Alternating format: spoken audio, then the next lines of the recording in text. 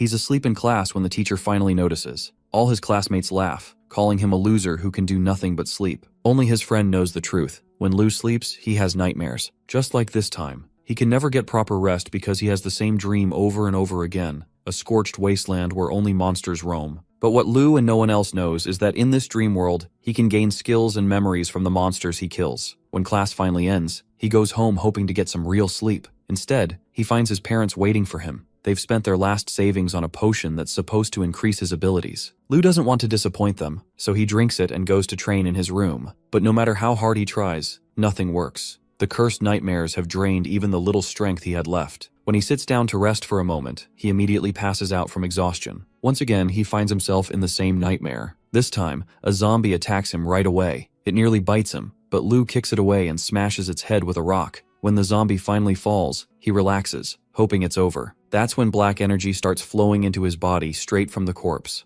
Lu suddenly sees all of the zombie's memories, its entire life and death. At the same moment, a second zombie attacks from behind. Without even realizing it, Lu tears it apart. Shocked, he understands what just happened. He didn't just gain the zombie's memories, he also inherited its strength and skills. Even better, this nightmare world wasn't just a random illusion. It was set 10,000 years in the future, meaning the foundational body-refining methods he could obtain there were thousands of times more advanced than anything in the present. Lu Shen could hardly believe what he is experiencing. He considers that perhaps it's just a dream. But everything feels far too vivid, too real. As the second zombie's memories surface in his mind, Lu sees a vision of a nearby military base. He deduces that such a place must exist nearby in this world. If he finds it, maybe he can finally understand the strange truths hidden within his dreams. Strangely, absorbing this second memory doesn't cause him the same pain or confusion as before. Instead, it enhances his combat awareness. He feels stronger, faster. The memories of the zombies prove surprisingly useful, feeding him battle instincts he never had.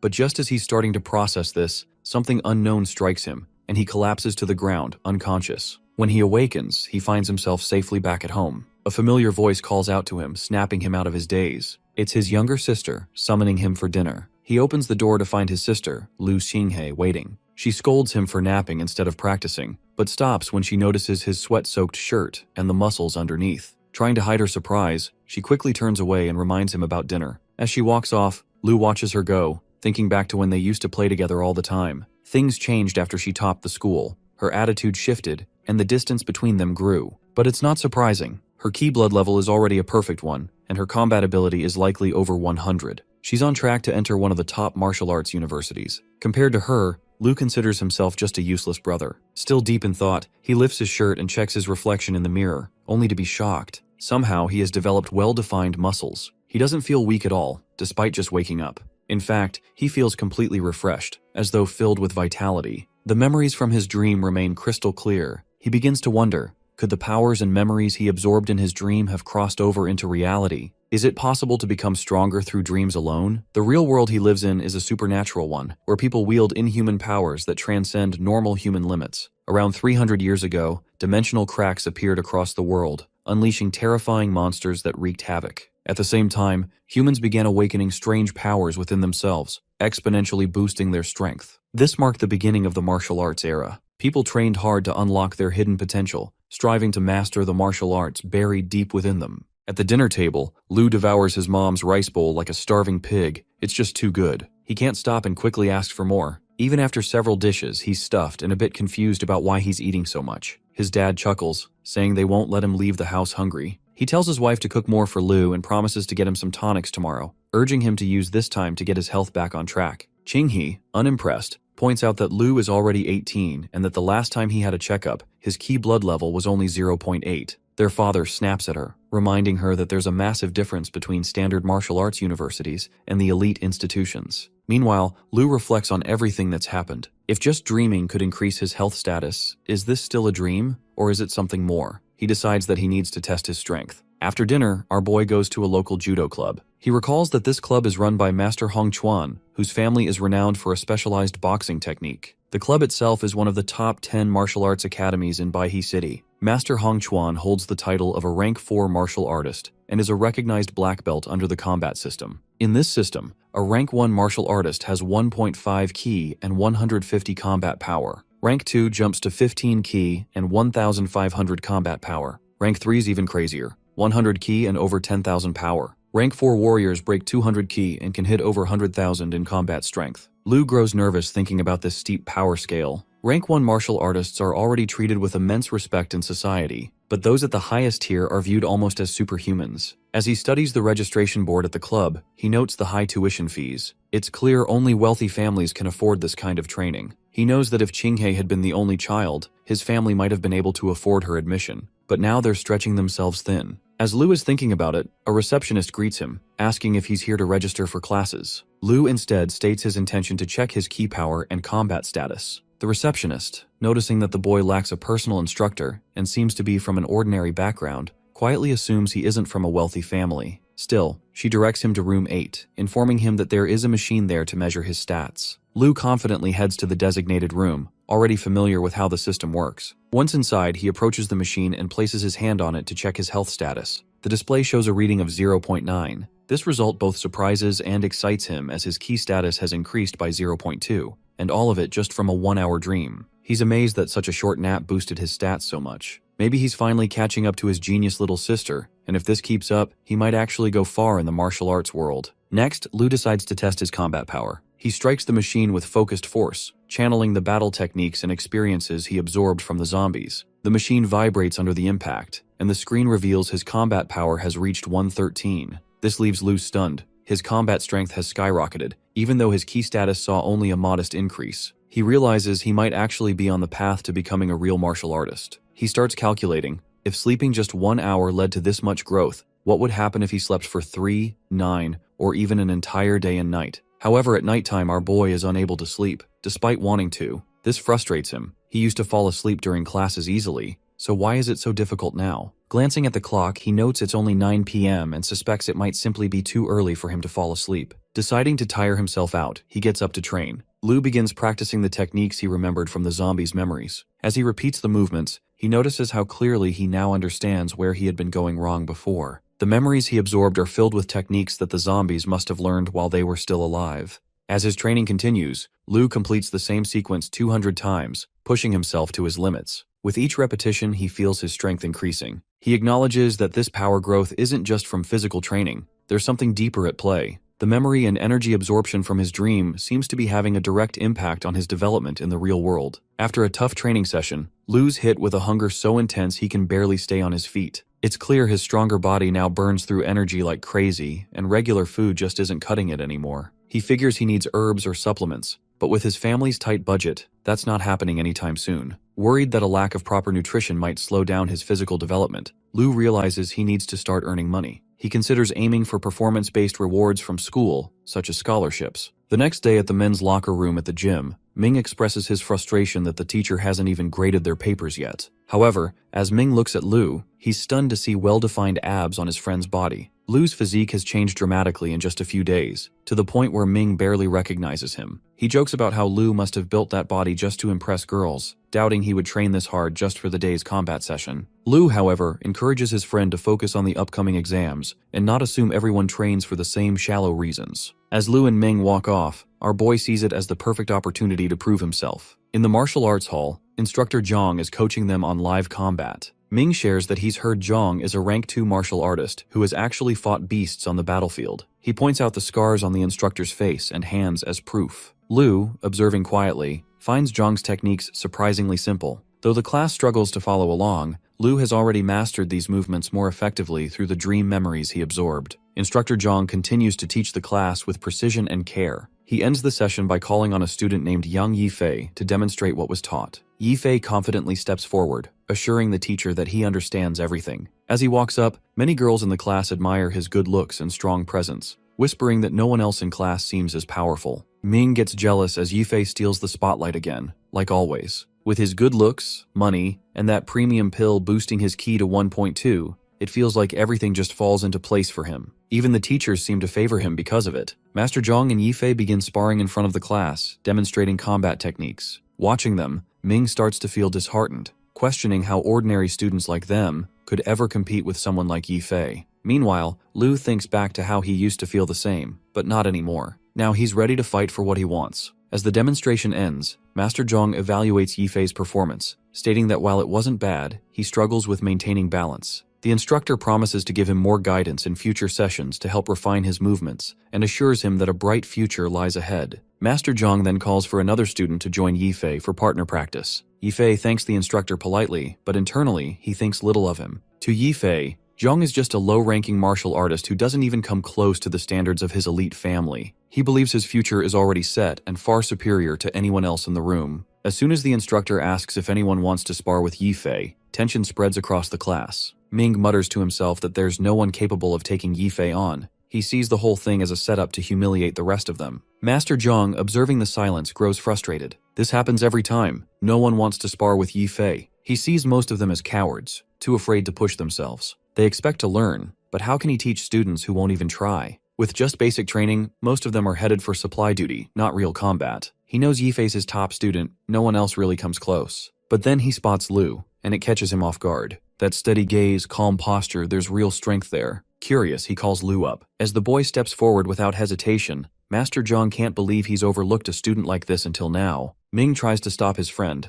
urging him not to risk injury so close to exams. But Lu reassures him that he's trained hard and walks toward the instructor with confidence. Master Zhang tells the group he will allow just 10 minutes for the sparring session, emphasizing that neither participant is to cause injury to the other. Lu and Yifei take their positions, standing face to face. The instructor announces the start of the power test. Watching Lu closely, Master Zhang notes that the boy shows no sign of fear. His face remains completely calm. He wonders how he had failed to notice someone like him earlier. He asks Lu about his key status, and the boy says it was 0 point last time he checked. That seems low, but looking at the boy's build, the instructor starts to wonder if he's missing something. Still, he warns Lu to be careful. It's a real combat test, and injuries can happen. Then he signals for the match to start. As they prepare, Yifei begins outlining the dangers of the fight. He warns Lu not to break his fall with his hands, or he could fracture them. Pressure on the joints could be intense. He advises Lu to protect his core, especially his head. Meanwhile, our boy silently assumes his combat stance, calm and focused.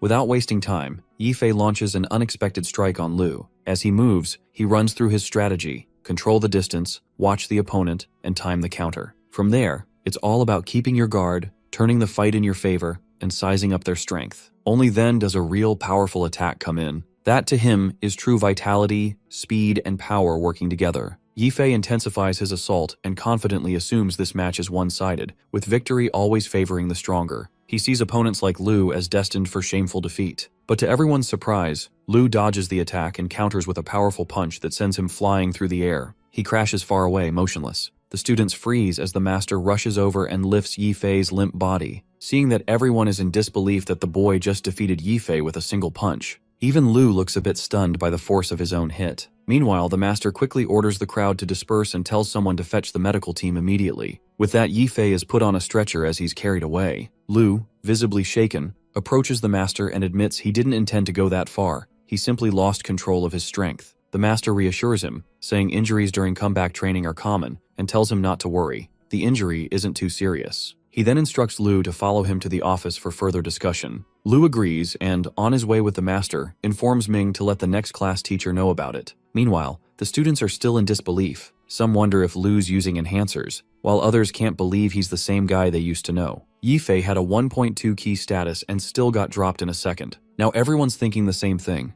Just how strong has Lu become? Meanwhile, Lu enters the master's office. While waiting, he notices a tree and comments on the master's unexpected hobby. The master confirms it is indeed a hobby and adds that everyone has their secrets, implying that Lu might understand, given what he just pulled off with a 0.8 key score. The master brings up the obvious concern that Lu used drugs to artificially boost his health status. He reminds him that such substances are banned in school due to their harmful effects and that, if discovered, the consequences would go beyond a simple warning. Hearing this, Lu starts to panic and denies knowing anything about such drugs. He swears that he hasn't used any illegal substance. Hearing this, the master pulls out a glowing orb and says they will recheck Lu's key status. If Lu is telling the truth, his health reading will be stable. After checking the QI, the master plans to test his strength. If both readings are clean, Lu will be proven innocent. Without hesitation, Lu places his hand on the orb. The moment he touches it, the orb begins to radiate an intense surge of energy. The master's eyes widen in disbelief as the numbers appear. Lu's key status now reads 1.5. Shocked, the master's thoughts race that a 1.5 reading qualifies Lu as an official martial artist, and he's only 18 years old.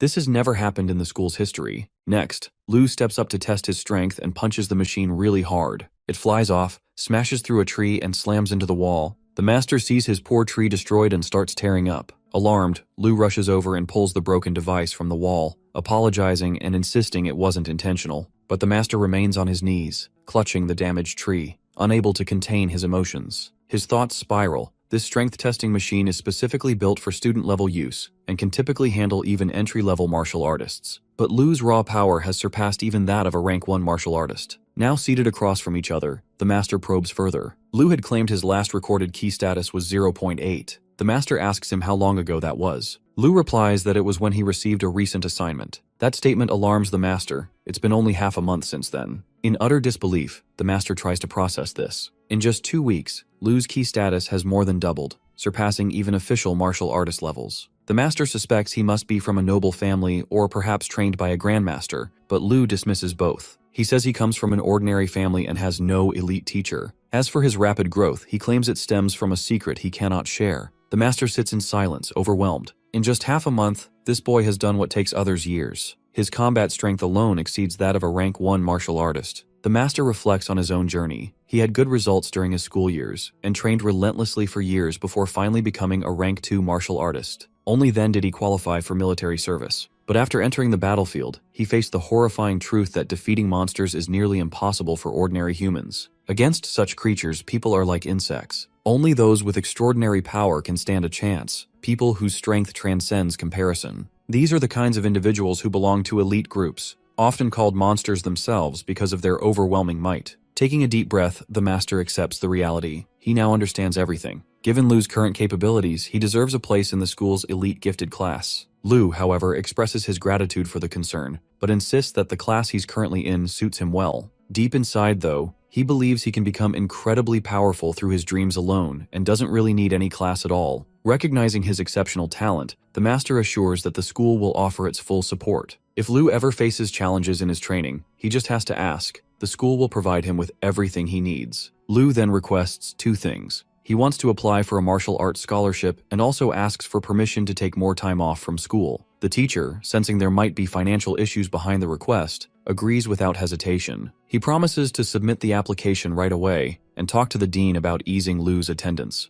The scholarship will take about 2 days, so he tells Lu to keep training and not waste time. Handing Lu a card in advance, the master tells him to return it once he has the funds. Lu, startled, realizes it's a martial arts black card, something that typically holds at least 100,000 units of currency. Grateful, he thanks the master for his generosity, and the master simply encourages him to keep working hard, explaining that his success will reflect well on the school itself. With that, he sends Lu back to class. As Lu leaves, the master slams his desk in excitement as he's found a real gem. He also realizes he needs to keep Lu under wraps. They might finally have a secret weapon, someone who could survive that dreaded place. After the class is outside in the busy marketplace, a shop employee promotes a new supplement called Orchid Heart, a specialized nutritional tonic developed by the medical hall. It is designed specifically for female martial artists. The product becomes effective once the user's ki status reaches 0.8, helping it improve even further. Priced at 30 grand, the tonic catches a customer's interest, and she decides to buy it. As Lu walks by, he spots the same customer holding the tonic she just bought. The woman reminds her daughter that since it's so expensive, she'll have to train harder to make the most of it. The girl grins and says she's got it. She'll take first place in the next exam. Hearing that, Lu can't help but face the reality. 30 grand for a tonic? Even if he trained day and night, there's no way he could earn that much. His parents might be able to scrape together a little, but nowhere near enough. Top martial artists make big money and spend even bigger on nutrition, but for kids like him, just getting by is tough. He thinks of Qinghe. She's a real genius, someone who could actually change her future. And yet, she still shares what little they have with him. Deep down, he knows he's nowhere near her level and admits he isn't putting in enough effort to change his destiny. In thoughts, he noticed 2 students talking about PC games and remembered he was once like them. He realizes that he's glimpsed an entirely new world of martial arts, yet all he's done is waste time playing games. Deep down, he's always felt tied to his old life, trapped in a fish tank, clinging to safety and too afraid to face the harsh realities of the world. But now, something shifts within him. He shattered the surface of that tank and stepped out, finally confronting reality.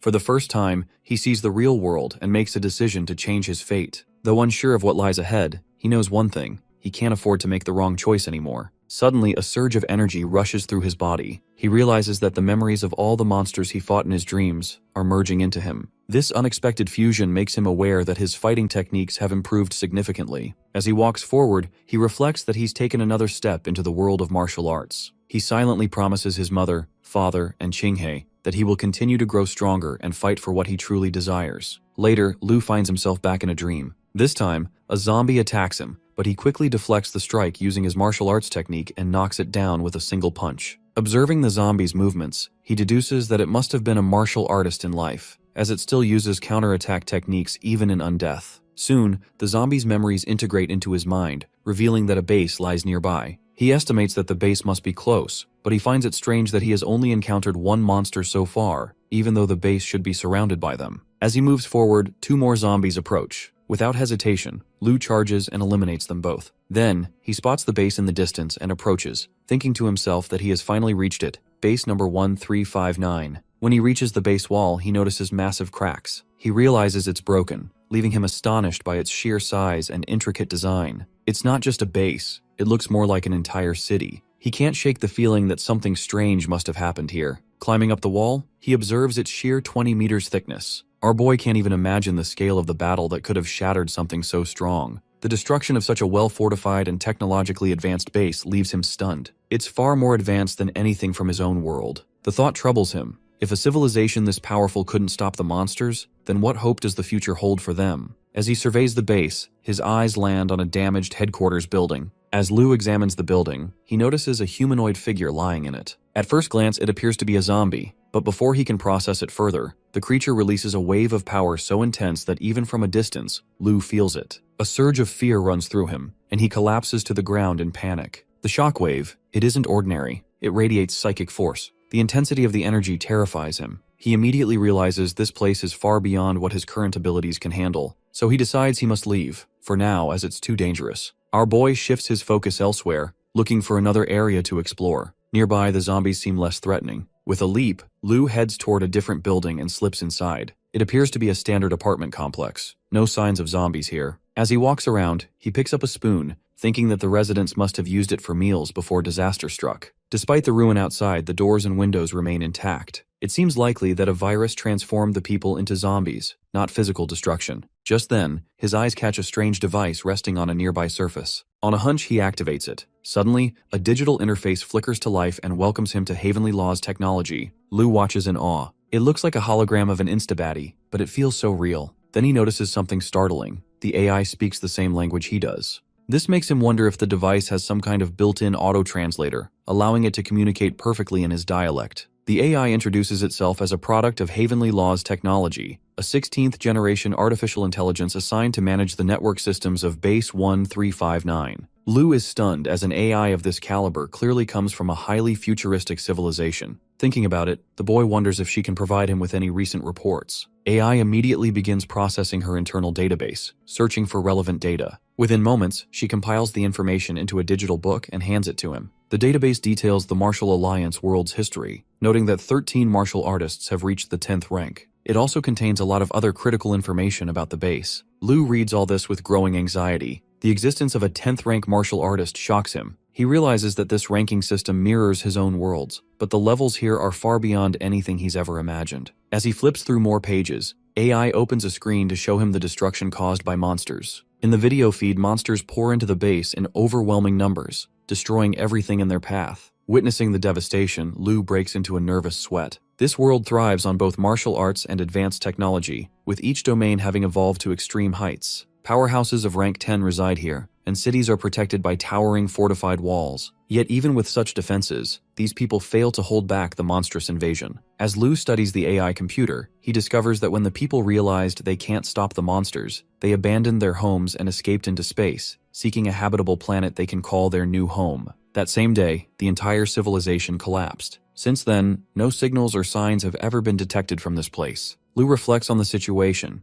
believing that when destruction is written into destiny, it cannot be changed. This civilization was incredibly advanced, yet even it couldn't survive. The thought weighs heavy on him. He sinks into a nearby couch, overwhelmed, and asks the AI to show him the history of this world. AI begins retrieving and displaying the data from her archives. As Lu observes, he grows more uneasy. This once powerful civilization still fell, and he realizes he must learn from its history. Maybe that knowledge could help change his own fate. Lu starts reading the records titled First Year of the Martial Arts Era. It marks the appearance of the monsters and the arrival of many strange creatures into the world. This event takes place in the year 34, when the first martial artist possessing inner ki is born in the ancient Dagger Kingdom. That same year, the One Martial Alliance was also founded. A cold realization creeps over Lu as he reads. This isn't some alien world's history, it mirrors his own. Even the language spoken by the AI is just like theirs. The martial art ranking system is identical. Slowly, he grasps that the destruction he witnessed might not be of another world. It could be a vision of their own planet, 10,000 years in the future. He tries to rationalize. Perhaps it's just a coincidence. Maybe it's a parallel universe. Trying to find clarity, Lu stands and requests information about his personal details.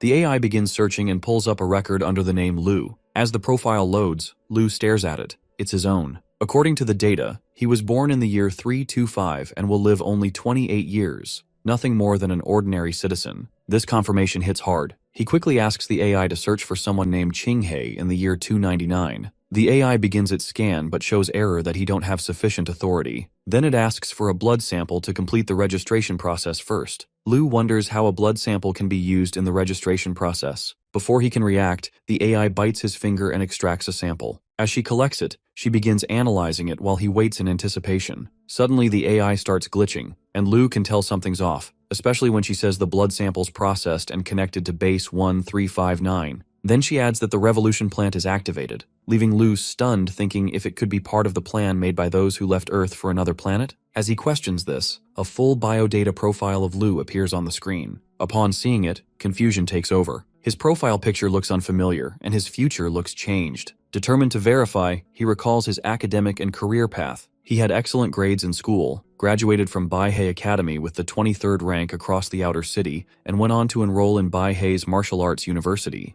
After completing his graduation, he served 3 years in the military. During his service, war broke out in the South Zone, and he died in combat. At the time of his death, he was 37 and unmarried. He had held the position of a lieutenant, and contributed nothing beyond that. These revelations unsettle Lu even more as he realizes the future shifted the moment he became stronger. He notices that the data before age 18 remains the same, including the recorded strength boost before his exam. However, he also knows he's not considered a genius in that database, despite his history, because it's already filled with many exceptional talents. There are also flaws in his personal records. His key level was just 2, and his battle strength was 257 at the time of the exam. But he knows that by using his dream world, he can reach those stats in no time, far faster than through normal training. Lu isn't someone who will settle for 23rd place in the city. He knows he should be at the top. His future shouldn't be limited like that. If he keeps growing stronger, he believes he can stop the destruction threatening humanity. Getting up in the morning, our boy joins his family for breakfast. His mother notices something and questions why he isn't wearing his school uniform. Lu simply responds that his teacher instructed him to study from home from now on.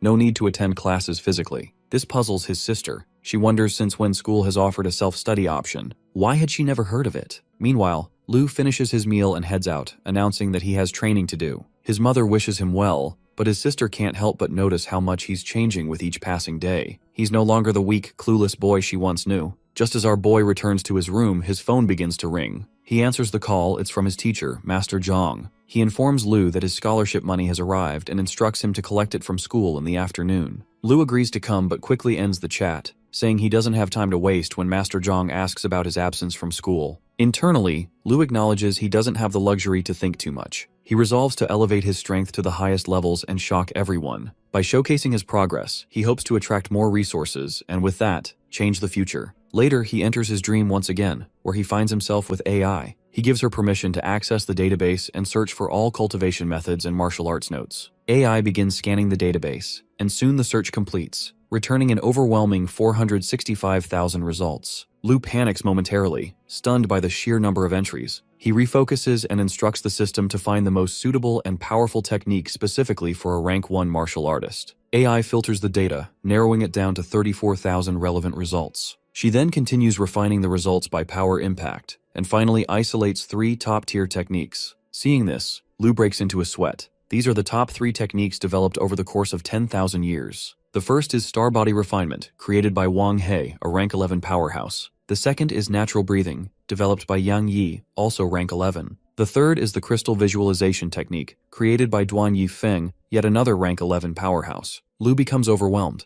Each of these creators belong to rank 11, a level currently unheard of in the modern era, where the strongest martial artists barely reach rank 9. Though these are only entry-level techniques, they remain incompletely documented. Still, their nature is unlike anything from existing project-based cultivation methods. Lu begins to suspect that the great powerhouses of the One Martial Alliance must have predicted the future, yet chose not to change it. Instead, they left behind their life essence, not as salvation, but as seeds of knowledge. They hoped that someone would one day continue the plan. However, our boy knows that he isn't from the future, he's from the past. Motivated by this realization, he begins his training. He starts by practicing the star body refinement technique, committing fully to the path. In his mind, he understands that now is the time to concentrate. He must focus completely, sharpen his thoughts, and embrace the transformation that lies ahead. Lu is currently refining his ki and blood, a process that puts immense strain on his physical body. His goal is to channel this refined energy into every cell of his heart and mind,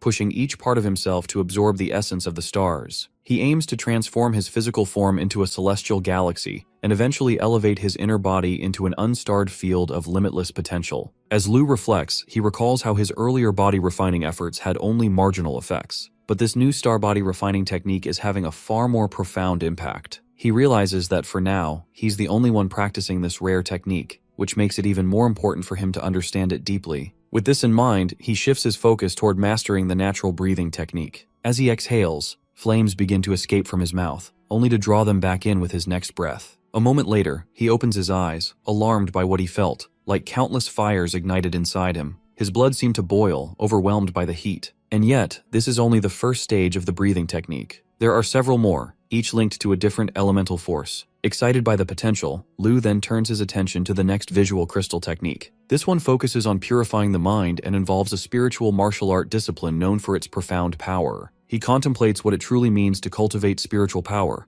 recognizing that it might be essential for any martial artist striving for mastery. He decides to try it. As he practices, he eventually opens his eyes, only to see his soul floating outside his body. The sight shocks him. He wonders if this is some kind of mindscape, but the realization hits. Spiritual power is critical in martial arts. It allows one to grow stronger without distraction, and whether it's for combat readiness or peaceful cultivation, everything hinges on one's willpower. Desires, distractions, clarity, each element defines the path forward. Though tempted to explore it all, Lu accepts that he must take things step by step. For now, he decides to pause and learn more before diving deeper. When he finally opens his eyes, he finds himself back in his original world, exhausted from all the practice he's done in the dream realm. Yet, it doesn't feel like just a dream. His entire body is drenched in slime and grime. The overpowering stench shocks him. It's not just sweat, it's a result of the spiritual training's impact on his real body. Somehow the dream has triggered real physical changes, and to him, that's a great sign. He strips off his clothes, thinking it's time to bathe.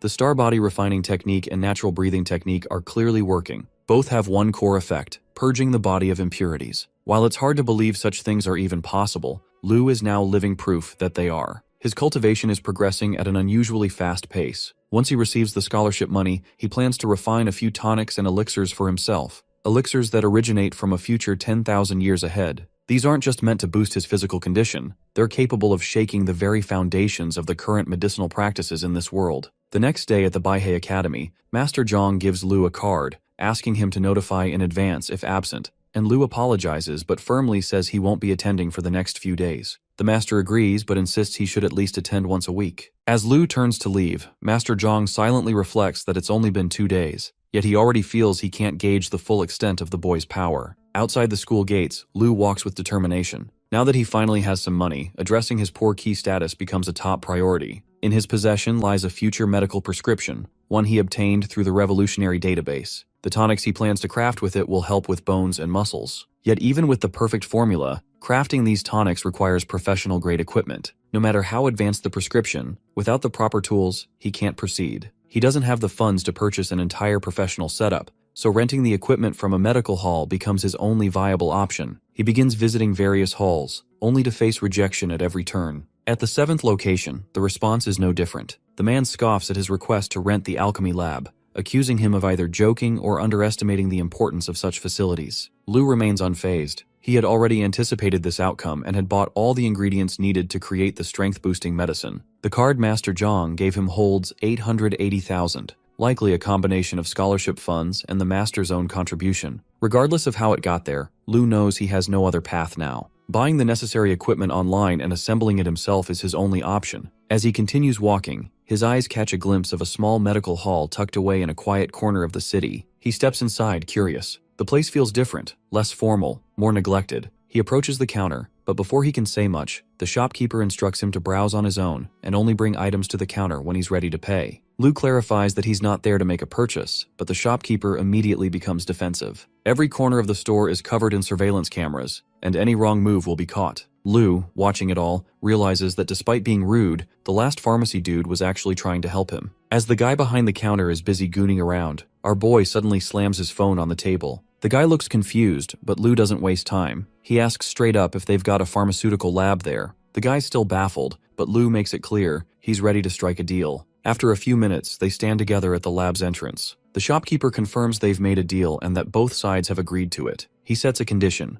Lu can use the lab for a charge of 500 per hour. As he begins to list further terms, Lu cuts him off. He already knows the rest. Of course, the shopkeeper wants advance payment. Shortly after, Lu enters the lab. The shopkeeper, satisfied, gives him permission to begin. Lu puts on the lab coat prepared for alchemic procedures and steps up to the workstation. He begins by prepping the ingredients, starting with a mutant green lizard, which he skins to activate its properties. After liquefying it to the right concentration and condensing it with a moonstone, he hits the mix with a radioactive laser to break it down. Finally, he adds 30 grams of camellia branch, balances the mixture, and pours it into a tube. The result is a dense, powerful liquid, an advanced muscle and blood-strengthening tonic. As Lu stares at the glowing solution, a sense of disbelief washes over him. He never expected to succeed on his first attempt, but here it is, complete, stable, and ready. He decides to test it. He drinks the tonic and waits. At first, nothing happened. The taste is strange, and he wonders if he has failed. But suddenly, a surge of violent and overwhelming energy hits him. In the next moment, he collapses, gasping, but is relieved to find the tonic works even better than expected. His ki skyrockets, strength surges, and his body transforms, hardened, stronger, and side effect free, thanks to a formula born from a civilization 10,000 years ahead. Just then, there's a knock at the door. Someone is calling out to him. Lu stays calm as he opens it, explaining that he still has time left. However, the receptionist insists he must leave immediately through the back door as his boss has returned. Meanwhile, a luxury car pulls up outside, and a woman steps out, heading toward the store. Inside the medical shop's private office, the woman in charge, his boss, is already at the counter. She opens several containers, examining different medicinal products one by one. As she tests each tonic, her expression turns sour. None of them meet her expectations. Their effects are far too weak, so ineffective that even a poor person wouldn't bother buying them. Calling these formulas tonics would be an insult to the word itself. Just then, a commercial begins playing on the office television. On screen, a martial artist shares his journey to promote the Dragon Lake testosterone pill,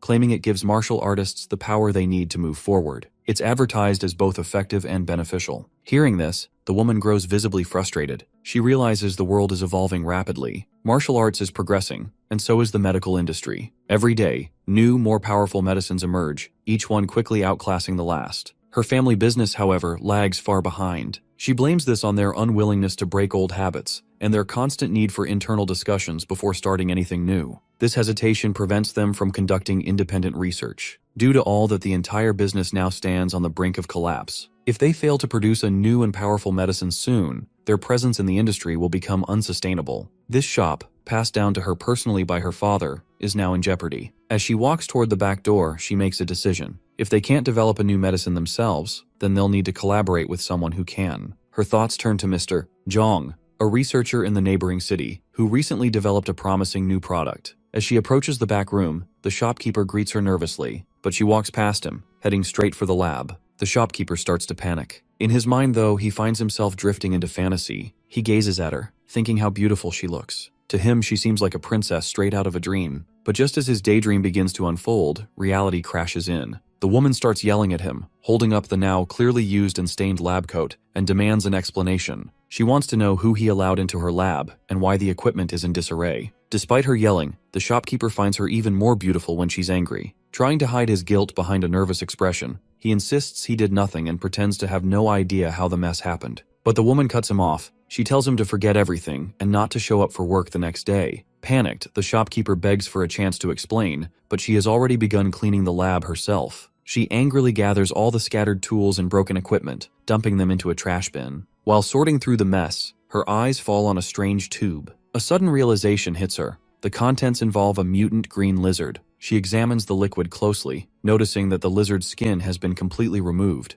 an essential and potent part of the creature, now stripped away to activate its hidden powers. She's stunned. She's never heard of a method like this before. From the looks of it, someone here has tried to develop an entirely original medicinal process. Whoever it was didn't just use her equipment, they attempted to create their own formula. And that kind of undertaking requires a deep understanding of medicinal chemistry, access to advanced tools, and a significant amount of funding. But then she remembers she is also doing the same herself? Her thoughts trail off as her eyes land on another tube, one that clearly doesn't belong to her. She picks it up. It's filled with a thick liquid, an unfamiliar concoction. As she brings it closer, a faint smell reaches her nose. She immediately recognizes it, the distinct aroma of moonstone condensation. And there's camellia branch mixed in as well. She's shocked. Suddenly intrigued, she dips a small amount onto her fingertip and tastes it. A jolt runs through her body. Something in this medicine catches her completely off guard. Meanwhile, outside the shop, the dismissed shopkeeper walks away in frustration, muttering to himself and blaming everything on Lou. As he gives the store one last look, he's shocked to see the boss rushing toward him, yelling for him to stop right there. He is unable to believe that she might actually have feelings for him. But before emotions get the better of him, she grabs him by the collar, determined to uncover who had been using her lab without permission. Shaking him slightly, she makes it clear, if he finds the person responsible, she'll not only reinstate him, but also double his salary. Dizzy but cooperative, the guy mentions he has a contact number. Hearing that, the boss instantly takes his phone, scrolling through the list. She already knows the tonic she sampled earlier is far superior to anything on the market,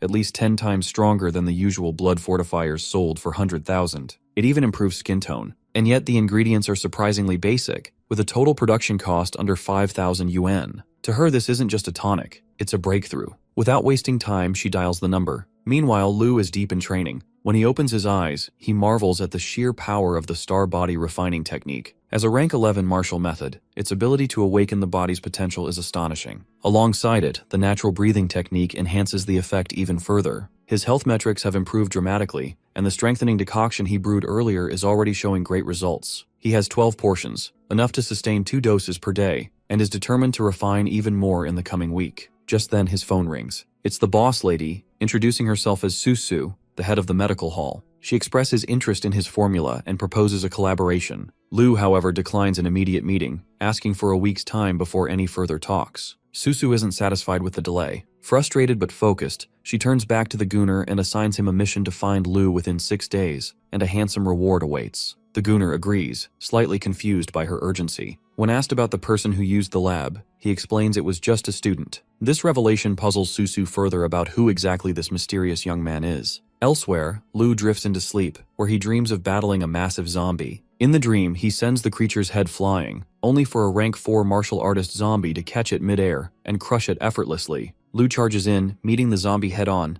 but its first strike hits with a force far beyond his own. Though he manages to block it, the impact sends pain through his arms. The creature swings again, but Lou dodges and slips behind it, delivering a sharp kick to the back of its head. The zombie crashes down, and Lou follows up with a swift, slashing kick that ends the fight. With the battle won, he absorbs a portion of the zombie's power and memories. From what he sees, the zombie had once been a martial artist, someone who lost their life defending the city during a monster invasion. Lou silently acknowledges that this was not just an opponent, but a fallen warrior whose strength and bravery lived on. The realization explains the power behind its punches. If not for its missing arm and lack of awareness, Lou admits he probably wouldn't have stood a chance. Nearly a week has passed since he began practicing advanced techniques, star body refinement, natural breathing, and crystal visualization. Combined with the blood and muscle-enhancing decoction, his physical condition has improved rapidly. Thanks to the zombie's memory, he's now mastered a new fist technique as well. Lou understands that if he manages to perfectly merge his physical arts and breathing methods, his strength could multiply exponentially. Later, when more undead attack, he channels all his energy into a single punch, his own newly created technique called Fixed Star Outburst.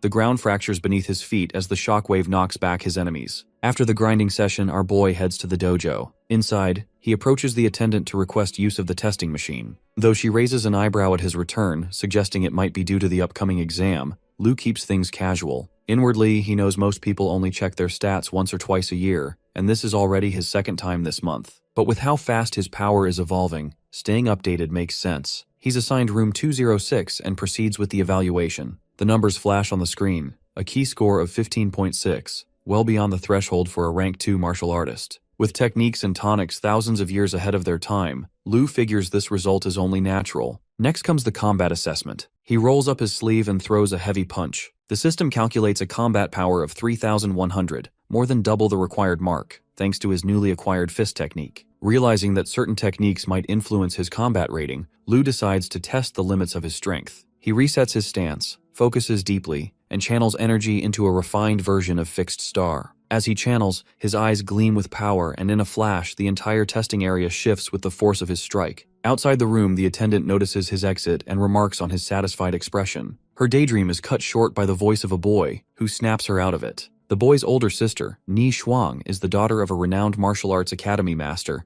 and immediately inquires about the young man who had just left. Embarrassed, the attendant brushes off the moment, casually labeling him as a regular student, though an attractive one. His brother, unimpressed, comments that appearance means little without real strength. In their society, martial prowess defines value, and based on the stranger's modest attire, he assumes he's from a normal background. He argues that such individuals have little chance of advancing, regardless of how often they test their stats. Ni, though aware of the societal divide, frowns at her brother's arrogance. Despite his early access to expensive tonics and advanced training, she reminds him not to underestimate others. She even knocks some sense into him, literally, and tells him that privilege should push him to strive harder, not boast over minor progress. Still curious, the boy pleads to view the assessment results of the mysterious student. Ni agrees, on the condition that he uses the comparison to improve himself, not to belittle others. The attendant, still slightly flustered, brings up the records, confirming that only one student had visited that day. As the result appears on the screen, Ni's jaw drops.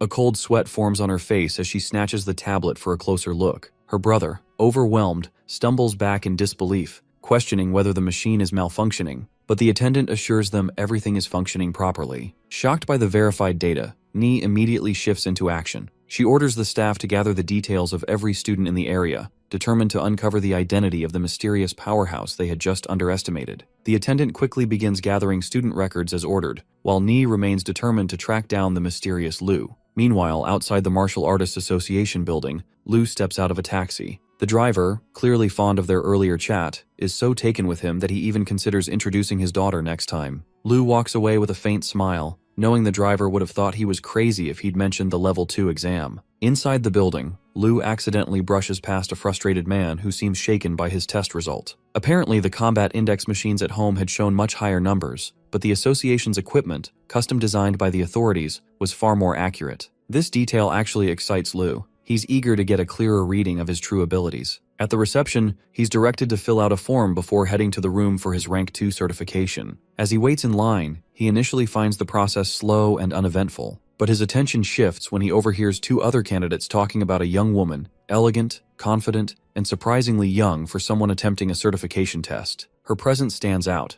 especially in a room mostly filled with adults in their mid-20s. Suddenly, the atmosphere shifts. A towering man enters and strides straight past the line, sparking a wave of confusion and whispers. One hopeful candidate, clutching his form with excitement, is shoved aside without warning. He's literally the center of attention for all the participants. However, some complain that he cut the line, until they find out he's there for a Level 3 martial artist certification. That revelation stuns the crowd, silencing complaints. While the crowd buzzes in shock, Liu remains calm. In the world of martial arts, he understands that strength speaks loudest. Power, after all, brings privilege. The staff then call the large man, Zhao Changfeng, forward to begin his key status evaluation as the room quiets down, anticipating the outcome. Despite the confirmation process not being complete, the young woman still finds it hard to accept that Zhao was allowed to skip the line. However, once his key index flashes on the screen, in 107, it becomes clear he's not just qualified, but far above the minimum for a Rank 3 martial artist. The next test begins. As Zhao unleashes his strike, the sheer force sends a shockwave through the room,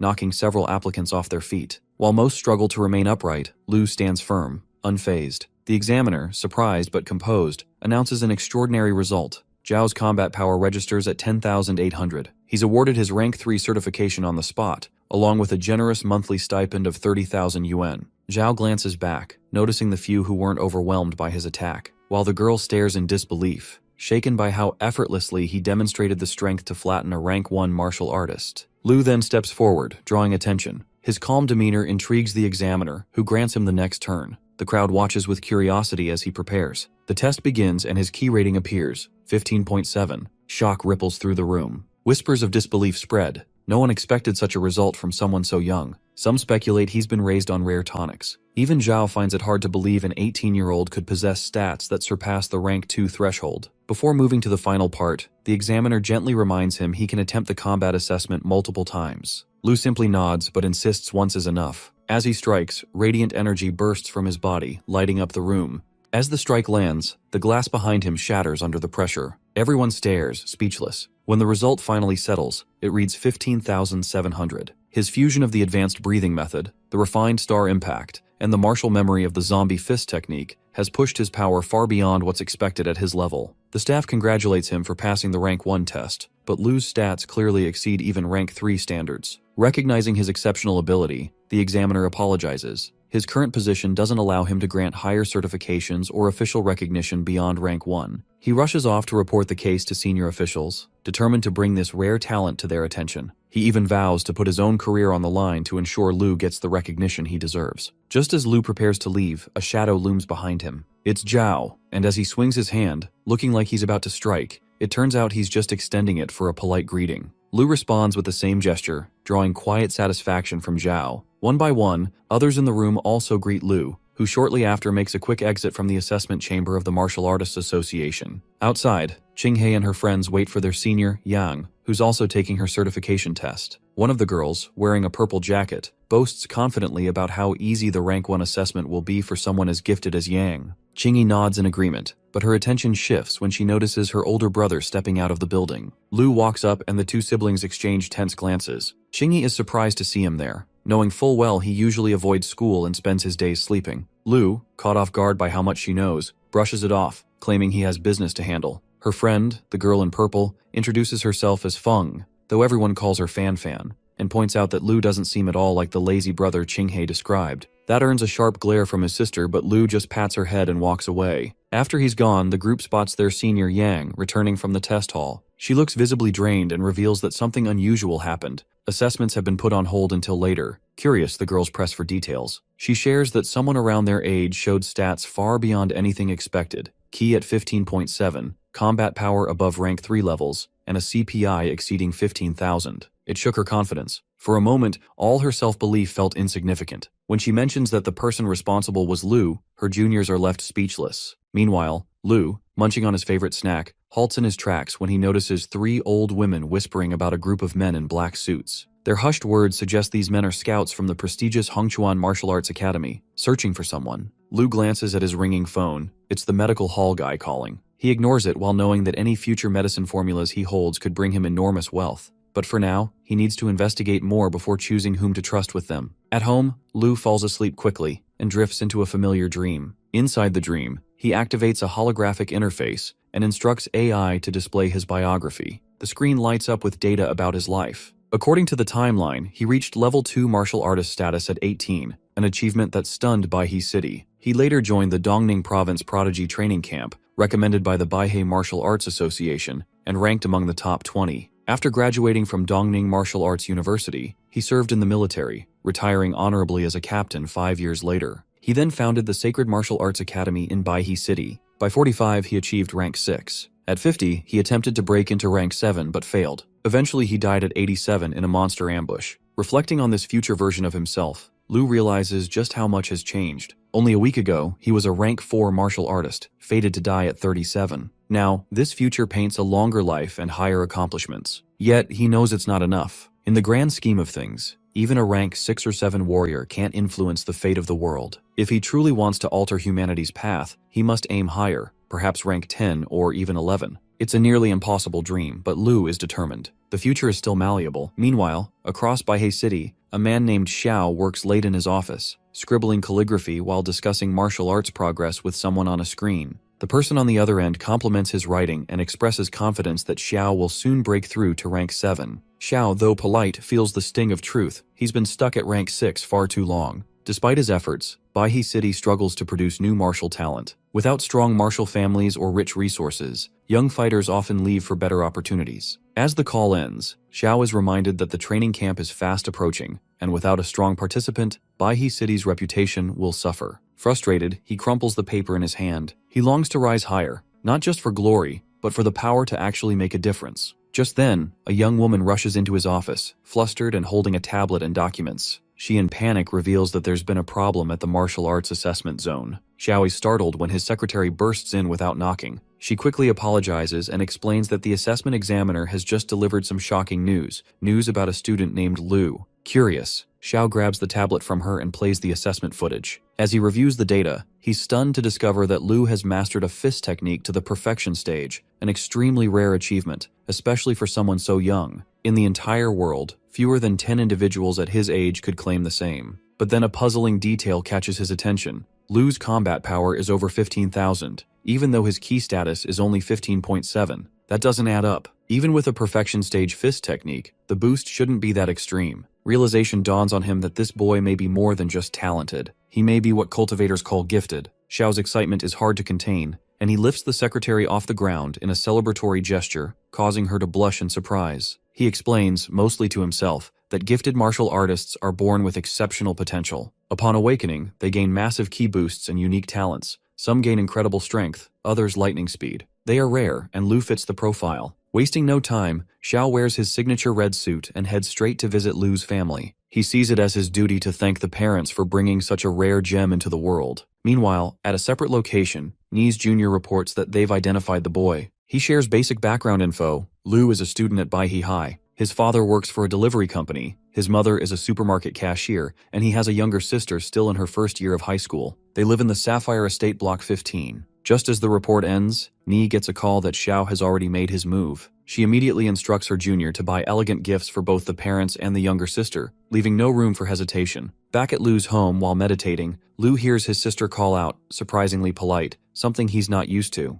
He follows her to the living room and is stunned to see Xiao sitting between his confused family members. The guy stands up to introduce himself while Lu greets him politely with a calm and composed demeanor. Xiao, impressed by the boy's poise, takes note, this isn't someone ordinary. Sitting nearby is a girl with a ponytail, whom Lu's mother casually introduces as Ni, a representative from the renowned Hongchuan Martial Arts Academy. Ni greets Lu politely, reminding him they'd previously met at the dojo. Lu acknowledges her, and soon after, Xiao from the Baihe Martial Arts Association steps forward to explain his visit. He's there to officially grant Lu his rank 2 martial artist badge, along with a monthly stipend equal to that of a rank 3 martial artist. But that isn't the only surprise. Recognizing Lu's extraordinary talent, the association decides to award him a $1 million bonus as encouragement. The announcement stuns everyone. Lu's parents are practically speechless, and his younger sister still struggles to grasp just how far her brother has come. Though grateful, Lu remains cautious. He understands that such generosity often comes with expectations. Curious, he asks about the catch.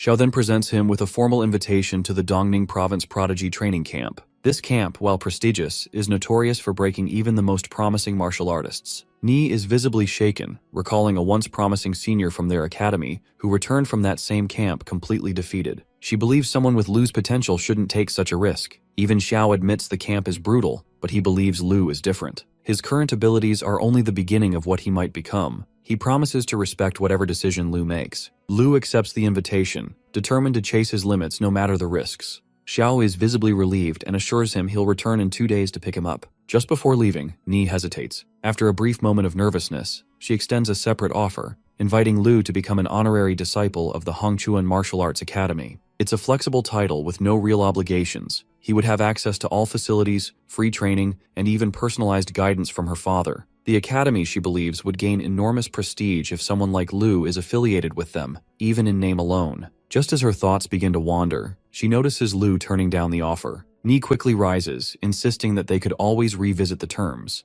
and that his refusal feels too abrupt. Lu calmly states that he's fine being seen as a regular visitor, someone who often trains at their academy, which is true, but he doesn't want to be labeled as one of their disciples. He makes it clear that unless they can respect that boundary, he'd rather walk away. However, he also mentions he'll still drop by for assessments now and then, especially since the academy is close to home. Ni eventually agrees to his terms and promises to send over his monthly stipend as soon as she returns, roughly 100,000, to be delivered straight to Lu Shang's residence. After she leaves, Lu's parents sit in disbelief. The chairperson of the Baihe City Martial Arts Association had just visited their home, and now their son has a generous reward and a high-paying stipend. They ask when he even reached rank 2. Lu gently reassures them, holding his mother's hand, confirming everything is real and that from now on, they no longer need to work. Meanwhile, at the medicinal hall, Susu is fuming. A week has passed, yet she's found no clues about the mysterious alchemist. She's scanned every newly registered alchemical master, but none match. What bothers her most is that Lu's tonic outperforms even standard grade 3 tonics on the market,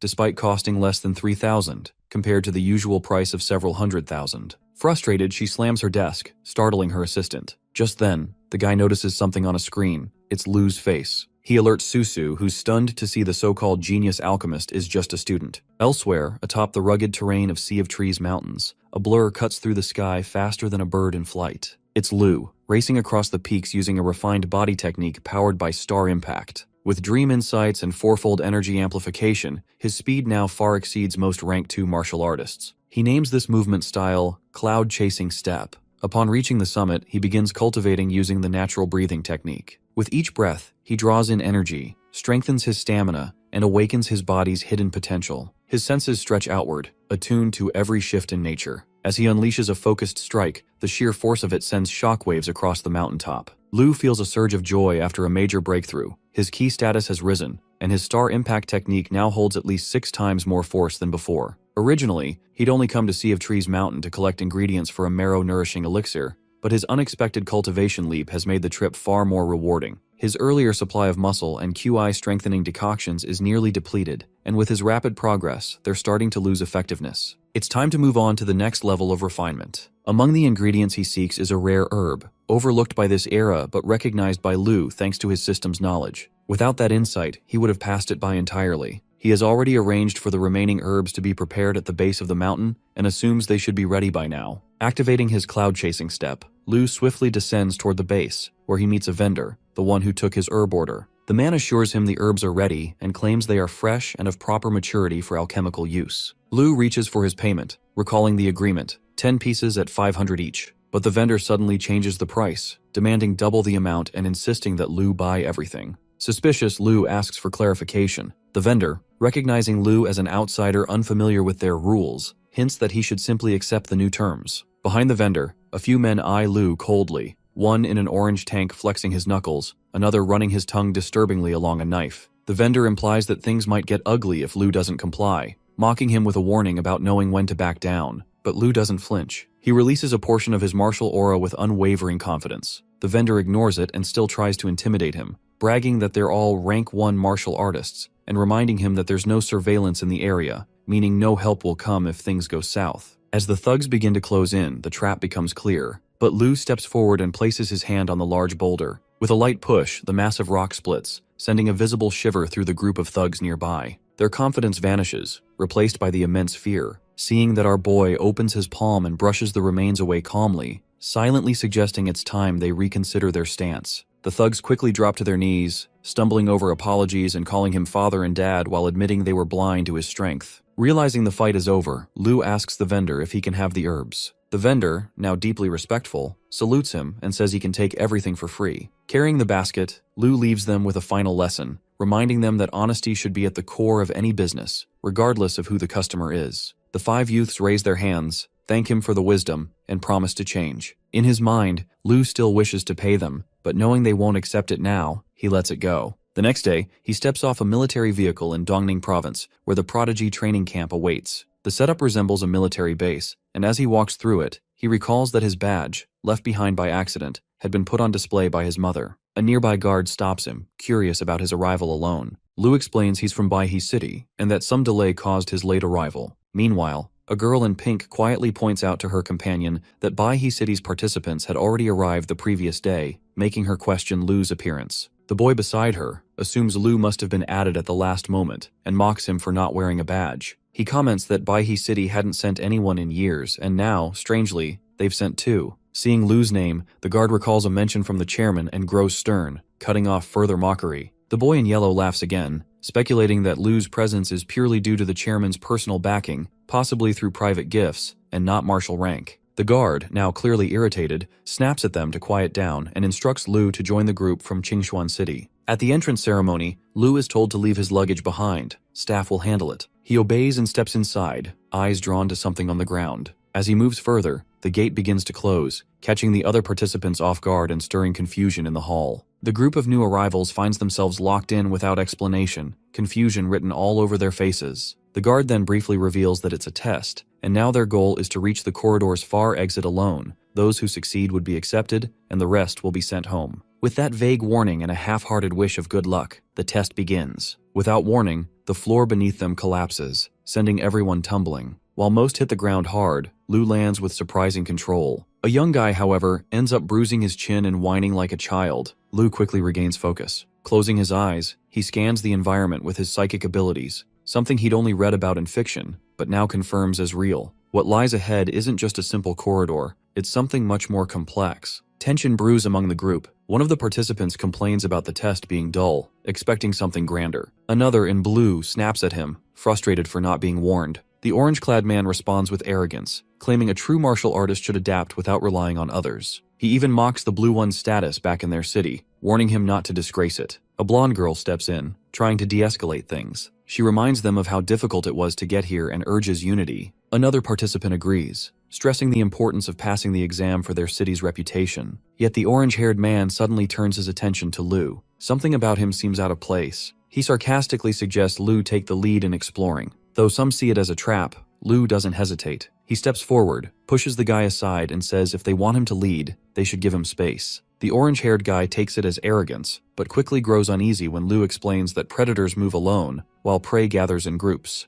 As he steps forward, small pink spheres descend from the ceiling, slowly assembling into a towering mechanical puppet. Everyone freezes. The arrogant one, now nervous, realizes the danger. These puppets are powerful enough to match rank 1 martial artists, and this one doesn't look like a beginner's toy. The crowd begins to panic. Some wonder if this test is designed to eliminate them outright. Lu, unfazed, recalls from earlier readings that top-tier puppets can execute advanced martial techniques, some strong enough to rival rank 4 warriors. But building such machines costs far more than training actual fighters. Clearly this place is not meant for the weak. However, the group feels relieved when the puppet senses Lu's movement, assuming he's about to get beaten to a pulp. Meanwhile, our boy watches in awe as the puppet suddenly launches a powerful punch, but instead of dodging, he faces it head-on. Smoke bursts and wind rushes from the impact. Yet when the dust settles, Lu is still standing, unscathed. He has stopped the attack with a single hand, and that too with his fingers now crushing the puppet's metallic fist. Silence falls over the onlookers as he lifts the puppet effortlessly and slams it into the ceiling, leaving the group stunned. Doubts about his abilities quickly shift to awe, though some, like the arrogant guy, claim the puppets were low-grade fakes all along. He argues no real grade 1 puppet could have been defeated so easily, suggesting they were only for show. But his theory is short-lived. Another overconfident participant leaps forward, mimicking Lu's move, kicking the puppet's head and boasting. Before he can finish his display, the puppet suddenly retaliates, landing a solid punch to his face and sending him flying into the wall. Now hanging there like an UNC on fentanyl, he realizes too late that the puppets are far stronger than expected. Despite the chaos around him, Lu moves ahead with quiet precision. He understands the design of these machines, knows exactly where their core is, and disables each one with ease. The robots fall before him like discarded tools that are no longer threats, just debris. Meanwhile, the examiners grow increasingly puzzled. The puppets are new and built for higher-level combat, not something first-rank rookies should handle. Yet here stands Lu, tearing through them without breaking a sweat, leaving everyone wondering if he's even human. After completing the first trial, Lu steps out and mistakenly assumes that the examiner standing nearby is the gatekeeper for the next round. The examiner, still processing what just happened, silently wonders when he got reassigned to guarding trial gates. Without hesitation, Lu uses a swift move, blending his cloud-chasing steps with the powerful tenfold star impact, clearly expecting the gatekeeper to offer a real challenge. Elsewhere, in a quiet monitoring room, a young officer keeps her eyes fixed on the surveillance screen while typing away. Her focus is briefly interrupted by a cheerful man who enters with coffee in hand, humming casually. Just then he notices the lady and refers to her as Qingshu. Qingshu gives him a cold glance, clearly unimpressed. She refers to him as Qin, and he responds accordingly, dropping the casual tone as he joins her at the monitor. As they review the data, Qingshu expresses frustration. This year's Prodigy training camp has only 8 participants who truly meet the standard, each already awakened as martial artists. The majority show physical strength-based gifts. Only 3 display rarer traits, one with speed, another with high defense, and one with psychic potential. That last one catches attention. The girl, Xia Lin, is just over 18 and already near rank 1 in psychic abilities, a rare feat given she awakened her powers less than 2 years ago. Her physical skills are nearly rank 2 as well. Qingshu quietly marks her as the top priority for this year's program. The man at her side, impressed, compares Xia to how Qingshu once was, but she brushes the comment aside. As they are yapping, suddenly the guy gets hit with a shock as a new monitor feed comes up. Qingshu's eyes widens too. Meanwhile, in the test, a powerful mechanized puppet crashes into the wall, defeated by Xia's psychic force. But before she can catch her breath, her senses spike. Something is watching from the opposite side, something with strength on par with a rank 3. Xia doesn't sense hostility, so she assumes it's a test supervisor. But as she exits the hall, she notices armed guards gathered tensely, as if waiting for someone dangerous. Curious, she uses her abilities to scan through the wall, and is stunned to find not a puppet, but 2 humans preparing to fight. One of them radiates a heavy, oppressive aura. When their eyes meet, her body freezes. This isn't just a participant, but someone truly terrifying. She quickly steps back, using her psychic ability to shut the door. The guards exchange puzzled looks, but it's clear Xia is really terrified of what she saw. However, the guards' tension eases once they spot Qingshu and Qin arriving. The guy quickly assesses the situation, asking about the current state and the supervisor in charge. The guards inform him that all entrance cameras have been destroyed,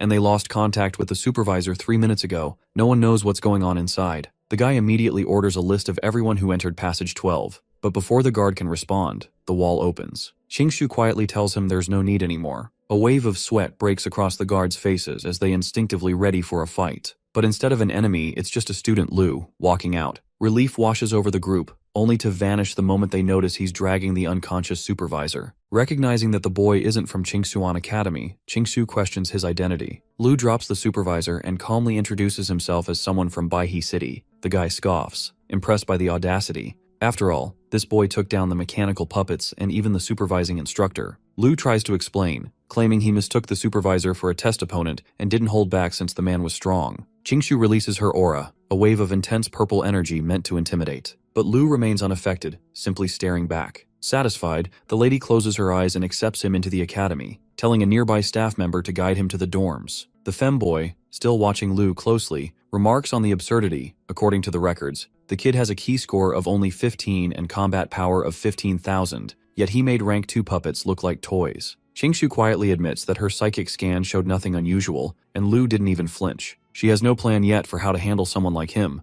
but she's certain the recorded stats are outdated. He should be prioritized like Xia. This year's selection might be more interesting than expected. Meanwhile, Lu reflects on Qingshu's power, realizing it's far stronger than his. He had pulled back all his energy earlier and wonders if she noticed anything. Soon after, a staff member tells him it's time to eat. Grateful and hungry, Lu politely asks if he can eat as much as he wants. Given a yes, he dives into the meal like he hasn't eaten in days, ordering massive servings and devouring everything while someone nearby watches in disbelief. To Lu, the food is excellent and he's far from done. A girl walks over to Lu, trying to confirm his identity. It turns out she's Yang Yuan, the senior of his sister and another participant from Baihe City. She introduces herself and mentions that they briefly met during the martial artist evaluation. Without waiting for a reply, she asks to sit, but Lu, focused entirely on his food, comments that food is unlimited and anyone can get their own. Yang, slightly annoyed by the cold response, tells herself she didn't come to steal his food anyway. Still, she hides her irritation behind a smile and brings up a puzzling detail. Despite what Lu heard from the chairman, Baihe City has been sending representatives every year. The problem, she explains, is that none of them have ever made it through the entrance assessment. Even the few who did were soon eliminated for failing to earn enough points, rendering all their efforts useless and their experiences unworthy of mention. Curious, Lu asks what she means by points. Yang explains that points are essentially the internal currency of the training camp. Everything, from training equipment and consultation with instructors to supplements and even housing, requires points. Even the special monster meat he's enjoying is reserved for those who can afford it through points. She then mentions that, as of now, only 3 participants in the entire camp have earned any points. Lu, still chewing, raises a brow at this. She lists them off. First, Chao Yang, a rank 2 martial artist from Yanglin City with the stone skin ability. Then there's Meng Jin from Donggang City, known for his speed-based skills. Before mentioning the third, she glances away. The last one, she says, isn't a martial artist in the traditional sense, but a rare type called a mentalist. Her name is Xia, and she's believed to be the most powerful psychic in this year's batch. At that moment, Xia, seated nearby, senses something and turns toward them. The moment she sees Lu, her whole body gets into a shock. She quickly uses her psychic energy to steady her food and slips away, trying to avoid being noticed. But Lu casually observes her reaction, wondering if that's just how her ability works. Yang, catching the gaze, asks if he knows Xia. Lu replies that they met briefly after his entrance test, and questions whether only 3 truly passed. That's when Yang remembers the rumors about a fourth contender. She points out that this individual reportedly wiped out all the rank 2 mechanical puppets alone, something that made quite an impression across the camp. She continues, casually mentioning that the fourth candidate in the rumors was supposedly a lunatic, someone who didn't just defeat the puppets but also thrashed the supervising instructor so badly he had to be hospitalized. Lu nearly chokes on his water when he realizes who she's referring to, while Yang laughs it off, saying she never believed such a man existed. Meanwhile, our boy is thinking about the camp instructors and staff being incredibly strong, far beyond even the powerful figures like the so-called monster who once shook Baihe City. Trying to be supportive, she offers Lu a handkerchief, encouraging him with a kind smile and saying he might become just as strong if he puts effort into his training. As he uses it, one of the staff members suddenly calls out his name, startling her. The staff informs him, loud enough for nearby participants to hear, that Lu has caused serious damage during the entrance test. 18 mechanical puppets destroyed, and the supervising officer still unconscious in the hospital. They've come to bring him in for further questioning. The entire cafeteria, including Yang, falls silent. Meanwhile, Lu, calm as ever, gets up and agrees to go, but not before politely asking if he can take some food with him. He's still hungry. The guard, holding back a scowl, grants permission. Lu says his thanks and bids farewell, leaving behind a room full of stunned silence and wide eyes. Even Yang, who had just been reassuring him, is left speechless. Inside the command center, Lu arrives to face Qingshu. As he approaches, she calmly explains the extent of the damage, half a year's budget gone in minutes. Each mechanical puppet costs tens of millions, and none of them can be salvaged. Despite this, the officials agree that Lu can't be blamed. He was merely responding to the assessment scenario as designed. Just then, the femboy enters with 3 others, announcing that all successful examinees are now gathered. Eyes scan the room and Jia visibly trembles. Qingshu praises the group for passing and introduces the training camp's internal ranking system. Points determine access to resources, and reaching certain thresholds will be rewarded with specialized cards. She presents golden cards to the top performers. Chao recognizes it as the very same elite reward his mentor once told him about, and is pleased to see 100 points on his card. Jin also feels satisfied with his lead. She calculates that her 100 points will be enough to request advanced psychic instruction, but her excitement fades when she notices Lu's card. It's not gold, but white. The other participants exchange confused looks. Even Lu, unfamiliar with the system, is unsure what it means. Lu flips his card over and scans the list of resources. Everything in the training camp, from meals to instructor sessions, has a price in points. Monster meat costs 5 points per serving. Training room access is 10 points an hour. Regular instructor sessions cost 30, and elite guidance from top instructors requires a full 100. But for Lu, the meat is really all he's interested in. The femboy nearly collapses in disbelief. With his finger jabbed in Lu's direction, he reveals that the card actually holds 1,000 points. He adds that if it weren't for the chief instructor stepping in and calming the higher-ups, Lu would be buried under the debt for the destruction he caused. The other candidates freeze in shock, trying to process what they just heard. Cao frowns. He's always believed this camp runs on talent, not favoritism, and now he's doubting that. Jin keeps quiet but wonders what kind of backing our boy has. Xia, however, trembles and finally asks them if they truly understood what Lu did during the assessment. But Cao, agitated, doesn't hold back, accusing Lu of manipulating staff and spreading lies, even claiming it's impossible for someone like him to take down rank 3 instructors. He rants that only a rank 4 could do that, and our boy doesn't even look like someone who's developed his vitality properly. With rising tension, Cao demands proof and challenges the boy to demonstrate his strength. The femboy tries to de-escalate, but Qingshu calmly signals to let it play out. Lu lets out a breath and confirms if Cao really wants this. The big dude, already brimming with arrogance, accepts the fight. Before he can finish boasting about his invincible stone skin ability, Lu raises a finger and gently flicks his forehead using a technique powered by star impact. The next instant, Cao is sent flying across the room, smashing into a wall hard enough to leave a dent. Lu casually glances at the destruction and wonders if he'll be charged for the damage. After all, Cao asked for it. Everyone is speechless. Qingshu and Xia stare in stunned silence at Chao's crumpled form. Meanwhile, the femboy hums quietly in awe. Lu, unfazed, simply asks if he's free to leave. Qingshu stops him and asks about his training plans. She suggests that with the number of points he has, he could receive personal guidance from her. Lu politely declines, saying he has other priorities. Everyone, including the other candidates and even the senior officers, looks surprised. What could possibly be more important than one-on-one training with the chief instructor?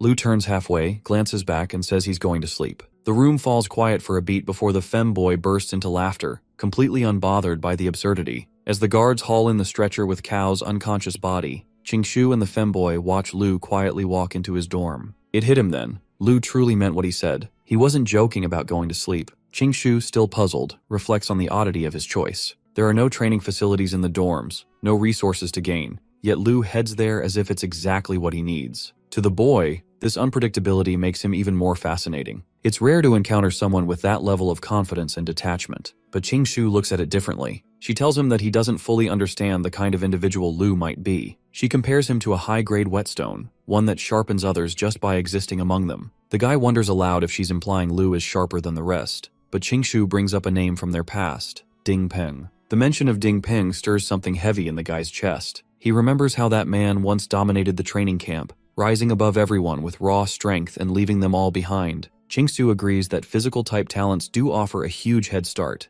They often reach extraordinary combat power early and can overpower stronger opponents. But she also points out that pure strength isn't everything. Combat requires awareness, skill, tactics, and adaptability. Without growth in those areas, strength alone becomes a dead end. She fears that might become Lu's fate too. Meanwhile, inside Lu's dream, a battle plays out. He's locked in combat with a zombie that proves far more difficult to defeat than usual. When the creature lands a devastating strike, Lu deflects it, counters with a piercing blow to the leg, then channels a powerful energy strike into its body. As he absorbs its energy, he realizes something unsettling. The zombie had once been a rank 6 martial artist, the same level as Chairman Xiao of the Martial Artist Association. That explains the struggle. It occurs to him that if he hadn't used all his psychic energy to guard against the attack, he might have lost. He sees now that real strength doesn't just come from raw power, it comes from accumulated experience, battle sense, and mastery of techniques. While he can draw from the memories of many before him, covering all angles with no blind spots, he also knows his psychic power is still basic, barely enough to defend against anything beyond dream zombies. Sitting quietly in his dreamscape,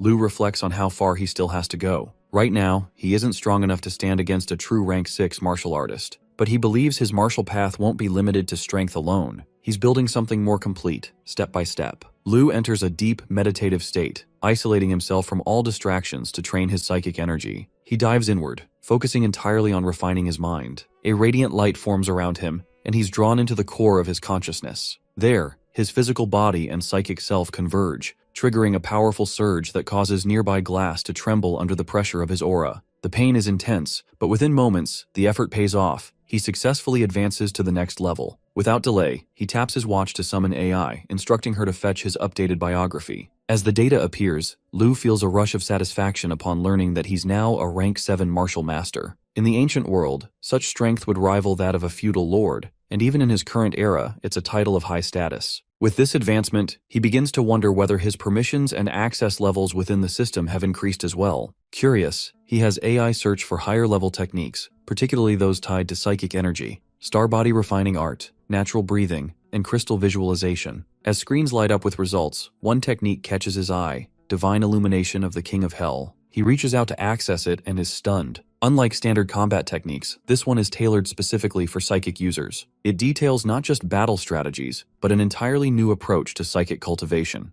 The core idea of this technique is revolutionary. It allows the user to use psychic energy to form a second self, a clone so precise it replicates even muscles, cells, and genes. The purpose is absolute. Eliminate all weaknesses by reinforcing the body from every angle. The first stage focuses on strengthening internal organs, directly enhancing vitality. And vitality is exactly what Lu currently lacks. While his combat power continues to rise, his stagnant vitality has kept him from reaching greater heights. Overcoming this would unlock the next phase of his growth. He silently admits that the depth of martial knowledge accumulated over 10,000 years had been vastly underestimated. In his own time, such an art wouldn't have even been imaginable. Upon seeing the name of the technique's creator, Duan Yifeng, he immediately recognizes the talent, someone far beyond ordinary rank 11 powerhouses. Yet even with such brilliant individuals, humanity still couldn't escape its collapse. Lu, however, refuses to dwell on that loss. For him, every moment counts. He trains relentlessly, fueled by the belief that strength is the only way forward. 1 month into her training, Xia stands in the psychic chamber, eyes closed, sensing her surroundings with growing control. As multiple yellow projectiles dart toward her, a shimmering purple aura bursts from her, the star-shaped cones she commands tearing through every target in sight. Once the task is complete, she draws the cones back to her side.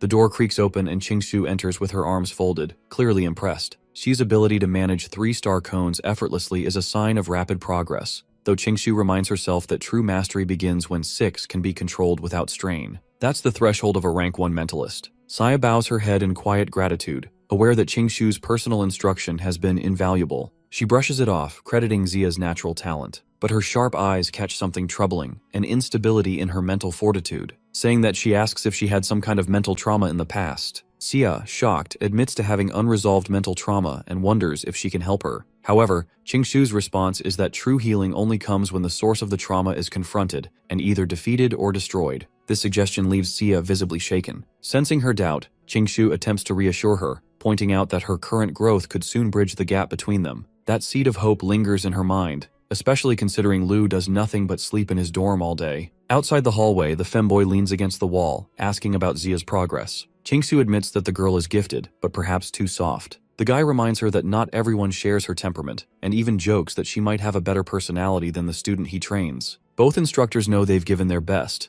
and only 2 months remain before the camp's final assessment. When asked about Lu, the guy confirms he continues his routine of doing absolutely nothing, just sleeping through the days. The staff often find him in the same position each time they deliver his meals. He chuckles, recalling Qingshu's past words to the students about how no one would stop them if they chose to waste their time. Remembering that, Qingshu is already regretting that statement. The guy wonders aloud if Lu is still meant to be used as a whetstone to sharpen others, but she's already dismissed that idea. In her eyes, Lu isn't even worthy of being a stepping stone anymore. She turns and walks away, instructing the femboy to make sure Jin trains properly. Otherwise, Xia might seriously injure him during the upcoming closed camp assessment. The guy reacts with an unimpressed expression, claiming neither he nor his student fears her. Meanwhile, in the gym, Yang is catching her breath as she is cleaning the floor. Just then, a cheerful girl returns to assist her, and she quietly appreciates it. The girl casually mentions that Yang once helped her too, brushing off any need for thanks. She then sighs, envying those who scored a perfect 100,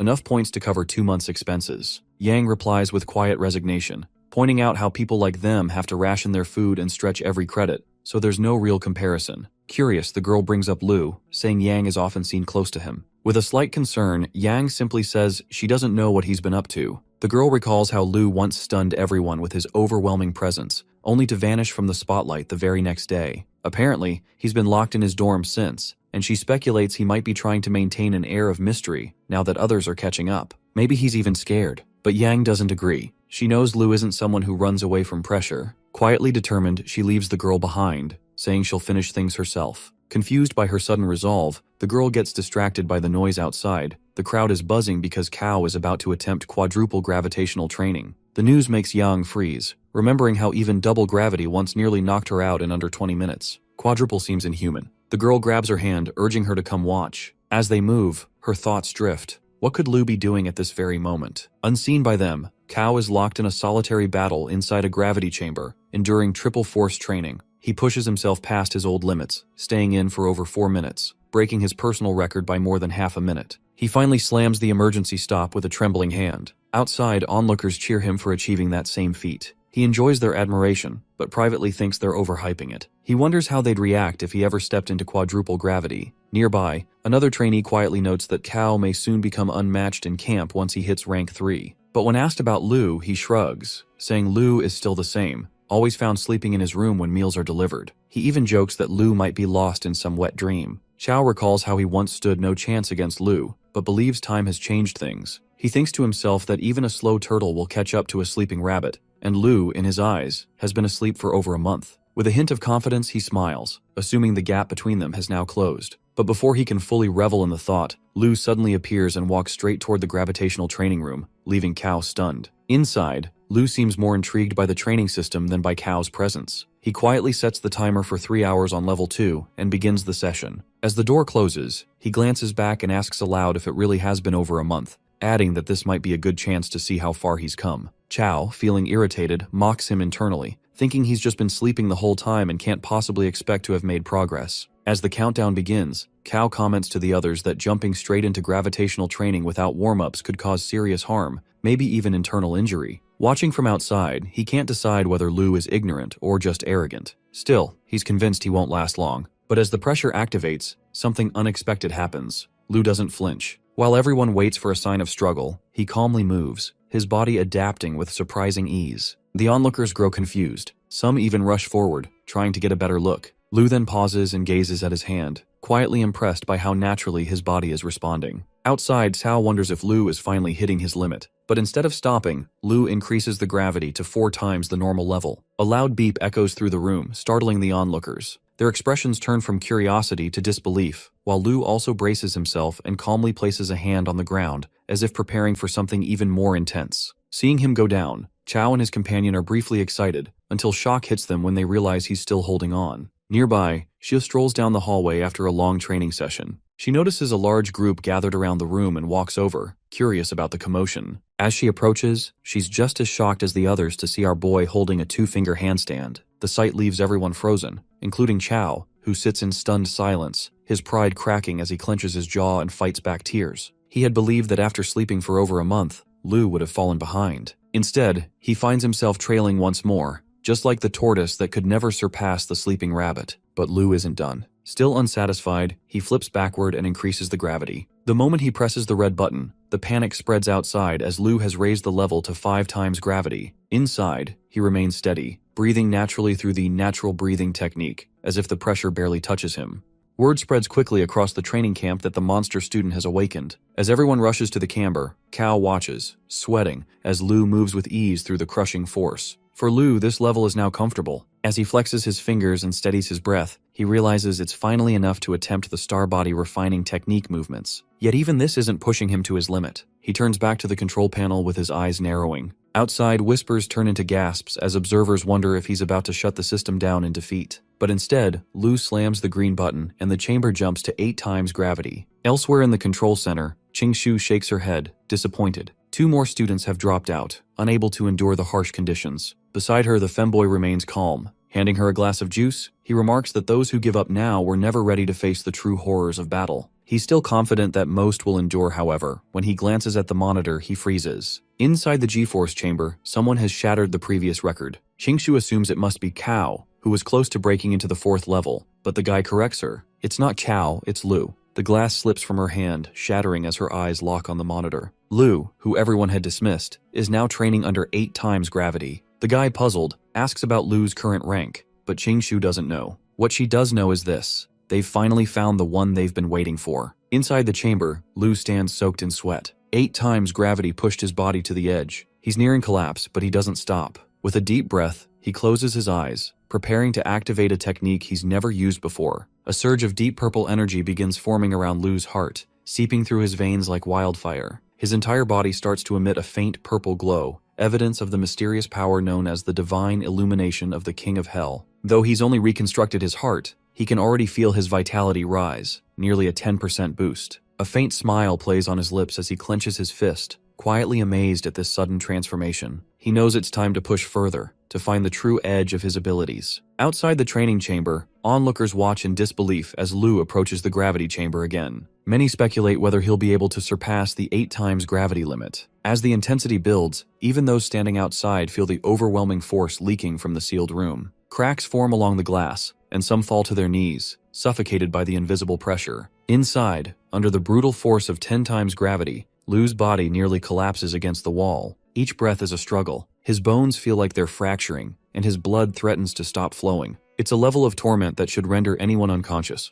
but that's exactly why he's here. In his mind, he recalls an old question: what kind of person can rewrite a doomed future? Is it someone with unmatched martial skills, someone born with extraordinary gifts, or someone backed by endless resources? Back then, he answered none of the above. It's the one who breaks past their own limits. Slowly, he forces himself to stand. Bolts of electricity are flickering through the room as he rises. The others still kneeling under the pressure are stunned. Among them, Yang, who had been doubtful at first, now recognizes that the one inside was truly Lu, and that he had succeeded. When he finally emerges from the chamber, all eyes turn to him. A girl steps forward, shyly offering him a towel, which he accepts with a calm nod. She exchanges a delighted high five with her friend, visibly thrilled by the brief moment. Lu, slightly annoyed that he had wasted training points for what turned out to be a quick breakthrough, regrets not saving them. But just as the thought crosses his mind, a system reward window appears, revealing that a massive total, 4,300 points, has been granted to him for shattering the previous record. As the crowd sees it, their mouths hang open in disbelief. Even combined, their points can't match his reward. With that, Lu calmly makes his way toward his next challenge. Many follow, curious to see what he'll do next. Amid the crowd, Yang senses his presence again. It's bold, untamed. He strides ahead like a powerful beast, and behind him trails a crowd, as if pulled by sheer force of will. A girl in yellow wonders aloud if Lu has strength-based talent, surprised he actually outdid Chao, a defense-type user. She guesses it might be because his vitality has reached rank 4. But when Yang sees him heading toward the footwork and movement studio, she is in utter shock. Inside the room, Jin is already finishing up his laser dodging session. He manages to complete the level with an 87% score, which places him above 52% of the global trainees in terms of agility. Proud of his achievement, he places his hands on his waist and daydreams about how far he's come. With a rare speed-type talent and one-on-one training from instructor Chin, he believes the gap between himself and others is now unbridgeable. He imagines that others watching him would feel inspired, having witnessed the intensity of his training. But that moment of pride doesn't last long as he notices that the crowd is focused on something else, even drawing in the two main instructors. Curious, Jin pulls aside a student to ask what's happening. He can't believe it when he hears it's Lu. Yes, that sleepy nobody from Baihe City, who's now inside the training chamber. Just as he scoffs at the idea, all the laser launchers power up to maximum. Lu steps into the danger zone with zero hesitation. Though the system doesn't give him any warning about the laser patterns, Lu effortlessly weaves through the beams. No sweat, no panic, just calm, calculated movement like he's been doing this forever. Seeing that Jin is left trembling as it looks like instinctive dodging. The lasers fire unpredictably from every direction, yet Lu glides through them like it's second nature. Unable to believe his eyes, Jin grabs the same student again, demanding to know if this really is Lu's first attempt. The answer stings. Yes, and not only that, Lu already shattered the G-Force training record before even stepping into this room. 10 times gravity. That's when Jin's legs give out. His pride collapses. For a moment, he wonders if it's better to sleep his life away like Lu and still somehow rise to the top. Meanwhile, Qingshu watches in disbelief. In her experience, even repeated attempts don't come this easy. Lu's movements almost look like he can see what's coming. Watching it unfold, she starts to wonder, could he be the one? Tempted to test him again, she's stopped by the femboy, who warns her off. Still, the question lingers in her mind that could he really have psychic powers that slipped past her the first time? Inside the chamber, Lu calmly finishes level 2 of the footwork training at 62%, quietly impressed at how much sharper and faster his movements have already become. As the training intensifies, the crowd outside can't help but watch in disbelief. Compared to the others, Lu handled level 2 with an ease that borders on unnatural. His calm expression and precise movements leave even seasoned observers unsettled. Meanwhile, the femboy, studying him carefully, notes that Lu's relaxed posture and exceptional body control are signs of something more advanced. Nearby, Qingshu, folding her arms, clearly wants to see how far he can really go. The guy shares the same thought, quietly entertained by the idea. Without warning, the system initiates level 3 training, focused on footwork and movement. Suddenly, clusters of yellow spheres are launched toward Lu as blinding lights reflect across the faces of those watching.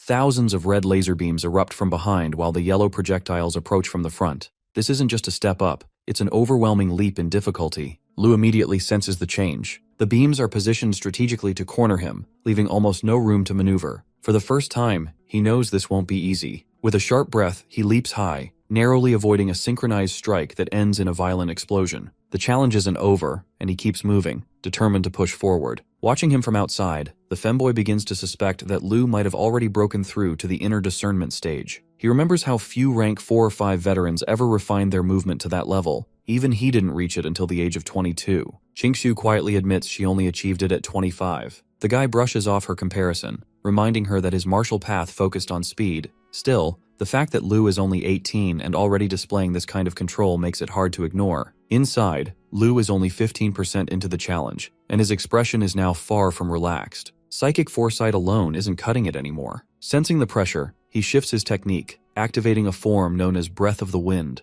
A soft green aura swirls around him, and under the flashing lasers, that glow is the only sign of his presence. In moments, he reaches 62% completion. Those watching outside lose sight of him entirely, the system later announcing he's at 81%. The femboy explains that Lu is simply moving too fast for the naked eye. Eventually, the level 3 training concludes successfully. The instructor, assuming the day is done, turns to leave, believing Lu must be exhausted after such a feat. But Qingshu stops him as she's still watching. The system doesn't pause. It jumps straight into level 4. The guy is stunned that even he had only just begun level 4 recently. Yet here Lu is, standing calmly again, eyes locked on the screen in front of him. As his foot taps a black platform, the next challenge begins to unfold. A cluster of black objects forms swiftly and begins firing lasers, attempting to trap Lu. Though his reaction speed is impressive, the sheer number of beams makes dodging all of them impossible. Recognizing this, he comes to a halt, frustration showing on his face. The spectators, including Jin, are frozen in shock, realizing the danger he's in.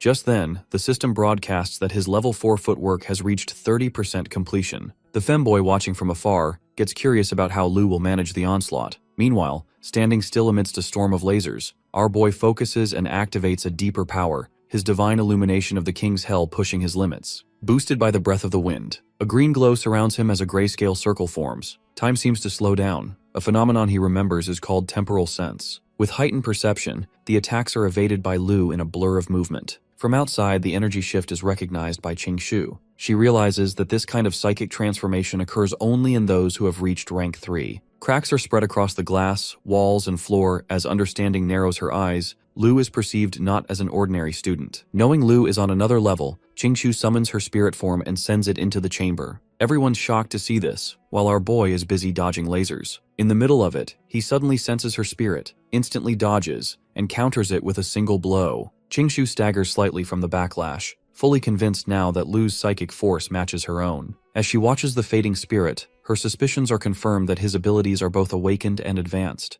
Though the temporal sense boosts his performance, the energy toll is immense. Meanwhile, Lu feels the fatigue setting in and realizes his vitality is nearing its limit. He's only halfway through level 4 training, yet he's already exhausted 2 of his strongest techniques. With no strength left to dodge, he lets the final beam strike him. The system chimes once again, revealing that the training is 56% complete, and Lu's movement proficiency now surpasses 97% of martial artists worldwide. Onlookers stare in disbelief. For someone still in training, Lu's mastery of footwork and spatial control puts him ahead of billions. Meanwhile, Jin also turns to stone, crumbling away in disbelief. He had just realized that Sleepy had surpassed him by a staggering 45%. The blow stings even more knowing Lu, someone he once underestimated, is a strength-type martial artist. Meanwhile, Lu stands in front of a performance screen. Despite his recent success, he feels far from accomplished, aware that 3% of the global population still outclasses him in footwork and agility. Later, Qingshu arrives praising him for shattering records in both the G-Force training chamber and the footwork studio. When asked if he plans to continue training in the combat or psychic department, Lu considers it,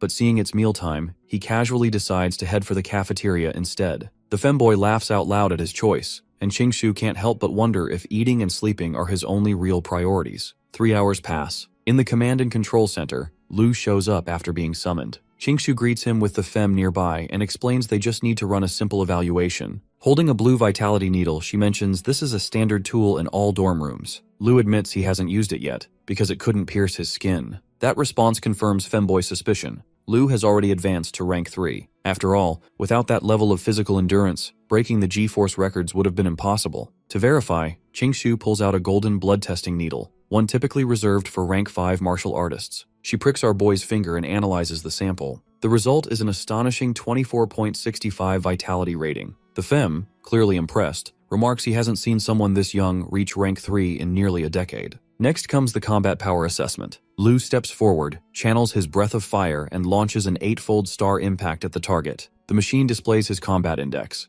271,000. The instructor stares in disbelief as that's nearly the level of a rank 5 warrior. Having witnessed enough, the femboy places a hand on Lu's shoulder and declares that he's officially graduated from the training camp. All that remains is for Lu to report his new status to the Martial Association once he returns home. As Lu prepares to leave, Qingshu stops him as there's one final test. She reveals a rare energy crystal discovered over a century ago in the Lion Country's Anstra Canyon. Highly reactive to psychic energy, it's now used to measure the mental strength of advanced psychics. To evaluate someone's psychic strength, they must place their hand on the special crystal and channel their energy into it. During her demonstration, her results show a notable improvement. The femboy observes the rising numbers, impressed by her progress. He clearly remembers her purity index being around 3 last time, and now it has reached 4. Qingshu, somewhat smug, reminds him that unlike him, she doesn't spend her days lazing around. The guy grumbles that she can criticize him all she wants, but not his lifestyle. When it's Lu's turn, he calmly rests his hand on the crystal. The instructor, half joking, whispers to Qingshu that he might believe Lu has half her strength, but nearly matching her. That he doubts. Qingshu, visibly annoyed, hushes him. Suddenly, the crystal emits a blinding yellow glow. Qingshu freezes in disbelief as the numbers are undeniable. Lu's psychic strength reaches 113, and his purity index skyrockets to an astonishing 20.3, more than 5 times higher than hers. With her mouth nearly hanging open, Qingshu recalls how hard it is to improve even a single point in purity, comparable to folding and compressing a towel over and over until it shrinks to a coin-sized disc. Yet somehow Lu's purity level has soared to unimaginable heights. She can't help but compare her own efforts. Despite 2 years of intense work, she's only managed to gain 1 point. Lu, barely 18, has already shattered expectations. Genius doesn't quite capture it. As she searches for a better word, the femboy begins rambling, loudly praising Lu and even likening him to a god, until Qingshu cuts him off with a sharp smack that leaves a puff of smoke rising from his head. Trying to collect herself, Qingshu then asks the boy whether he's had formal guidance. He confirms that he's been trained by a mentor who taught him unique methods for cultivating psychic energy. That answer eases Qingshu's mind. If Lu had reached this level without any guidance, she might have found it too difficult to accept. Now convinced of his exceptional talent, she probes a bit further, asking when exactly his awakening happened. Lu thinks back and recalls, "It's been less than 3 months." The moment sinks in. Both instructors fall silent, stunned by what they've just heard. After collecting herself, Qingshu informs Lu that even if the association waited another decade, they likely wouldn't find another anomaly like him. Despite awakening less than 3 months ago, Lu has already reached the 3rd rank in psychic ability, something nearly unheard of in their field. Qingshu explains that there's a separate institution dedicated to psychic users, entirely distinct from the martial association. While martial artists are more common, psychics are extremely rare. Less than 1% of the population possesses such abilities. The Psychic Association functions on a different structure, with fewer members but access to highly specialized resources. As she retrieves something from beneath her inner uniform, she reflects aloud that Lu's mentor may have deliberately withheld information to keep his focus sharp. Overloading a beginner with knowledge, she believes, can dilute the purity of their development. She pulls out a pendant, her personal token, and makes it clear that if Lu ever chooses to join the Psychic Association, presenting it would guarantee him support and cultivation resources. She genuinely hopes he accepts. When Lu sees the glowing token, he quietly admits to himself that he's never actually seen his teacher in person. His guidance always came in strange, inexplicable ways. Qingshu concludes that such a mysterious mentor must be someone truly remarkable, someone wise enough to guide a genius from the shadows, rather than possessively cling to him. What Qingshu doesn't know is that Lu's teacher isn't just mysterious. He's from 10,000 years in the future, and a rank 11 martial powerhouse named Duan Yifeng. Just then, the femboy breaks Lu's thoughts. He presents a reward card worth 5 million, stating that even though the training program hasn't ended, Lu's performance has already secured him the top rank. The bonus is simply a recognition of the overwhelming gap between him and everyone else. Lu stares blankly like a zombie at the reward card in his hand. Qingshu, noticing his expression, reassures him, this is the highest amount their department could offer. The Eastern Military District has always operated on a tight budget, she adds, with most of the funds going toward feeding the trainees. The instructor chuckles, patting Lu's shoulder, and reminds him he's known for his huge appetite and his food bill since arrival likely tops 7 or 8 million. Realizing just how expensive his appetite has been, Lu quietly vows to avoid indulging like that again. Qingshu gestures gracefully with her hand, explaining that while the reward isn't massive, it reflects the district's sincerity, and there's more they need to discuss. Lu glances at the card again, now suspecting there's a recruitment pitch buried in all this. Qingshu confirms it with a knowing smile. A rare talent like him, she believes, is destined for the front lines. After all, true martial sages aren't forged in comfort, they're shaped in conflict. The femboy follows up, reminding him that the country and the Martial Association don't offer privileges and resources without expectations. When the time comes to choose a military division, they hope the Eastern District tops his list. With a grin creeping across his face, the guy leans in, throwing in one final incentive that their district is known not just for discipline, but for its stunning female soldiers. Just as he's trying to lure our boy into gooning, Qingshu cuts in, smacking him with a chair. While the guy lies groaning on the floor,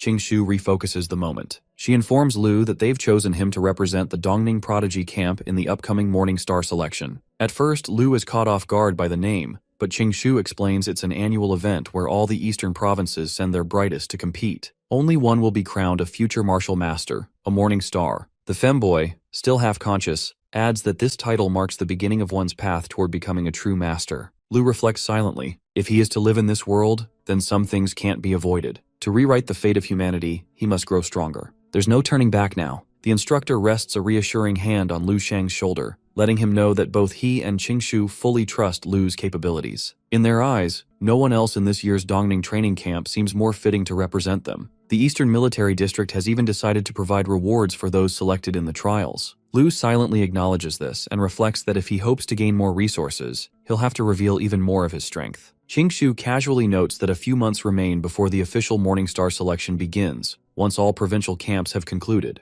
She promises to remind Lu of the dates so his preparation doesn't clash with the national college entrance exam. But in Femboy's mind, Lu's abilities surpass the need for such tests. Colleges from the Eastern District would be eager to recruit him regardless. Hearing all this, Lu wonders aloud if he even needs to remain in the training camp any longer. The guy had already said it's up to him. As he moves toward the exit, Lu mentions he'll stick around for a bit and leaves unless anything else is required. The instructor watches him go, half joking that Lu is probably staying just for the cafeteria meals. Qingshu, meanwhile, quietly admits that she never imagined a day would come when she'd envy someone's talent. The guy agrees, noting that Lu is different, someone meant to shape the future in ways few can imagine. Later, at the Baihe City Martial Association, Lu makes his way to a familiar floor, Chairman Xiao's office. It's been some time since his last visit. As he approaches, voices raised in an argument echo from inside. Just then, the chairman's secretary calls out and opens the door with her nervousness barely concealed. She notices the boy and escorts him in the office. Inside, the chairman sits looking troubled. An older man in a blue suit rises, giving Lu a mocking once-over, pretending to be impressed by the so-called genius the chairman had spoken about. He casually brags about his own granddaughter, Zia, showing off her photo on his phone while his other hand subtly scans Lu's physique, looking for something noteworthy. In his opinion, Lu is no different from countless others who fall short of Zia's level. The chairman, already on edge, snaps at Lu for returning before the training camp ends. In response, Lu calmly presents a sealed envelope. He explains that Chief Instructor Qingshu had instructed him to deliver it personally, requesting Chairman Xiao's review and approval. Hearing Qingshu's name, the old man immediately reaches for the envelope, puzzled as to why a minor city's martial association is being asked to approve something of such importance. The old man eyes Lu with suspicion, wondering if the boy has caused trouble at the training camp and whether the chief instructor has pushed the responsibility onto Chairman Xiao. Before the man can voice his doubts, the chairman abruptly rises and snatches the envelope from his hands, clearly irritated. Tearing it open, he scans the contents, and as he reads, his expression shifts from disbelief to surprise. Once finished, he quietly slides the document back into its cover with his face unreadable. The old man, trying to provoke a reaction, makes a mocking remark, suggesting he shouldn't take it too personally. But the chairman, ignoring the jab, turns to Lu and asks about his breakthrough. When exactly did he reach rank 3? The old man looks startled by the question, but Lu answers calmly. He advanced a month ago, under the supervision of Chief Instructor Qingshu, who personally evaluated his abilities. According to her, the military holds the authority to assess martial artists, and Lu only needed Xiao's formal approval for recognition. At this, the chairman's mood lifts. He confirms everything appears legitimate and agrees to sign off immediately. Not convinced, the old man grabs the documents to see for himself. He flips through the pages quickly, scanning Lu's records. Holding them up, he accuses the boy of forging them. Xiao, now visibly annoyed, snatches the papers back and sarcastically invites the old man to create a forgery himself, if he thinks it's that easy. He even points out the official seal of the Eastern Military District stamped on the documents. Still in disbelief, the old man questions how someone who supposedly got eliminated could have a combat power index of 270,000. Lu sighs. He never claimed he was eliminated. That was just the old man's assumption. To put any lingering doubts to rest, Lu suggests contacting Chief Instructor Qingshu directly, as she anticipated the chairman might need confirmation. Xiao, amused by the tension, glances at the old man with a smirk, and assures Lu there's no suspicion on his part, though he admits he'll still place the call. After all, Qingshu isn't just any instructor. She's one of the most trusted talents in the Eastern Military District. As the video call begins, Chief Instructor Qingshu appears on screen. Her eyes immediately catch sight of Lu, drawing her attention before anything else. The call is meant to be an introduction between the Baihe City chairman and Qingshu. He confirms his identity politely, but the moment he realizes he's speaking to the chief instructor, the old man nearly loses his balance in shock. It truly is her. Just then, Xia, Qingshu's student and the old man's granddaughter, hears her grandfather's voice and becomes curious why he's on a call with someone like Qingshu. Sensing her distraction, Qingshu sternly reminds her of her training goals and doubles her task for the day as punishment. The two beside the chairman watch the scolding quietly, as the chairman nudges the old man to use the moment to talk to his granddaughter. The chairman then assures Qingshu that he has received the necessary documents and will see everything through. Pleased with his quick response, Qingshu tells him to speed things up. Lu has been chosen to represent Dongning Province in the prestigious Morning Star selection. She goes on to reveal that Lu is by far the strongest prodigy in this year's training camp, and that there's little point in having him continue with the regular sessions. The weight of her words hits the chairman hard. He stands frozen for a second before giving Lu a silent thumbs up. Meanwhile, the old man finally realizes that the terrifyingly talented student his granddaughter mentioned before was Lu all along. He quietly sits down to process it, while Qingshu scolds Xia for letting go of the dream of surpassing that very same boy. When she asks if she still clings to that goal, Zia, shaken, admits she wouldn't even dare face him again. As the call nears its end, Qingshu requests a quick word with Lu. She informs him that most of the materials for crafting his requested psychic weapon have already been acquired. She promises to share an itemized list with prices soon and offers to assist with any further purchases. Once he completes the psychic mentalist assessment, he'll be able to access Starweb to handle acquisitions himself. With that, she ends the call. The moment the screen goes dark, Chairman rushes to Lu like a maniac, unable to believe what he just heard. He confirms that Lu is truly on track for the psychic mentalist assessment. Lu calmly explains that Qingshu personally recommended him after discovering his gift during the training camp. Overwhelmed but proud, Chairman gives Lu a firm pat on the shoulder. In his eyes, there's no doubt anymore, Lu isn't just talented. Meanwhile, just beside them, Sia's grandfather remains stunned, still processing everything he's just witnessed. Outside the building, Xiao offers Lu a ride home, but he politely declines. He has another place he needs to visit first. Xiao, in good spirits, invites Lu to drop by his house sometime, promising to cook for him and introduce him to a few people. As Lu gets into a taxi, he silently agrees with the chairman's earlier statement. Strength truly rules this world. Even the taxi driver picks up on Xiao's unusually cheerful mood and curiously asks Lu about their connection. Before responding, Lu reflects that the chairman probably feels proud for the first time in a long while. Out loud, he simply says that Xiao is just naturally kind and there's no personal relation between them. Their drive is suddenly interrupted when a large sign falls in front of the car, forcing the driver to brake hard. Lu steps out to check and sees that the fallen sign belongs to the Hongchuan Martial Arts Academy. Curious, he approaches to see what's happening. Inside the academy, things are tense. Master Hongchuan and his daughter are kneeling as a group of thugs, led by Lin, confront them. Despite being a rank 4 martial artist, Lin has come to openly challenge the entire academy, clearly looking to assert dominance. Ni, the master's daughter, accuses him of taking advantage of her father's injured condition. Though weakened, Hongchuan stands and reminds Lin that their academy had already agreed not to recruit new students for a year. But Lin brushes it off, pointing out that anyone bold enough to display a martial arts signboard should also be ready to defend it.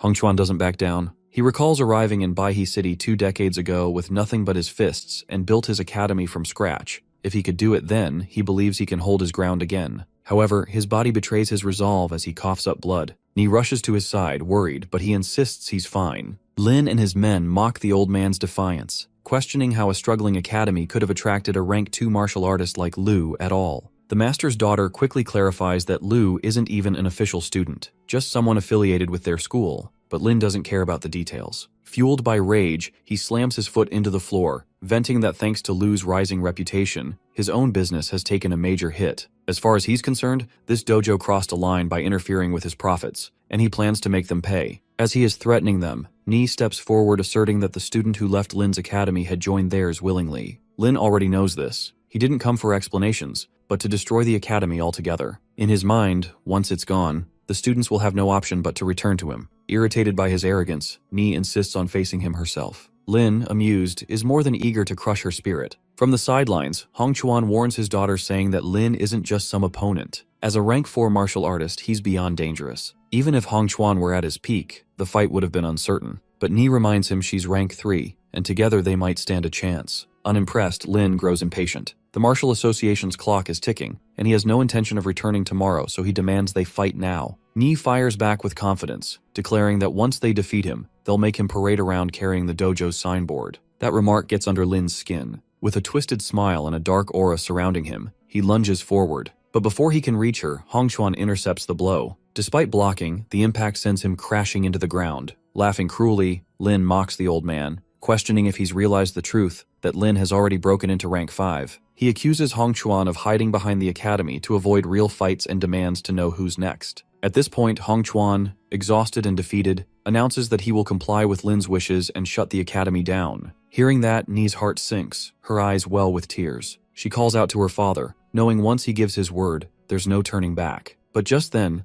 a familiar voice echoes through the entrance, cutting through the tension. It's Lu who steps in, surrounded by a faint blue aura, asking where he'll train if the academy shuts down. Ni, shocked and uncertain, barely believes her eyes. Lu greets her casually, as if no time has passed. Watching this, the 2 students from Lin's academy quickly blame Lu for their downfall, claiming it was his influence that made their peers leave. Now focusing on Lu, Lin changes his tone. He compliments his talent and attitude, offering him a place at his own dojo. After all, Hongchuan's academy, in his eyes, is worthless, led by a man who can't take a single hit. If Lu truly wants to grow stronger, Lin promises to personally pass on the secrets of his family martial style. Lu pretends to be impressed and curiously inquires about the so-called family secret technique. In response, Lin proudly reveals his chest, boasting about his nearly impenetrable defense. He claims the technique is a rare and restricted art, not casually passed down, and says even strong fighters like Hong Chuan couldn't break through his defenses. Few at the academy could. His confidence, however, leaves the dojo master quietly disheartened. Faking interest, Lu questions whether Lin truly intends to teach him such a prized skill. Lin confidently affirms, saying he'd share not just the technique, but everything he knows, if Lu agreed to become his disciple. But just as Lin begins preparing his next sweet-talking line, everything shifts. What Lin sees, or rather senses, feels monstrous. In his mind, it's like a beast with gaping mouths coils around him, and instinctively, he tears off his shirt to brace for impact. His legs buckle under sudden pressure, feet sinking into the ground, body drenched in sweat as he struggles to keep up. Lu, unfazed, playfully gives him a thumbs up for being durable, then immediately follows it with a devastating blow straight to the chest. The hit is so forceful, it sends Lin crashing into the wall, collapsing to his knees, unconscious. Lu mockingly questions how someone kneeling in defeat could teach him anything at all.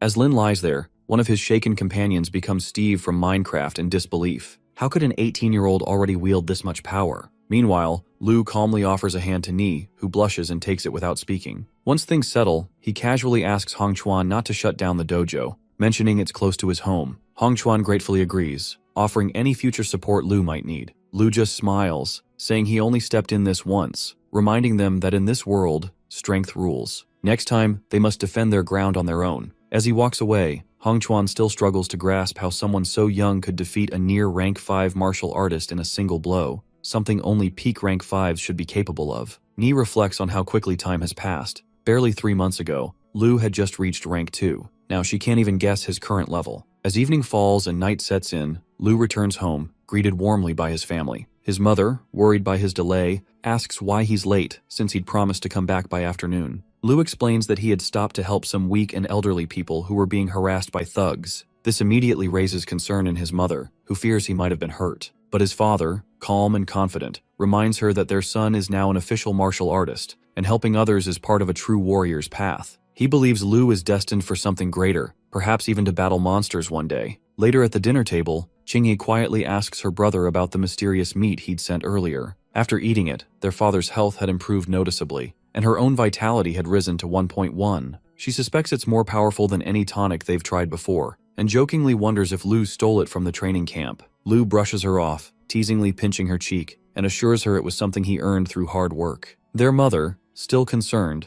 asks if the camp is too difficult, reminding him not to overdo it. She's just happy to see him home, safe and sound. His father, however, insists there's more to his son than meets the eye. He believes that even if Lu stumbles or fails, their support will never waver. Hearing this, Lu can't help but smile. In that simple moment, surrounded by the warmth of his family, he quietly promises himself to grow stronger, not just for them, but to protect the world from ruin. That night, in his dreams, Lu finds himself in a familiar battlefield. With just a single punch, he effortlessly crushes zombies, absorbing their powers and memories. He's surprised at how easily he now handles foes equivalent to rank 6 martial artists. As he approaches the heart of the ruined base, he recalls a terrifying presence, a zombie cloaked in a crushing aura that he had once seen atop the central tower. Curious but cautious, he decides to observe rather than confront. Yet before he can react, the powerful zombie leaps down, shaking the ground with its landing. The creature radiates a divine energy, its body seemingly forged from molten metal and dense vitality. Even the strongest martial artists wouldn't stand a chance against its overwhelming pressure. Lu instantly recognizes it as a martial master level being. Facing the monster, a dark urge stirs within him, a hunger to destroy, fueled by the battle memories he absorbed. He could suppress it with his crystal technique but refuses, not wanting to lose the edge. Steadying his breath, he shifts into the breath of the wind stance and unleashes Star Impact, ready to face the towering threat. Despite unleashing a fierce attack, Lu is caught off guard when the master zombie remains completely unharmed with its eerie smile still intact. He instinctively leaps back, keeping his distance, surprised that even though he hadn't gone all out, he had still used 6 rounds of his enhanced Star Impact along with buffs from his footwork. The force behind that strike had easily surpassed a combat power of 100,000, yet it failed to even move a finger of his undead opponent. Frustrated, he switches tactics and channels his energy into a more intense technique, Flame Breath, before charging in and striking with Star Impact tenfold. The resulting explosion rocks the area, and sweat pours from his body as he watches the dust settle. But once again, the zombie remains untouched. That's when it clicks. The master zombie is protected by an invisible force field. Lu recalls that all true martial masters possess such a barrier, and this one is so powerful that not even bullets could get through. Keeping his distance in case of a sudden counterattack, Lu notices something odd. The zombie still shows no intention of retaliating. Its stance remains defensive, unmoving. Letting out a quiet sigh, Lu finally accepts that he's outmatched. He sits down, exhausted, and begins to analyze the situation. Every time his attacks landed, the zombie's force field absorbed and reduced their power by nearly 99%. It's hard to believe that even in death, this martial master retains such terrifying strength. Yet Lu feels an odd sense of relief that the undead doesn't see him as a real threat, only defending itself. He knows if it attacked, he wouldn't stand a chance. In that moment, he truly understands the vast gap between rank 6 and rank 7, the realm of true martial masters. He thinks of retreating but reminds himself of the potential reward. If he can defeat this undead master, he might gain access to its knowledge and abilities. That thought reignites a spark of determination. He launches a series of relentless punches against the force field. When he delivers his final blow, he instantly retreats again, breathing hard and watching for a response. Strangely, the barrier seems slightly weaker. It's not much, but it's enough to give him hope.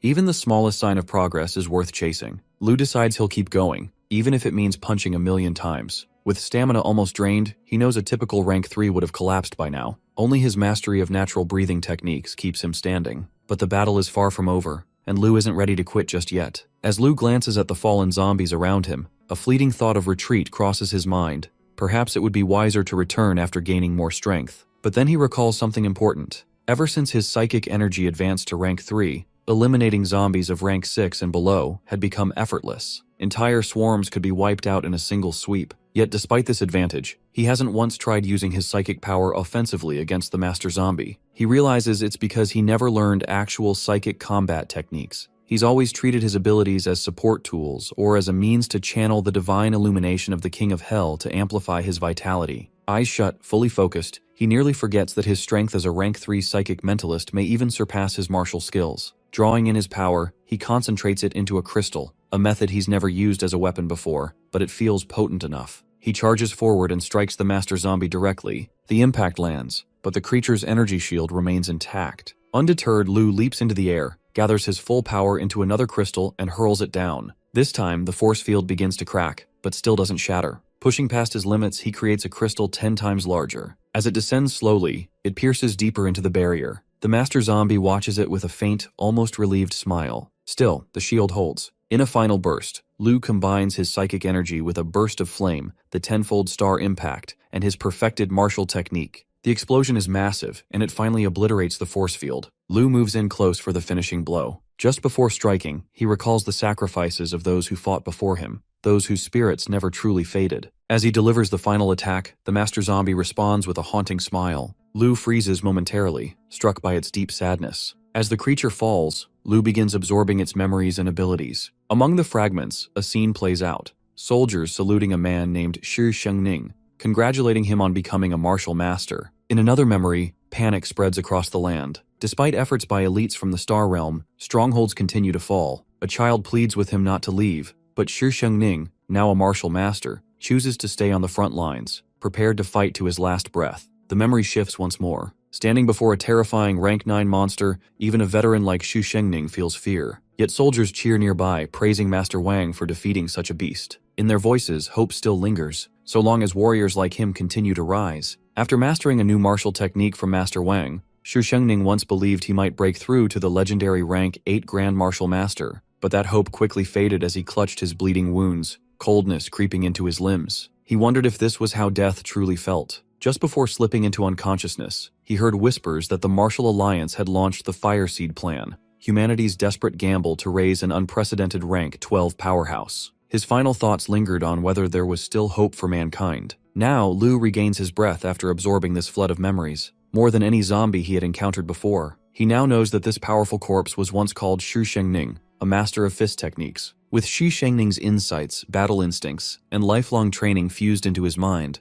Lu's own martial mastery begins evolving rapidly. A blue aura flares around him, and as it turns intense, he realizes he has stepped into the profound control stage. Divine energy seeps from his fingers, the result of decades of accumulated knowledge. Among the memories, a face keeps appearing. Master Wang. Lu wonders if this is the same Wang who developed the legendary star body refining technique. Known as the Eastern Evil Sun, this Wang was said to be one of the strongest martial artists from a distant future, someone even Xu Shengning revered. It's said Xu Shengning once watched Wang unleash a single devastating move that inspired him to craft a new, powerful martial art of his own. But strangely, Lu can't find this skill directly in Xu Shengning's mind. Determined, he delves deeper into the memory fragments, eventually stumbling upon a glowing yellow orb. As he touches it, the world around him shifts. He's pulled into a darker realm surrounded by glowing red eyes. A massive crimson eye with jagged teeth looms before him, and far off he sees a vision of Xu Shengning himself. Suddenly, a radiant beam of divine energy cuts across the void, annihilating everything in its path. Even Lu can feel its power from afar. Through this surreal memory, Lu learns the origin of a near-mythical technique, the 10 suns in the same sky, inspired by ancient legends of the Golden Crow, the celestial creature said to carry the sun across the heavens. When all 10 crows appear at once, the earth burns and reality tears apart. It was Xi Shengning's final masterpiece, intended to push him into the Grand Master ranks. As the memory ends, light returns. A new day dawns, and Lu, back in his room, sits calmly on his bed. He notices something within. His psychic energy has changed. Something fundamental has awakened. Lu focuses his energy and successfully compresses it into a small, solid pink crystal. While the total amount of his psychic energy remains roughly the same, the transformation in quality is staggering. Compared to others, Zia's energy like air, Qingshu's like water, his now feels like a dense ball forged from pure steel. The moment he clenches his fist, a subtle grin forms. His energy might be equal in volume, but its strength and density are on a completely different level. Lost in his excitement, Lu fails to notice that he has unintentionally lifted an entire building off the ground. Inside and outside, people panic at the surreal sight. Looking around in confusion, he's stunned at how effortlessly he did it. It leaves him wondering just how many times stronger his new psychic state has become. Still, despite the massive leap, he understands that true control will take time and practice. After gently placing the building back, Lu reflects that this level of power is far beyond what most martial artists could even dream of. In terms of raw psychic energy alone, he believes he could crush a rank 3, perhaps even a rank 4, without lifting a finger. But that's not all he gains. A faint psychic force field now surrounds his body, weak but real. With focus, he can enhance its density, though even at full strength, it's nowhere near what he witnessed from the master zombie back in training. Lu's own field is like the fragile shell of a chicken egg compared to the zombie's fortress-like ostrich shell. Still, this seed of power is a clear sign of evolution. It's the beginning of something far greater, his path to becoming a true martial master. Later that day, inside a high-rise suite at Grand Sea and Sky, Lu lounges while scrolling through his phone. A message pops up, someone apologizing for running late. With a thoughtful expression, he realizes that ever since leaving the training camp, he's no longer receiving meals made from monster meat. To maintain his cultivation, high-quality tonics are now essential. It's time, he decides, to meet with someone from the medicinal hall. Not long after, Susu, the alluring owner of the medicinal hall, arrives, slightly out of breath. On seeing Lu's youthful appearance, she relaxes. Assuming he's just another naive student, she mentally prepares to handle the deal with ease. But Lu is calm, focused. He gestures for her to sit as he flips through the menu. Rather than diving straight into business, he chooses to keep things relaxed. He places an order, 40 portions of the restaurant's finest steak, while Susu hands off her coat and takes a seat, still calculating how best to steer the conversation. Unbeknownst to her, Lu's already several steps ahead. While he casually places his order, Susu watches him with a mix of confusion and disbelief. She wonders if he's secretly a pig in human form. His appetite seems endless. Martial artists were known to eat more, sure, but 40 servings of steak? Each one costs over 1,000, so the total racks up to more than 50,000. The thought alone makes her nervous. What if he expects her to foot the bill? Just then, Lu glances up and checks if she wants anything. She politely declines, saying she's already eaten. Without wasting time, Lu asks the waitress to hurry with the order, claiming he's starving. Watching him, Susu silently scoffs, finding him really strange.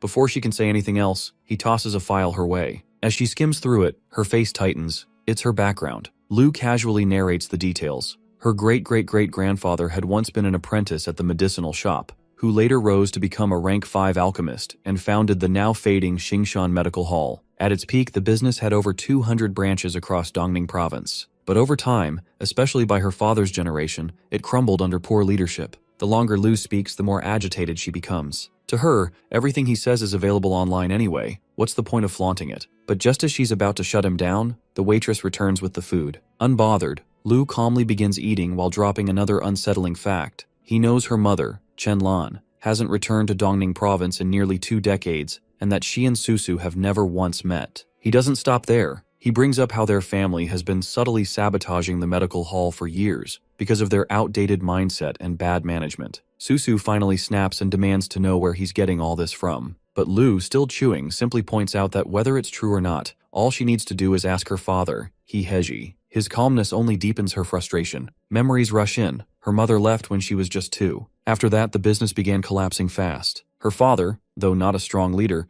tried to keep it afloat. Stores were closing every other day during those months. Looking back, she had always felt that the fall was too sudden to blame on mismanagement alone. As if reading her thoughts, Lu casually remarks that every time she tried to launch a new partnership, it would mysteriously fall apart at the last moment. As Lu quietly chews his steak, he reflects on the risk he's taking, hoping Miss Susu won't hold it against him for digging so deep into her affairs. Surprisingly, Susu stands and calmly acknowledges his investigation, suggesting they discuss their potential collaboration. In this arrangement, Lu takes charge of developing medicinal prescriptions and training while Medicinal Hall oversees production and distribution. When it comes to profit sharing, Lu boldly asks for 90%. Susu is stunned, nearly offended. If he's going that far, why not just take all of it? Though tempted, Lu knows she wouldn't allow that. Instead, she offers 70%, the highest she's willing to go. Lu agrees, but adds that she'll still need to account for another 20%. He explains that the remaining 10% is for maintaining a long-term partnership, and the other 10% covers something far more personal, protection and revenge. For years, the Chen family in the capital has tormented her family. Lu promises to end that cycle and restore what rightfully belongs to her. To prove he's not bluffing, he unleashes a brief display of his mentalist powers. Susu is frozen in disbelief. An 18-year-old martial artist of the 2nd rank with psychic abilities is sitting across from her in Baihe City? Even though she lacks martial skills herself, she knows the weight those titles carry. She suspects someone powerful must be backing him, and Lu doesn't deny it. That additional 10%, he says, is for both his abilities and his connections. Faced with the reality that the Chen family might come after her again, especially if others use her new partnership as an excuse to strike, Susu realizes she'll have to face them eventually, whether she wants revenge or not. After a pause, she accepts Lu's terms. He then reveals a USB drive containing the formula for a muscle and blood-strengthening decoction. With a light smile, he passes it to her, calling it a promise in digital form. She quietly hopes he'll keep his word. Lu reassures her, encouraging her to file a patent with the Alchemist Association and offering support with the process if needed. He also mentions borrowing her lab in the future and asks her to prepare it. As Lu leaves, he casually says it's been a pleasure working together. Once alone, Susu sighs. She had assumed she could easily steer this deal to her benefit, but the balance of power shifted fast. It doesn't even feel like she negotiated with a student. Instead, it was like facing a seasoned leader. Just then, a waitress approaches, breaking her thoughts by asking if she'll be settling the bill. Susu touches her forehead in frustration. She didn't even eat. And Lu, of course, didn't pay. When she asks how much, the waitress pulls out an absurdly long bill, listing 90 items and totaling over 115,000. At the restaurant, Susu becomes frustrated when the bill shows 90 items, even though she remembers only serving 40 portions. The waitress, smiling brightly, explains that while Lu dined alone with 40 servings, he also placed a separate order of 50 items to take home for his family. As Susu quietly pulls out her card, holding back tears, the waitress warmly thanks her for the generous payment and continues on her way. Chapter 33. Later that evening, Lu arrives at his apartment with a towering stack of food boxes. His mother is caught off guard by the lavish meal and comments on the unnecessary expense. Lu reassures her, saying the bill wasn't his to cover. A wealthy girl insisted on treating him. To keep things simple, he pretends he tried to refuse, but she wouldn't take no for an answer. His mother gently warns him not to take advantage of others' kindness again, regardless of their insistence. She then mentions that teacher Zhang had dropped by several times asking about him. This reminds Lu that he hasn't been to school in quite a while, prompting him to finally make a visit the next day. At Baihe 3rd High, teacher Zhang is sitting in his office when Lu unexpectedly shows up, holding a small bonsai pot. He offers it as a replacement for the one he once accidentally ruined. The teacher is quietly touched by the gesture, but even more struck by the noticeable change in Lu, especially considering how little time has passed. Zhang invites him in, and as they sit, he informs Lu that his school withdrawal process is nearly complete. From now on, he jokes to himself, he'll likely only see the boy on television. When asked about his future plans, Lu casually reveals he's been chosen for the Morning Star selection and will soon be evaluated by the Psychic Mentalist Association. The news stuns Zhang to his core. Sweat forming, he processes the reality. His once average student has become something extraordinary. After a long pause, Zhang accepts that he has nothing more to offer this rising star. He gives Lu his full support, asking him to go out into the world and make a name for himself. As Lu walks away, the teacher silently reflects on just how much he underestimated him. What once seemed like raw potential has now grown into a symbol of pride, not just for their school or even their city, but perhaps for all of humanity. In their classroom, the atmosphere is anything but focused. While the teacher delivers his lecture, one student is glued to a mobile game and others are either dozing off or lost in thought. Frustrated, the teacher slams his book and urges the class to pay attention, reminding them that their cultural studies aren't just a formality, they're essential if they hope to get into the prestigious Marshall University. As he speaks, a student, Ju, yawns and leans toward his friend Ming, asking if he wants to hit the internet cafe later. But Ming declines, explaining that he's been attending martial arts cram school and needs the extra training. Ju finds this surprising. Ming has already been pushing himself hard lately. Before the teacher can reprimand them further, the classroom door opens, and to everyone's astonishment, Lu steps inside. With a relaxed smile and a casual wave, he enters the room, sparking a mix of excitement and disbelief among his former classmates. Some whisper about his rumored accomplishments, including turning down the mayor's daughter for the sake of martial training, while a few students, visibly flustered, can't believe they're seeing him again. The teacher greets Lu warmly as he expresses a desire to attend one last cultural class. Granted permission, he walks to his old seat while the rest of the students look on in awe. Ju, still in disbelief, wonders if Lu is even the same age as them anymore, having heard that he's already reached rank 2. Meanwhile, Ming, Lu's closest friend, remains speechless, quietly absorbing how much his friend seems to have changed. The class proceeds, but much of the attention remains subtly fixed on Lu. When the final bell rings, the teacher dismisses them with a smile. As Lu rises to leave, the entire class instinctively turns toward him. With a warm farewell, he bids them goodbye, thanking them in his own way. The students feel proud to have shared a classroom with someone like him. Before exiting, Lu places a hand on Ming's shoulder, encouraging him quietly. The gesture hits the fatty deeply. Struggling to hold back tears, he makes a silent vow. No matter how hard it gets, he'll make it into Marshall University, even if it costs him everything. A short while later, in his quiet room, Lu sits before his computer, already one step ahead. He had arranged for Susu to purchase the necessary ingredients for 2 potent concoctions, the muscle and blood strengthening decoction and the marrow nourishing elixir. Both are known for their efficiency in reinforcing the body and bones, ideal for his current cultivation phase. With enough supply, he estimated they'd carry him all the way to rank 4. However, weaponry was a different problem. As a budding psychic mentalist, he lacked access to the Star Web marketplace since official access required passing an assessment. Without that, he couldn't buy his own weapon, and constantly relying on Qingshu could easily expose his secret. He knew he needed to make time for the assessment before the Morning Star selection arrived. Curious, he browses through a list of available weapons and is stunned. The Eternal Blade Wheel alone is priced at an outrageous 3,700,000, and the Silver Sky Glider isn't far behind. That's when the memory of the instructors casually handing him a 5 million small reward made more sense. At these prices, they weren't exaggerating. Crafting these weapons required rare materials, Deb's steel in particular, valued at a jaw-dropping 9,000 per gram. A single blade wheel would need at least a pound, already overshooting 5 million, and that's without the cost of secondary materials. Worse still, with his psychic strength being above average, standard materials wouldn't cut it. Mithril might work, but the cost would be tenfold. Stuck between absurd prices and his need for a reliable weapon, Lu decides he'll have to gather the materials himself. Thankfully, he discovers a resource distribution map from the Fireweed repository, which points him toward a promising mithril deposit at Oxhead Mountain. With the map in hand and a glimmer of optimism, he plans to extract the mithril himself, get it forged by a blacksmith, and perhaps even trade any surplus for funds. A week later, at the medicinal hall, Susu waits, visibly annoyed by his delay. Lu finally arrives, dressed plainly, then quickly throws on a white coat. Though she doesn't hide her irritation, he calmly prepares for the task. As he slips on gloves and inspects the herbs, he mentally notes their decent quality. The total cost had come to around 200,000, which he planned to log in their records and deduct from their profits later. After masking up, he politely asks Susu to step out, needing full concentration for the next step. Susu, though puzzled by Lu's sudden request, obeys without question. As she steps out, her mind drifts back to the fact that the blood and muscle-enhancing tonic hasn't even hit the market, yet she has already poured nearly 1 million into materials, just for Lu's formulations. Despite the expense, she feels a sense of relief. The guidance Lu provided was thorough, allowing her to complete the decoction with ease. Before leaving, she wonders if Lu is developing a new formula, recalling how he's been visiting the lab daily. She starts to question how many secrets he might be hiding. 3 hours later, Lu notifies her that he's finished. He casually mentions he's heading out for a few days and assures her the funds for launching the tonic will be transferred soon. But Susu, sitting nearby, shows no interest in his announcement. Lu mutters something under his breath, mixing humor with mild frustration, which only earns him another irritated glance from the old woman. Once she confirms Lu has left, she sneaks back into the lab. She immediately notices a new elixir left behind, something she's seen before during testing. The effects were remarkable. Unlike typical tonics on the market, which cost millions and barely reach 4th grade strength,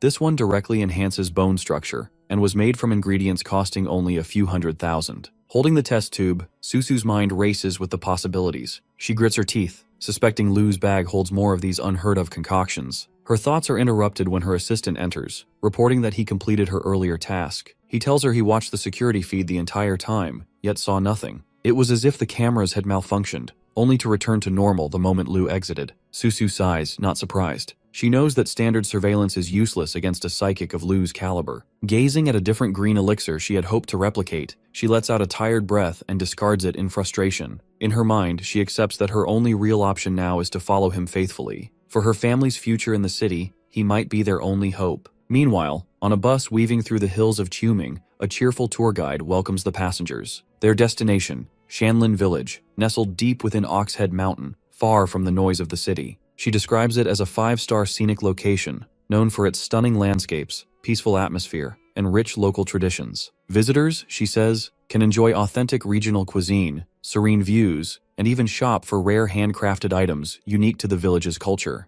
As the guide speaks about the local handicrafts, a woman in red stands up, clearly agitated, questioning whether they'll be pressured into buying anything. An elderly woman beside her wonders aloud about the night's stay and whether the mountain swarms with mosquitoes. The tour guide calmly assures the group that no one will be forced to buy anything. They're part of a well-established agency after all. As the yapping is going on, Lu remains quiet and detached from the chatter, lost in his own thoughts. He recalls the marrow-nourishing solution he refined earlier that week, enough to sustain him for days. This mountain feels far removed from the world, and he suspects there may be an undiscovered mithril mine hidden within. The idea of monopolizing it crosses his mind, but his train of thought is interrupted when a yellow ball rolls to his feet. A young girl in red retrieves the ball and looks at him with innocent curiosity. Before she can say much, her mother gently pulls her back and apologizes for the disturbance. Lu assures her there's no trouble, though internally he's startled. He senses the distinct psychic aura coming from the girl's father. This piques his interest. Perhaps he isn't the only mentalist on this trip after all.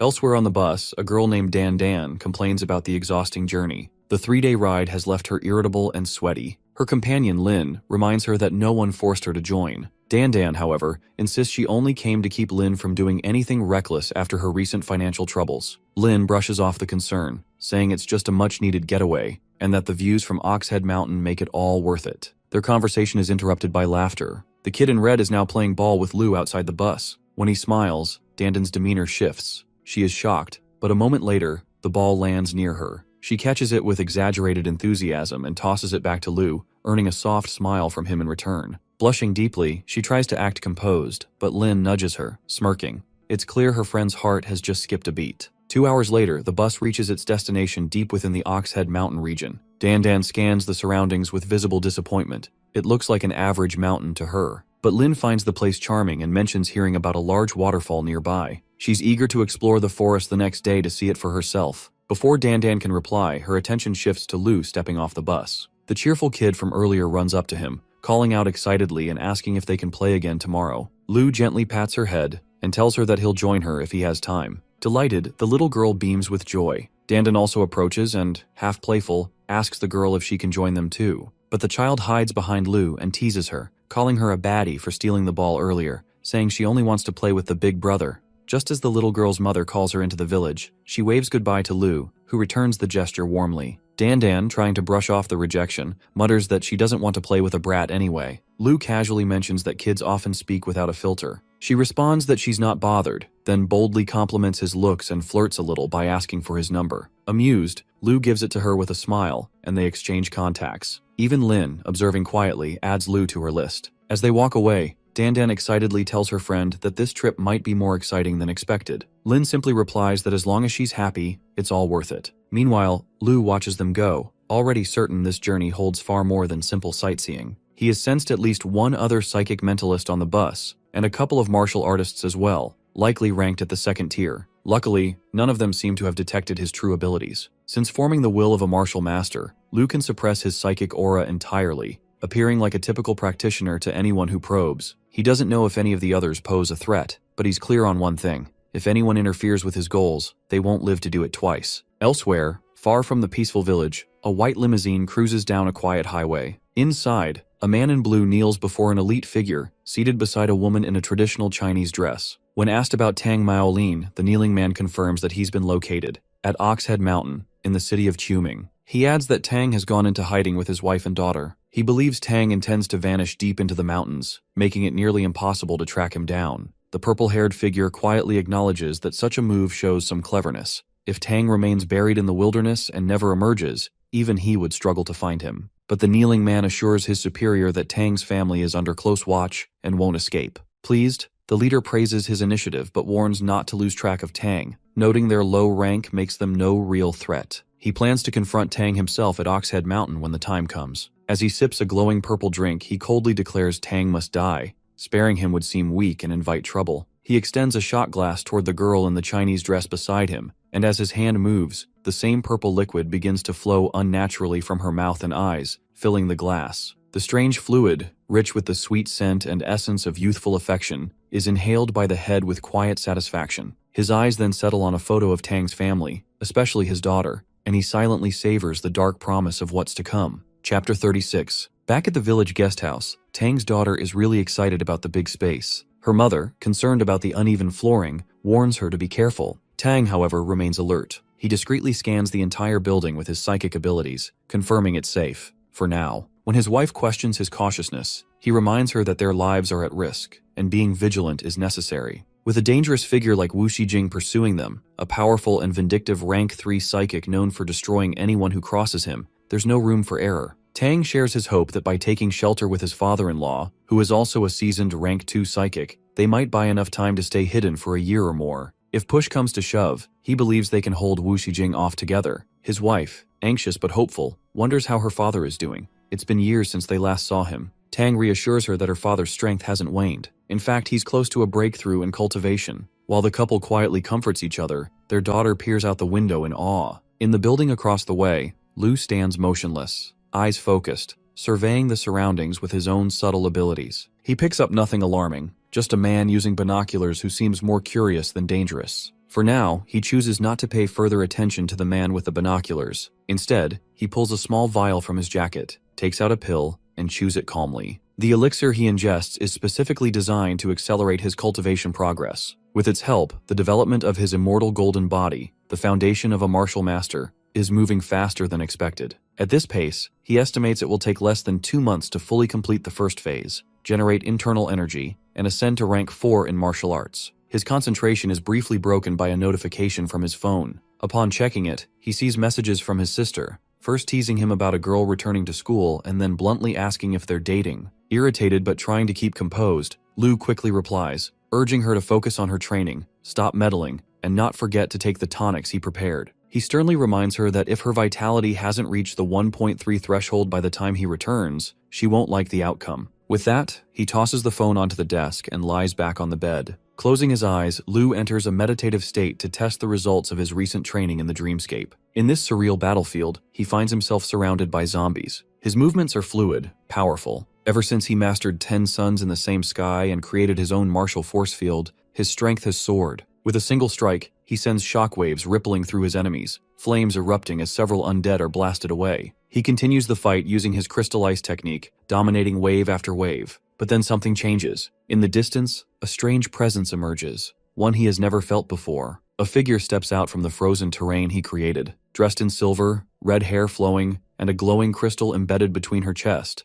This masked woman carries an ethereal, yet terrifying aura. She swings her blade casually, shattering his crystal formation effortlessly. Seeing that Lu is stunned, it becomes immediately clear. This isn't a typical enemy. The sheer force of her presence confirms she's at the level of a martial master. Before he can react, in an instant, the woman vanishes and reappears midair, striking down with overwhelming power. He sees his body torn apart before everything fades to black. Jerking awake, Lu gasps for breath, drenched in sweat. Every muscle in his body aches as though the injury had been real.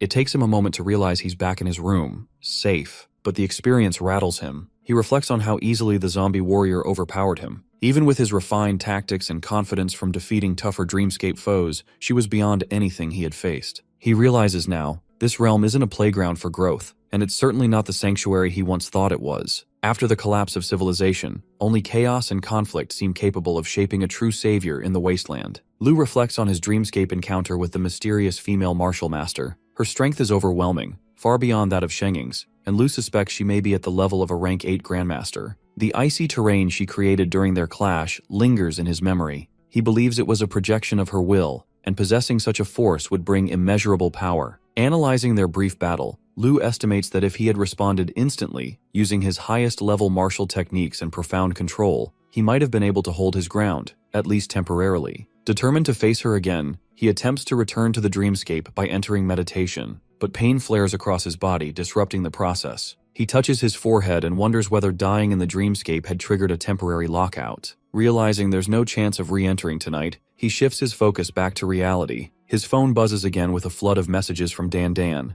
Getting those, Lu begins to regret accepting her friend request. But since he's hungry, he decides to accept her invitation to have a meal together. At the local dining hall, he's barely through the entrance when two voices call his name, one from the little girl and the other from Dan Dan. He acknowledges them with a casual wave before making his way to a vacant table while Tang watches him calmly. Lu barely takes his seat before Dan Dan joins him, playfully questioning why he chose to sit alone. She insists mealtimes are more enjoyable with company. He responds lightheartedly, asking if they hadn't already eaten, prompting conflicting answers from the two girls. Dandan throws a sharp look at Lin, who deflects with a quick smirk. Trying to ease the mood, Dan grabs a menu, claiming her appetite has returned and hinting at sharing Lu's food. Lin, clearly enjoying the moment, teases her friend with a mischievous comment about her flirting with the boy. At a nearby table, the young girl asks her father if she can go sit with Lu, whom she fondly calls Big Brother. Her mother questions the idea, but the girl insists. Tang, after a moment's thought, permits it and reminds her not to bother others. As she joyfully approaches Lu with a bowl in hand, her mother expresses concern about trusting strangers, especially given their current circumstances. Tang, however, reassures her. He had already scanned the area using his psychic abilities and sensed no threat. He had also quietly assessed Lu. His calm demeanor and clear eyes gave no indication of ill intent. To him, the young man seemed like an ordinary martial artist. As for the two university girls, he was somewhat impressed. Despite their youthful personalities, they had already reached rank 2 in martial cultivation, which was no small feat at their age. After wiping his mouth, Tang calmly reassures his wife that anyone within his psychic field could be eliminated instantly if he willed it. With that assurance, she finally feels at ease. Meanwhile, at the dining hall table, Lu's massive order arrives, leaving both baddies stunned by the sheer volume of food. As Lu begins eating, starting with a neatly plated pair of pork buns, the little girl across from him marvels at how adorable the food looks. Lu glances at her and silently turns the meal into a playful competition. While she starts nibbling, our boy devours his portion with lightning speed, leaving her wide-eyed in disbelief. Observing this, Lin reflects on how only those without access to cultivation resources still rely on food to refuel their bodies. Once someone becomes an official martial artist, they usually depend on medicinal tonics or high-energy supplements. For example, she and Dan often use compressed nutrient jerky, which is efficient and easier to digest. Consuming food in Lu's quantity would likely send most martial artists running to the toilet all day. Despite this, Dandan can't help but admire the boy, her face heating up as she mutters praise for his appearance. Hearing that, Lin leans over and asks if Dandan actually has feelings for him. Dandan admits she does, wondering if it's that obvious. Lin points out several concerns. The boy is younger, his breathing technique unrefined, and from the looks of it, he likely lacks a strong background. Meanwhile, Dandan is a gifted rank 2 martial artist at Dongning Martial University. In Lin's eyes, they simply live in two different worlds. Yet Dan remains unfazed. She imagines a romantic future, dismissing practical concerns like age, income, or even cultivation rank. She believes meeting Lu is destiny. Lin, however, grows increasingly frustrated. She warns that differences in power, resources, and lifestyle will eventually create a rift. As Dandan progresses in cultivation, that gap will only widen, and love alone may not be enough to bridge it. Dandan pushes back, calmly explaining that she's willing to close that gap herself. If Lu doesn't qualify for Dongning University, she'll visit him weekly. If he can't afford a car or house, she already has both. To her, these are not barriers. They're just circumstances she's ready to face. Her eyes shimmer with determination as she insists that Lu is far from ordinary in her eyes. To her, he's brilliant and capable of a future no one else can yet see. Lin, though, whispers one last question. whether Dandan truly plans to throw away more than 10 years of martial training for someone who hasn't even become an official martial artist. She gestures toward Lu, quietly pointing out his visibly weaker physique and the long road he still has ahead. Lin can't help but question what exactly Dandan sees in the boy to be so drawn to him. In response, Dandan, though not emotionally involved just yet, believes Lin is jumping to conclusions too soon and says there's no need for concern, at least until something actually happens between her and Lu. Unbeknownst to them, the boy hears everything with his heightened senses. Finding their conversation absurd, he quietly mutters to himself while scratching his ear. The little girl beside him, puzzled by the unfamiliar word, asks what it means. Lu casually explains that ridiculous is a term used to praise beautiful girls. Taking his words literally, the girl cheerfully points at the two young women, declaring them both ridiculous, to Lu's silent horror and amusement. The girls, confused, are left unsure how to react. The next day, as the tour group waits for everyone to gather, a guide notices that one family and Lu are missing.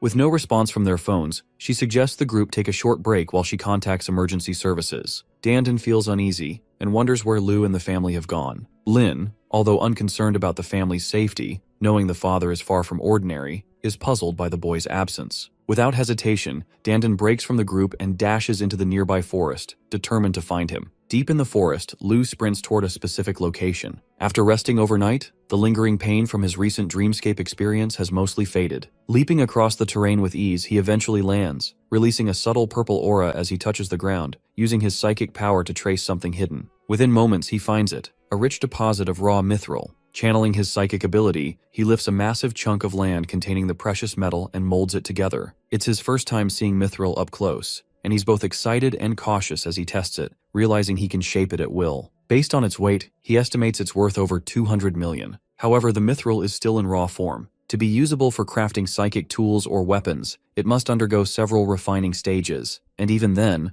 only a fraction of the original weight may remain. Lu assesses that he's retrieved about 70% of the total deposit. With help, he could likely extract the rest within a week. The problem now is transport. His initial plan was to gather small amounts gradually, but greed took over, and he mined more than intended. Now needing assistance, he buries it again for the time being. He recalls a remote village a few kilometers away, inhabited by an ethnic minority group. He hopes to hire some villagers to help extract the mithril, reasoning that such isolated communities tend to be trustworthy and hardworking, especially with fair compensation. But if any of them were to grow greedy or act against him, he silently resolves that he wouldn't hesitate to crush them himself. The sudden brutality of his own thoughts startles him. He taps his head, scolding himself and reminding that he lives in a lawful society. Violence shouldn't be the first option. Shaking off the darker impulses, he refocuses on finding the village and interacting with the locals peacefully, believing he can gain their trust with the right words and attitude. Deep in the forest, Dandan and Lin continue their search for Lu, unsure whether he truly ventured into such a secluded place. Their trek is interrupted when Lin halts abruptly and points towards something ahead. Following her gaze, Dandan recognizes a familiar object. It's the same ball the little girl had been playing with earlier, but as she reaches for it, she suddenly finds herself immobilized. Without warning, both girls are ensnared by strange purple webs spun by a swarm of spiders. Meanwhile, in a small remote settlement known as Jian Village, word spreads quickly as a man rushes to inform the village chief that a returning family has arrived. The chief, an elder carving wood in front of his home, greets his granddaughter warmly as she runs up, clearly overjoyed to see him again. Her parents follow, greeted politely by a pair of young men who refer to the father, Tang, as their brother-in-law. The chief explains that their return must surely have something to do with him, and wastes no time assigning the young men to prepare for a feast. With only close family remaining, the mood turns serious. Tang, encouraged by his wife, reveals the real reason for their return. They've angered a rank 3 psychic mentalist. The chief, unsurprised, reminds Tang that he'd always expected trouble, especially after the day he took his daughter and left the village. Tang's wife pleads for help, but the old man admits that he has failed to advance his own psychic abilities. Worse, he's been injured in the process. If that mentalist arrives in the village, all he can do is delay the inevitable. He urges them to leave immediately and seek help elsewhere. Tang, desperate, asks where such help could come from. The chief scolds him, saying the obvious solution is to go to the authorities. After all, even a powerful psychic can't act lawlessly in modern society. The couple, clearly unsatisfied with this answer, stay silent. Tang can't help but think that if law enforcement had been effective, they wouldn't have come to the village in the first place. Before he can say more, a villager rushes in with news. Someone has entered the village unannounced. Outside the village entrance, Lu arrives quietly, observing how remote and isolated the area truly is. As he surveys his surroundings, a dagger suddenly flies toward him. Calmly, he dodges it. the guy from before, steps forward, demanding to know who he is and how he found the place. Lu says nothing, but before the tension can escalate, the little girl from earlier appears and runs up to him, throwing her arms around him in excitement. Recognizing her playmate, her parents feel an instant wave of relief. The chief, too, softens upon realizing Lu is no stranger. Tang steps forward and asks how Lu managed to find the hidden village. The boy explains that, disliking the crowds of group travel, he wandered off on his own while exploring the mountains, accidentally stumbling upon the village during his detour. Lu, after arriving in the village, casually asks if the Tang family got lost too. Tang gives a short laugh before clarifying that this is actually his wife's hometown, and they visit every year. The village chief, noting Lu's calm demeanor and clear gaze, welcomes him to Shan village. The man who had attacked Lu earlier pats his shoulder in apology and says he's off to hunt, confident that someone from the city like Lu has never tasted truly wild game. As our boy observes the people around him, he realizes this place isn't as simple as it seems. The villagers possess traces of psychic energy, and 3 men, in particular, stand out as rare psychic mentalists. Even the chief, he notices, is at the peak of rank 2. Lu quickly discards the idea of asking for help. He knows that people with abilities like theirs would recognize the value of the mithril and might be tempted by it. Trying to impress them through force or skill would likely come off as threatening, not persuasive. The little girl sadly mentions losing her ball, and Lu offers to help, but before they can search, he senses 2 familiar auras, Dan Dan and Lin. However, something feels off. There's another, far more sinister presence among them. As the girl spots her lost ball, several strands of glowing purple thread suddenly appear, followed by a mocking laugh. A man steps out from the shadows, Wu Shijing, the same one after Tang, accompanied by several underlings dragging Dan Dan and Zishan with them. The chief immediately recognizes the overwhelming aura Wu Shijing emits and is shaken. It's not just a rank 3 psychic, they're facing someone at the peak of it. Determined to protect his people, the chief releases his energy and instructs Tang to escape with his family and villagers, saying that the chief attacks with ethereal daggers that form around Wu Xijing, but with a simple gesture, he neutralizes them and mocks the villagers' weak attempt at resistance. He strides forward, dismissing their strength and sneering at the idea that they call themselves psychic mentalists. Wu Xijing spreads his arms wide, vowing to bring ruin upon them all and make them experience true hopelessness. Hearing this, Tang gets enraged and activates his psychic power to channel his attack. After gathering energy, he launches energy-filled cannonballs with precision, but Wu Xijing stays calm. With a single flick, he uses his purple threads to destroy every attack effortlessly. Holding one of the cannonballs, he laughs at Tang's arrogance, scoffing at the idea of fighting him with such petty tricks. In the next moment, Wu Xijing summons even more threads, wrapping them tightly around the group, everyone except Lu. Fear grips them as the threads tighten. Tang shouts at him, trying to provoke a fair fight and protect the little girl, but Wu Xijing only laughs harder. He tightens the threads more, bringing them to the edge of suffocation, and reveals his original plan, to kill the 2 girls and blame it on him. But now, seeing the remote nature of the village, Wu Xijing feels it's the perfect opportunity to end everything here. He tells Tang that his daughter will serve as the perfect vessel, and he even plans to save a portion of her for the man himself. Tang's expression darkens in horror. He recalls an ancient forbidden technique that uses people as vessels for evil rituals, something he'd hoped never to witness. Rage burns in his eyes as he stares down Wu Xijing, calling him a monster. Wu Xijing only grins, savoring the fear and anger in Tang's face, the exact reaction he had hoped to provoke. Tears stream down Lin's face as the overwhelming realization hits her that she might not make it out of this mountain alive. Regret sinks in. She never expected such danger when she came here simply to relax. Dan Dan, also on the verge of tears, silently despairs over the idea that they are all about to die. Her gaze lingers on Lu, clinging to the faint hope of seeing him again in another life. The moment grows tenser when Wu Xijing commands his men to capture the little girl. They drop Lin and Dandan to follow his order, but just as they are about to grab the child, the purple threads binding her suddenly snap. Wu Xijing is visibly stunned. His mithril spider silk, known for its strength, shouldn't break so easily. But then he notices the boy gripping on the thread standing before them. Freed from the silk, the girl rushes to Lu and clings to him, begging for help. Seeing that, the henchman attempts to strike the boy, only to be effortlessly knocked away with a simple motion. Wu Xijing, confused, briefly wonders if Lu is a 5th-level martial artist, but quickly dismisses the idea due to the absence of visible aura or internal power. Still, he's unsettled. Something about the boy doesn't add up. He questions whether the boy is truly the support Tang brought along, but Tang is too shocked to respond. Wu Xijing turns back to Lu, confident that without any aura shielding, the mithril threads will slice through his body like a blade through paper. He anticipates the sound of the boy's screams. However, Lu stays calm, assuring the little girl that she is safe. Irritated, Wu Xijing unleashes his full force, sending the mithril threads hurling at him. But to everyone's shock, Lu catches the attack mid-air, showcasing refined martial skill at a mastery level while still cradling the girl. Lin is awestruck. Moments ago, the guy seemed like an ordinary dude, yet now he's performing feats beyond comprehension. Wu Xijing, frozen in disbelief, can only watch as Lu casually lifts the threads. Lu asks if Wu Xijing has finished talking before flinging him into the air like a dog on a leash. The threads no longer respond to Wu Xijing's will. Desperate,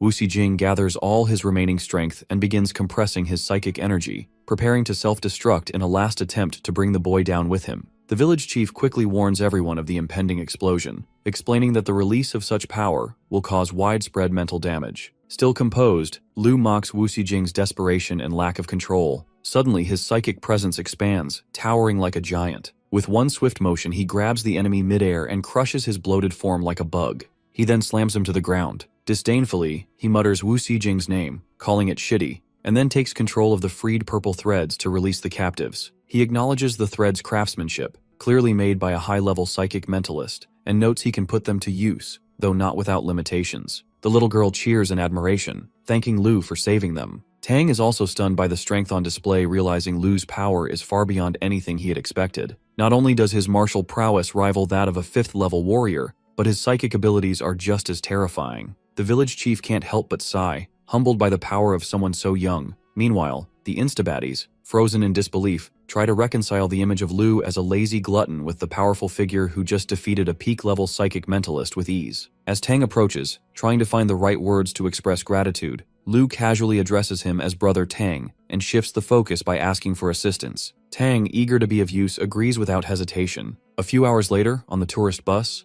Lu reflects on the events that unfolded on the mountain. He considers his mission there complete and entrusts Tang, who holds a verified 2nd-level psychic mentalist license, with managing the mithril matter. Since there's a formal system in place for handling and distributing such psychic materials, Lu feels confident in handing it over. His next move is to register for the Psychic Mentalist Practitioner qualification. He also got the mithril psychic weapon that's at least 4 to 5 pounds. Among those watching him closely are Lin and Dandan, both still in disbelief over his strength. The realization that they might not have survived Oxhead Mountain without him weighs heavily on their minds. Dan, still fascinated by Lu, casually asks about his next destination. He mentions heading to Liang to take care of some business with the Power Practitioner Association. Almost instantly, she appears at his side, claiming to be from Liang herself, so she offers to accompany him. Caught off guard, Lu recalls that she's a student at Dongning Martial Arts University and questions her sudden change in plans. Luckily, Lin steps in to clarify that Dandan had intended to return home to Liang after the trip anyway. Accepting the explanation, Lu agrees to travel with them. Dandan even suggests he stay at her place, and Lu hesitates for a moment, briefly wondering if he's starting to feel something for her. However, he quickly pushes the thought aside, knowing he has too many responsibilities to entertain distractions. He tells himself he'll part ways once they arrive in Liang. His thoughts are interrupted by a phone call. Dong Qingshu is on the other end, informing him that the Morning Star talent selection has been moved up and asking for his current location. Lu tells her he'll be getting off at the Liang bus station, and she says she'll be there in 15 minutes. Soon after, the bus arrives in Liang. Lu informs the group that something urgent has come up and that he can't continue with them. Dandan looks slightly disappointed and offers help, but before more can be said, everyone's attention shifts towards a sleek luxury car that pulls up. From the car, a girl emerges and warmly embraces Dandan, welcoming her back. It's Wen Hui, a familiar face. Inside the vehicle, a blonde-haired man greets Dandan and compliments her appearance, then curiously asks for introductions. Dandan looks at him with slight annoyance but proceeds to introduce her companions. She introduces Lin as her close friend from Dongning Martial Arts University and a certified 2nd-level martial practitioner, then gestures to Lu, referring to him as a good friend she met during the Oxhead Mountain trip. Dandan deliberately avoids mentioning Lu's abilities, knowing he carries many secrets, most of which remain unknown even to her. The blonde man, upon seeing Lu, chooses to stay silent, while Wen Hui expresses admiration for Lin's martial achievements and introduces herself as one of Dandan's close friends. The man introduces himself as Chao, politely offering his friendship, given her connection to Dandan. He assumes they must all be tired and suggests giving them a ride around Liang. Since the car can only seat 4, Dandan suggests taking a taxi instead. Lu calmly assures her there's no need. Someone is coming to pick him up. Meanwhile, Wen Hui grows curious about Dandan's attachment to Lu, questioning whether she's developed feelings for him and reminding her that there are plenty of attractive men in their circle. Chao, the blonde man, smugly pulls out his wallet, sarcastically offering cash to Lu for a taxi, mocking the situation while trying to establish superiority. Dandan, irritated by the disrespect, scolds her friends. Lu, unfazed, gently calms her down, saying it's not worth the argument. Suddenly, a loud noise from above interrupts the moment. The cash cow had been holding flies into the air. A helicopter appears, drawing everyone's attention. Lu remarks that his ride has arrived. The group watches in shock as a military aircraft hovers above them. Dong Qingshu leans out from the aircraft, calling Lu to board quickly since they can't land in a crowded area. Without hesitation, Lu jumps, grabs the hanging ladder, and climbs aboard. The crowd is left speechless. As he leaves, the others realize the helicopter belongs to the Eastern Military District. Meanwhile, Lu, like a Chad he is, glances back and bids them farewell before disappearing into the sky. Stunned, Cao demands to know who Lu really is. Dandan, annoyed by the question, ignores him and walks off with Lin, stating they'll return to Liang by taxi. The arrogant pair is left behind, while the two girls, visibly unimpressed, move on. From the sky, Lu observes the town below, remarking to himself how it resembles a toy set. Dong Qingshu, noting his reaction, playfully mentions that he could join the Eastern Military District if he enjoys the view so much. Lu briefly wonders if she's about to offer him a helicopter of his own. She clarifies that, should he reach the rank of Major General and become a Martial Master, the military would naturally provide one. She then takes a more serious tone, observing that Lu has become stronger, so much so that even she can no longer gauge his limits. Getting to the main point, she informs him that all genius training camps across the eastern provinces concluded 3 days ago, and the top participants have already been selected. With a serious expression, she reviews the details. This year's competition, she explains, is unlike any before. The femboy who is also present continues explaining that over 8% of participants are innately gifted martial artists. Among them is one with rare elemental control, another certified as a second-level spiritual mind master, and at least 20 more who possess third-level power or higher. To top it all, a prodigy with fourth-level strength has emerged. Despite the impressive lineup,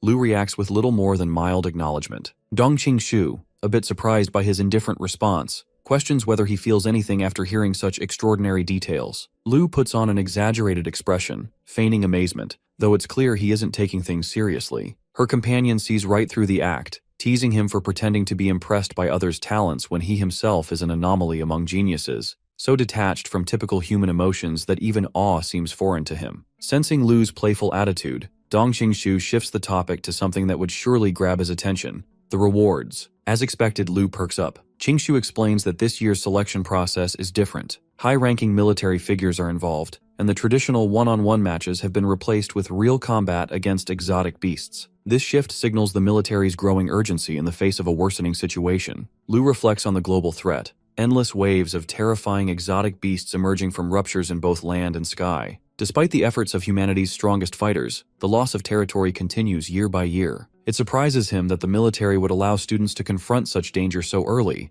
but it also confirms his suspicion that the front lines are becoming increasingly unstable. Qingshu confirms his thoughts, revealing that global powers are abandoning the old, gradual methods. The new strategy is to throw promising young warriors into the fire early, forcing them to grow under extreme pressure. Real mastery, she says, is forged in blood and chaos. Still, the harsher trials come with greater rewards. Anyone who ranks in the top 10 will receive otherworldly blood, an incredibly rare and potent energy source derived from powerful beasts. The top 3 contenders will gain access to the otherworldly blood pool, and the top 1 will be granted entry into the exotic marrow pool, something usually reserved for only the most elite. The mention of this resource captures Lu's full attention. He learns that otherworldly blood is extracted from beast cells, while exotic marrow comes from their spinal fluid. The femboy adds that the reward for the top 10 includes several hundred millimeters of otherworldly blood, while the pool consists of an entire cultivation tank. A single portion of 4th-level otherworldly blood is worth at least 50 million, and the marrow pool is valued in the tens of billions. For someone with an insatiable need for energy like Lu, who practices advanced techniques like the immortal gold body and star refining method, such a resource could dramatically accelerate his cultivation. He understands now that this opportunity is too valuable to ignore. Soon after, they arrive at the Eastern Military Region. The femboy casually asks what Lu thinks of the base. Though Lu remains silent, inwardly he recalls it from his dream world, knowing that despite its immense size, it is still ruthlessly destroyed by the monster. After landing at the base, Qingshu informs Lu that she'll be back the next day, pointing out a button he can use to request assistance if needed. With that, she leaves him to rest. Later, Lu enters the dreamscape to once again face the terrifying zombie girl. Despite his growing strength, a sense of dread stirs within him. Refusing to give in to fear, he confronts her directly, activating multiple techniques, his vitality enhancement and flame breathing. He surrounds himself with protective incantations, invoking the divine illumination technique combining with tenfold star impact, and unleashes immense power. Yet, the zombie girl remains unshaken, countering with her own strength. The clash ends with Lu opening his eyes in the real world, unsuccessful in his attempt to defeat her. Though he didn't win, Lu doesn't see it as a loss. The encounter sharpened his techniques, pushing several of his martial arts to near perfection. His understanding of martial paths has grown deeper, and more importantly, he feels mentally stronger. The fear of death no longer weighs on him the same way. His reflection is cut short by a knock at the door. He's greeted by his 2 instructors, who check in on his condition. He admits to feeling a bit bored, prompting them to share that the actual front line is just a few hundred kilometers away. Toxic gases released by the exotic beasts make the base heavily fortified against chemical threats. Qingshu takes a closer look at Lu and remarks on how he seems different than the day before. Lu is slightly puzzled, but both instructors agree. There's something about him now that feels more refined. What once felt raw and hidden beneath the surface now shines through, as if a layer of roughness has been polished away. Lu, with playful confidence, jokes that maybe he's just grown more handsome. The others chuckle, letting his ego slide for the moment. As they walk together, the femboy nudges Lu and asks about his chances in the upcoming trials. Lu simply replies with a smile, hinting that his confidence isn't particularly high. Their conversation is interrupted when a sharply dressed man approaches and greets Qingshu. Lu immediately senses some tension between them. The man, Shangguan, greets her with overly familiar energy. She clearly isn't pleased to see him and responds with blunt sarcasm. The man then turns his attention to the femboy, mocking his decision to bring someone like Lu to represent the eastern province, implying it's a mistake. In return, the guy fires back without hesitation, joking that Shangguan's breath is worse than his words, and suggests he spare everyone the smell by keeping quiet. The tension lingers, but Lu watches calmly, silently noting the friction between the factions and the pressure that's clearly rising ahead of the coming battles. Meanwhile, the femboy holds back a laugh as he browses through the record book, casually remarking to himself that the so-called genius from the eastern province isn't all that remarkable. Not long after, Shangguan boldly proposes a wager. Each side would put up a 5th-level rare otherworldly marrow, betting on whose candidate will rank higher in the upcoming selection. Qingshu, amused, decides to join in as well since there are 3 of them involved. Her companion, unfazed, dismisses Shangguan's provocation with a middle finger salute, suggesting he should stop embarrassing himself if he has nothing to offer. Dong Qingshu, with a sly grin, adds that if Shangguan can't handle the pressure, he should back out altogether. The tension spikes when the guy raises the stakes, 3 portions of 5th-level rare essence. He mocks Dong Qingshu, questioning if she's suddenly hesitant. Gritting her teeth, she accepts the challenge. Shangguan, pleased, pats his student's shoulder and says the essence reward will push his flame control ability to new heights. His student Xiaoli agrees and even thanks Dong Qingshu sarcastically in advance. This angers the femboy, who accuses Shangguan of misleading them, pointing out that elemental flame talent wasn't listed in the candidate's profile. The guy shrugs off the accusation, smugly explaining that omitting details wasn't against the rules, and if they didn't catch it, it was their own oversight. With that, he departs, reminding them to have the essence ready. Once Shangguan is gone, the femboy clears his throat and asks how convincing his acting was. Dong Qingshu responds that concealing real strength in official data is a common trick, and Shangguan isn't the only one who knows how to play the game. She turns to Lu, explaining that her family and Shangguan's have a long-standing rivalry. Every encounter with him ends in sarcastic jabs and hostility. Despite this, their faction has produced no notable talents, and now, all their hopes rest on Lu. She reassures Lu that the bet was her decision and he shouldn't stress over it. Win or lose, she'll handle her share. If she does win, she promises to give her reward to him. Her companion adds he'll do the same, laughing it off. When the elevator arrives, Dong Qingshu tells Lu that someone will explain the rules of the selection once he's downstairs. As Lu steps inside and the doors begin to close, she quickly stops them and confirms if he truly believes he can stand out among the top contenders. Lu rubs his chin thoughtfully and admits that he's confident, but not overly so. His instructors are caught off guard by his honesty and ask just how much he is talking about. Just before the doors close, Lu responds with a calm smile, saying he's 99% confident, adding that unless he's disqualified, he doesn't see anyone else taking first place from him. In the conference room, a wave of formality replaces the idle chatter as a high-ranking officer, Division Commander Yu, makes his entrance. The man has an undeniable aura. He's a rank 7 martial master, and he signals everyone to settle down. He then turns his attention to Qingshu, confirming whether all provincial representatives have arrived. She affirms their presence and reports that the exotic beast zones for the trial have been fully inspected. Each participant will begin separately, entering through designated paths filled with increasingly dangerous beasts. The structure is designed in 4 escalating stages, starting with 3 second-level beasts, followed by a single third-level one, then a 4th-level opponent, and finally culminating in a nearly 5th-level creature, the golden-eyed demon ape. The announcement shocks several officers, aware of the ape's immense power. Even experienced fighters like them typically require teams to handle such a threat. For 18-year-old participants, it borders on insanity. However, Qingshu clarifies that the final foe doesn't need to be faced solo. Participants can join forces, mirroring real-world military unity under overwhelming pressure. The Morningstar program emphasizes this principle. When the stakes are high, strength must be pooled, not divided. General Yu reinforces this mindset, stressing the Eastern Military District's poor standing in national rankings despite being one of the kingdom's most vital and volatile regions. Failing to produce martial artists capable of overcoming a near 5th-level beast would be a dire sign for the entire Eastern Front, and even the future of the entire country. Silence falls across the room. The weight of his words leaves no space for rebuttal. With urgency, General Yu instructs the panel to begin reviewing the new batch of contenders. At the trial grounds, a young man in a brown jacket, carrying the hopes of Haking Province, sizes up the first challenge. He believes himself destined for greatness, even aspiring to become the next Morning Star. But his bravado falters when a colossal beast suddenly charges. Though he manages to block the assault, it's clear that the challenge is far beyond anything he imagined. Still, he doesn't back down, calling himself the strongest despite his shaken stance. Back in the control room, General Yu observes the screens with a measured gaze. He comments that to be chosen as Morning Star means to shine above all others,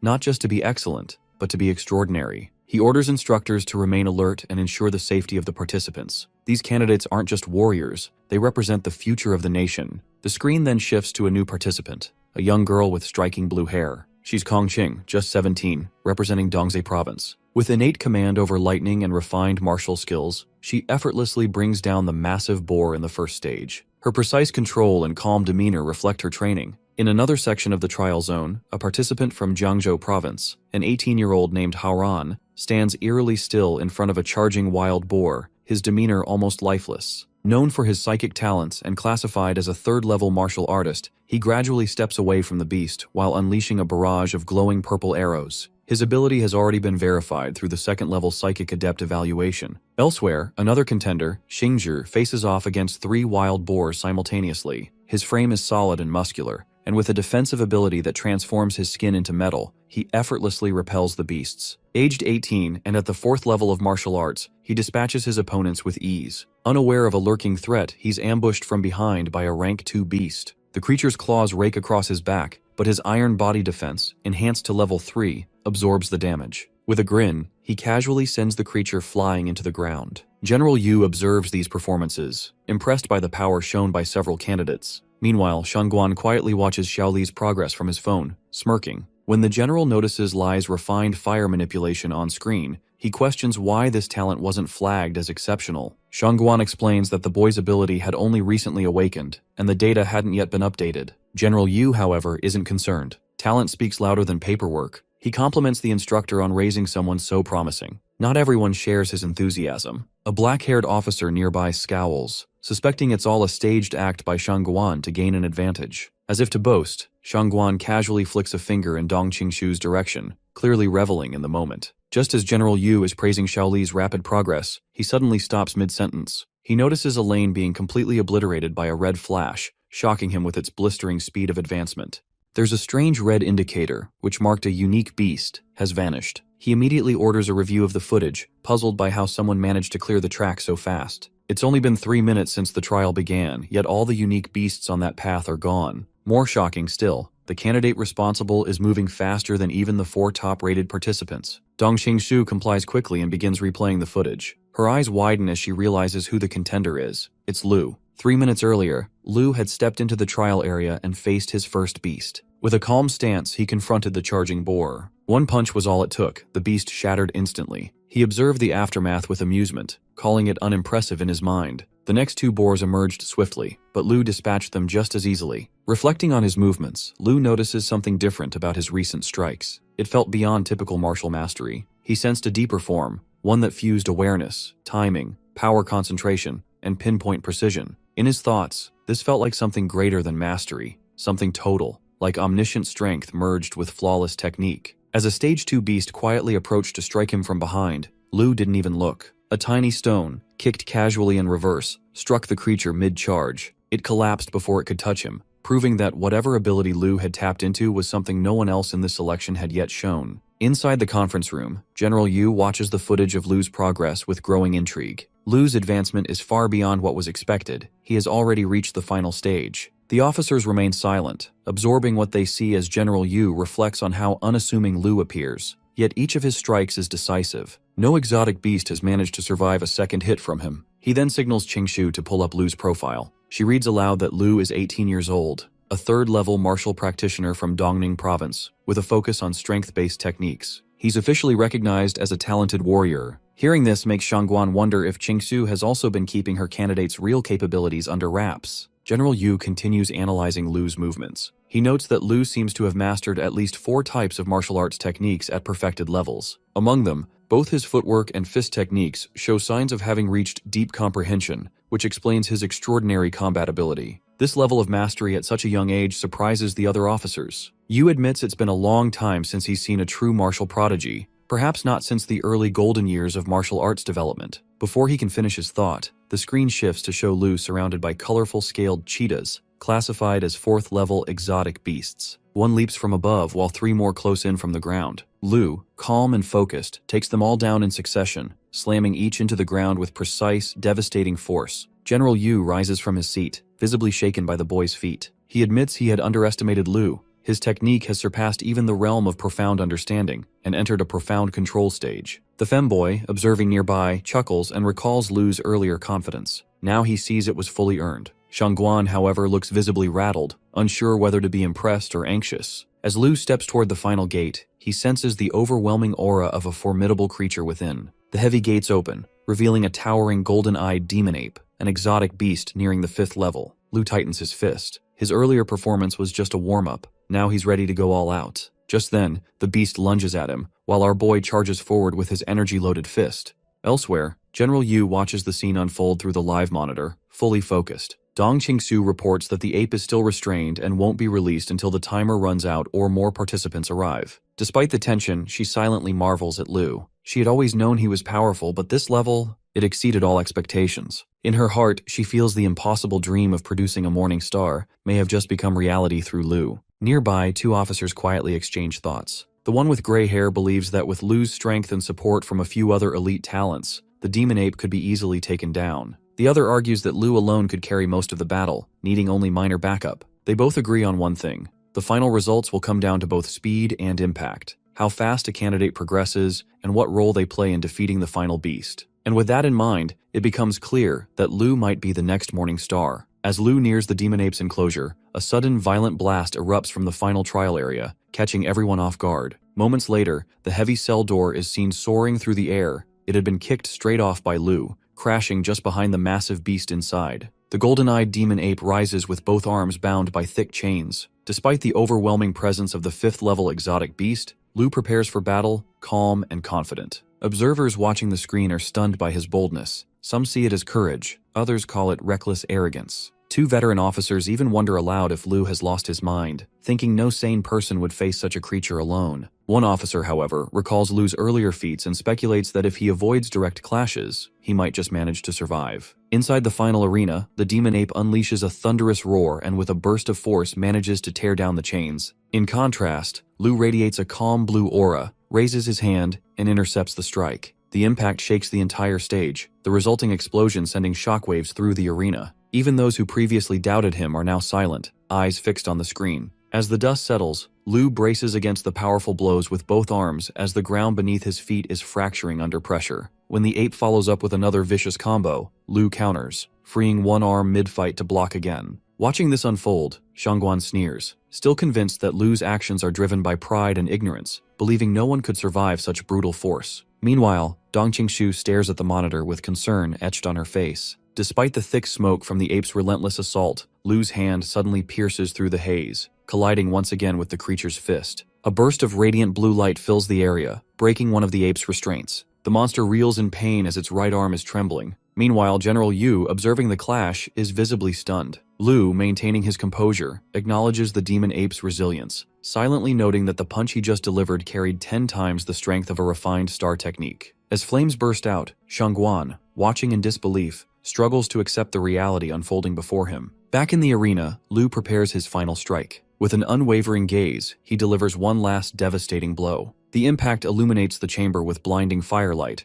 and within seconds, the demon ape is defeated. In the observation room, shock ripples through the crowd. Qingshu stands speechless, and even the stoic officers rise in disbelief. General Yu, in disbelief, realizes it's the will of the master. In a rare emotional outburst, he slams his desk, laughing in astonishment. In his lifetime, he never imagined witnessing someone so young channeling the willpower of a grandmaster. With the boy already on rank 7 at that age, General Yu reflects on the possibility that, given enough time, the eastern region could soon welcome a new grandmaster. Sitting back in his chair, he wonders aloud if a young talent like Lu has already surpassed him in strength. This thought also stuns the femboy, who mutters in disbelief, shaken by the sheer scale of Lu's power. Meanwhile, Lu surveys the battlefield and quickly realizes there are no more opponents left. No exotic beasts remain. The entire trial, in his eyes, has been underwhelming. A sudden idea sparks in his mind, and with nothing left to challenge him, he decides to entertain himself. Taking a seat on the cracked ground, he enters a meditative position. General Yu watches from the feed, initially confused by Lu's strange behavior, but then chuckles knowingly. He allows Lu to do as he pleases, as long as there are no injuries or disruptions. With the event being broadcast across the entire region, it becomes clear to many officers that the general is now entirely focused on Lu, even if it means overlooking the progress of other participants. However, they were confused about what Lu is still doing in the final boss room. Meanwhile, in the arena, Lu internally concludes that the selection for the Rising Star has effectively come to an end. For him, he is now the final boss, and it's time for him to enjoy some entertainment.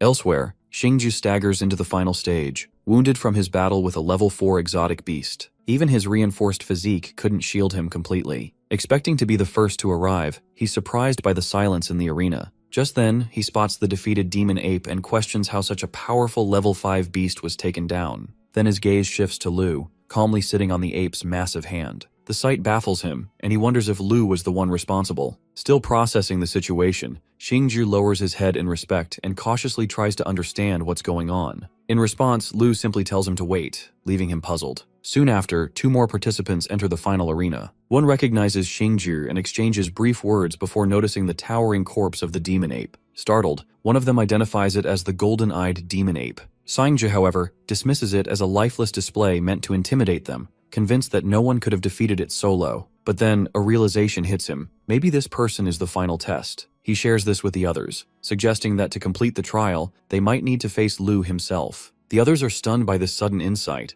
Lu rises, commending Xingju for his sharp thinking. He gives them 5 minutes to recover, then declares that they will have to challenge him directly. His goal now is to evaluate the Morning Stars himself, to see if they truly deserve the titles they seek. Xingju is pleased with himself, convinced his guess was right. One of the others points out that they're no longer dealing with exotic beasts, but with Lu, a far different kind of threat. However, seeing no visible key energy coming from him, another competitor assumes he might not be that powerful after all. Haran, however, voices a growing suspicion, questioning whether the eastern military region might be underestimating them. Xingju, recovering after consuming a restorative pill, believes the 5-minute break is sufficient for a full recovery. However, Haran can't shake off a strange feeling. Lu's strength seems far beyond what it should be. Considering that they represent the top-tier youth combatants under 18 across the eastern region, the uncertainty about Lu's actual power begins to weigh on them. Xingju, however, brushes off any concern, confident he has nothing to fear from the so-called final guardian. Lu, silently watching, hides a grin,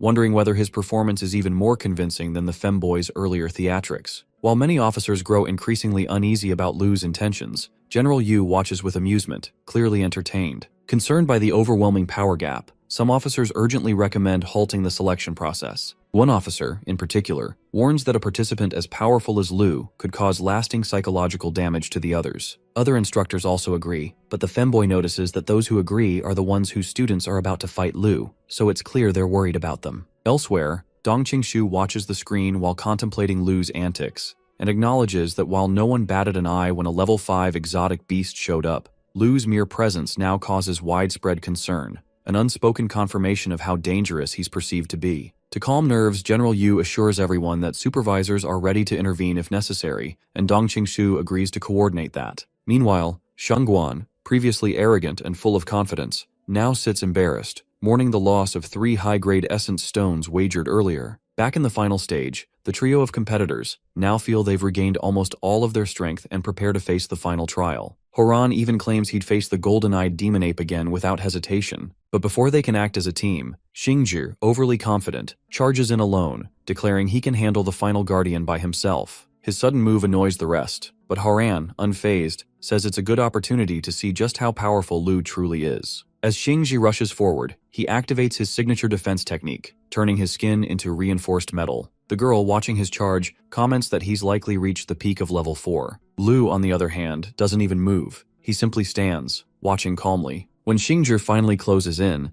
Lu effortlessly stops him with a single finger. The next moment, Lu casually pushes him away, sending him crashing to the ground like a ragdoll. The remaining two are left in complete shock, eyes fixed on Xingzhi's motionless body. Just then, to their horror, Lu turns, inviting a joint attack. Meanwhile, both are in utter disbelief that the boy just took down Xingzhi with a single hit, even though he was the strongest of them all. Haoran, still in shock, murmurs to himself, unable to comprehend how someone so young could wield such overwhelming power. The boy explains that some martial artists, eager for quick progress, consume excessive tonics or supplements in their youth. This reckless approach, he says, disrupts hormonal balance and halts physical growth early, leaving them with a youthful appearance well into their 30s or 40s. He suspects the final guardian is such a case. Kong Qing, doubtful yet intrigued, recalls thinking the young-looking guardian could be her father's age in reality, and suspects the military is using appearances to mislead opponents. Haoran shares her suspicion, noting the Eastern region's selection is ruthless enough to employ any trick, even finding a stash of such medicines. Lu, irritated by their speculation, changes the terms of the challenge, claiming that if either of them can force him back or block a single attack, they pass. Hearing that, Horan attacks first, expanding and hurling his signature purple mithril nails. Confident he expects Lu to dodge, but in a flash the boy catches every mithril nail barehanded. The display leaves Horan sweating, stunned by the sheer strength required to stop his full-powered assault so effortlessly.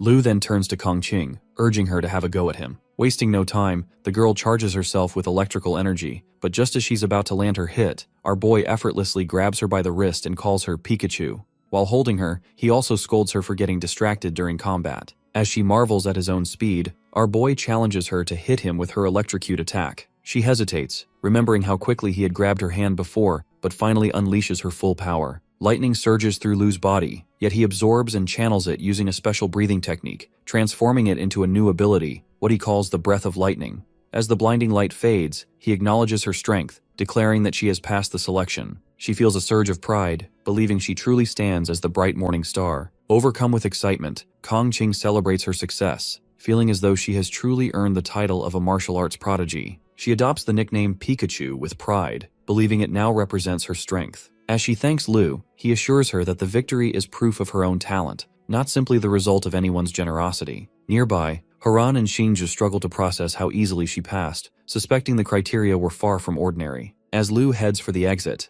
a supervisor intercepts him, remarking on the chaos he has caused, and instructing him to attend the upcoming commendation ceremony for the Morning Star of Enlightenment. This revelation puzzles Kong Qing, who had believed she herself was the recipient. The truth also shocks the others. Lu isn't a guardian at all. He's another participant, one who arrived at the final stage 20 minutes earlier and defeated the true challenge, a near-rank 5 golden-eyed demon ape, with just one punch. The weight of the news hits Kong Qing so hard that she collapses, losing consciousness, while the boys also lose their minds. Elsewhere, Xiaoli is in the midst of his own struggle against a 4th-level exotic beast. The fight pushes him to his limits, draining every bit of his strength, yet he manages to burn the creature to death. Sitting down to catch his breath, he feels a rush of pride, his first kill of such a formidable foe. Even in exhaustion, the thought makes him smile, happy that he killed a rank 4 beast just like that. He is surprised that he's managed to set such an impressive record, certain that the instructors watching the selection footage must be amazed by his skills. His thoughts are interrupted when a supervisor drops down in front of him, confirms his identity, and informs him the selection is already over. The order is given for him to pack up and leave. Excited and curious about his standing, Xiaoli wonders if he's now considered the Morning Star,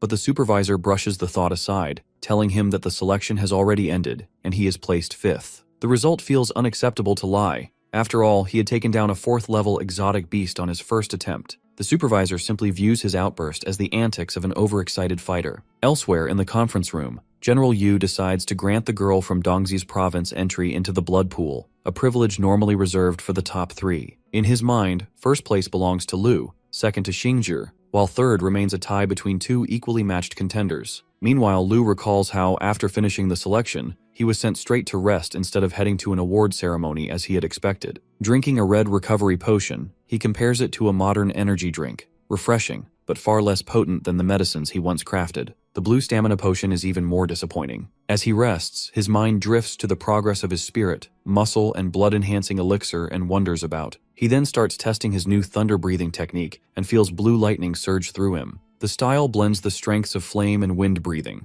fast, explosive, and balanced, though not at the extreme level of either. With a quiet sigh, he finds himself remembering the days when he was just an ordinary student. He reflects, questioning whether he has been pushing himself too far. He wonders if most people live this way, and what the events of the next 10,000 years could possibly mean to him. By that time, he knows he would be long gone, perhaps without descendants, uncertain if there would even be another life. He doesn't even know if such a thing as a next life exists, and wonders if he should simply enjoy this one. However, our boy remains resolute. He has seen it with his own eyes, and there's no way he can pretend otherwise. His mind is already made up. This isn't for the human race, it's for himself. He wants to give everything he has, knowing it's not something everyone is capable of. In his heart, he feels the truth. He came, he saw, and he will burn for it. And in the end, he understands. This choice belongs to no one but him. Before drifting into the dreamscape, he affirms that the emotional hesitation has ended. It is time to continue forward. Summoning his data screen, he reads the updated record of his life. He dies at 135 years old, reaching the 7th rank martial artist, with early achievements such as becoming a 2nd rank warrior at 18,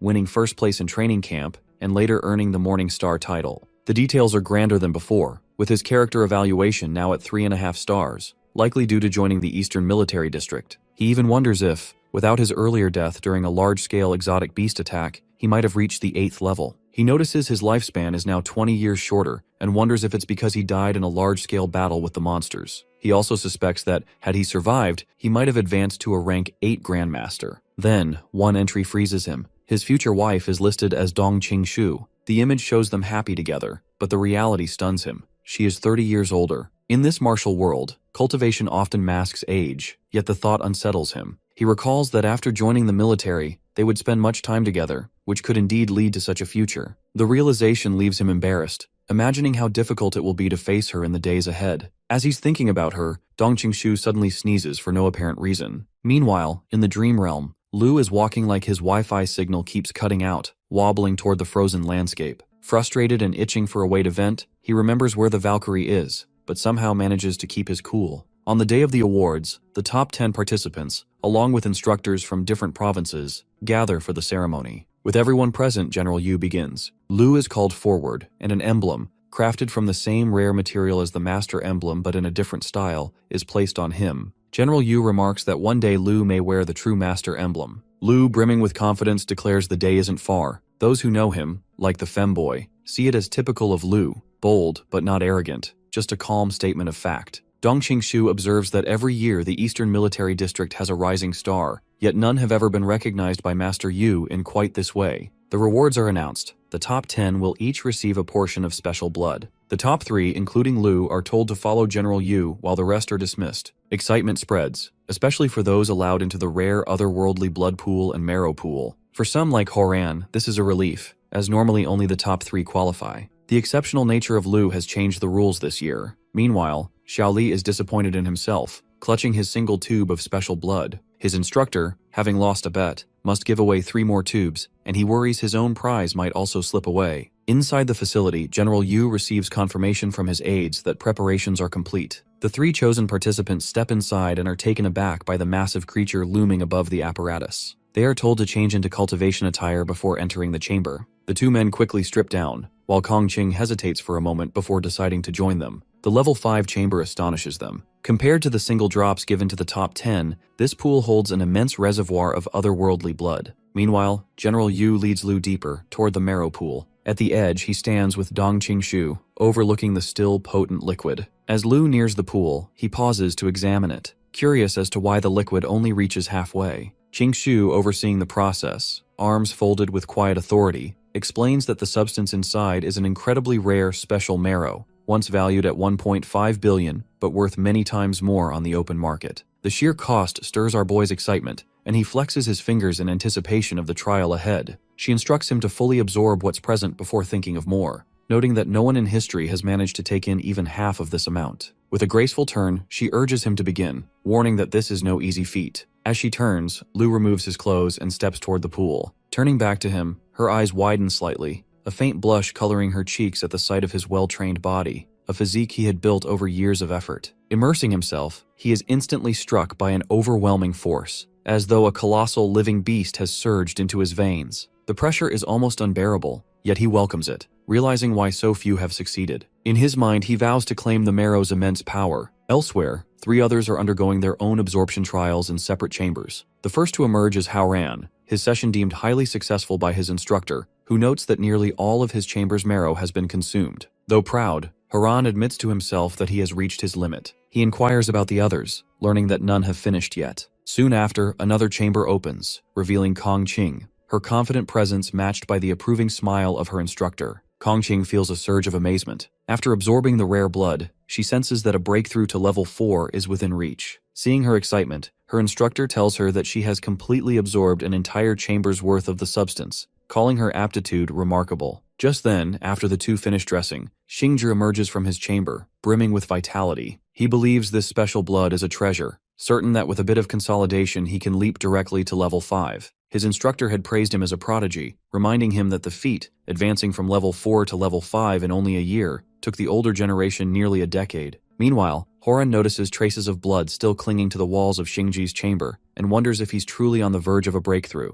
Xingzhi says nothing, simply continuing to walk. Then it clicks. The remaining blood isn't from his first chamber at all, but from a second one. He's already drained the first completely. The realization hits Haoran hard. Xingzhi has absorbed far more than the rest of them. Kong Qing glances at him and remarks that even among geniuses, the gap can be huge. As Xingzhi heads toward the exit, his eyes drift toward the marrow pool room, and he freezes. What he sees makes his stomach drop. The absorption rate inside is unreal, and it's all coming from one person, Lu. Inside the room, Qingshu informs General Yu that the boy is absorbing the marrow at an astonishing rate, and they're already down to the last quarter. Hearing this, the general orders them to pour in everything they have. He wants only the best for the boy. But to their shock, the marrow vanishes almost the instant it's poured in. General Yu, recalling how his own Grandmaster breakthrough had taken barely half a tank, watches in disbelief as assistants scramble to refill the supply. At first, they're certain there's no way Lu can drain it all. They're wrong. His body keeps pulling it in at a relentless pace, refining his star body refining art. The pool empties as fast as it's replenished, forcing the team to dump in everything they have, even emptying military reserves to keep up. The general can only watch, torn between curiosity and shock, wondering just how far this rookie can go. Meanwhile, inside the chamber, Lu's body starts to radiate with light, his frame glowing as the marrow's immense force surges through him. He's on the brink of completing the first stage of the immortal golden body. Even though it's only level 4 marrow, its potency is staggering, and he catches himself wondering what the higher grades must feel like. Outside, the general sits in stunned silence. Each tank is worth billions, and Lu has already gone through tens of billions worth. The thought crosses his mind. If Lu ever refused to join the military, the loss would be unforgivable. Back in the chamber, Lu Shang's body burns like a furnace. Blood rushes through his veins like molten lava, and his bones gleam with a brilliant golden hue. This breakthrough isn't just a jump from level 3 to level 4, it's the birth of the immortal golden body, boosting both his physique and combat potential to a level most fighters never touch. Then it happens. His strength spikes to its limit, and a thunderous explosion shakes the chamber. General Yu, noticing the surge, can't believe the boy has actually absorbed their entire storage. He wonders if the kid has a black hole inside him, or if he's some kind of monster. When the smoke clears, he steps out, wreathed in a blinding yellow aura, standing a little taller, his presence heavier, sharper. Onlookers are stunned. Even Xingzhi admits Lu's strength is out of reach, and Qingshu realizes that in just weeks, he hasn't just closed the gap to her strength, he's blown past her entirely. The general's aura flares as he steps forward, challenging him without a word. Dong Qingshu also freezes at the sudden move, but Lu only smiles. Flames erupt from his fists as he shifts into a martial stance, ready to meet the attack. The general's eyes glint as he catches a resemblance in Lu's gaze to someone from long ago. Meanwhile, seeing the attack, assistants scatter like startled birds, while distant onlookers, the trio wonder if they're watching a battle between grandmasters. As our boy absorbs the attack, it sends him skidding back. He mocks the general for using too much force on just a rank 4. The general takes it jokingly, pointing out that he possesses the immortal golden body, so his index is definitely more than 500,000, which means he's more than just a rank 4. He then expresses his annoyance, saying that whatever his rank may be, he just absorbed $150 billion worth of marrow, and compared to that, the blow he gave was actually pretty light. Hearing the amount, our boy is in utter disbelief. Observing General Yu's attack being dispersed like that, the femboy is losing it. He's a rank 7, and yet even after taking the attack head-on, Lu is standing there as if nothing happened. Haran is trembling with fear, realizing they were in the same assessment as a beast like this. Seeing such strength, the femboy wonders if the kid is now stronger than him, even though he's only 18 and hasn't even taken the national exam yet. Hearing mention of the national exam, Dong Qingshu realizes that the top scorer this time is bound to be Lu. Xingzhi, watching the aftermath, quietly accepts that the gap between them is vast. Even at level 4, Lu's combat power rivals the peak of the 6th level, and his earlier display of a Grandmaster's will hints that his path to such a title is already set. To Xingzhi, the difference between them feels insurmountable. Meanwhile, as the dust settles, Lu, scratching the back of his head, recalls the immense value of what he has absorbed, while the general mentally notes that if Lu ever steps onto the battlefield, he should ensure his strength is used to slay more exotic beasts, making the Eastern Military District's investment worthwhile. Lu clasps his hands in the traditional salute, carrying the calm resolve of someone ready for war. To him, fighting the enemy is not just duty, but repayment for the vast resources invested in his growth. General Yu notes the decisiveness in his manner, sensing the faint presence of a future Grandmaster, and privately imagines seeing him at that level one day. Soon after, Dong Qingshu approaches, reminding him that the selection of the Morning Star has ended,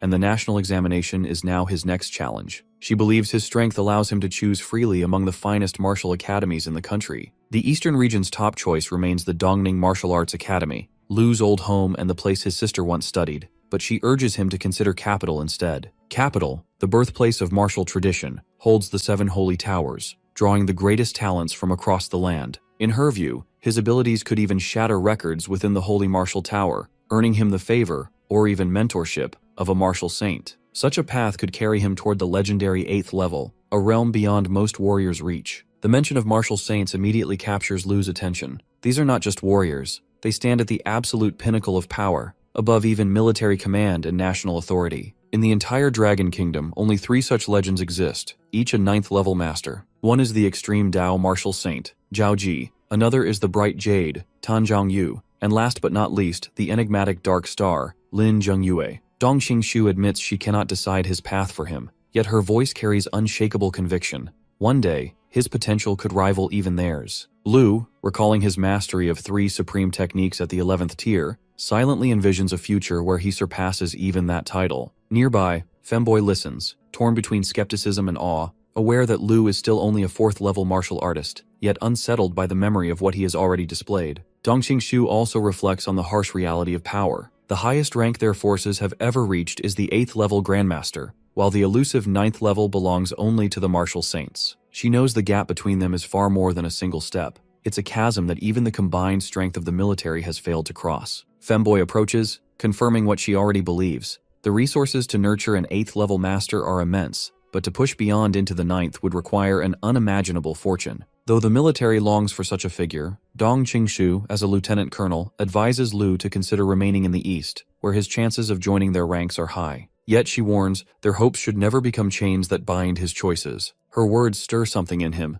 reminding him of visions from the dreamscape. With quiet resolve, he recalls his vow to General Yu, that defending the homeland is the duty of every martial artist, and silently promises never to forget the Eastern District's support. Between them, an unspoken gooning lingers, one that doesn't escape the notice of those nearby.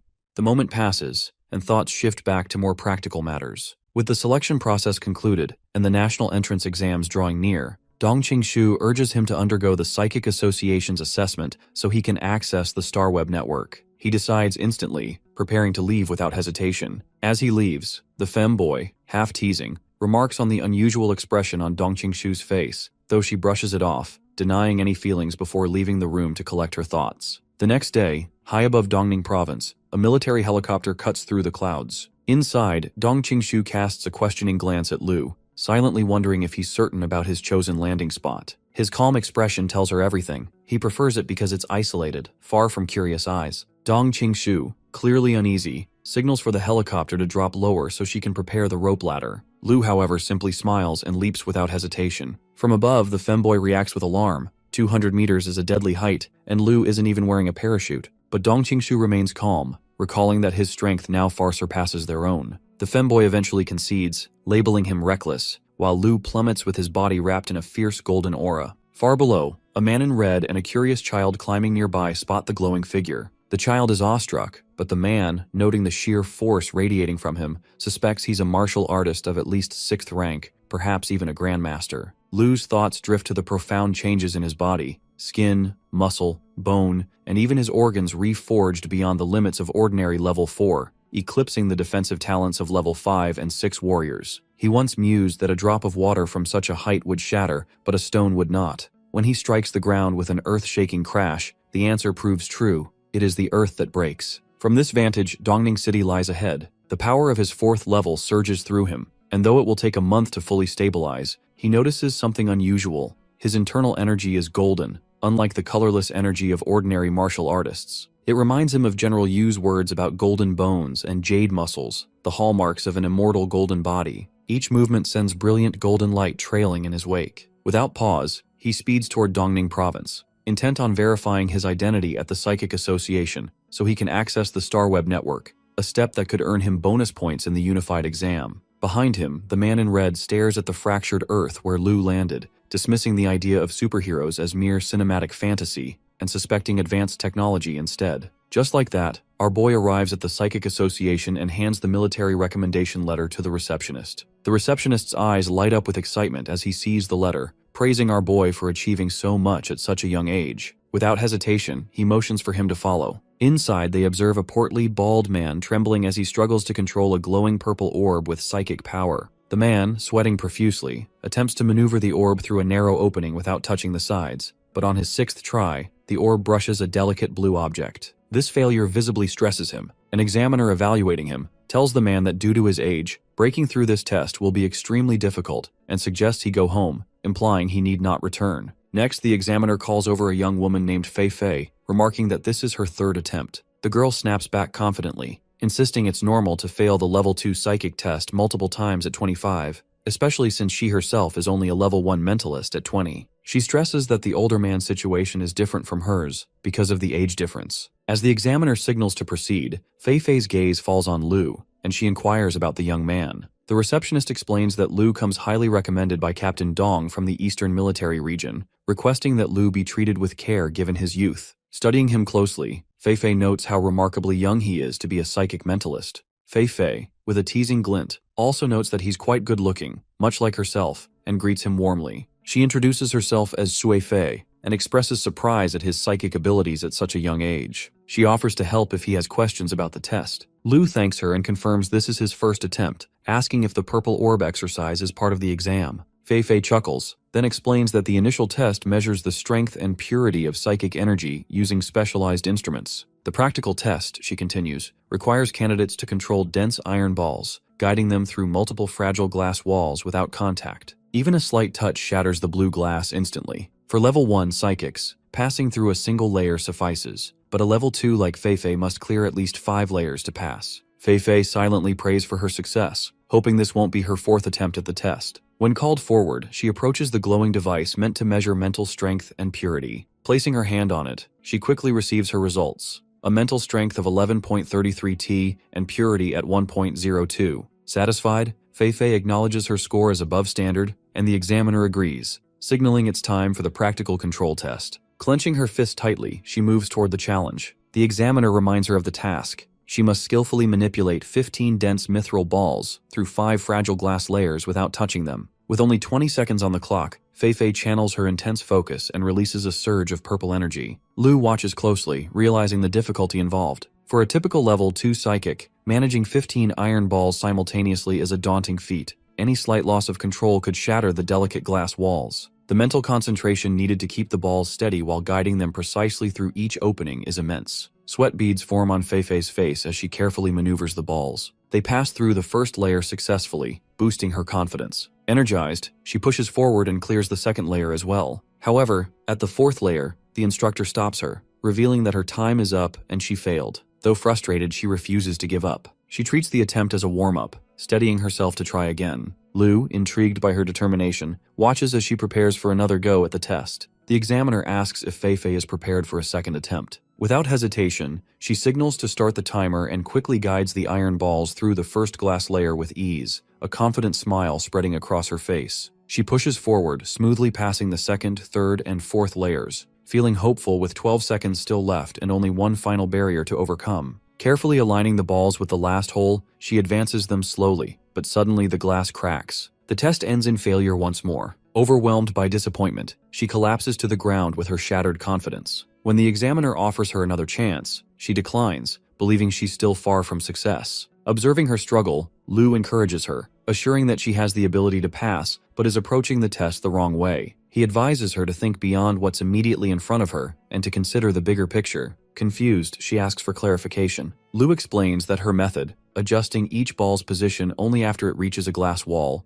is inefficient and mentally exhausting. To demonstrate, he changes one mitral ball to a glowing blue using his energy, emphasizing that the test measures not just strength, but also the psychic's ability to strategize and calculate. He instructs her to first map out the path by identifying all the holes as points, connecting them into continuous routes, then simultaneously guiding all 15 balls along these predetermined paths. When asked if this makes things clearer, she admits his explanation simplifies the challenge considerably. The examiner praises his insight, noting few can compute such complex trajectories so quickly. Lu humbly counters that, for psychics like them, this kind of calculation is effortless. With a calm gesture, he prepares to demonstrate. As he channels his energy, all the mithril balls start following his power, shocking the examiner. Then, using 2 fingers raised, our boy commands the balls to go. As he does, the balls form a massive cube. Seamlessly, they pass through each fragile glass layer without a single touch, moving in perfect harmony. Our boy effortlessly manipulates the balls, shocking both Fei and the examiner. After finishing the demonstration, Lu turns to Fei, explaining that the technique is surprisingly simple.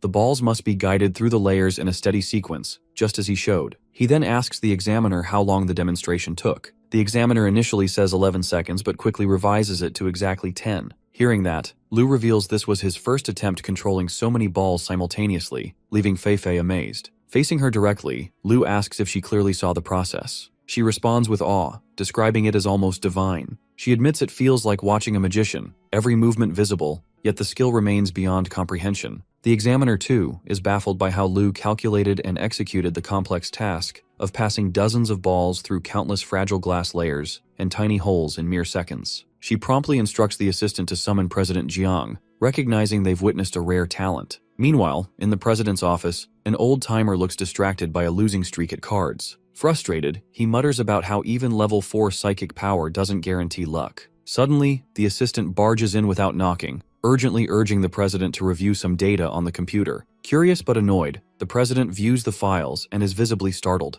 After a whispered explanation, beads of sweat form on his forehead as he questions the authenticity of what he's seeing. The assistant assures him it's no fabrication and explains that a young man named Lu is about to undergo psychic evaluation. On the screen, a blinding golden light flashes as our boy raises his hand. The president nervously bites his nails, staring at the dazzling display. The assessment shows Lu's psychic strength registering an astonishing 435 T and purity of 126, leaving both the assistant and examiner frozen in shock. Fei stares at the machine's readout in disbelief, questioning if it's malfunctioning. The numbers are staggering, far beyond expectations. For context, a typical level 2 psychic registers about 1 purity point, while their president, a level 4, scores around 10. Yet Lu, who looks barely older than a high schooler, displays a purity power 12 times greater than the president's. The examiner also struggles to grasp what this means. Just then, the president bursts into the room, calling out to the examiner. He asks her to verify the equipment, suspecting a fault.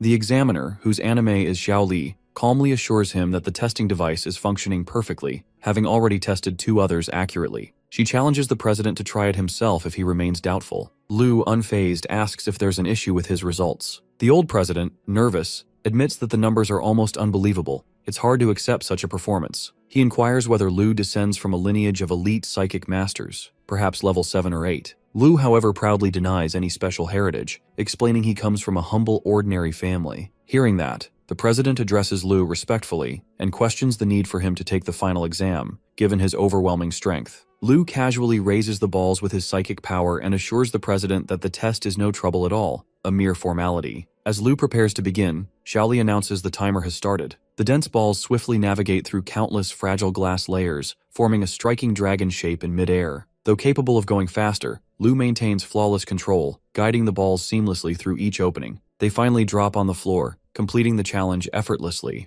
Relaxed, Lu places his hands on his hips, mentioning that he feels more skilled this round and asks if the timer has reached 5 seconds. Xiaoli, holding the stopwatch with a trembling hand, reveals his time was actually just 4.5 seconds, less than half the time of his previous attempt. Despite the increased difficulty, his performance has more than doubled in speed. Feifei remarks with nervousness that, given his calm demeanor, this is clearly far from his limit. Meanwhile, the president, imagining two jokers playing cards atop his smooth head, mutters that Lu's psychic energy control approaches master level. The sensation, he admits, feels like being hit with a royal flush of 100 cards, a bewildering and overwhelming experience he struggles to describe. The president reflects quietly on whether the new generation truly surpasses the old, a thoughtful expression crossing his face. Politely, he acknowledges Lu's remarkable strength and promises to personally issue him a certification. However, with a slight smile of embarrassment, he explains that their organization can only officially certify up to level 4 psychics. For anything beyond that, Lu will need to seek certification from the senior association in the capital. Scratching his head sheepishly, Lu agrees without hesitation, explaining that he's just a high school student preparing for national exams and isn't overly concerned about formalities. Feifei, now more relaxed, approaches Lu and asks his age. He responds with mild annoyance that he's 18 and playfully challenges her assumptions,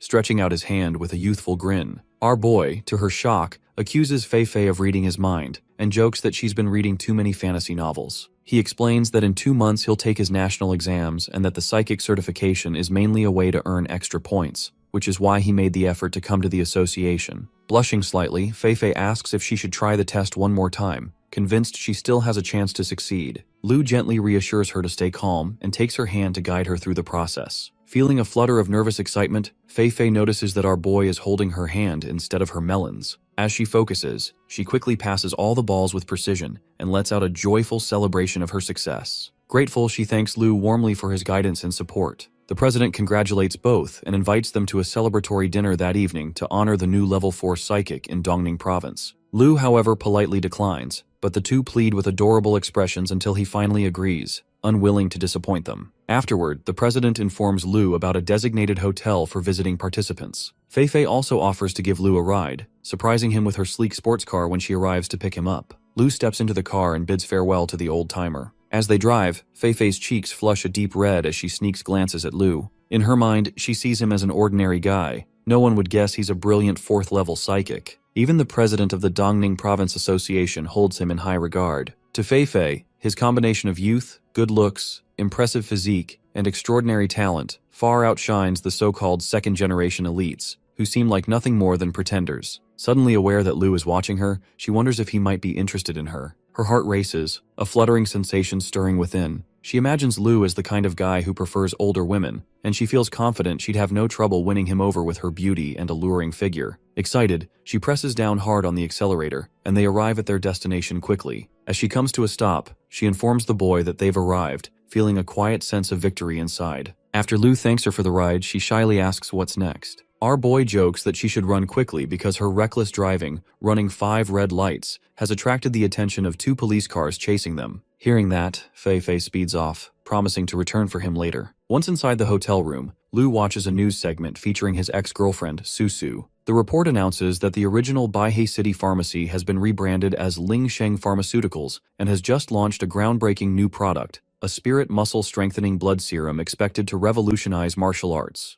Lu wonders why Susu never informed him of the changes, despite him holding 90% of the company's shares. He admits this oversight is partly his own fault. Noticing multiple missed calls from Susu, Lu lies back on the bed and decides to enter the dreamscape to check on the company's progress in the future. There, he is impressed by the pharmaceutical's massive success, but shocked to discover he has somehow married Susu. Stunned, Lu orders Ai to retrieve his personal information. When the data loads, Lu's jaw nearly drops. He's listed as having 2 wives, Qingshu and Susu. Despite the surprising news, he knows this future is only one possibility and can be altered. Sitting on the floor, he takes a deep breath to steady himself. Turning back to Ai, he asks her to search for information on the spirit muscle strengthening blood serum. Ai informs him that he lacks the necessary clearance to access the formula for medicines above level 5. Hearing that, Lu reflects on his long journey of 300 years in martial arts, realizing that his spirit muscle strengthening blood serum, after 10,000 years of evolution, has transformed from a simple tonic into a rare advanced medicine exceeding level 5. He considers that gradually introducing such advancements from the distant future into the present could effectively grant humanity an extra 10,000 years of development, potentially raising civilization to unprecedented heights. Curious if this could change the course of future disasters, Lu asks Ai to retrieve world history records. To his surprise, the projected time of devastation has been pushed back by a decade. The serum's impact has extended civilization's survival by 10 years, sparking a hopeful smile. He then wonders whether releasing his 3 supreme-level martial arts techniques could further alter humanity's fate. However, his optimism fades into uncertainty. Though his techniques could save mankind, making them public could unleash chaos, upending the existing order and thrusting his family into danger. Gazing at his hands, Lu recognizes the weight of responsibility and decides to withhold the techniques until he is confident enough to manage the consequences. He knows those wielding his powerful martial arts must be carefully guided, and that guide must be him. Later, as Lu adjusts his tuxedo in front of a mirror, he suddenly realizes he hasn't replied to Susu. He quickly texts her, asking her to prepare medicinal supplies for his return the next day. Frustrated by his delayed response and the immediate demand, Susu feels overwhelmed and begins typing a long, heated message. Despite her irritation, she ultimately deletes it, sending a brief reply instead, before quietly breaking down in tears. When Lu steps out, Feifei greets him in a striking red dress, asking if he's ready for the party. Lu prefers she call him by his given name rather than Mr.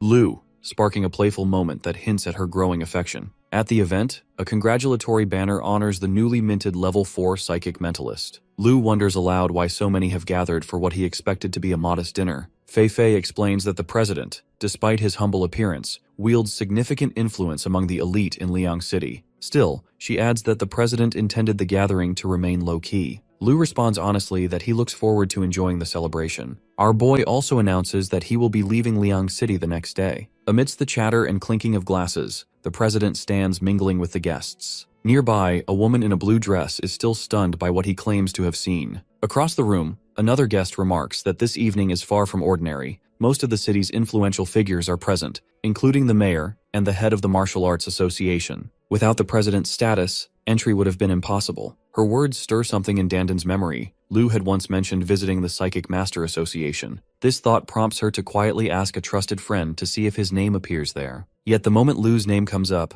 her friend's expression hardens, recalling gossip from another acquaintance who hinted at Dandan's interest in a high school student she met while traveling. Dandan had denied it before, but suspicion lingers. The friend points out that she has been staying in Liang City for some time instead of returning to her studies, implying that Lu is the reason. From what she has heard, he is handsome and connected to the Eastern Military region, but comes from an unremarkable family. College romances with ordinary men are understandable, she reasons, but pursuing a high school boy is another matter entirely. Dandan, however, knows her own reasons. Since parting with Lu, she has remained in the city because he once said he would come. She has sent countless messages, none of which he has read, leaving her to wonder if there is no place for her in his heart. The thought lingers, though her friend tries to lift her mood, revealing that the banquet is to honor a newly promoted level 4 psychic master, a rank on par with the president himself. Such a figure could sway the entire Dongning province, and aligning with them could elevate any family's standing. When Dandan learns that most women present tonight are in their 40s, she quietly resigns herself to the idea that she won't be seeing Lu here, her earlier hope fading into the din of the celebration.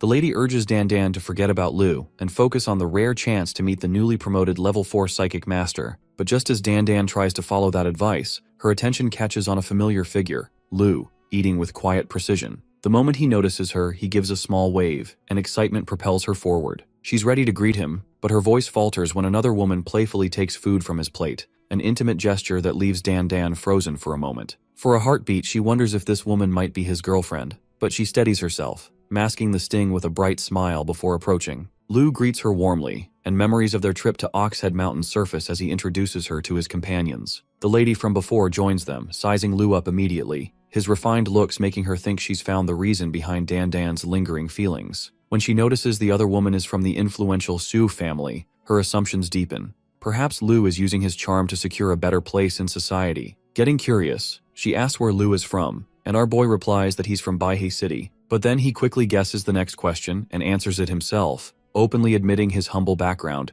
and hinting that his presence here is mere chance. His words make it clear he has little patience for social posturing, and with a polite farewell, he turns to leave, quietly resolved that no one will harm those he holds dear. Fei, surprised by his sudden departure, throws the mean lady a sharp look before hurrying after him. Dandan wants to call out to him, but the biatch stops her, insisting that someone like Lu isn't worth her time. In her eyes, his quick reactions without provocation signal trouble. She reminds Dandan that Fei is an accomplished second-level psychic and a notable figure in Liang's elite circles, and suspects Lu's connection to her is simply a calculated move to gain entry into the banquet. The lady tries to snap Dandan out of her thoughts, insisting that Lu is nothing more than a social climber. Dandan instinctively denies it, but her friend reminds her that harsh truths are often the ones people must face. For a brief moment, doubt creeps in, yet it fades just as quickly when Dandan recalls the Lu she knows, someone bright and heroic, the kind of person who once saved lives. She mentally scolds herself for even entertaining the suspicion and reaffirms her belief in him. Before she can say more, attention shifts toward the president, who is preparing to introduce the newly promoted level 4 psychic. The lady urges Dandan to focus,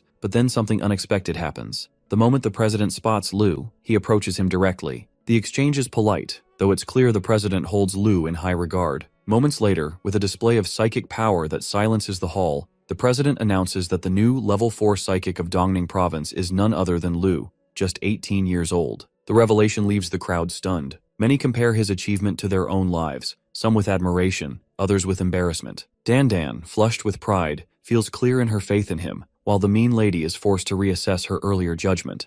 Dandan points out that the powerful figures in the room gooning for Lu's attention, yet he remains detached, uninterested in their offers. This quiet indifference makes Dandan realize the truth. No matter how much she may feel for him, the distance between their worlds is too great. Outside, Lu leaves the banquet in a taxi bound for Baihe City. He reflects on the night, concluding that high society events aren't his world. Showing up was enough to repay the president's respect, but his real life is grounded in family and martial arts. Beneath the titles and recognition, he is still just a high school student from an ordinary family. Later, at his apartment, he's greeted warmly by his mother, father, and younger sister. The homecoming is filled with small, familiar gestures, his sister measuring his height and teasing about how much he's grown, while he counters in playful return. Lu recalls that his sister has had her classes canceled recently, and decides to check on her progress. He makes it clear that if she hasn't improved, she shouldn't expect more of the rare tonics he's provided, as they aren't easily found on the market even with money. Before they can continue, their mother interrupts by handing Lu a serving of the food she made. While eating, he casually asks his father if he has been taking the supplements stored in the fridge. His father confirms,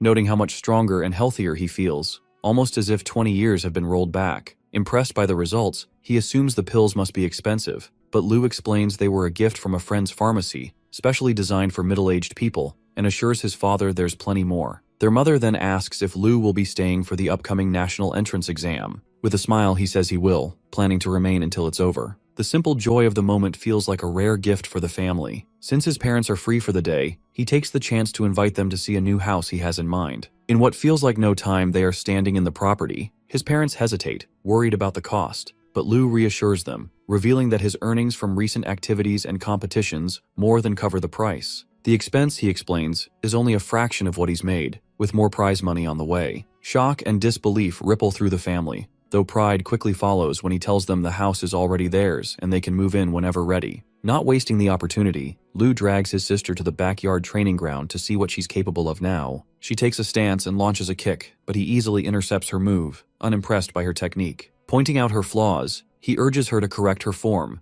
though she protests that it's impossible while he's holding her foot. The truth is, the gap between them is vast. He's a high-ranking martial artist, while she's still far from becoming one. Lu's sister protests, insisting she isn't weak, but Lu tells her to get up so he can teach her something valuable, techniques he has refined himself. Her mood shifts instantly from sulking to eager, prompting him to wonder if his sister has some hidden switch for emotions. He warns her to keep what she learns to herself, framing it as a secret manual, and she agrees readily. As they begin training, the girl can't help but think about her brother's rapid growth in just a few short months. To outsiders, it seems like a sudden awakening, but having watched him closely, she suspects he's hiding something. If she could uncover his secret, she believes she might one day surpass him. Her daydreaming earns her a light chop on the head, snapping her back to focus. Before long, the training leaves her drenched in sweat and struggling for breath, until she realizes the method's effect is remarkable, feeling as if a single session equaled weeks of her usual practice. When she presses for answers, Lu explains that it's simply an advanced variation of standard training,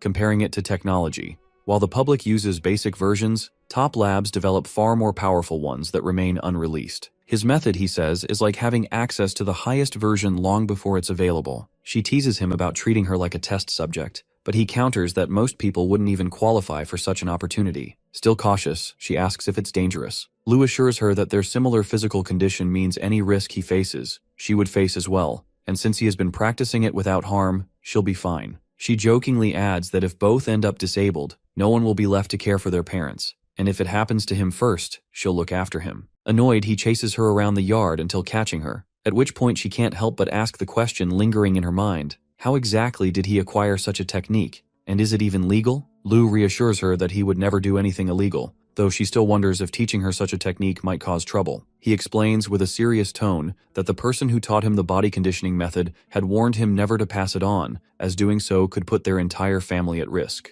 This makes her briefly worry about potential consequences, but Lu admits he had no choice. She's his sister, and that matters more than any warning. Touched, she promises to keep the secret, and he tells her he'll guide her until she's skilled enough to practice on her own in her room. As she leaves, she's quietly determined to one day surpass him, while Lu privately feels amused at his own convincing performance. Later, he meets Susu at the Grand Sea and Sky Hotel, where she updates him on the success of their muscle and blood strengthening tonic. Priced for the mid to high-end market, it has sold out its initial 20,000 units within a week, with a high repurchase rate and strong potential to dominate the supplement industry both in Baihe City and across Dongning Province. Impressed, Lu leaves the business in her hands, offering additional funds to ensure operations run smoothly. Susu notes that current capital is sufficient, though future expansion might require a bank loan. Lu agrees to handle the initial funding personally, but as Susu studies him closely, she suddenly realizes and asks if he is going to take the national exam soon. He confirms this and explains that he plans to stay focused on his preparation, leaving all sales and business matters entirely to her. He also mentions to Susu that he will be relocating soon and will share his new address. She looks at him with a hint of unease, reminded of how his every movement carries an undeniable authority, making it hard to believe he is still just a student yet to take the unified exam. Reflecting on the past, she realizes that 6 months ago she would never have imagined entrusting the future of her family to him, yet circumstances have proven her choice sound. Before leaving, she remembers to tell him she promoted the assistant to store manager, even though he has changed his hair color. Lu leaves the decision to her, knowing she manages operations. Once she's gone, he considers her company's importance, not just as a source of funding, but also as a discrete production base for future supplements. He isn't concerned about betrayal, believing the He family's current calm hides deeper problems that will eventually force them to rely on him. Even without such leverage, anything he has given could easily be reclaimed. For now, his priority is his own growth, advancing his weapon forging, refining the star body technique, and pushing the immortal golden body to the next stage. With these, he is confident that the next encounter with the Valkyrie will not be about survival, but victory. Months later, after passing the Morning Star selection and the Psychic Mentalist exam, Lu uses his bonuses and side earnings to purchase a new home for his family. Somehow, word spreads to associates from Hongchuan and the martial arts school, who arrive to help without being asked. Lu's sister is thrilled to have her own training space, while their parents prepare to meet the neighbors. Lu offers to join, but his father insists he rest for the next day's national exam, expressing his hopes for a championship title. That night, as Lu lies in bed, his cultivation stands at the peak of the 4th level, ready to break into the 5th at any moment. He has deliberately delayed the breakthrough, using the time to repeatedly temper his internal strength until it transforms into a golden, amber-like energy flowing steadily through his body. The 3rd stage of his refinement nears completion, promising a significant boost in power. Without wasting any time, he enters the dreamscape and begins launching blows at the Valkyrie. When the dust clears, they exchange a sharp glance before clashing. Using a surge of 20-fold star force, Lu manages to block her strike and counter with a fierce blow, though she retaliates with equal force, sending him flying. He steadies himself with his 4 specialized breathing techniques, including a recently mastered 2nd stage of flame breathing, allowing him to unleash both explosive bursts and fire-based attacks. The Valkyrie counters with an icy assault, but his agility keeps him from harm. Months of training against this Valkyrie have paid off, where once he was instantly defeated, he can now endure several minutes in battle. With the fusion of his martial arts into instinct, he begins to wonder if mastering every aspect to perfection could evolve his techniques even further. Still, the gap remains. He knows he cannot yet overcome her. His plan is to break through to the 5th level after the national exam, once he acquires the follow-up techniques for his advanced martial arts. At that stage, his inner strength could transform to rank 5, giving him the edge needed for victory. The more they fight, the more he yearns to obtain that martial master technique which can condense ice into spears. He calls upon his costly eternal blade wheel, forged from mithril mined at great expense, a reminder of how resource-intensive mastery can be. The investment feels justified, as he has perfected one lethal technique from this 5th-level art, the kind capable of killing a martial master. He speculates whether even greater spiritual combat methods exist at the 6th or 7th level, yet her exceptional combat awareness continues to outmatch him.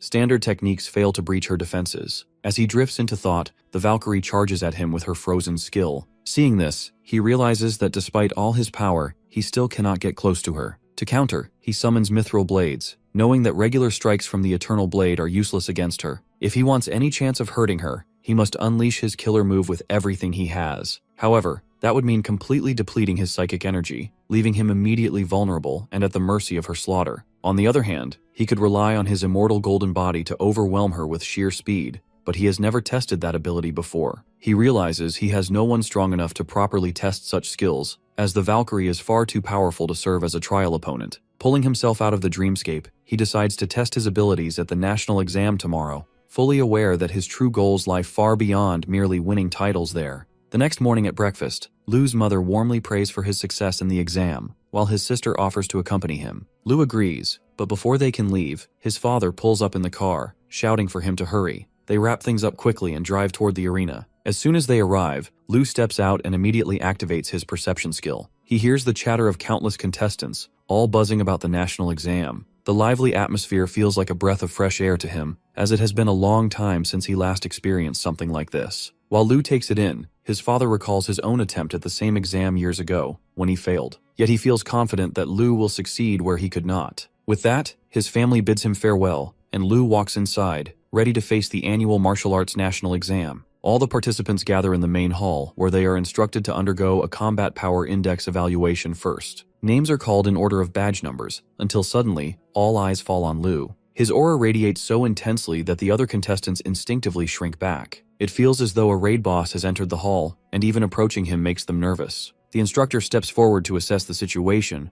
but immediately feels the crushing pressure himself. It is like standing before a beast so terrifying that the body reacts on its own, warning of danger and forcing caution. Unsure how to handle such overwhelming power, the instructor quickly decides to send Lu first. The other contestants, overhearing this, scatter out of the way without hesitation. As our boy walks toward the hall, he notices instructors dragging away a participant who has been caught using drugs. The young man pleads desperately, but the head instructor firmly reminds him of the strict no-drug policy and declares that his right to take the national exam will be revoked for the next 3 years. The participant begs for mercy, but his chance at redemption is gone. Even though the punishment is only 3 years, everyone knows his future is finished. No university would ever accept a cheater, no matter how powerful he might be. Next in line is Lu. As he approaches for the assessment, the instructors, despite being rank 5 themselves, begin trembling under the crushing weight of his aura. Forcing themselves to remain calm, they ask if he is ready for the test. Lu simply bends their testing needles between his fingers, suggesting they bring something stronger that can pierce his tempered skin. The instructors stare in disbelief, panicking as they scramble to fetch top-grade blood sampling needles. Yet to their shock, Lu calmly takes them all and pierces himself once to save time, but every needle bends just the same. At this point, the instructors realize they can no longer handle the situation on their own and decide to escalate the matter to the higher-ups. In the meantime, they suggest that Lu proceed with the Combat Power Index test first. Without hesitation, he agrees and follows their instructions. Inside the combat assessment hall, one contestant celebrates after scoring over 100 points on his Combat Power Index. His assessor, however, is still catching his breath, especially when he notices instructor Zhang approaching. Zhang immediately leans in and whispers something that makes the assessor's eyes widen in shock. But when Zhang inquires whether their testing model can handle extreme outputs, the assessor confidently explains that their system can easily evaluate up to 99,000 points. Even rank 6 martial artists have been tested with it, so it should be more than enough. Saying that, the assessor calls Lu in with confidence, but the moment Lu steps forward, his confidence shatters. The boy's overwhelming aura hits like a tidal wave, and he feels his knees weaken as Lu walks closer. Lu politely introduces himself, but the instructors are already trembling. Still, they manage to instruct him to begin his assessment. Taking a deep breath, Lu prepares himself. He activates his Breath of Flame technique and fuses it with divine illumination, flooding his body with radiant golden energy. His entire form begins to glow, the sheer intensity of it making the two instructors lose their composure entirely. Focused and determined, Lu begins channeling the full power of his perfected martial arts. He gathers his energy and unleashes a 20-fold star impact,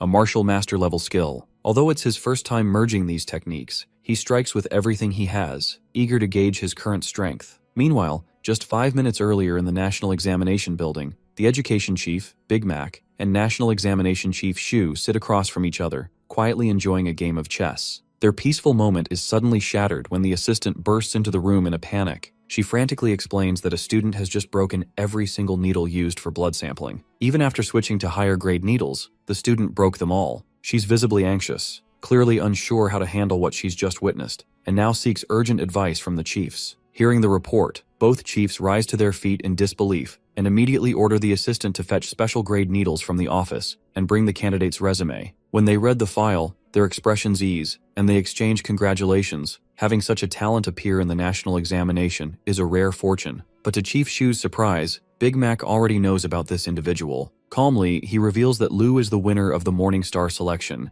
and is already recognized as a martial arts prodigy in Baihe City. This revelation shocks Shu even more, making him realize that the exam itself may be meaningless. Lu seems destined to dominate it. Before they can discuss further, the ground suddenly begins to shake. Zhu freezes, his instincts telling him the source lies in the direction of the combat assessment hall. Inside the hall, Lu has completely obliterated the testing dummy, sending it crashing into the wall with a single strike. The instructors, knocked to the ground by the sheer shockwave, stare in horror. The dummy, built to withstand the full-force strike of a rank 6 martial artist, has been mangled beyond recognition. Just one punch, and Lu has surpassed what even 99,000 combat points are meant to represent. As the room reels in shock, both chiefs enter. The instructors, panicked and trembling, lunge toward them, shouting that Lu is a martial master. Hearing this, Lu himself pauses, momentarily confused by the claim. Shu, upon hearing the news, immediately orders all other candidates to be dismissed and instructs his assistants to head to the Martial Association to arrange for a martial-level assessment apparatus. The instructors comply, while Shu himself remains in shock. This young hero has accomplished so much with just a single punch. On the other hand, Chief Big Mac tries to reassure Lu, reminding him not to worry about the damage and to prepare instead, since he will need to demonstrate his power once more later. Standing close to him, however, Big Mac can already sense the immense aura of a body tempered through years of training, and all of this at only 18 years of age. An hour later, the apparatus arrives, and Shu immediately orders the preparations for the assessment to begin. He decides to start with the vitality test, which requires the use of the advanced golden needle. As the blood is drawn, everyone is surprised by its unusual thickness. Big Mac examines it carefully and remarks that, while he has seen the blood of a true martial master before, this is not quite at that level yet. Still, considering how close it is, and at such a young age, the result is nothing short of astonishing. Next, the blood is poured into the testing equipment, and the vitality score comes out at over 1200, the equivalent of a rank 6 martial artist. This result shocks Big Mac deeply, for in the entire history of the examinations, no one has ever come close to such values. Shu, on the other hand, is visibly pleased and praises the young man for shattering long-standing records. They then prepare the combat assessment dummy, a newly developed device so advanced that only a handful in Baihe City are capable of even making use of it.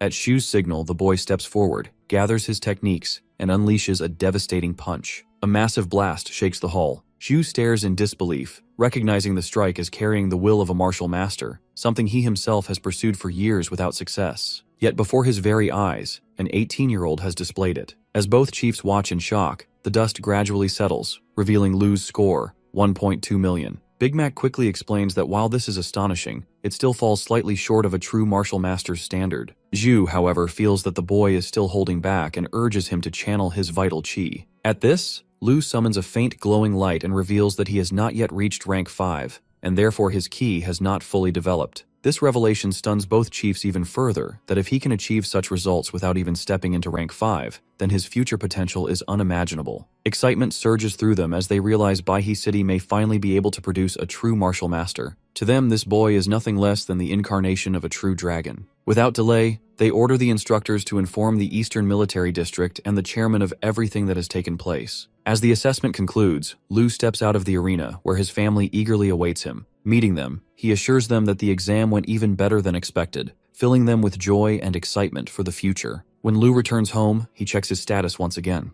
To his surprise, he now has 5 wives and has finally advanced to the level of an 8th rank grandmaster in this life. With level 4 perms unlocked, he grows excited, knowing he can now acquire many high-level techniques that will guide him directly onto the path of a martial master. These techniques not only enhance his golden body, but also grant him one more unique skill. At the same time, he is fully aware that his martial master's will has already taken shape. As long as he continues strengthening his vitality, his progress will only accelerate. Yet a doubt lingers in his mind. Are the martial paths of Wang He and Xu Shengning the same, or are they fundamentally different? After much thought, he decides to follow Wang He's path, since his foundational martial skills are already built upon it. His ultimate goal is to reach rank 12 or beyond, and in doing so, he might even surpass Wang He himself. Deep inside, Lu knows this path is already destined for him, to save the future, and that, he accepts, will also be his future. In the 5 days following the exam, Lu's family is busy decorating their new house in anticipation of Lu's results. However, their neighbors are far from fond of them, especially the homeowner's wife. She resents the fact that, because of falling property prices, even low families like the Lu's can afford to live there and create noise. She still recalls how, on their very first day, Lu's father dropped oranges on the road, causing a commotion. The memory alone makes her feel sick with anger. Her husband tries to calm her down, but suddenly she begins screaming at the sound of car horns blaring outside, convinced it must be the Lu family coming to take revenge over the oranges. Her husband rushes to the window, only to freeze in shock. The license plate belongs to the Eastern District, and the car itself is the official vehicle of the provincial governor. Realization strikes him instantly. The governor's car has honked exactly 9 times, an auspicious signal used only when congratulating a newly recognized Dragon Martial scholar. That means the honored figure must be someone in their very own neighborhood. As the neighbors watch in anticipation, Lu's father stands in front of the house, equally bewildered by the sight of the dark, luxurious cars pulling up at their doorstep. The convoy halts, and the governor of Dongning Province, Pingyun, steps out personally, asking for the Dragon Martial scholar, Lu. The title alone sends shockwaves through Lu's entire family. Meanwhile, the homeowner's wife nearly collapses upon realizing the neighbor she mocked is the father of the Dragon Martial scholar. Inside the house, Lu has just finished a dreamscape session. He has obtained the advanced golden body technique and further experience, realizing that his physique is steadily growing stronger with each step. As Lu checks his phone, he is shocked to see messages from his sister informing him of the governor's arrival at their house. Immediately, he activates his perception skill to sense who has accompanied the governor. To his surprise, he detects the aura of a rank 6 powerhouse, clearly a grandmaster. When Lu comes downstairs, both the governor and his group quickly notice the overwhelming aura he carries at such a young age. Lu's father steps forward to introduce them, and both sides exchange respectful greetings. Without delay, the governor explains the purpose of his visit: to personally congratulate Lu for achieving first place in the national examination. Though the official results have not yet been released, it is already confirmed that Lu stands at the very top, and may even hold the best score in the history of the exam once final tabulations are completed. To honor this achievement, the governor presents Lu with a cash reward of 50 million, as well as a luxurious residence of over 400 square meters in the capital, declaring him the pride of Dongning Province. He also formally confirms that Lu has reached the rank of 4th level martial artist and is now free to choose any university in the nation. When asked, Lu calmly states his decision that he wishes to enroll in the capital St. Martial University. The governor, already prepared for this, produces recommendation letters from all 7 of the top universities and places them before him, leaving the final choice in Lu's hands. Witnessing this, Lu's sister stands frozen in shock. For ordinary students, just being accepted into one of these universities is the dream of a lifetime, yet her brother has the power to choose freely among them all. After thinking for a moment, Lu makes his choice: the 7th St. Martial University. His decision takes the governor by surprise, as he had expected Lu to take more time before deciding. The governor remarks that, while the university may be somewhat lacking in heritage, its instructors are truly top-notch. He advises Lu that for the missions he will face there, a powerful cold weapon will be essential. To support him, the governor hands Lu his personal card, telling him to call at any time if he needs such a weapon. He even offers to personally select a rank 6 cold weapon tailored to Lu's abilities. Hearing this, Lu cannot hide his excitement. After some brief conversation, the governor and his group take their leave. The moment they depart, Lu's family erupts with joy and excitement, immediately preparing to. Meanwhile, in a distant dark throne room, the martial Saint King, Yu Tan, sits in silence. His gaze lingers on Lu's profile, and he realizes that this year will not be like the others. Things will be different. A few days earlier, Lu and his classmates celebrated his victory in the national exams with a heartfelt farewell. After bidding the same to his family, he embarks on his new journey. While on the plane, he reflects on how extraordinary the 7 Saint Universities truly are. Each one possesses a complete set of legacy martial arts, as well as access to the legendary martial arts tower. The university Lu has chosen is one of the oldest. Throughout the history of the country, there have been 9 martial saints, though most perished long ago, either in battles against monsters, during internal conflicts, or in great wars. These wars were fueled by the rivalry between the Dragon Country and the Lion Country, each competing to establish itself as the world's strongest martial nation. In the aftermath, the Dragon Country constructed the martial arts tower. This tower is modeled after the different life stages of each martial saint and incorporates highly advanced technology. It consists of multiple levels, and those who manage to clear 100 floors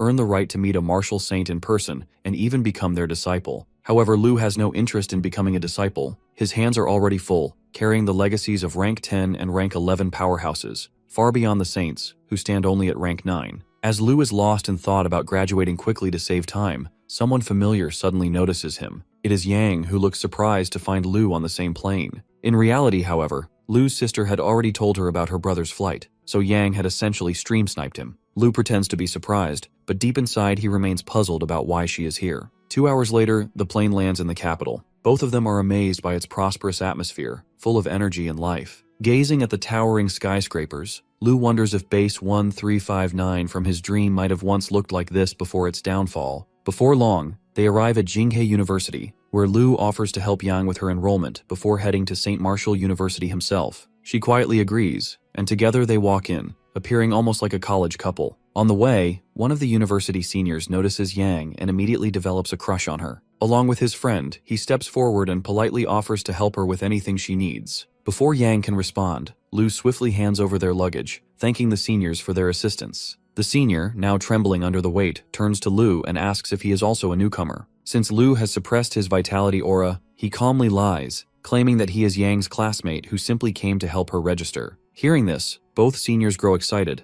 Though one clearly likes Yang, the fact that she and Lu will be far away gives them hope of interacting with her more. One of the seniors begins explaining the university's structure, pointing out that students are allowed 3 opportunities each month to enter the Martial Tower. Hearing this, Lu curiously asks if students from regular universities can also enter. The senior confirms, though with a mocking tone, claiming that even martial artists from outside are allowed entry. However, he adds that students from the Saint universities receive VIP treatment. After this, the senior quickly shifts his attention back to Yang, eager to appear helpful. He assures her that she will be free to do many things at Jinghe University, but warns her not to provoke anyone from the 7th St. Martial University. When Lu asks why, the senior explains that students from that university are considered reckless. Since they are often assigned to monster-related missions, they fight without restraint. A single clash with them could easily result in severe injury or even death. Lu nods, calmly assuring them that he understands. Soon after, Lu escorts Yang to the registration area. Once she is there, he bids her farewell, telling her to call him if she ever needs help.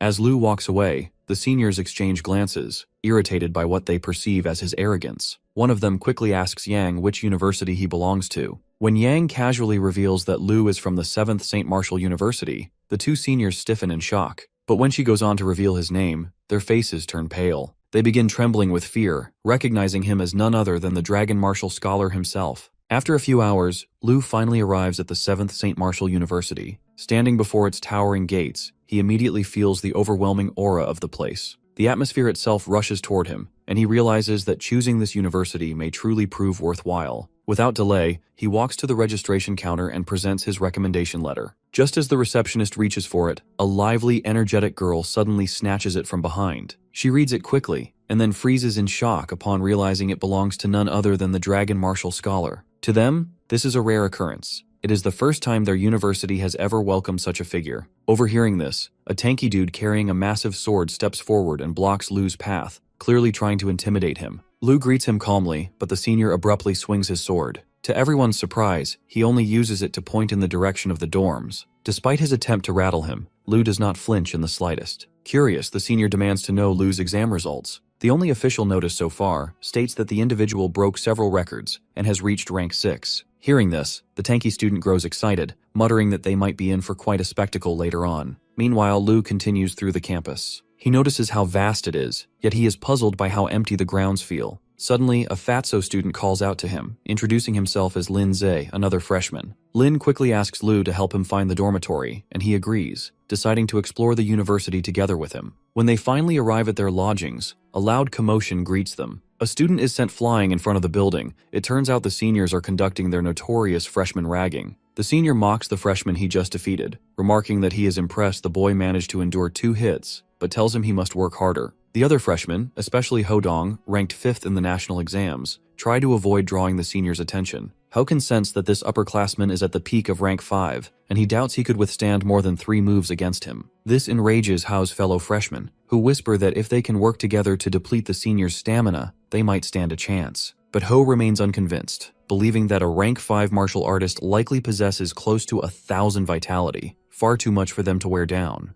To make matters worse, Hao notices another figure standing close to the bully. His presence feels even more dangerous, probably the early stage of rank 6. The realization that a rank 6 student is among them, and openly assisting the bully, sends shockwaves through the other freshmen. The bully continues with his rules, declaring that anyone who can withstand 3 of his moves will be allowed to enter the dormitory. Those who survive 5 moves will even be permitted to carry their luggage inside. With arrogant confidence, he proclaims that although the newcomers may be top students in their respective regions, their past glory means nothing here. He sneers, declaring that only ability matters in the university, and that those who fail to prove themselves will live like dogs. Their very first lesson. The helpless freshmen can do nothing but listen to the senior's arrogant yapping. Among them, however, Lu grows increasingly annoyed. No matter where he goes, he always seems to encounter scum like this. Loud, overbearing, yet pitifully weak in front of him. Before Lu can make a move, his new friend, the fatty, steps forward. Brimming with confidence, he declares that as the 19th ranked student in the national exams, he will teach this senior a lesson. With a fierce shout, Lindsay charges at the bully with all his weight. But moments later, Fatty is slammed back to the ground, shocked to realize the senior has already cultivated vital chi. Struggling to rise, he looks at Lu in confusion, but Lu pats his shoulder, telling him he did well, and to leave the rest to him.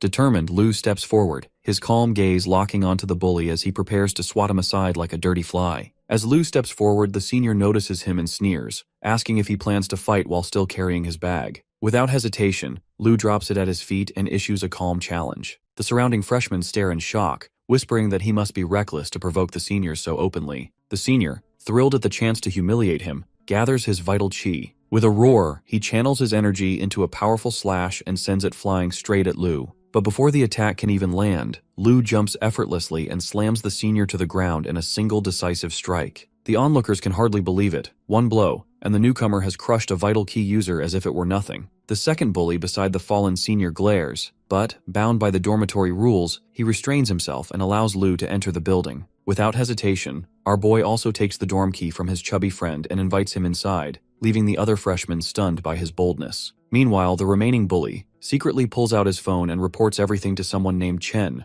warning them about Lu's arrival. Outside the dormitory building, Lu is amazed. It's far larger than he imagined, and he learns that he has the entire block to himself, free of charge. Beside him, the fatty suddenly realizes the truth. His new friend isn't just any student, he's the famed dragon scholar. Excited, he admits that he never expected to meet someone of Lu's stature, especially at the 7th St. Martial University. When Lu asks about it, the fatty explains that he's always heard the university is weak. According to him, past dragon martial scholars all chose the first university instead, and 7th Saint consistently ranks last in the annual national college meets. Hearing this, Lu reassures him that despite its poor ranking, 7th Saint still carries powerful legacies, and that's what truly matters. With that, he excuses himself and heads into his room. Inside, Lu is once again taken aback. The dorm is luxurious, far beyond his expectations. Settling in, he switches on the television. Among the popular highlights of the Marshall Tower, one video immediately catches his attention: a fierce battle between 2 students, both ranked number 1. As Lu scrolls through the comments, he learns that the fighters in the video are considered the strongest among the seniors. Curious, he clicks on the video, only to be met with a subscription paywall.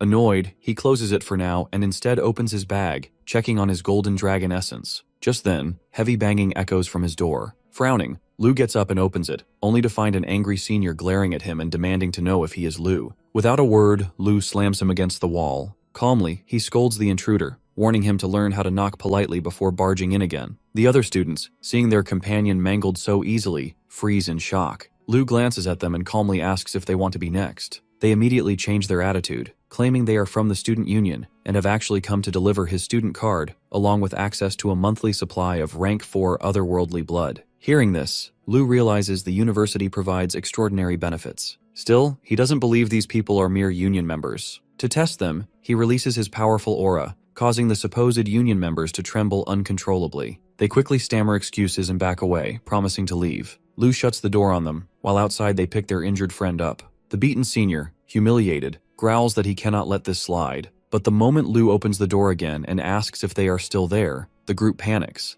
scrambling with excuses to avoid further conflict. Back inside, Lu uses the student card to access the top-ranked fighting video. On the screen, Xuanyi and Xiaolan, both ranked number 1, clash fiercely with swords, radiating immense power as they exchange blow after blow. Lu is stunned by their strength, though he quickly calculates that he would need to use at least 50% of his power to kill them. He knows they might not yet be true martial masters, but since this is only a university, there are bound to be other geniuses like them. Determined, he resolves to work harder. As he continues browsing, he suddenly finds a video of himself from earlier at the dorm entrance. Watching closely, he notices it has been edited to exaggerate the violence, making it look as though he mercilessly beat the senior into the ground. Hungry after browsing, Lu heads to the cafeteria to try the university food. As expected, he runs into Fatty, who already has a tray piled high with dishes. To Fatty's shock, Lu is one step ahead of him, devouring everything like a beast. All around, the girls in the cafeteria whisper about how handsome and violent Lu is. Meanwhile, the boys murmur among themselves about his overwhelming strength. Fatty, overhearing the chatter, is amazed that every conversation seems to revolve around Lu's power. As they eat, a group of seniors approaches. Their leader steps forward and introduces himself as Wu Fan, ranked number 2 in Yuhui province and 17th in the national exam. Instead of showing respect, Lu mocks them outright. One of Wu Fan's companions curses at him, but Wu Fan quickly calms his follower, saying he only came to talk. Lu, however, grows cocky. He points out that if Wu Fan already knows his strength, then he must have come here to provoke him. Standing from his seat, Lu glares at them and calls them useless pieces of bread. Hearing that, Wu Fan's rage boils over and he launches a punch at Lu. But to his shock, Lu's hand is already pressed against his face. In one swift motion, Lu slams him to the ground. Wu Fan realizes, with disbelief, that he has seen this exact moment before, on the viral video. The seniors stand frozen, unable to believe what just happened. Fatty erupts in cheers, while the onlookers whisper in terror, realizing they are witnessing a demonic monster in the flesh of a human. Having finished dealing with him, Lu wipes his hands clean while the bully lies on the floor, covered in soup and regret. Noticing him, our boy makes it clear that he hates 2 things most: being disturbed during practice and being interrupted during his meal. His cold stare shifts toward Wu Fan's trembling friends, who immediately start pleading that they understand before quickly retreating from the scene. With this, Lu calls Linza over and the two leave the cafeteria. The fatty can barely process what he just witnessed. He quietly admires Lu's boldness, thinking that this is exactly how a true protagonist should act, but the boy doesn't share his excitement. As they walk through the hall, Lu senses eyes watching him from all directions. Some show admiration, but many more burn with hostility. This is the 7th St. Martial Arts Academy, home to the nation's strongest martial arts prodigies. Here, pride and power rule above all. Lu knows he must make others fear him if he wants peace to train and grow stronger. To survive in this competitive environment, he must be respected and feared like a demon. As they head out, a middle-aged man in a suit approaches. His calm and powerful presence stands out against the tension in the air. He introduces himself as Vice Principal Zhao Taikang and tells Lu that the university has chosen him to speak at the upcoming freshman ceremony. Our boy is surprised, but agrees to give the short speech. After the vice principal leaves, Linz can't hide his excitement. He calls it a perfect chance to make an impression. Lu thinks for a moment and quietly decides he's right. It's time to make everyone remember his name. The next day arrives, and the auditorium buzzes with excitement as new students gather for the welcoming ceremony. When Lu and Linz enter, all eyes turn toward them. Lu's name has already spread across campus after his recent fights, making him a hot topic among the freshmen. Among the crowd sits 2 anxious students who still remember Lu's terrifying strength from before. One of them mentions rumors about Shu's group planning to disrupt Lu's upcoming speech. The guy listens, unimpressed, noting that even the strongest of those troublemakers only ranks in the national top 20. Still, he keeps his distance from Lu, guided by an instinct that warns him not to get involved. The auditorium soon fills completely as the vice principal and professors take the stage. One by one, they deliver speeches that fail to hold anyone's attention. The atmosphere grows dull, and most students begin to nod off. Even Lu feels bored, resting quietly until the vice principal stands again and announces the next speaker, the champion of the Morning Star exam and freshman representative, Lu. The room stirs immediately, and a small group of rowdy students starts booing from the back. However, our boy remains calm with his unreadable face. The vice principal glances at him, slightly concerned, but Lu simply nods, saying he has prepared for this moment all day. The vice principal, surprised by his seriousness, smiles and encourages him to do his best. Stepping to the podium, Lu adjusts the microphone and looks across the sea of young faces, some curious, while others with mocking expressions. Then, in a deep and steady voice, he begins his speech. He introduces himself and acknowledges those who doubt him. Finally, he declares that anyone who questions his place can prove themselves through battle, offering them the chance to challenge him, all at once. The room goes silent. Even those who had been dozing off suddenly wake up, unsure if they heard him correctly. The vice principal, expecting an inspiring speech, is also left speechless. Linza, however, is thrilled and calls Lu's move completely badass. Seeing everyone panic, Lu releases his confident, powerful aura that provokes the crowd, and the first student, Xu Jiandong, with his steel-textured body, accepts the challenge. The sound of metal echoes as he pounds his chest, and others soon follow, including a girl eager to test Lu's strength. Even Huodong, who had promised himself to stay out of trouble, rises reluctantly, not wanting to appear weak in front of everyone. Within moments, dozens of the strongest freshmen stand eager to fight him to prove themselves. They are elite martial prodigies, each radiating intense power aimed straight at Lu. The professors grow anxious, but Vice Principal Zhao remains calm, deciding to let things unfold. Linza rushes to Lu's side, trembling but refusing to back away. The room grows tense as waves of energy surge toward Lu, yet his expression stays calm and almost bored. Surrounded by his challengers, he casually notes that even a pile of trash can create a bit of pressure. In an instant, he vanishes and reappears before the steel-bodied student, striking him with a thunderous punch that sends him crashing into a wall. Another student attacks with a kick, only to be slammed into the floor. Flames then fill the air as a fire user tries to burn Lu, but Lu walks through the blaze unharmed, grabbing the student by the head. Just as the fire fades, a streak of blue light flashes as a girl with a dagger and terrifying speed joins the fight. Believing her speed will secure victory, she rushes at Lu, but he switches to the wind-breathing technique, matching her pace with ease. In a blink, he appears behind her, grabs her legs, and effortlessly throws her aside. Before the audience can react, a sharp whistling fills the air. A long-haired student loses control of his psychic power, sending dozens of silver spikes flying toward Lu.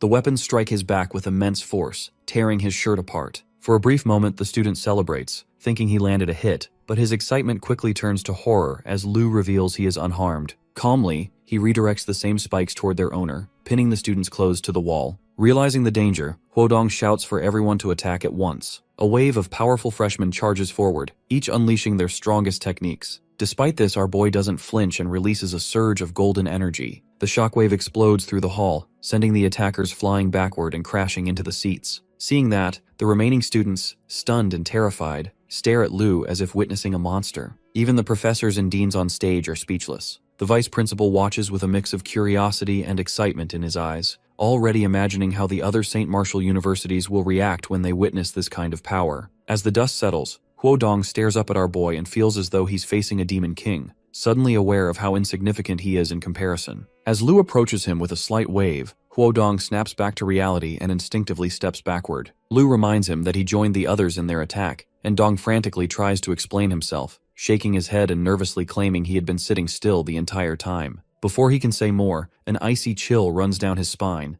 and the boy lightly karate chops his neck, knocking him unconscious like all the others. With the last opponent dealt with, Lu stands up and surveys the auditorium. The remaining students panic and retreat, terrified of meeting his gaze. Noticing them, Lu announces that he gave them all a chance, and warns them to tell the unconscious students not to challenge him again, because next time he will not show mercy. The conscious students nod immediately, convinced that no one would dare provoke him even without the warning. Lu approaches the vice principal with a smile and confidently declares his speech as student representative complete. Far from being angry, the vice principal appears satisfied as he looks around the chaotic auditorium. Despite many students lying unconscious, there are no serious injuries, so he instructs the others to clean up and transport everyone to the medical room before declaring the welcoming ceremony successfully concluded. Within days, Lu's actions cause a massive sensation across campus. Videos spread wildly on the forum with exaggerated titles analyzing his strength and calling him the strongest freshman in history. When Lu browses the forum himself, he finds discussions about him everywhere and shakes his head at the titles, though the footage of him dominating the freshmen is undeniably real. After turning off his screen, Lu falls into deep thought and realizes he has become increasingly violent and impulsive lately, solving everything with force. He reflects that his rapid strength increase is partly responsible, especially combined with youthful desires to fight and show off. However, he also recognizes these freshmen were far too weak compared to the battles he faced in the Dream Realm, making the fight feel like mowing grass rather than a real challenge. Lu also reflects on the martial arts world where the strong rule above all, and while violence isn't the solution to everything, it can solve most problems. With this, he is confident that if he reveals his true power, he can gain access to the Fire Seed Resource Library. As he reflects on this change, he suddenly gains an enlightenment, as if breaking through another bottleneck. Returning to the Dream Realm, Lu realizes it's time for a real challenge. In the scarred and debris-filled city, he quickly spots the familiar female grandmaster he had clashed with over 100 times before. Without hesitation, Lu unleashes everything he has and charges straight toward her. The Grandmaster launches fierce attacks with her long spear, but each strike only grazes his shadow as he gets closer and launches a ferocious attack that gets blocked by her shield. As she moves in to strike, she takes advantage of a brief opening and tries to land a hit on Lu.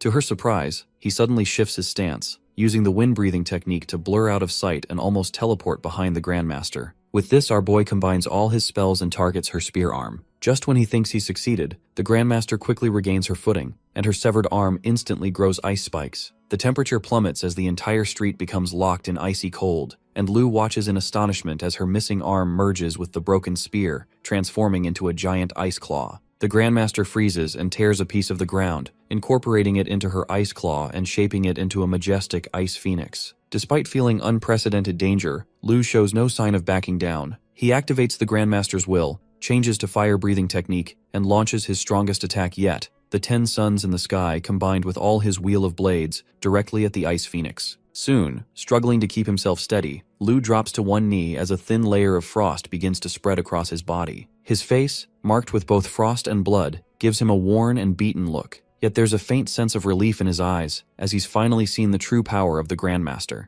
As he is lost in that thought, the Grandmaster has already raised her weapon, ready to deliver the finishing blow. Just as Lu braces for the final strike, her mask cracks with a crisp sound and shatters, revealing a pair of crystal blue eyes. Startled, Lu looks up and finds the Grandmaster staring straight into his eyes, almost as if smiling at him, before her figure swiftly dissolves into the mist. Before Lu can even process it, a rush of powerful memories floods his mind, hitting him so hard it nearly knocks him off balance. In it, he sees a young and timid little girl named Zhao Lingshuan being led into a room and introduced to an elderly man. The old man, his back turned to the girl, nods in approval and remarks on her promising potential, before telling her that from today, she would be his disciple in the Ice River martial arts. In the next scene, the young girl shivers violently under an ice waterfall, her body turning purple from the cold while ice frost forms on her face, legs, and feet. The old man asks what she wants to learn, and she earnestly replies that she wants to master his spear technique, as he's the strongest spear martial artist in base 1359, and the only one who had mastered the 5th realm. Years pass,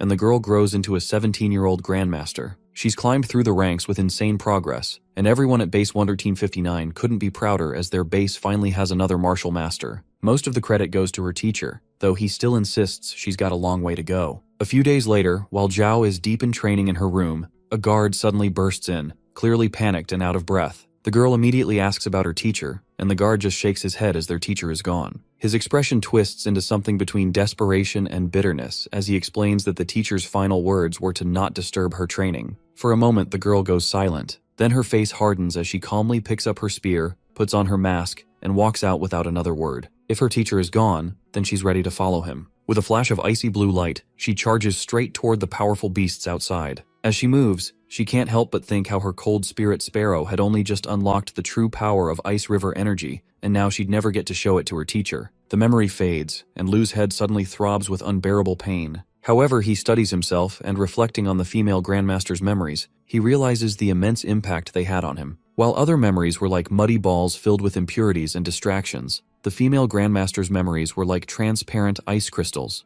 revolving around one thing only, the spear, and nothing else. Although she only reached the 7th level Grandmaster in her lifetime, she was an outstanding prodigy capable of challenging and defeating those at the 8th level. After absorbing her memories, Lu continues searching for what's truly important, and finally finds it, a glowing ice sphere, the core of the Grandmaster's techniques and her will. Without wasting a second, he grabs it, and his mind is instantly flooded with countless spear techniques. Quickly, he summons his spear and starts practicing, soon discovering its core skill, the Frost Sparrow's imprisoning spear, a move powerful enough to take down even a great martial master. The next day in the Dream Realm, Lu finds a place to sit and begins checking the information about the female Grandmaster and her teacher in the Fireseed resources. Her teacher was a 10th level martial artist, and the creator of the Frost Phoenix Strike, who perished during the destruction of base 1359, while the girl, a 7th level martial artist, also fell in battle. Lu is surprised to find that the old man was a 10th level martial artist, and even more surprised that such formidable martial arts techniques were not included in the Fireseed program,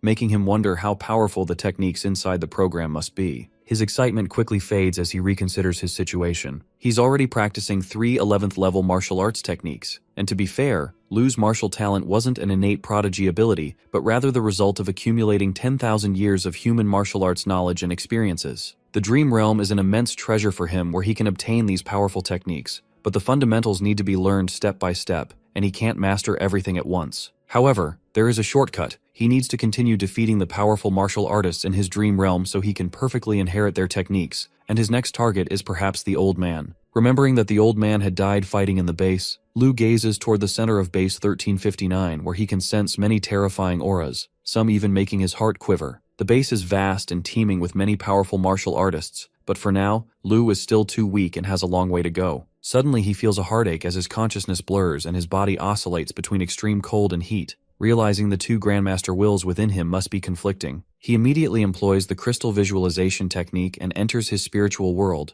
where he finds two vortexes, one made of ice and one made of flames, clearly incompatible with each other. Watching them erupt, Lu knows that if they react, his body might not hold together. But suddenly, his consciousness starts absorbing those wills inside it. He's shocked, realizing it might be the golden luminous stone from his visualization method that's helping him do it. With that thought, he wonders just how many other wills he can absorb, and if it's possible to follow 10 different martial paths at once. The next day at the campus, Linz questions our boy about his melee weapon choice. Lu pauses for a moment before replying that he'd probably go with the spear. Lindsay exclaims that it was his first choice too. Swords and other weapons just feel too light to him, while the spear feels more powerful and manly. Lu smiles, glad he finally made a decision, but then adds that they might not see each other much in the future. Hearing that, the fatty looks confused and presses him for answers, but our guy just brushes it off. They soon arrive at the martial arts hall, and when Lu and Linz enter, the once noisy room falls into sudden silence with all eyes on Lu. For most of them, he is no longer just a freshman, but has become a nightmarish presence, including for Dong, who has been plagued with recurring nightmares ever since that day. Soon,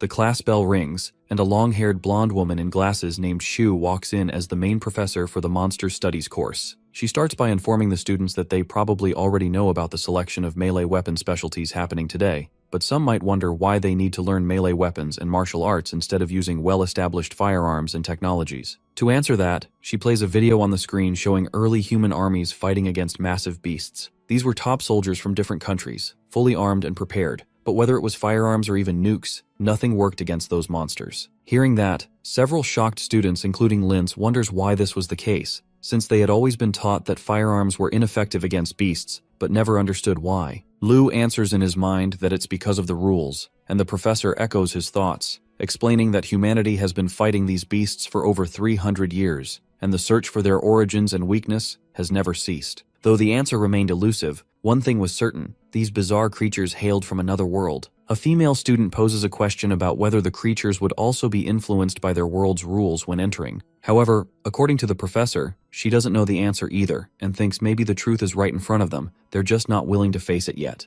The students are confused by that answer, but our boy gets it. He explains that the monsters were probably restrained by the original rules, meaning they might have been even stronger before. Hearing that, the professor looks a bit impressed, while the others are shocked, calling it unfair. But the teacher just ends the lesson with a shrug, saying that life's unfair anyway. As the professor leaves, Linz can't believe that these creatures are weakened and already nerfed versions of their original form, voicing his concerns about what future humanity has if they regain their full strength. Lu doesn't answer because he knows that humanity is indeed doomed in 10,000 years. Our boy is fully aware that despite having access to the Fireseed Resources Bank and the wisdom and knowledge of 10,000 years, he still can't solve the monster's problems. The future seems bleak, and he knows it's pointless to keep worrying, so all he can do is continually make himself stronger and hone his martial arts step by step in search of hope. Outside the classroom, every student receives a form with 3 days to choose a melee weapon and submit their choice for classroom allocation. After filling out the form, Lu tells Linz it's time to head over to the spear classroom, and the fatty gladly follows. The students erupt in noise upon hearing Lu's choice, and many immediately choose other melee weapons while several who had initially chosen spears hastily change their choice.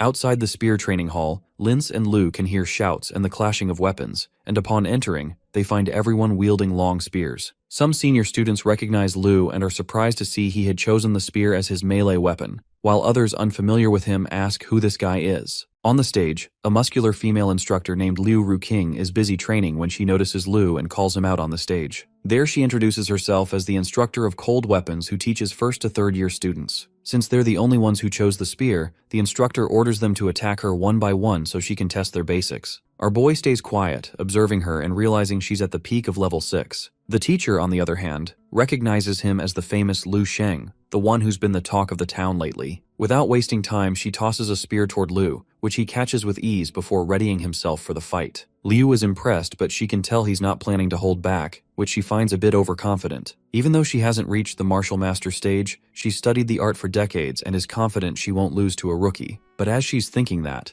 Liu suddenly charges forward, and despite dodging his strike, Liu can feel the terrifying aura of his spear mastery. As our boy charges in harder, the instructor instinctively raises her spear, swinging it several times to fend off his aggressive attacks. But she can't keep up as his strikes are too fast and too sharp. Within moments, Liu easily knocks her spear aside, leaving everyone stunned. No one can believe their professor was defeated that easily. Our boy stands there with the spear tip aimed at her neck, then pulls it back with a calm smile. The instructor, meanwhile, is in disbelief that how could a freshman like him have already reached the inner discernment stage in spear technique. She couldn't even last 3 moves against him. Snapping out of her thoughts, she acknowledges his skill and that his spear technique is exceptional for his age and that he could already graduate from class training. Hearing that, the other students are left speechless, drowning in disbelief and self-doubt. The instructor then smiles at Liu, praising his mastery, but pointing out that he still lacks real combat experience. She advises him to head to the Credit Mission Center to take on some tasks, explore the Marshall Saint Tower, and visit the melee weapons training area to gain more hands-on experience. Our boy plants his spear into the ground and nods with a grin, thanking her for her time. The teacher keeps her composure, but deep down, she knows this kid's a monster, and compared to him,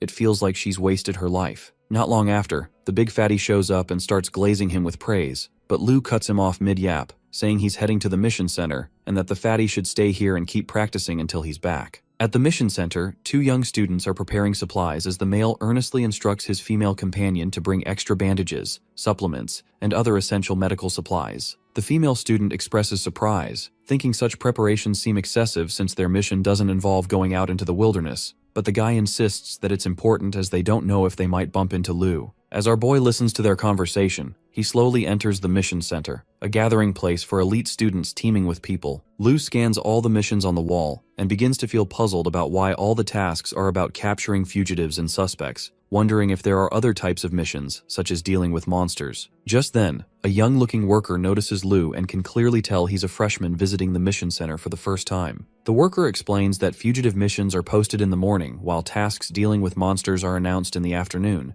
and other types of missions are usually released in the evening. Looking at the board, our boy picks out a purple AA-ranked mission, immediately shocking the worker behind the counter. The guy wonders if Liu has any idea how tough those missions are, but he stays calm, realizing the mission doesn't really suit him. Thinking Liu's getting cold feet, the worker smirks, only to be stunned when Liu casually pulls out all the AA-ranked missions, scanning through them for something more challenging. Annoyed, the worker threatens to report him to the dean's office and deduct his credits if he keeps messing around. Realizing the guy misunderstood his intentions, Liu calmly explains that he just wants to take on higher-level missions, nothing else. The worker leans back in his chair and starts explaining that to even qualify for such missions, one needs a perfect score in melee weapon courses and must be a high-level martial artist. But Liu doesn't waste words as he simply pulls a badge from his pocket, engraved with 6 stars and his name, and tosses it toward the worker, proving he's a level 6 martial artist. The worker stares at the badge in disbelief, then slowly looks up, clearly unsure if it really belongs to Liu. A flicker of irritation crosses Liu's face as he holds out his hand, making it obvious he's ready to prove himself if needed.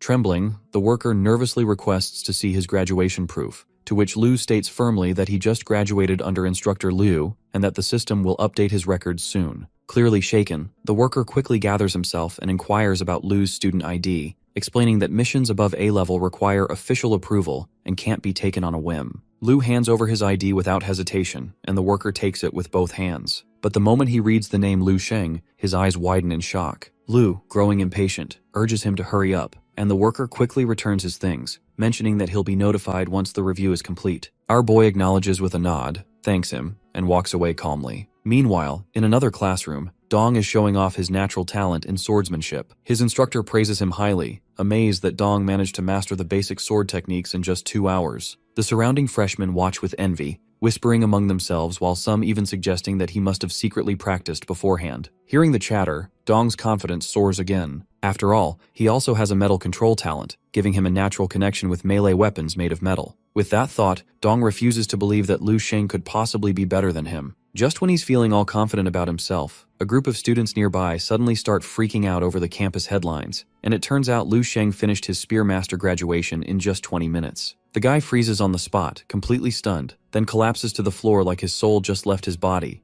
desperately wishing his teacher would let him change his major before it's too late. Meanwhile, at the training grounds, a student is practicing with his sword. As he unsheathes it and strikes, a loud blast echoes through the air, shattering a massive rock into hundreds of tiny fragments. The young man, Xuan, slides his saber back into its sheath, breathing heavily but clearly proud of his display. Not far away, a girl with twin ponytails starts clapping, grinning wide, obviously impressed by his powerful strike. Playfully, she teases that if Xiaolan dared to challenge him again, Xuan would probably wipe the floor with him in under 100 moves. However, since he already defeated Xiaolan, he doesn't see him as a rival anymore. His eyes are set on the top 10 of the 7 saints ranking now, since only they're worth his time. The girl crosses her arms, thinking for a moment, then agrees that with his current strength, making it into the top 10 shouldn't be a problem. But Xuan just glances down at his saber and shakes his head, admitting that he still hasn't formed his martial will, so breaking into the top 10 isn't happening anytime soon. She tries to lift his spirits, pointing out that the jump from 6th to 7th level Grandmaster is no joke. Even top prodigies get stuck there, struggling to find their own path. She reminds him that becoming a Grandmaster isn't just about raw skill, it also takes timing and a bit of luck. Xuan lets out a small sigh, knowing deep down she's absolutely right. While Xuan wipes his sweat with the towel, the girl suddenly remembers something and pulls out her phone, handing it to him. She eagerly points out a new student named Lu Sheng,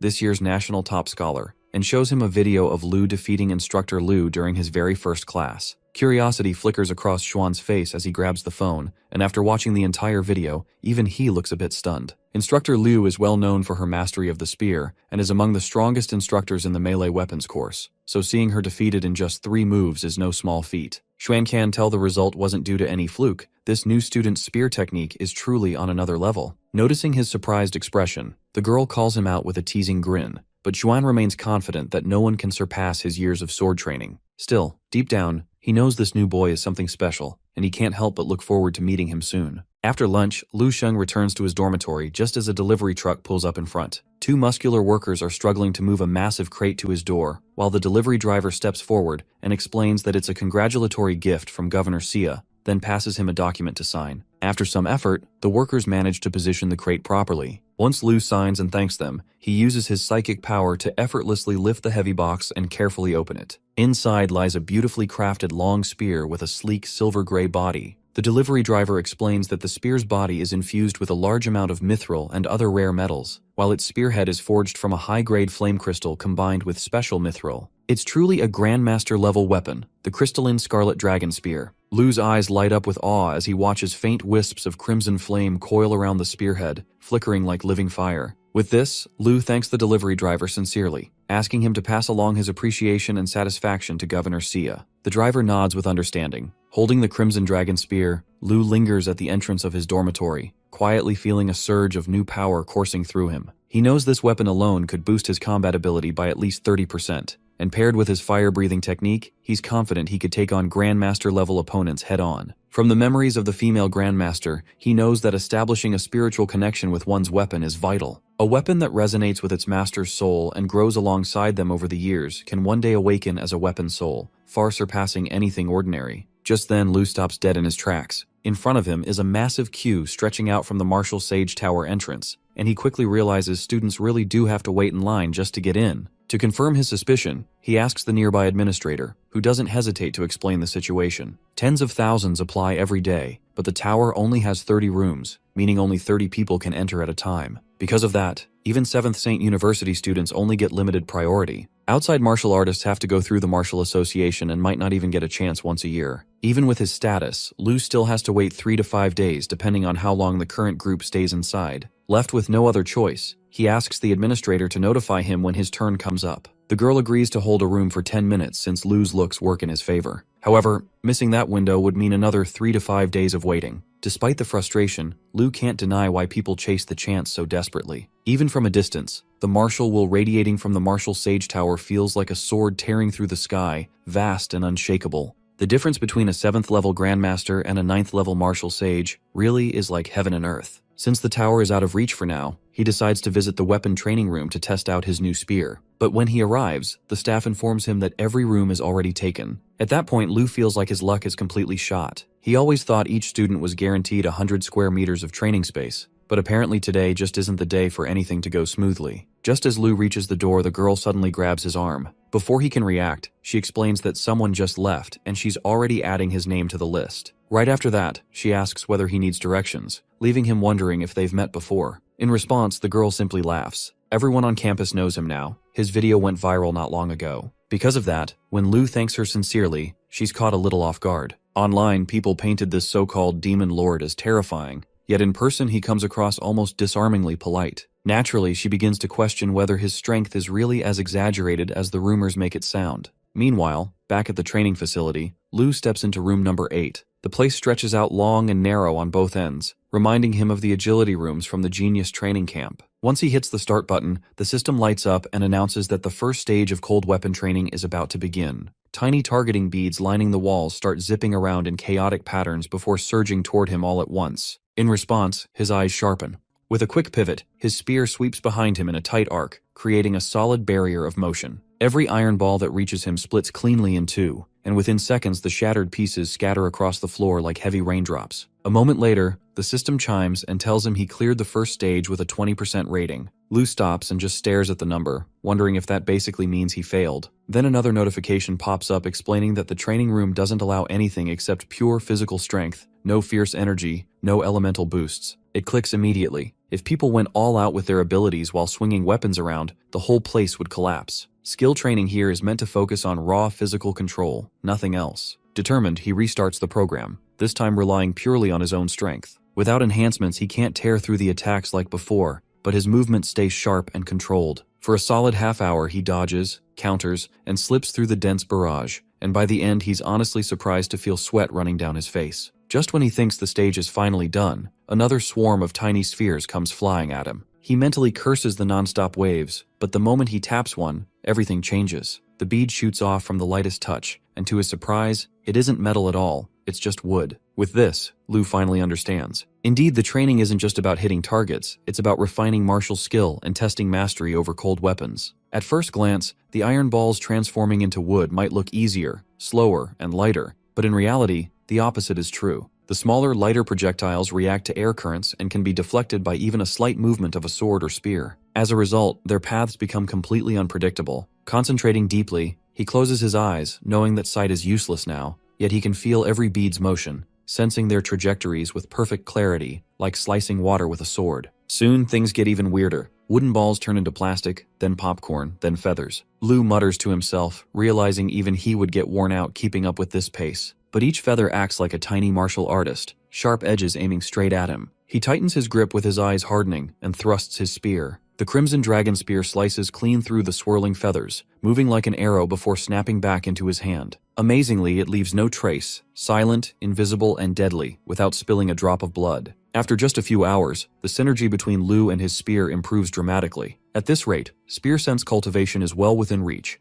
and entering the soul-nurturing stage should come smoothly. Ultimately, he admits the training room is far more eye-opening than expected. St. Martial University designed it to use the properties of each material to enhance specific attributes beyond simple weapon control. Therefore, martial artists must reveal no overt power, relying on absolute precision in controlling their own strength, a feat nearly impossible without decades of rigorous practice. Even so, Lu, with his level 4 spear technique and memories of 2 grandmaster martial artists, almost failed several times. The training session cements all the unstable aspects of Lu's body, effectively strengthening his martial foundation in ways he can feel deep in his bones. Moreover, even the bottleneck of the intricate mastery realm seems to loosen, as if the second form of the complete martial path is calling him forward. Lost in thought and imagining what comes next, he suddenly notices the silence. Then, the system chimes, announcing that all 5 stages in the room have been completed. Lu stares, mouth agape, disbelief written across his face. At first he can't believe it. Eventually he figures he'll have to return next Thursday to continue. Meanwhile, at the reception,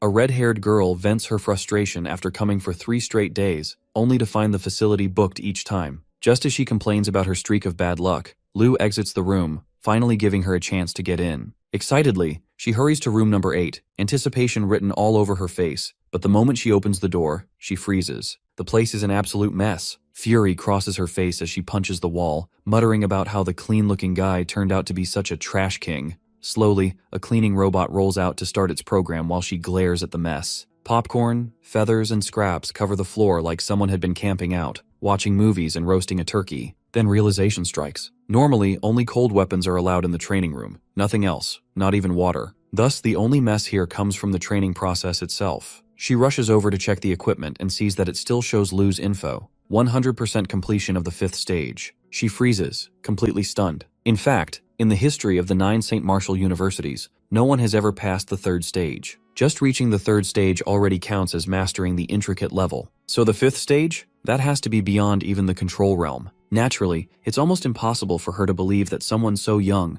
barely older than herself, could possess Grandmaster level capability. Before she can process it further, a spark of electricity buzzes from the control panel, and suddenly, with a loud bang, the training room transforms, spotless and pristine. Meanwhile, outside the facility, Lu downs a cup of his golden dragon saliva. Immediately, the absorption feels stronger than ever, and as he deploys the stellar body refinement technique, the internal breath of his indestructible golden body begins circulating through every muscle and vein. To his surprise, his training speed for the 2nd stage of the immortal golden body is twice as fast as usual. Clearly, the session has awakened subtle areas inside him, now being refined and strengthened. At this pace, the 2nd stage could be completed in half the usual time, possibly finishing entirely before he ascends to the next level. Over the next few days, Lu settles into a strict routine. Each morning, he practices the stellar body refinement technique for 2 hours, after which he attends exotic beast classes. Meals are brief, spent checking his Q progress at the Martial Sage Tower, before returning to the cold weapons training room to push through the 5th stage until physically drained. Even after collapsing from exhaustion, he continues training within his dreams, ensuring that he never lets the momentum slip. In just 1 week, Lu's vital energy and blood value tripled.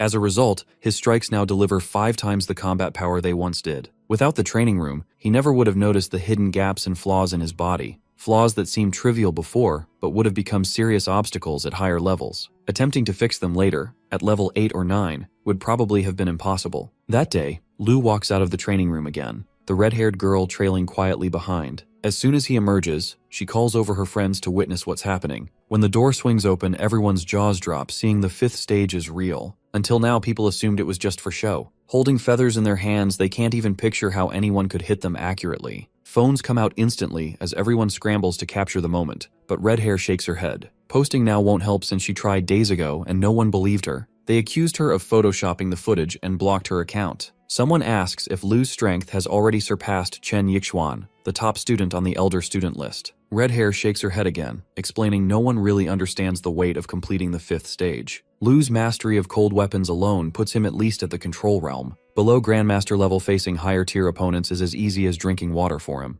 Perhaps the only phrase that fits is unmatched in his own tier. Not only would the top 10 of the elder student list struggle against him, but even the top 10 of the 7 saints list would probably be unable to stand. Hearing this explanation, the others panic. What frustrates them most isn't just his strength, but knowing such an incredible secret and being unable to share it since no one would believe them anyway. Red Hair advises everyone to keep quiet though. With the way Lu operates, the secret probably won't stay hidden long. Meanwhile, Lu's training gets interrupted by a text. After a whole week of waiting, it's finally his turn at the Martial Sage Tower. 10 minutes is just enough time for a bathroom break, quick shower, and change of clothes before heading over. Just as he's about to leave, an AA-rated mission from the mission center pops up marked urgent. After a moment's consideration, Lu chooses the mission instead. As a student, he retains privileges at the Martial Sage Tower and will get another turn later in the week. However, AA-rated missions don't come along every day. Prepared and focused, he heads straight to the mission center. At the same time, the Martial Sage Tower faces a major test. Among the 7 St. Martial universities, each has its own tower where students enjoy certain privileges tied to their school's reputation, serving as a point of pride.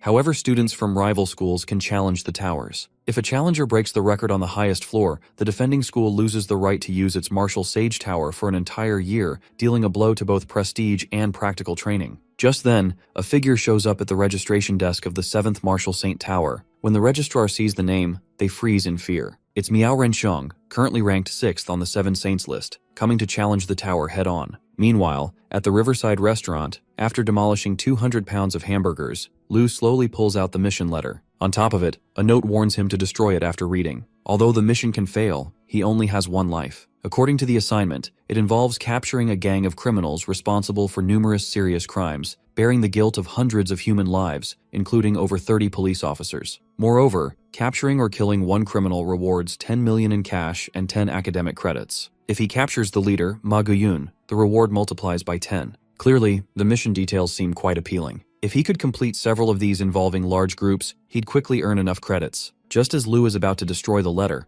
a few photos fall out. Among them, 2 postcards show graduating students from the 3rd St. Martial University, both 6th-level martial artists with high mission completion rates. They're supposed to be his teammates for the mission, but Lu just hopes they don't slow him down. That night, the young girl from postcards, Xu Mengyao, grumbles impatiently, asking if this jerk is even coming. She complains that he really has no sense of time. Meanwhile, the man, Meng, extinguishes his cigarette and asks what's the rush since it's not even the agreed time yet. In response, the girl curses about how many tons of smoke he's had, saying it's choking her. Eventually, she decides to stop waiting for Lu. The two of them will just head out and handle the mission themselves, thinking Lu's a rookie who won't be much help anyway. After all, he's just a freshman with 0 mission completion, clearly on his first assignment, a kid who hasn't even seen blood yet. She can't for the life of her figure out what those people at the 7th St. Martial University were thinking. However, Meng points out that Lu is also 6th level, and this year's Ascending Dragon martial arts top scholar. Given that, to have such strength at this age means his talent is definitely terrifying. Hearing this, the girl gets even angrier. Apparently, he came here looking for glory. She can't believe the 7th St. Martial University actually sent one of their geniuses instead of handling him themselves. And she definitely doesn't have time to babysit this little brat, as this mission could kill someone in minutes. Just then, Lu's voice comes from behind as he slowly drags his weapon case over. The 3 of them set off, with the girl nagging nonstop,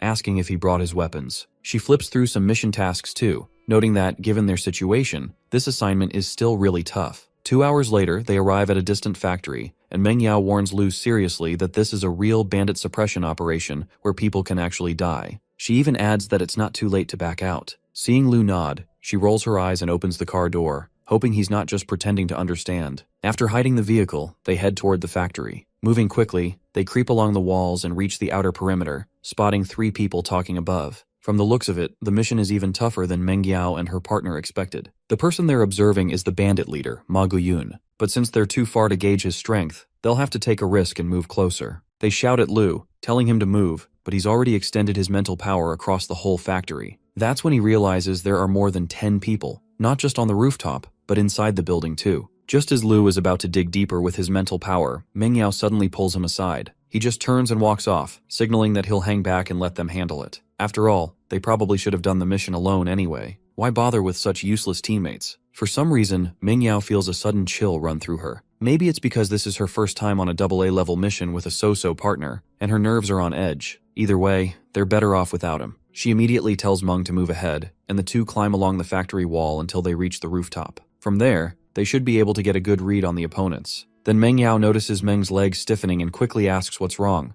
Inside the building, a group of martial artists is arguing. The team leader, Wang Dabiao, yells about why Ma Guyun should get 30% when so many of them are involved. Ma Guyun, calm as ever, sips his coffee and says he did the initial work and provided the plan and tools. He adds that they're just here to kill a few people, so doesn't he deserve 30%? After some back and forth, the others finally settle on giving him 20%. Outside, the 2 students are already shaking with fear. They can clearly sense at least 8 level 6 martial artists inside, along with a bunch of level 4 and level 5 underlings. There's no way they can handle this right now. This mission is clearly S level, and their priority is just staying alive, so they need to hurry back and report. Meng Yao and Meng sneak along the factory perimeter, only to run into members of a raiding squad. One of Ma Guyun's men is clearly unhappy, complaining about others disrespecting their boss despite relying on him. However, the bald guy beside him stays chill, pointing out that once they successfully transport and hijack the strategic materials, their boss will become a master in no time. When that happens, they can teach everyone a proper lesson. Hearing this, both students are left in shock and decide to run the hell out of there. They realize that Ma Guyun's gang's original target is the strategic material transport vehicle, which explains why so many people have gathered here. This isn't just a small group.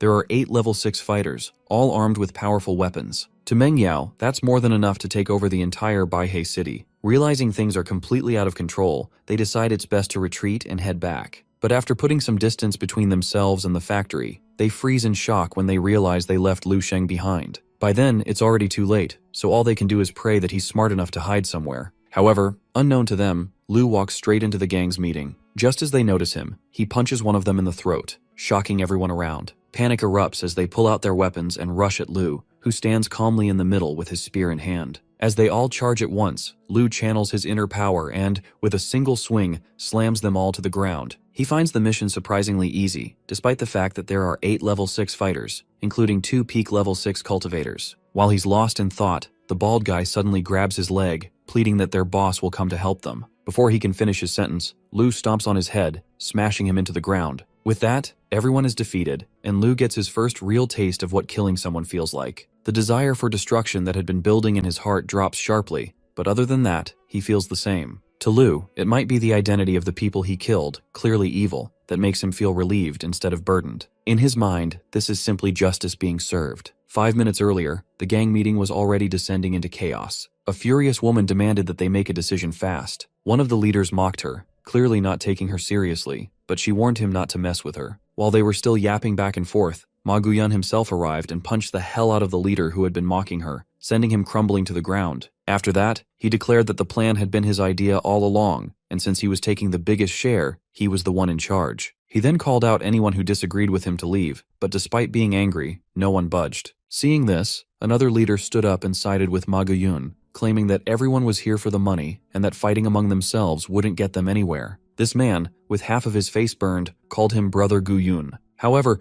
the other gang members weren't happy to see him speak up. One of them sneered and called him Ghost-Faced Vulture, pointing out that this wasn't about small profits. According to Vulture, for a level 6 cultivator it might be a big deal, but for a future master like Ma Guyun, it was nothing. Hearing that Ma Guyun was about to become a master, the gang affiliates immediately started glazing him. They claimed that if they had known he needed the materials to break through, they would have gladly helped him, and were willing to give him whatever he wanted. Vulture puts forward his point and offers Ma Guyun a compromise, but quietly whispers in his ear that once he becomes a master, he wants a 30% share as well. Hearing this, Ma Guyun isn't happy, but he agrees, since he is the only one qualified to back him up and keep things in line. Vulture was originally a martial arts master, but a fire killed his entire family. After that, he became a gangster and developed a twisted habit of burning people alive. As the meeting continues and Ma Guyun is about to discuss share distribution, they're suddenly startled by movement outside. Thinking it might be the police, they decide to kill whoever it is and continue their operation elsewhere. The gangsters, having received the order, wait for the door to open,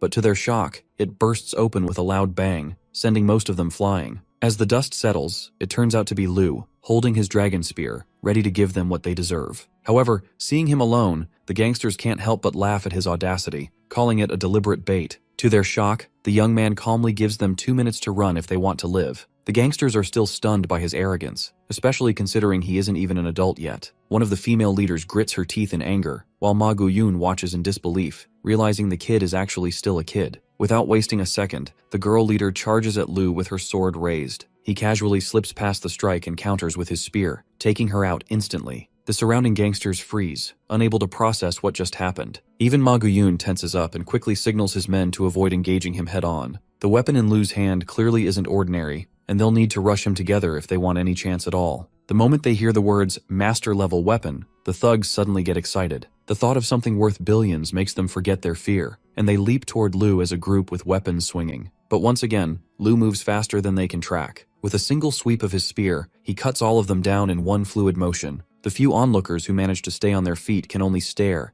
their shock turning into panic as they realize they're watching something far beyond human, a monster in human form. With that, he activates Breath of the Wind, and in the blink of an eye, he strikes everyone with flashing speed, eventually reaching the Vulture, who trembles on his feet after witnessing the brutality. Instead of fighting, the Vulture turns and decides to flee. However, Lu has no intention of letting him escape, so he immediately gives chase. Just as our boy prepares to deliver the final blow, the Vulture suddenly turns around with a wicked grin. He reveals that he was channeling a massive fireball the entire time, using his retreat as bait. In an instant, he unleashes his enormous firefly blast, erupting the area into hellish flames, while he stands in the center, laughing maniacally. However, to his shock, he hears Lu's calm voice mocking him, asking if that's really all he can do. When the Vulture looks up, he freezes in terror. Emerging from the raging fire, Lu extends his hand. With a snap, a sphere of purple energy drops onto the Vulture, and in a blink, he is engulfed in fierce violet flames that burn him from the inside out. The resulting blast is so strong that it fills the entire warehouse, even shocking the leader, Ma Guyun, who has been watching from the shadows. He is left speechless. while Lu simply turns toward him and, with a faint smile, asks whether he has thought about it yet, specifically, how he wants to die. Outside, the student duo sneaks closer, moving cautiously as they return to check on Lu. However, to their shock, the only things they see are fallen bodies scattered across the ground,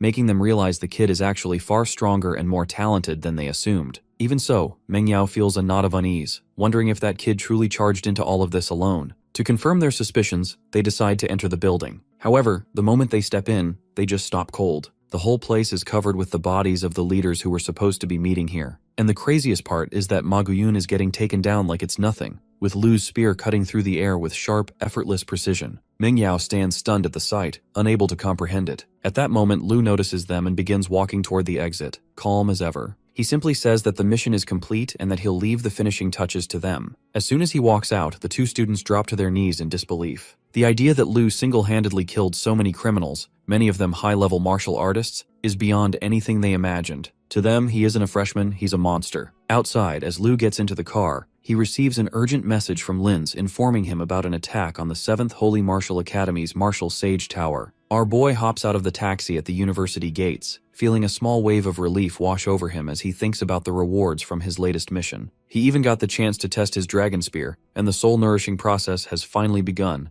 Definitely a good haul. While he's lost in thought, Linz comes bouncing over with his usual excitement. The moment Lu casually mentions that he ended up killing a gangster during the mission, Linz freezes in shock. It's only then that our boy remembers the kid is still, well, just a kid, and maybe that kind of thing sounds a bit too brutal to him. But to his surprise, Linz's shock flips straight into enthusiasm, and he starts getting fired up about joining missions himself, just to experience some killing. Typical Linz. Before Lu can process that, a wave of noise rises from a group of students nearby. They're rushing toward the tower, talking about Xiaolan failing to defend it. Lu, confused, glances at Linz, who explains that Miao Renxiang, ranked 6th on the 7 Saints list, has shown up to break into the tower. The mention of the 7 Saints list throws Lu off for a moment. Linz goes on to explain that it's basically an upgraded version of the old strength rankings, a list that gathers the top experts from all 7 St. Martial universities after strict screening. With Chen and Xiao holding 1st and 2nd place, it's considered one of the most accurate measures of the young generation's true geniuses. The fatty keeps rambling, explaining that while Chen Yixuan ranked 1st on the old list, he's dropped to 13th on the new 7 Saints ranking.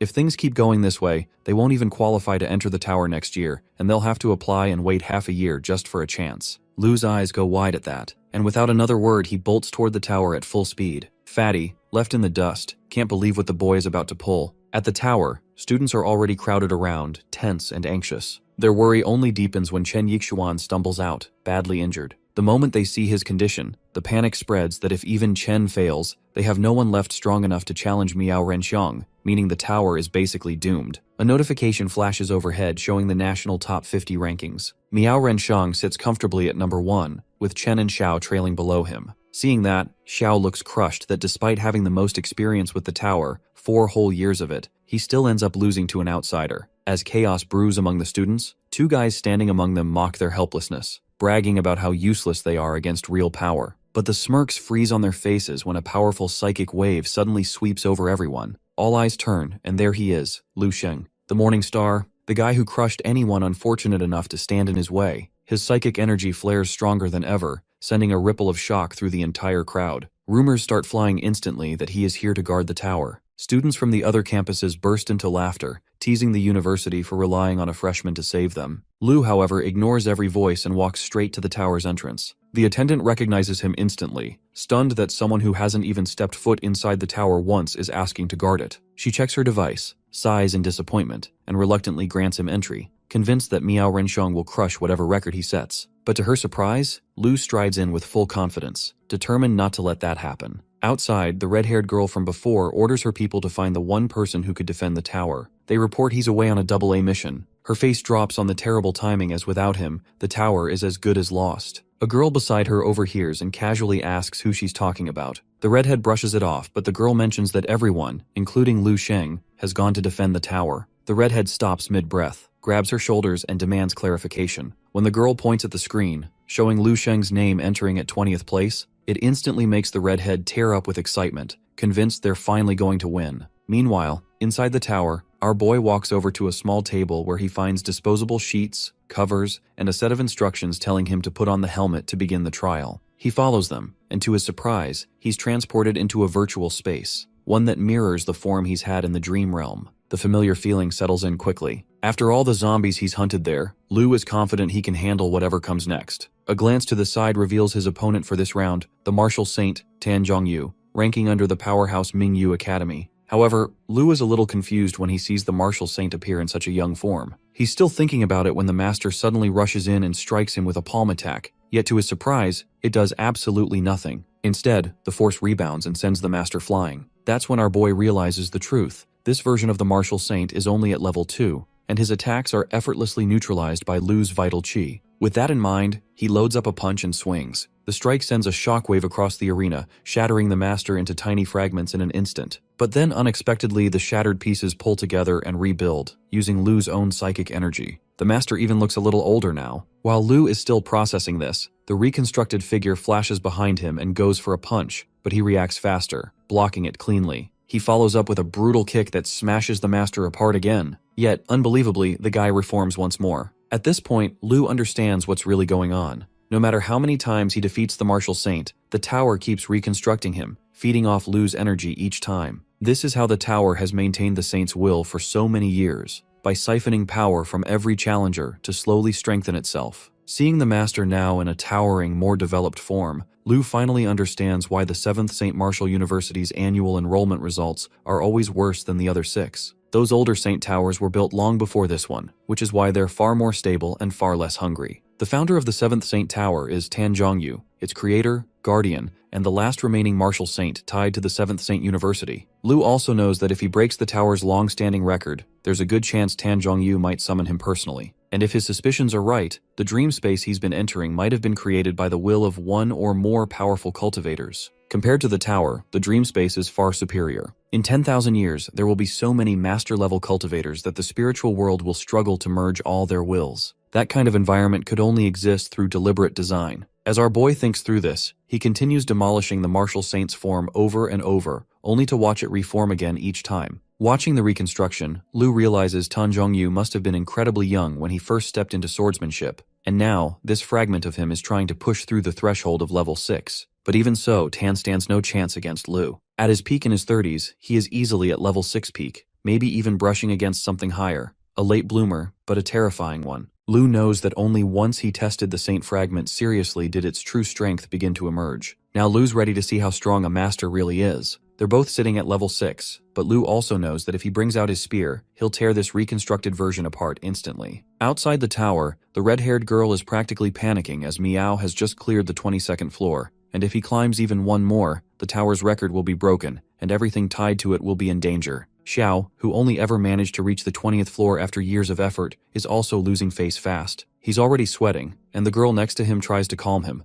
reminding him that higher floors will be impossible for a mere level 6 swordmaster. But Xiao keeps trembling anyway, terrified that Miao might somehow push through a few more levels. Meanwhile, the red-haired girl stares in disbelief as Lu Sheng blazes past one floor after another. In a flash, he hits the 12th floor, and in the next heartbeat, he's already on the 21st, just one step behind Miao. Even Xiao can't believe it. How can anyone climb the tower that fast? As Lu reaches the number 1 spot on the rankings, the students outside immediately start complaining that 7th St. Martial University must have rigged the results. Even Xiao and his group can't believe how fast he climbed. Their disbelief only grows louder, and while the attendant initially tries to defend the tower, insisting that the results can't possibly be fake, her confidence vanishes the moment she notices Lu standing at the top. She freezes, realizing he might have just set a brand new historical record. The woman beside the redhead is also losing her composure, wondering what kind of monster-level prodigy that kid actually is. Linza also stands there stunned, watching his friend burn through the rankings like a wildfire. Inside the tower, Lu continues battling form after form of the martial saint, slowly realizing just how resilient the master really is. Without his mastery over cold weapons, he wouldn't have lasted this long. Tan Zhongyu truly deserves the title of martial saint. His techniques are slippery, clever, and steadily intensifying. But then a sharp pulse hits Lu's head. His vision wavers, and he finally realizes that his psychic energy is nearly gone, drained to the edge of collapse. At the same time, the master's latest form reshapes itself, this time more complete,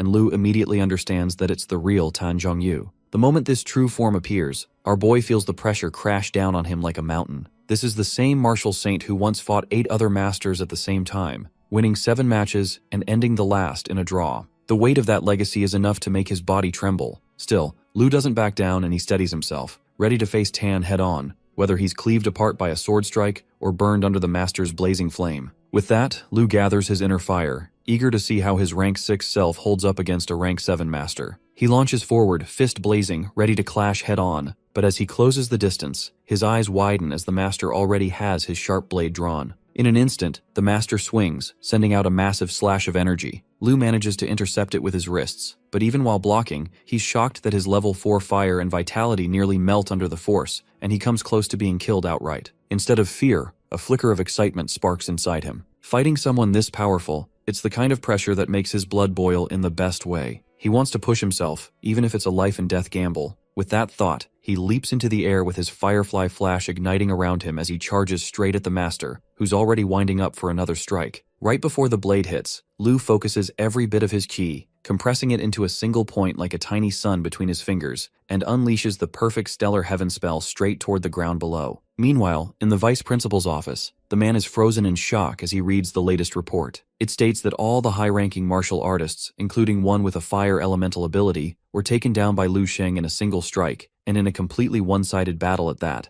The document is a formal letter of thanks from Baihei City's police chief himself, which only makes the vice principal even more stunned. He had assumed the kid would lay low for a while, but instead Lu is displaying terrifying potential, on par with the martial saint from back in the day. Realizing he needs to report this to the martial saint immediately, he reaches for the phone. But before he can touch it, the tower attendant bursts into his office in a panic. The vice principal waves her off at first, thinking she's here about the tower's defense results and planning to tell her to notify the 4th St. Martial University about their loss. But her next words stop him cold. She's not here about the defenders, she's here about Lu Sheng, who has just shattered every tower record and is currently standing on the 26th floor. The moment she says it, the vice principal doesn't even respond. He simply launches himself straight out the window, with 2 other staff members instantly following behind him, all racing toward the tower at full speed. Students nearby stare in disbelief, seeing the vice principal leap out like that without any warning. Soon, Vice Principal Zhao arrives at the tower with the other principals, shocking every student present. As Zhao lifts his eyes to the ranking board, he realizes Lu has just climbed another level, now standing on the 27th floor. The other principals stare in disbelief. Clearing the 25th floor alone is enough for someone to become a master-level disciple and revive their legacy. But our boy has already pushed 2 levels past that.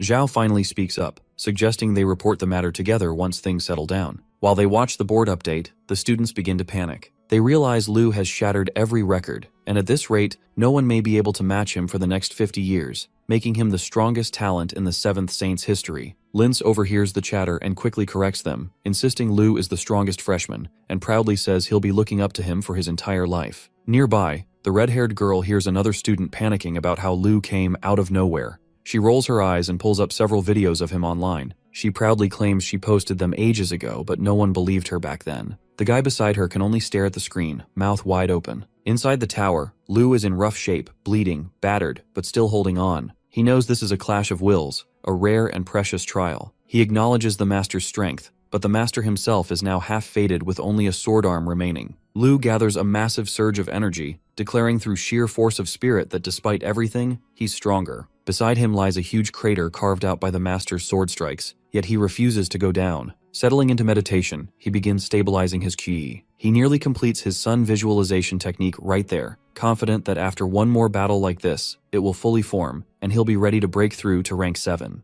Just then, the martial master erupts with energy, his form fully restoring as he returns to his grandmaster state. This time, however, he no longer absorbs Lu's mental power, making Lu realize the master has already reached his limit, preparing for the final stage of the trial. Knowing this is the moment to truly test his limits, Lu charges forward with his dragon spear in hand and flames rippling behind him. Outside, the students are losing their minds as the board updates again. Our boy has advanced to the 28th floor. Even Zhao breaks into a sweat, while the other principals share the same wide-eyed shock. Then the ranking board flashes once more. Lu has cleared the 28th floor. The moment it displays, every student sprints toward the tower, desperate to witness Lu's legendary emergence. They wait with bated breath, only for Miao to step out instead, excited and glowing at the huge crowd gathered outside. His imagination instantly runs wild, already picturing pretty girls lining up to confess to him because of his achievement. Unfortunately, his overly confident grin only makes the girls uncomfortable, shrinking away instead of swooning. Just as Miao is drifting deeper into his own fantasies, Lu suddenly appears behind him and gives him a light push, knocking him flat onto the ground. Meow spins around angrily, ready to scold him, but Lu meets him with a cold, intimidating glare, making it clear that Meow was simply standing in his way. The guy, boiling with anger, cracks his knuckles and charges up a punch, ready to teach Lu a lesson. But the moment he swings, our boy effortlessly stops his fist midair and grabs him by the throat. With complete calm, Lu reminds him that he was the one blocking the way, then casually tosses him onto the ground like a rag doll. His fellow students stare in disbelief as their senior brother gets folded so easily, rushing over to pull him back up. Meanwhile, the rest of the crowd is in stunned silence. What they're witnessing isn't just strength, it feels like the birth of a new legend. Everyone, especially Lindsay, is blown away by Lu's power. The fatty starts rambling excitedly about how this is officially the beginning of the Lu Sheng era. Other students quickly join in, chanting about Lu's strength and calling him the unstoppable savior of the 7th Saint. A group of girls is completely mesmerized, practically gooning over him, while Lu just stands there, satisfied that he's made such a strong impression. He even wonders if this might be another hidden benefit of becoming a martial artist. Xiao, watching from a distance, with sweat forming on his forehead, wondering if the 7th Saint Academy can even handle a monster like Lu in the long run. The principals, seeing the students cheering so passionately, quietly slip away, deciding to let the youngsters enjoy their moment. As the crowd celebrates, a boy from farther back rushes over, shocked after seeing the updated rankings, realizing a freshman just broke the 7th Martial Saint Tower's ancient record. He immediately calls Yang Yuan, urging her to hurry up and find her soulmate before this place becomes too dangerous. But she calmly reveals she already has one. The boy around her freezes when he realizes exactly where her gaze is pointed. She's been looking for Lu Sheng all along. None of them expected Yang Yuan to have such a bold side, but she's well aware of the truth. Lu is dazzling, overwhelming even, while she herself is too stubborn and self-righteous for most people to handle. Saying that, she turns to leave, only for the boy beside her to grab her hand, insisting she should trust him. Her expression darkens instantly. She snaps at him to keep his hands to himself. Senior or not, even if he's someone who helped her before, she's not tolerating that kind of behavior. Before the boy can respond, Linza suddenly appears behind him. The fatty warns him once to let her go. When the boy doesn't, Linz grabs him by the hair and yanks him back, declaring that he dares lay hands on Brother Sheng's girl. Without hesitation, Linza starts pounding him into the ground and, after completely mangling him, realizes with shock how easily he handled it. Catching his breath, he turns back to Yang Yuan and relays the message that Lu has asked her to wait for him, and plans to invite her to dinner later. Her brief look of confusion doesn't slow Linz at all as he simply straightens with smug confidence, presenting himself as Lu's friend and insisting that he had already noticed her earlier. With our boy occupied elsewhere, he takes it upon himself to guide her around in the meantime. Meanwhile, the beaten boy on the floor finally processes what he just heard, that Lu Sheng is her schoolmate. And realizing he just harassed Lu Sheng's girl, he knows he might actually be doomed. After that, the entire internet erupts with talk about Lu Sheng. News feeds blow up with his name. Countless posts compare him to the current #1 on the 7th Saint leaderboard, Wen Jingxuan, and video platforms are flooded with edits, motivational clips, and endless debates about just how far the boy might rise in the future. Even Linza is all over the comment sections, shamelessly praising his friend, while girls from other universities join in, gooning over Lu in the replies. As Lu scrolls through the posts, he feels a mix of embarrassment and surprise, especially at the bold comments from the girls. But when he looks at Yuan beside him, he relaxes a little, admitting he never expected so many people to gather around him like this. Yuan reassures him that he's doing great, and with a soft, cute expression, she wonders aloud if she can keep looking for him in the future. Lu, a bit confused by her wording, simply thinks to himself that without a bit of challenge or resistance, any task would feel way too boring. Meanwhile, over at the 4th Martial Arts University, Miao is venting his frustration on the cafeteria food, smashing and stabbing at it like it personally offended him. Meanwhile, students around him whisper, calling out how he failed to conquer even the tower and how he was tossed around like a rag doll by a freshman. More voices join in, pointing. It's embarrassing that he got beaten so badly yet still acts like nothing happened, still posturing like a fool. Overhearing all the gossip while trying to eat, Miao finally snaps. The students keep whispering about how he pissed himself and fainted in front of a freshman, and that's the last straw. His whole body twitches in anger as he slams his plate down and grabs the nearest guy by the collar, raging that he absolutely did not wet himself. Seeing him explode like that, the other students freeze, worried he might actually lash out. Miao warns them to keep moving unless they want to be next. He winds his arm back for a punch, but before it can land, someone catches it effortlessly. It's Lu Sheng. Lu sits there unfazed, calling Miao out for losing his manners again. Then, completely casually, he announces that he's here to take their tower and asks if Miao has a problem with that. Miao quickly shakes his head, insisting he doesn't, but Lu still tosses him aside like a crushed juice box, leaving the whole cafeteria staring in shock. Despite Meow's humiliating fall, everyone knows he's actually ranked number 1 among the seniors and sits at 6th place on the academy leaderboard. And yet Lu just handled him like it was nothing. With this, reality finally sinks in that their tower is Lu's next target. Panic spreads as students scramble to call the top 10 defenders back. But another group points out the bitter truth that their number 1 already lost. If he can't stop Lu, then nobody else in the 4th Martial Arts University stands a chance. As the room buzzes with panic, a buffed upperclassman walks in alongside a woman wielding a whip. Both carry an intimidating presence. The 4th Saint students instantly recognize them as Yang Jiankan and Feng Mei, 2 contenders on the senior leaderboard. Their arrival sparks a bit of hope, and some students even start shouting about defending their tower. But that confidence shatters instantly when the leaderboard updates before their eyes. Lu Sheng is already ranked 1st, and standing on the 28th floor. Their university has essentially been crushed before the defenders even lifted a finger. Meanwhile, over at the 5th St. Martial University Student Union, the entire faculty gathers in a rare emergency meeting. They're all deeply unsettled by the monstrous talent emerging from the 7th St. University. Their principal, Jing Yu, stands at the front, presenting Lu Sheng's frightening achievements one by one. One of the faculty members finally snaps, cutting Jing Yu off and demanding a solution instead of more rambling. But Jing Yu can only admit he has no idea what they're supposed to do against someone like Lu, a student who just tore through the records as if they were nothing. And right as they debate, the doors slam open. Lu Sheng himself bursts into the student union office, looking around casually as he inquires if they're planning to give him some kind of welcome or what. A while later, Lu Sheng stands in the middle of a shocked and uneasy crowd as the news spreads that he has taken their tower. The students around him refuse to believe it, insisting that something like this should be impossible. Meanwhile, Lu Sheng remains calm and reflects on his progress. By now, he has captured the 5th tower and cleared 2 towers in just 2 days, which he considers a solid achievement. As the defeated students stew in anger and anxiety, Lu Sheng focuses on what he has gained. He has refined his Grandmaster will twice, and both his physique and psychic power have improved by a huge margin. More importantly, he can clearly feel that a breakthrough to rank 7 is drawing close as he keeps pushing himself harder. Because of this steady pressure, he has smoothly entered the 2nd phase of perfect martial arts. At this stage, gathering power and releasing it at the right moment allows him to clearly sense his own weaknesses and keep them under control. As a result, he can now launch more precise attacks, and the flaws in many martial arts techniques stand out plainly to him. After stepping into this 2nd phase, his martial arts feel nearly flawless, and he even senses faint traces of the divine level. Although he knows this feeling is still an illusion for now, he is confident that if he continues down this path, he will eventually become the god of martial arts. Soon after, Lu Sheng steps outside, where his Big Mac friend immediately notices him and excitedly calls out his name. The friend rushes over, congratulating him on taking yet another tower, and then eagerly asks whether he plans to capture one more. His excitement is almost contagious as he waits for an answer. However, Lu Sheng quickly cuts through the hype and explains that the situation is urgent, asking him to get a cab to 6th St. Martial University. Hearing this, the fatty friend brightens even more and happily agrees. Then, with a proud grin, he reveals that everything has already been arranged. Lu Sheng turns around and is momentarily stunned to see a whole line of taxis waiting for him. Without wasting time, the fatty pushes him toward one of the cabs and urges him to hurry. Once inside,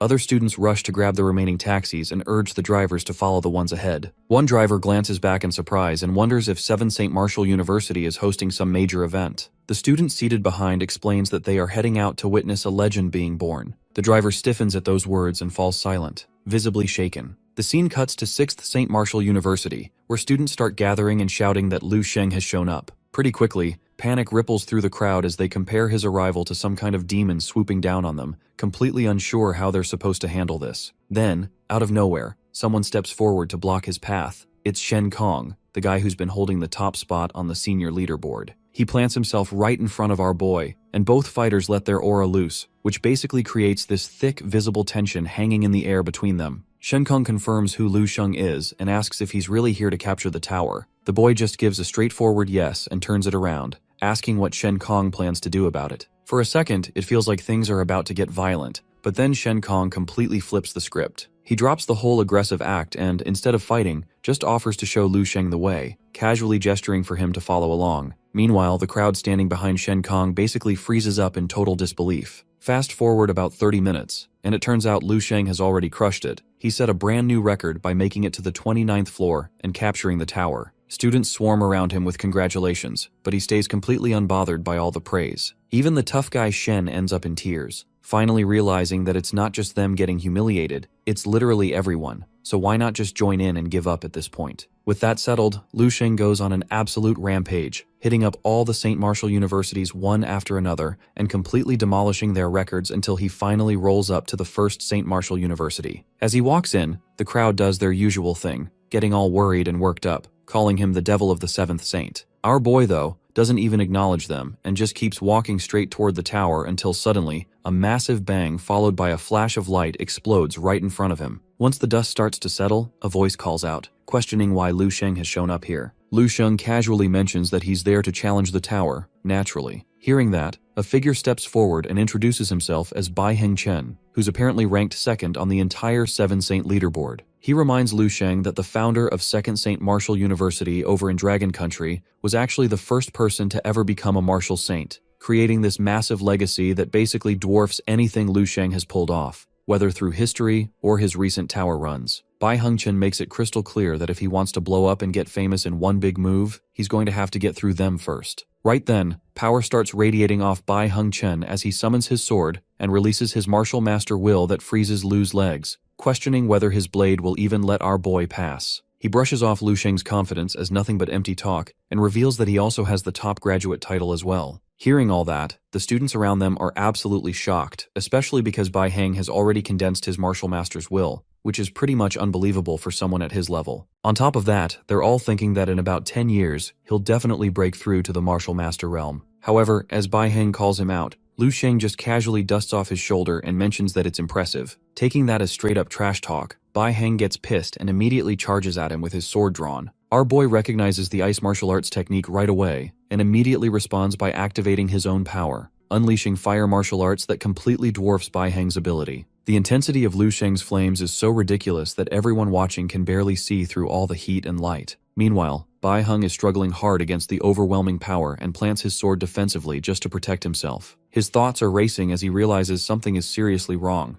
The heat literally feels like he's standing right next to the sun, and his ice armor starts melting under the relentless temperature. Without breaking stride, Lu Sheng walks right past Bai Heng and mentions that this outcome isn't some fluke, adding that if they'd been in the same year, Bai Heng would have only ever been second best. He just keeps moving toward the tower without even glancing back. From a nearby building, some masked figure is watching the whole thing go down. The observer considers the possibility that Lu Sheng might actually become a master in just 5 years, and seems pretty certain that he'll definitely hit that level. The next day, at the student union room, a boy reports that Lu Sheng has already made it into the first tower. A girl confirms it, and the boy wonders whether Bai Heng showed up to stop him. The girl explains that yeah, Bai Heng Chen did appear and even used his martial art power, but he still couldn't prevent Lu Sheng from moving forward. The boy reacts with total shock and disbelief, completely unable to wrap his head around how Bai Heng could fail to stop our boy even after pulling out all his trump cards. The boy presses for more details about how many moves Lu Sheng used to defeat Bai Heng. The girl responds that he did not use a single move. The boy struggles to understand what she means by not even one move. She explains that Lu Sheng simply released his master will without engaging in any physical combat with Bai Heng, and that release alone melted or destroyed his will completely. The boy loses his balance and collapses at this revelation, trying to process what it would have looked like to witness someone's will being melted away. The girl approaches him and questions the guy, Jingxuan, asking if they should attempt to stop Lu Sheng. Jingxuan responds nervously, questioning how they could possibly stop someone like that and what methods they could even use. He points out that his own power level is not much different from Bai Heng Chen's, with him ranked first and himself ranked second. Since our boy defeated Bai Heng without using even a single move, Jingxuan concludes that challenging Lu Sheng would mean certain death with no chance of survival. The girl curses in frustration at their helpless situation. Her thoughts drift to her original plan, which involved following Zhang's path to quickly become a master under a powerful martial saint. This demon king Lu Sheng appeared out of nowhere and began dominating everyone in his path. The timing feels particularly cruel since she was on the verge of graduating, and if our boy had arrived just a little later, everything would have been different. Jingxuan interrupts her thoughts by pointing out that dwelling on what could have been serves no purpose now because Lu Sheng is already here. Students all over campus are holding newspapers that are plastered with Lu Sheng's accomplishments. Everyone's reading the same news that's basically taken over all the headlines. One student even speculates that Lu Sheng might end up becoming the next powerful martial saint from their kingdom.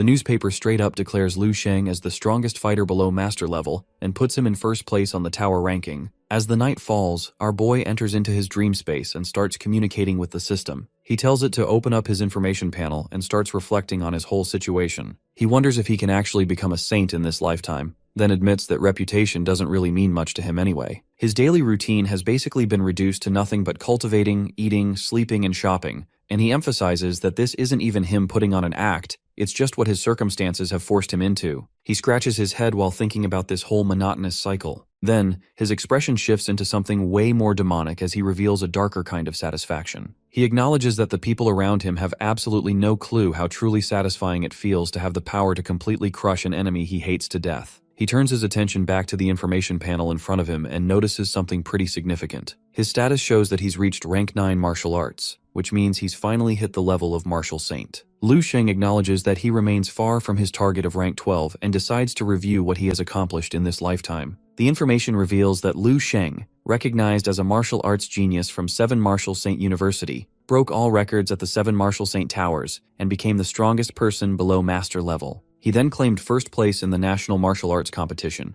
and during one particular match, he killed a master-level cultivator from Jidao Academy. Lu Xing stares at the information with surprise, processing the fact that he actually killed someone from Jidao Martial Academy, an institution backed by a martial saint. He wonders what reason could have driven him to take such a risk by opening his martial saint power to kill a master. He shifts his attention to other details on the screen and decides that dwelling on this serves no purpose right now. He sets the question aside for later consideration and focuses on what comes next in the timeline. The records show that Lu Sheng became the disciple of Martial Saint Tan Zhongyu at age 19, advanced to Grandmaster at age 32, and eventually achieved promotion to Martial Saint at age 70. He went on to establish his own Saint Martial Academy and earned recognition by the title of Perfect Martial Saint. According to the martial calendar year 457, he died at the age of 161. Lu Sheng considers the achievement of becoming a perfect martial saint and founding an academy, viewing it as something worthy of note. He compares this to his previous life where he only reached Grandmaster level, attributing the difficulty of maintaining martial arts to mental fatigue that accumulates over time. He continues scrolling through the information and clicks on something new. The screen displays information about his spouse, which makes him realize it refers to his life partner. The data reveals that he has 3 wives in this lifetime. Our boy reacts with visible curiosity at first, but then his expression shifts to something strange. He quickly decides to forget about this information and refuses to look any further, reasoning that such things could distract him from more important matters, and he closes that section immediately. After that, Lu Sheng tries to open another section but quickly discovers he doesn't have the necessary permission to access it. He accepts the limitation and redirects his attention to information about monsters instead. Right away, a massive amount of data floods the screen in front of him. He realizes that the sheer volume of information can't be explained in just a few words, so he decides to review it all later when he actually has more time. His focus then shifts to several techniques listed in his records: stellar body refining art, nature breathing technique, and crystal visualization technique. He notes that he should probably check out the master volume content for these methods, but then remembers he hasn't even completed the second phase yet. His thoughts drift to a concern about resources, and he's really hoping this situation won't repeat what happened at the Eastern Military Region. He recalls that place had an unlimited supply of otherworldly materials just sitting there. His mind conjures up an image of the head of the Eastern Military straight up warning him to stay away. Lu Sheng quickly drops that line of thinking and moves on from the topic entirely. Instead,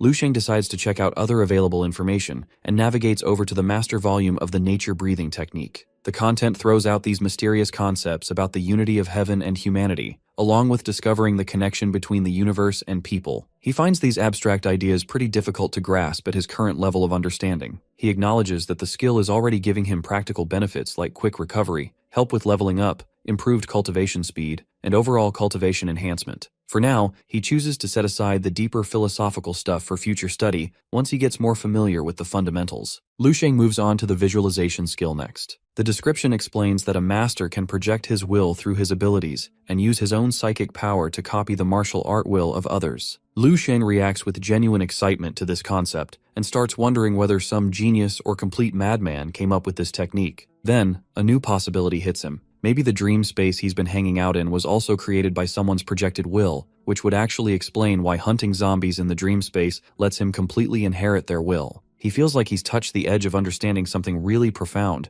but there's still this barrier he can't remove or see through clearly. He decides to stop overthinking the whole thing and concludes that it's time to head back. Lu Sheng requests the system to save everything and announces his departure, which causes him to vanish from that spot. The scene briefly flashes to the girl examining Lu Sheng's profile information. With that, Lu Sheng goes back inside the dream space, where he's trying to pull off a specific technique. His efforts keep failing as he attempts to create a projection. Lu Sheng grows more and more frustrated that he still can't generate a projection using psychic energy and questions what this whole psychic response thing actually means. He realizes that creating a projection through the crystal visualization technique is way harder than he thought it would be, and accepts that he's not going to master it anytime soon. Lu Sheng then compares the tower system to the dream space and recognizes that this place functions as a complete world in itself. Everything feels totally real except for the fact that there's no hunger or fatigue, which makes it almost impossible to tell it apart from reality. If both environments were games, the tower would be considered pretty basic and sloppy, designed more for casual players than professionals. His dream space, on the other hand, is like a masterpiece where separating it from actual reality becomes extremely difficult. He decides to stop dwelling on something that obviously can't be achieved overnight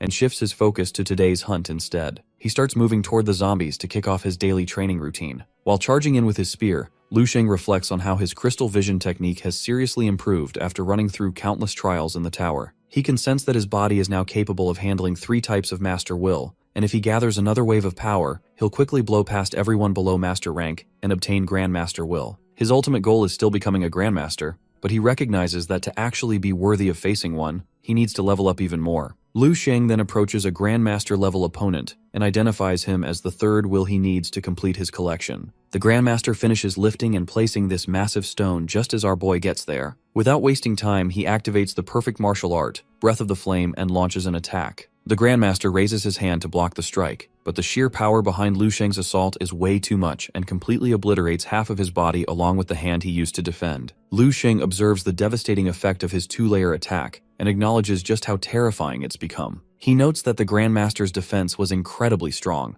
and if the opponent had been in perfect condition, even another Grandmaster would struggle to break through it. Our boy addresses the fallen warrior and declares that a hero's spirit is immortal before getting ready to inherit his will. With this, Lu gets the memories of the Grandmaster's past as a young man named Su Wei. His master is standing in front of him, delivering some pretty harsh criticism and pointing out that Wei's talent is really poor and that he's always slower than everyone else. The master basically concludes that Wei just isn't cut out for martial arts. The boy responds by promising to work way harder than the others and suggests that maybe starting earlier could help make up for his shortcomings. His teacher reacts with visible shock at this level of determination. The following day shows Wei meeting with another teacher who apologizes before explaining that his qualifications and skills don't meet the requirements for their city guard. The teacher seems genuinely concerned about having to deliver this news. Wei takes the rejection pretty calmly and mentions that he'll just keep searching for other opportunities. Later on, the boy's mother confronts him with serious alarm and questions whether he's completely lost his mind for wanting to join the hunter group. She reminds him that hunters have to venture outside the base, which puts their lives at constant risk. Her voice gets louder as she demands to know if he actually wants to die. Wei just laughs off her concerns and addresses her gently,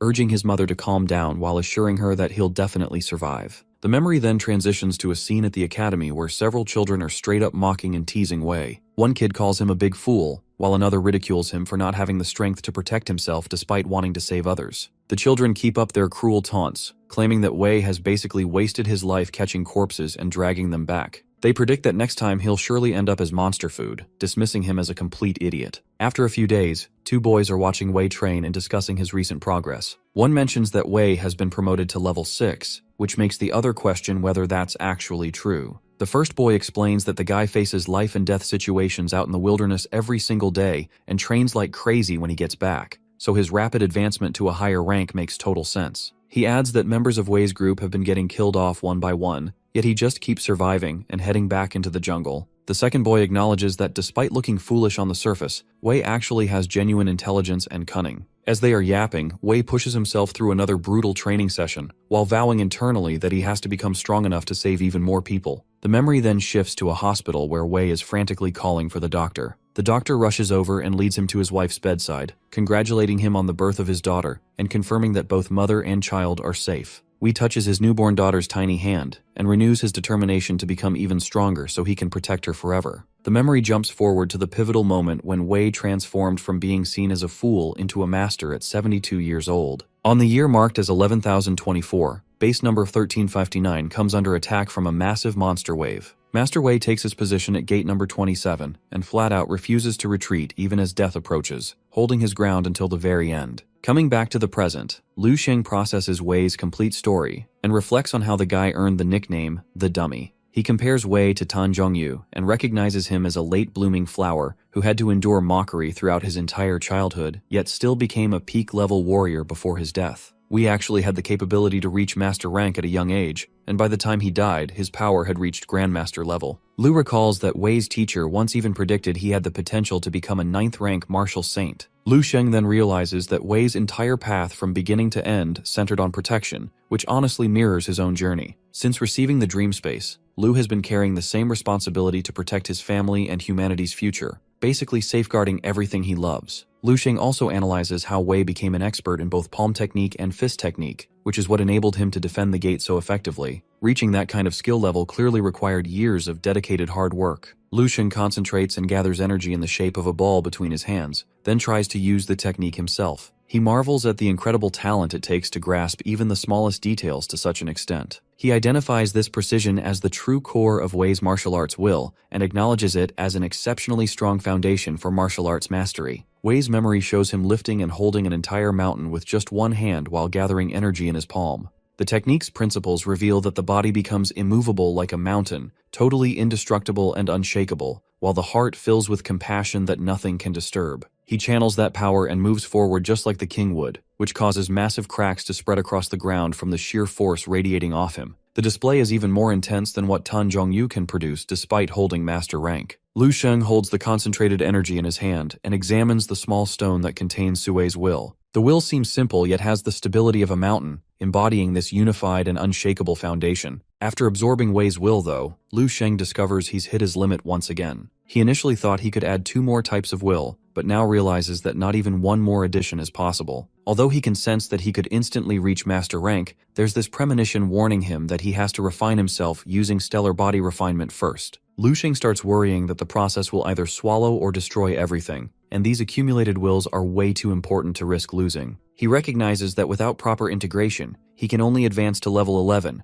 and will never break through to level 12. The problem weighs heavily on him as he considers what solution to go after. He basically has to either find an answer before hitting master rank or discover his own true martial path. The following morning, as Lu Sheng is wandering through the city streets, he acknowledges that continuing to push himself won't get him anywhere and decides to take a small break from training. He moves through the city using his power to boost his movement and declares that he's come here simply to explore and clear his mind. Just then, he stops at a spot where 2 old men are playing chess. He walks up to them and watches the game unfold. The man wearing a hat is urging his opponent Old Lu to hurry up because it's time for them to go eat. Lu Sheng observes the chess pieces attacking and taking each other out based on their different colors, recognizing the similarity to how he's been absorbing the master's wills. He thinks about how these absorbed wills might rarely come together naturally, and notices that the chess pieces are round in shape. The old man with the hat declares checkmate and bursts into laughter, while Lu Sheng examines the board a bit more carefully. He finds the whole situation kind of confusing with no clear starting point for his integration problem. Then his stomach suddenly growls from hunger, which interrupts his train of thought.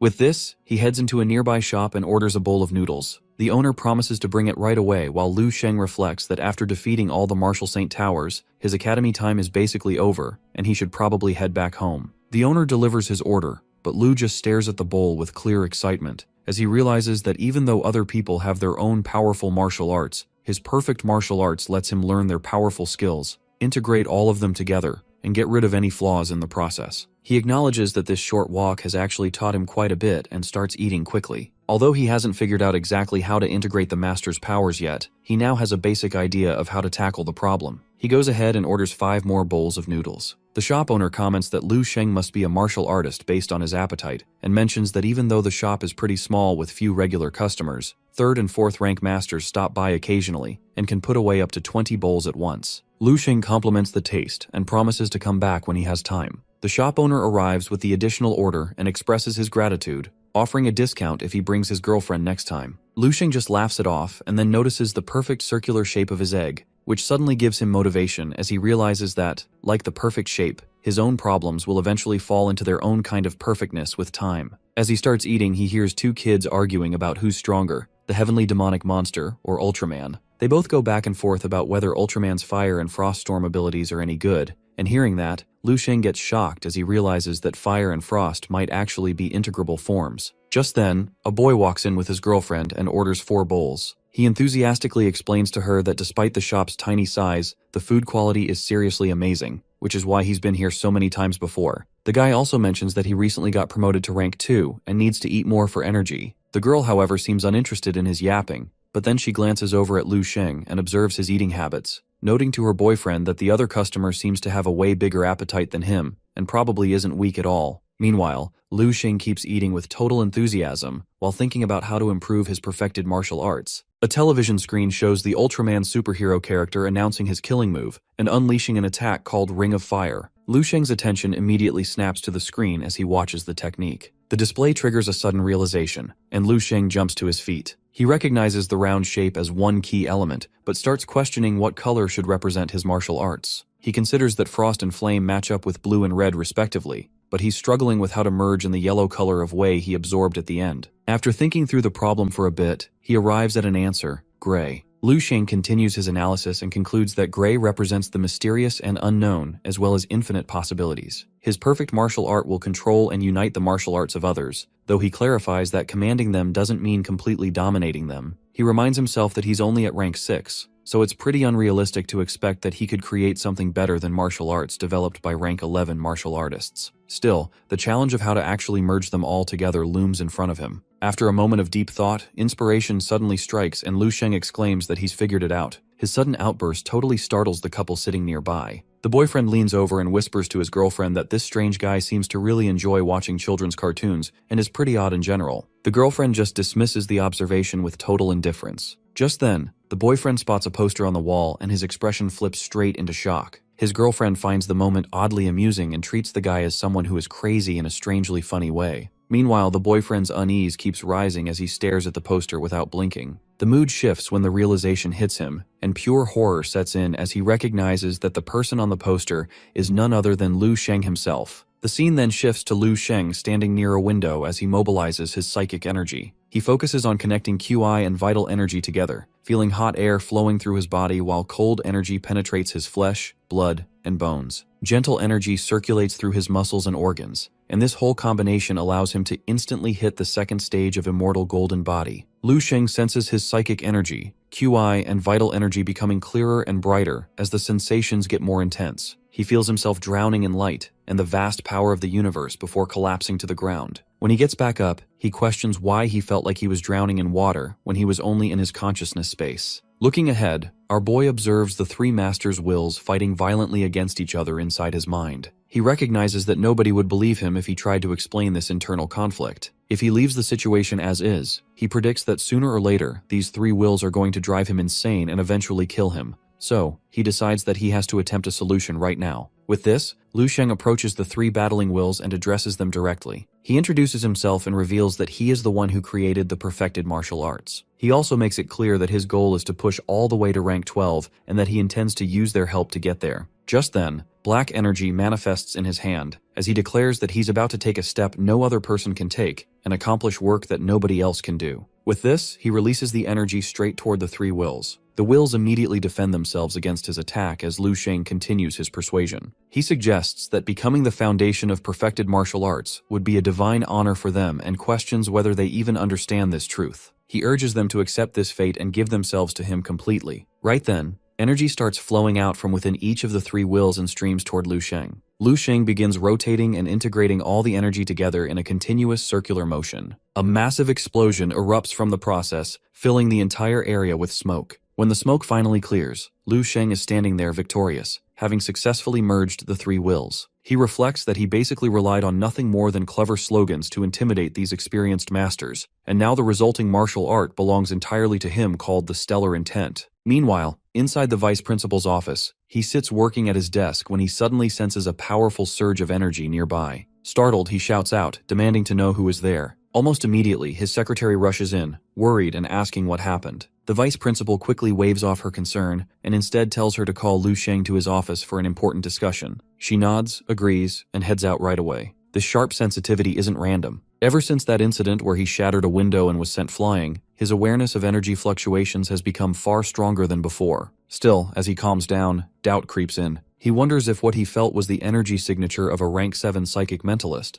or if he misjudged it altogether. What he doesn't realize is that the energy he sensed actually belongs to Lu Sheng. At the same time, our boy is checking his own condition. After condensing his will, he can clearly feel his psychic power has improved by a huge margin. In the past, he could only vaguely sense the outside world, but now his perception stretches as far as his psychic energy can reach. This makes him pause and think. He considers whether he has already stepped into rank 6, or if he might have gone even further. For a brief moment, he even wonders if rank 7 is already within reach. However, he quickly sets those thoughts aside. Right now, the most important thing is to test the efficiency of his perfected martial arts. With that in mind, he prepares to demonstrate his new technique. He begins with the movement of the immovable Akalanatha, bringing both hands together as an energy figure forms behind him. Power surges from his legs and flows deep into the ground beneath his feet. At his command, the energy rises, tearing a massive stone out of the earth. Without wasting a second, he shifts into his frost technique, and with a push, instantly freezes the stone before shattering it into countless pieces. Lu Sheng carefully analyzes the breath of frost technique and quickly understands its core principle. Just like water freezing into ice, the technique compresses his power to an extreme degree, allowing him to lock onto a target with frightening precision. The more he thinks about it, the more impressed he becomes. He considers it an exceptional breathing technique and decides it will serve as the foundation for an entirely new transformation. After that, he releases his stellar intent. In an instant, flames burst out around his body, wrapping him in blazing energy. Lu Sheng immediately recognizes this state as the complete version of stellar will, a form that boosts his power to a level 10 times stronger than Wei's master will. With this level of strength, he can once again use stellar grasp and even pull off the 10 suns in the same sky technique. The thought excites him. He starts wondering if he could actually defeat a grandmaster inside the Martial Saint Tower. He isn't fully confident yet, but even so, the idea of testing himself already has him looking forward to it. Eventually, Lu Sheng pulls his power back and lets the flames fade. Just then, his attention shifts to the front of his house. Two boys are standing there, clearly in the middle of an argument. One keeps urging the other to hurry up, while his companion stubbornly refuses and insists that the first boy should ring the doorbell instead. Both of them hesitate, well aware that this place is known as the Demon King's residence. Before either of them can decide what to do, Lu Sheng suddenly appears right behind them. The unexpected presence startles them both badly. Calmly, he asks if something is wrong and whether he can help. Instead of easing their nerves, his casual tone only makes them more tense. The two boys hurriedly straighten up and salute, explaining that they were sent on the vice principal's orders. Halfway through, one of them almost calls him the Demon King and quickly corrects himself, switching to Lu Sheng instead. Finally, they explain that the vice principal wants to see him to discuss something important. Lu Sheng accepts the message with a simple acknowledgement. The two boys immediately excuse themselves and start fleeing the scene one after another. While fleeing, one of them reflects on how terrifying the whole experience feels, shaken by an aura around Lu Sheng that comes off both cold and hot at the same time. The other boy, only a rank 4 martial artist, admits he can barely stand being near Lu Sheng. Even facing the vice principal feels less terrifying than returning to that residence. A while later, in the vice principal's office where he's sitting across from Lu Sheng, the vice principal explains that the reason for calling him in involves the credit reward for breaking the 7 Martial Saint Tower record, which totals 75,000 credits. Lu Sheng shows absolutely no visible reaction to this announcement, which causes the vice principal to pause in silence. Our boy finally responds by questioning whether that's the full amount. The vice principal absolutely explodes in frustration, shouting that 75,000 credits is an enormous sum that could fund graduation more than 150 times over. He demands to know what more Lu Sheng could possibly want. The boy, however, just points out that he has no need to graduate 150 times. Hearing that, the vice principal clutches his head in total exasperation and reminds our boy that he's only been a student for 2 months. He explains that once Lu Sheng gets access to the campus network after graduation,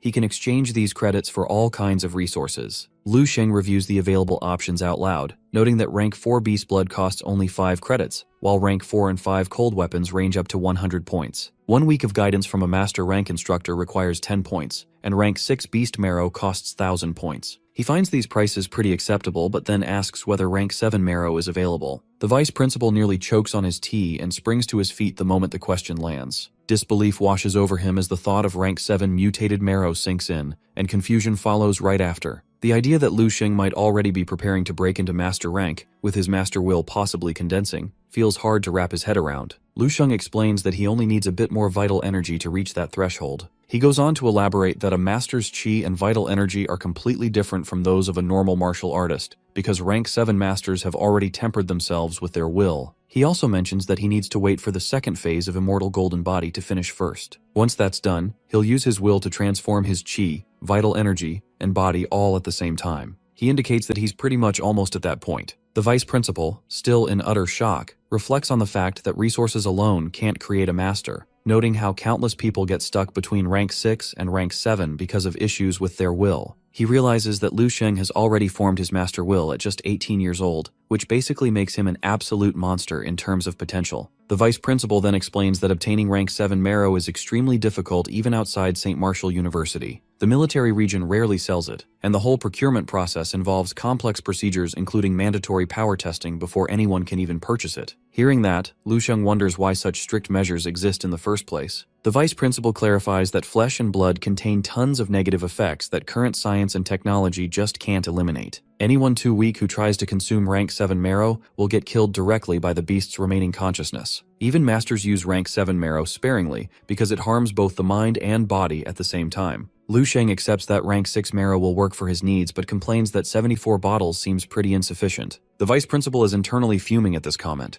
thinking about how he's only used 10 bottles of rank 6 marrow since becoming a master himself. The vice principal then moves on to discuss another important matter concerning Marshal Saint Tan Zhongyu's interest in taking Lu as his disciple. Whether Lu Xing can actually become a worthy disciple depends entirely on passing a specific test. Lu Xing picks up a document and questions what test the vice principal is talking about. The vice principal explains that the first test requires coming in first place in the National Martial Artist Student Competition. He anticipates what Lu's thinking and clarifies that while nobody at 7 St. Martial University can match him, the conference operates way differently than expected. The competition doesn't just include university students, but any disciple under 30 years of age from across the entire country. Examples include Supreme Tao and Transcendence Academies, who are both disciples of 9th rank martial saints. Lu Xing confirms they're martial saint disciples. The vice principal verifies this and explains that both academies have been training under 9th rank martial saints since childhood, receiving careful guidance as exceptional geniuses with talent several times greater than typical martial university prodigies. The 30-year age range creates a serious challenge, making first place extremely difficult and maybe even nearly impossible to achieve. Lu Xing connects this information to why he killed the Supreme Tao's master at the conference in his future timeline. He then notices another option available, and the vice principal confirms that although only one test is required, he can actually choose between 2 different paths to complete it. Lu Xing opens the second document and his expression suddenly shifts to shock. The page displays a triple S rank mission involving the assassination of a 5th rank master artist named Lian Ye, who's involved in numerous lethal crimes. The target apparently possesses weapons and has a cruel nature.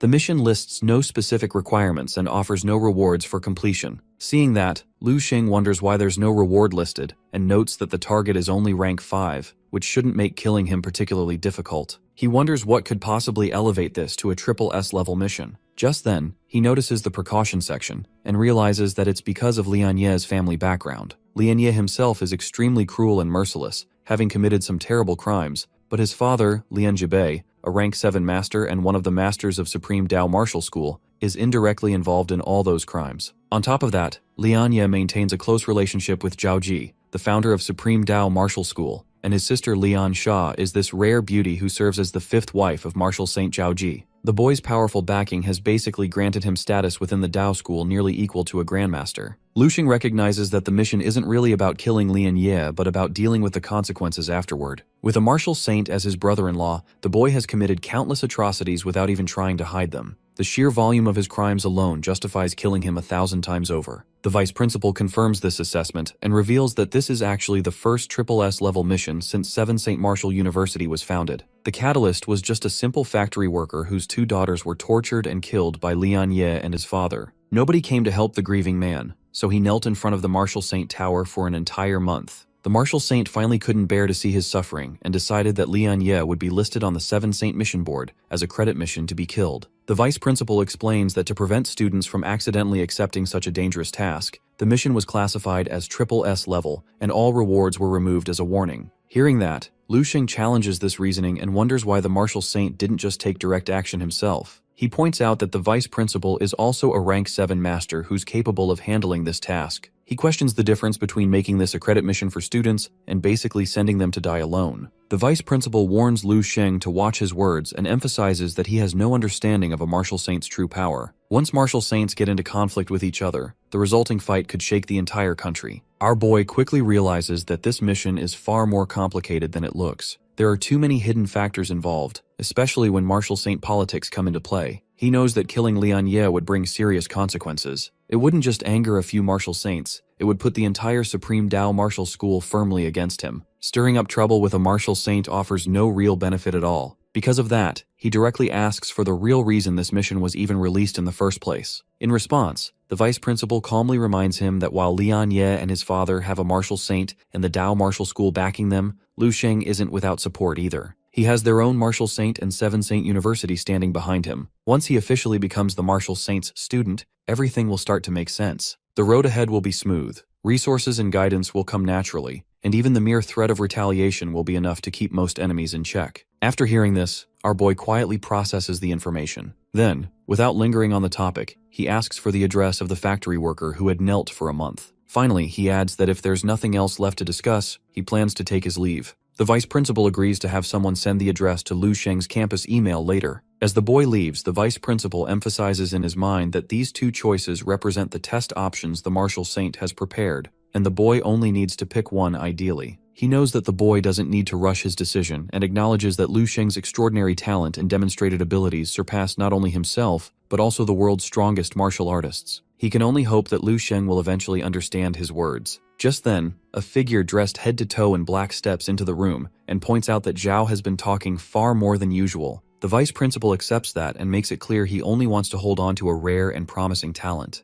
The mysterious figure dismisses that concern and frames true value around passing the martial saint's real trial, since anything less leaves talent wasted even with an early master rank. Outside, Lu Sheng takes a moment to process the long exchange and realizes it all narrows down to 2 paths, with even the vice principal quietly steering him toward the second one. The attempt at guidance feels transparent, and Lu Sheng sees straight through it. One option involves defeating every master under 30 across the entire country, something they consider impossible for him, but Lu has already glimpsed the future and knows how it ends. The second option seems deceptively simple. Killing a rank 5 martial artist would be as easy as drinking water for Lu Sheng. However, this choice would force him to stay under the martial saint's control, because killing Lian Ye would make an enemy of both the Supreme Tao Martial School and their martial saint. The only way to escape their wrath would be seeking protection from another martial saint. Our boy recognizes this as a conspiracy designed to either make him become a subservient follower or get destroyed. Lu Sheng addresses Tan Zhongyu directly, questioning if he can even observe him. He recalls crushing Tan's clone in the Martial Saint Tower and realizes that he has been deciding his future direction all along. Although Lu Sheng has no desire to become a hero, he decides he's going to kill both Lian Ye and his father. However, he's refusing to join Tan Zhongyu even after completing the mission. Lu Sheng reasons that if he can't face the threat of one martial saint without needing protection from others, he has no right to even consider surpassing Tan Zhongyu. He resolves to not only kill Lian Ye and his father, but also defeat all the masters in the country, basically overcoming both challenges at the same time. In the outskirts of Nanping City, Officer Xiao Yuran quickly orders her team to surround the area and stay on high alert,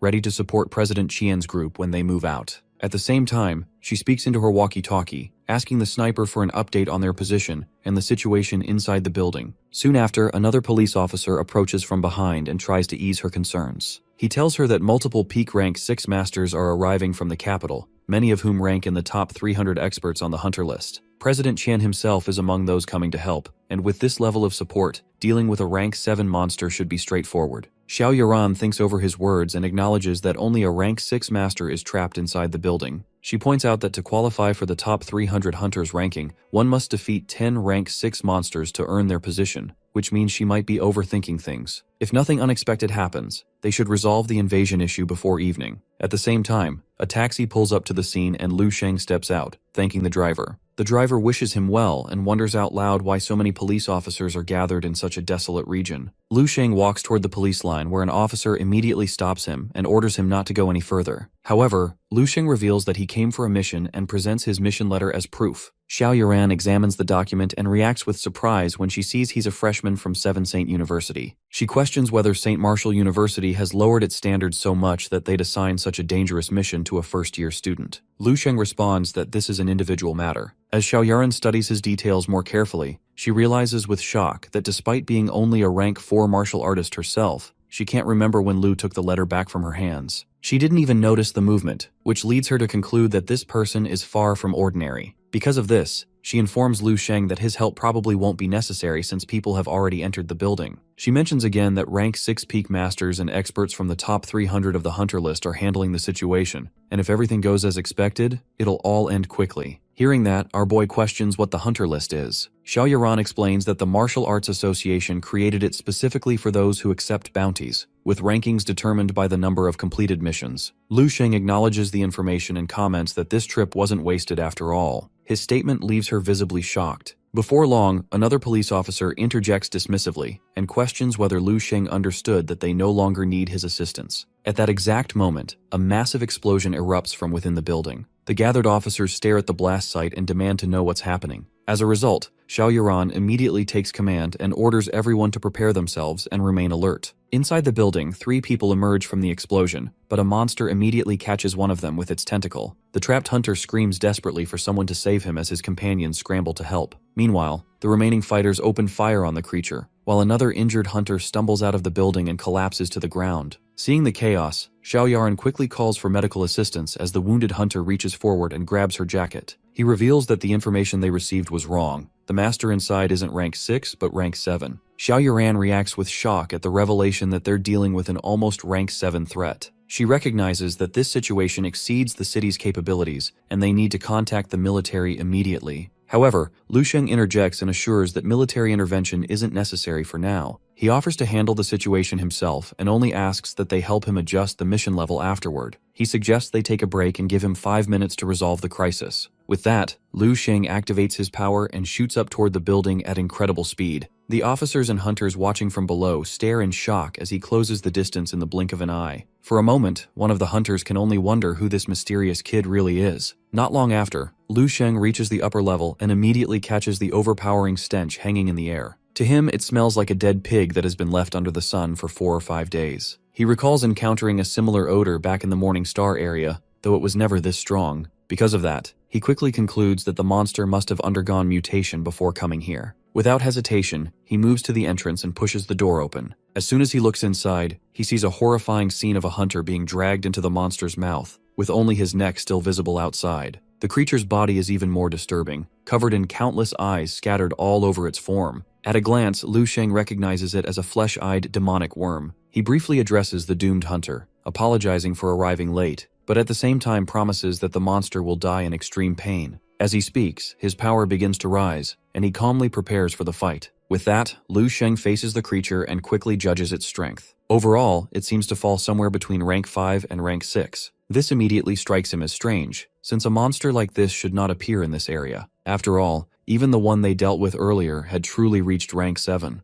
Before he can think further, the monster lets out a furious roar and swings its arm at him. However, the moment the limb touches Lu Sheng's aura, it shatters into pieces. The creature instantly screams in agony, completely unprepared for such overwhelming power. Lu Sheng walks toward the monster and comments on how much noise the insect makes. The monster responds by attacking with its other hand, but Lu effortlessly dodges and criticizes its poor aim. As a result, the monster switches tactics and launches an acid attack. Our boy escapes the acidic spray with ease while the monster frantically searches for his location. Before long, the boy appears in the air above it and begins gathering energy in one hand, warning the creature to prepare itself. Outside the building, the hunters quietly discuss what's going on. One of the more tanky hunters points out that Lu Sheng is supposedly just a student from 7 St. Martial University. The officer double-checks his student ID and mission records and confirms that part is true. Even so, the hunter can't help feeling uneasy. He notes that Lu Sheng's speed is far beyond what any normal student should have, especially a freshman. Even at rank 6 peak, he couldn't track the kid's movements at all. The thought makes him question Lu's real background and where he actually came from. Because of that, he insists they report the situation to both the Martial Arts Association and military headquarters. He adds that no matter how strong Lu Sheng is, if the monster goes berserk, he should pull back immediately. A rampaging monster entering the city could start devouring people and grow even more dangerous. The officer is about to make the report when, all of a sudden, a massive surge of energy erupts from inside the building. The shockwave knocks everyone off balance. One of the hunters immediately shouts, demanding to know what just happened in there. Meanwhile, back inside, our boy's attack has already slammed the monster hard into the ground. As the creature struggles to get up, he rushes in, grabs it by the hand, and starts spinning it around. That's when he suddenly realizes something is wrong. The monster is already dead. Lu Sheng figures the impact from the fall was simply too much for it to survive. Without hesitation, he flings the corpse straight out of the building. Down below, a hunter yells a warning that the monster is escaping and orders everyone to take cover. Moments later, the body crashes down near the gathered forces and lies completely still. Another hunter steps forward to check and confirms that the demonic monster is dead. Hearing this, the officer can only stare in disbelief. Lu had been inside for less than 5 minutes, and yet he'd already killed the creature. Not long after, Lu Sheng descends from above and lands near the group, calmly informing the officer that the mission is complete. As an afterthought, he reminds her to make sure the mission's difficulty rating gets adjusted accordingly. One of the hunters steps forward to thank him and explains that once the demonic worm monster is fully processed, the profit will be transferred to Lu Sheng's account.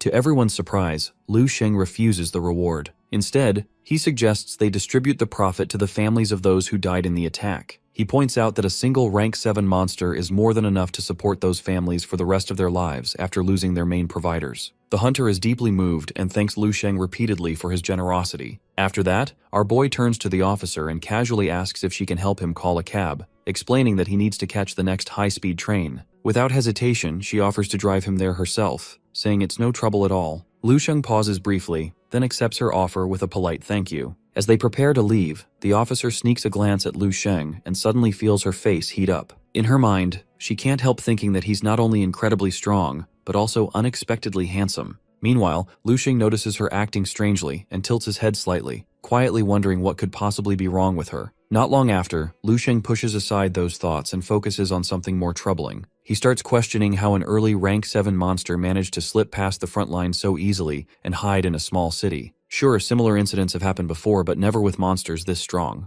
Even if a creature somehow broke through the border, the Martial Arts Association and the military should have intercepted and killed it long before it reached civilian areas. The fact that this monster appeared in Nanping City without any warning feels deeply suspicious. The more he thinks about it, the more it seems like this entire incident might be part of a larger conspiracy. Meanwhile, the officer continues driving while Lu Sheng scrolls through the news on his phone. What he reads makes his expression darken. He can't help but wonder if humans are really starting to turn on each other. The reports claim that spies from the Lian Kingdom are smuggling monsters across the border, and he finds the whole thing excessive and dangerous. As he keeps reading through similar reports, his thoughts drift to the martial arts civilization that was destroyed 10,000 years ago. The pattern feels disturbingly familiar. Back then, internal conflicts led to ruin, and now history seems ready to repeat itself. His mood turns grim as he silently vows that once he's strong enough, he'll wipe out the Lian Kingdom. Sensing the shift in his mood, the officer glances at him and asks what's wrong. Lu Sheng looks back at her and brushes it off, assuring it's nothing important and just a few small matters he'll deal with soon.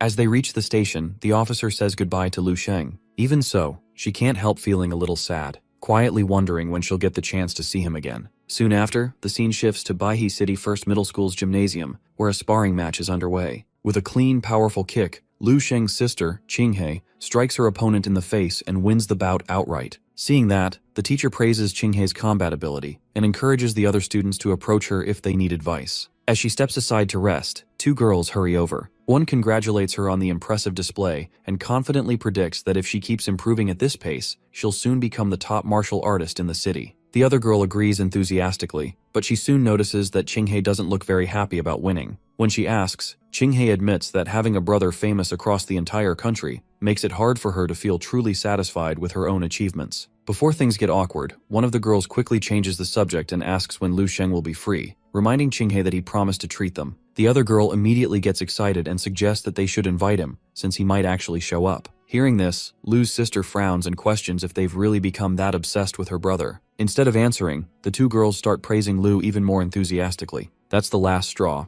Qinghe suddenly turns and runs off, revealing she can't stand being around these 2 crazy people anymore. The girls chase after her, calling for her to stop. Qinghe sprints across the school grounds and heads straight for the gate. Just as she exits, she crashes right into someone. Annoyed, she snaps at the person to watch where they're going and demands to know who they are. Then she looks up and freezes. It's Lu Sheng. Surprised, she asks why he's back when it isn't even winter vacation yet, and jokingly wonders if he missed her. Lu Sheng calmly explains that he finished his mission early and decided to come home. At that moment, she notices his backpack and immediately asks if he brought her any gifts. Seeing her excitement, our boy reveals the high-quality art supplements he brought for her to help her reach the next level. Qingyi's face lights up, practically gooning with joy, while Lu Sheng watches, slightly confused by just how enthusiastic she is. Just then, a basketball comes flying toward Qinghe, but Lu Sheng reacts instantly, stopping it with lightning-fast reflexes. Right after, a boy walks over, demanding to know why Qinghe is outside instead of in class. She shrugs him off, asking what business it is of his. The boy then shifts his attention to Lu and questions who he is. Qinghe cuts him off, saying she doesn't have time to explain,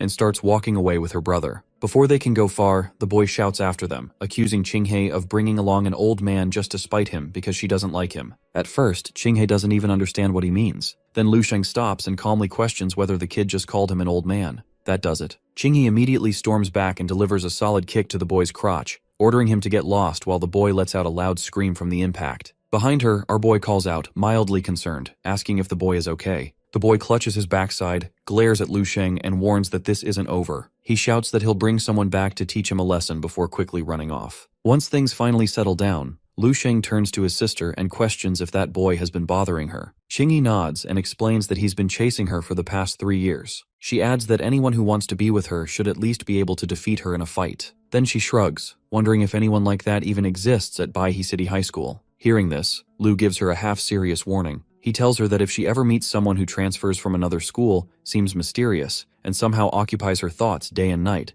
the most important thing is to stay far away from anyone with the surname Lin. Qingyi bursts out laughing, and without waiting, she changes the topic and asks how things are going between him and senior sister Yang Yuan. Lu Sheng insists that they're just friends. Qingyi immediately questions that answer and brings up how they've held hands and even gone to watch movies together. In response, our boy reaches over and pinches her cheek, calling her crazy and saying she always jumps to wild conclusions. Qingyi protests, complaining that he's hurting her, before suddenly moving on to something else. She asks if he has a classmate named Ming. Lu Sheng confirms that he does and asks why she's bringing him up. Qingyi explains that Ming apparently failed the national exam and ended up joining the military instead. He had wanted to say goodbye to Lu before leaving, but unfortunately showed up after he had already gone to the capital. Hearing this, Lu Sheng nods quietly and pulls out his phone. As he scrolls through more than 100 unread messages, he finally spots the update he's looking for, revealing that Ming is now stationed in the Eastern Military Region. The scene shifts to the Eastern Military Camp where someone is crouched down, washing clothes, when a sudden kick from behind sends him tumbling forward. The attacker immediately starts complaining about how badly the washing is done and smugly explains the rules of hierarchy. First come, first serve. He declares that today it's the victim's turn to wash his socks and demands they be cleaned properly. Only then is the victim revealed to be Ming, Lu Sheng's friend. Seeing no response, the bully frowns and orders Ming to hurry up. Right at that moment, his phone vibrates and a new message from Lu Sheng pops up, saying he knows Ming is stationed in the Eastern Military Region and will be coming over soon, telling him to wait. As soon as he reads it, his expression completely changes and a bright smile spreads across his face. The bully, unaware of what just happened, walks back over and casually adds that he really likes the smell of Yellow Moon detergent, so Ming had better use that brand when washing his socks. That's when the boy suddenly moves. He lunges up from where he's sitting and attacks from behind, shouting that people should wash their own things. The bully freezes in shock, completely caught off guard by the sudden resistance, and snaps back, demanding to know what nonsense Ming is spouting. Without hesitation, he throws a punch straight into Ming's face. The impact sends him flying backward. The bully follows up immediately, closing the distance and slamming him to the ground. As he pins him down, he sneers and asks if Ming has a death wish. Blow after blow follows, mixed with insults about how he is nothing but trash who hasn't even become a martial artist yet. After finishing the beating, the bully finally stands up and walks away. Before leaving, he coldly warns Ming that from now on, he'll beat him once every single day. From a hidden spot nearby, a soy boy has watched the whole thing. Once the bully is gone, he rushes over to help Ming up and inquires if he's okay. Confused, he also questions why Ming would go against the bully instead of just doing what he was told. Despite his injuries, Ming starts laughing. He tells his friend that he wouldn't understand. His brother is the strongest martial artist in the country and will one day become a general. If Ming bows his head today, that brother will become a joke in the future. He refuses to let that happen, no matter the cost. The soy boy shakes his head in disbelief, unable to comprehend his reasoning. He thinks to himself that Ming's brain must be damaged, and there's no other way to explain the nonsense he's spouting. The scene then shifts to Lu Sheng's dream space, where where he examines information displayed on a screen. He instructs the system to check personal details and reads them aloud. According to Martial Calendar Year 300, Ming is listed as a student, 25 years old, Class A, Baihe 3rd Middle School, Baihe City, Dragon Country. Lu Sheng notices immediately that this data is completely different from what he saw before. His own influence has drastically altered Ming's fate. Previously, the guy would have attended a simple liberal arts university and lived an ordinary life. Now he's becoming a soldier in a far more dangerous era. The days of serving a couple of years in the military and returning home safely are gone, as the death rate is extremely high. Lu Sheng can't help but worry that his interference may have pushed Ming toward an even worse fate. He continues scanning the records, feeling a wave of relief as he discovers that Ming actually returns home safely. Not only that, he earns a second-class merit along with an ordinary discharge star. After leaving the military, he opens a logistics company, and by age 50, his net worth surpasses 10 million. He has 2 daughters and a son, and despite a few ups and downs, his later years are happy. His family thrives, full of children and grandchildren, and he lives to the age of 90. Seeing all this, Lu concludes that Ming's future looks very promising. He decides that, for now, it might be best to stay away from his friend to avoid affecting his life any further, reasoning that distance is the safest choice. The next day, Lu Sheng visits the Lingsheng Pharmaceutical branch, one of his own companies. A female employee reports that they've successfully opened more than 500 medical halls across Dongning province so far. Lu Sheng nods, acknowledging the progress, and reflects on the bigger picture. He thinks that what is meant to come will eventually arrive. Although the Chen family holds some power and status in the capital,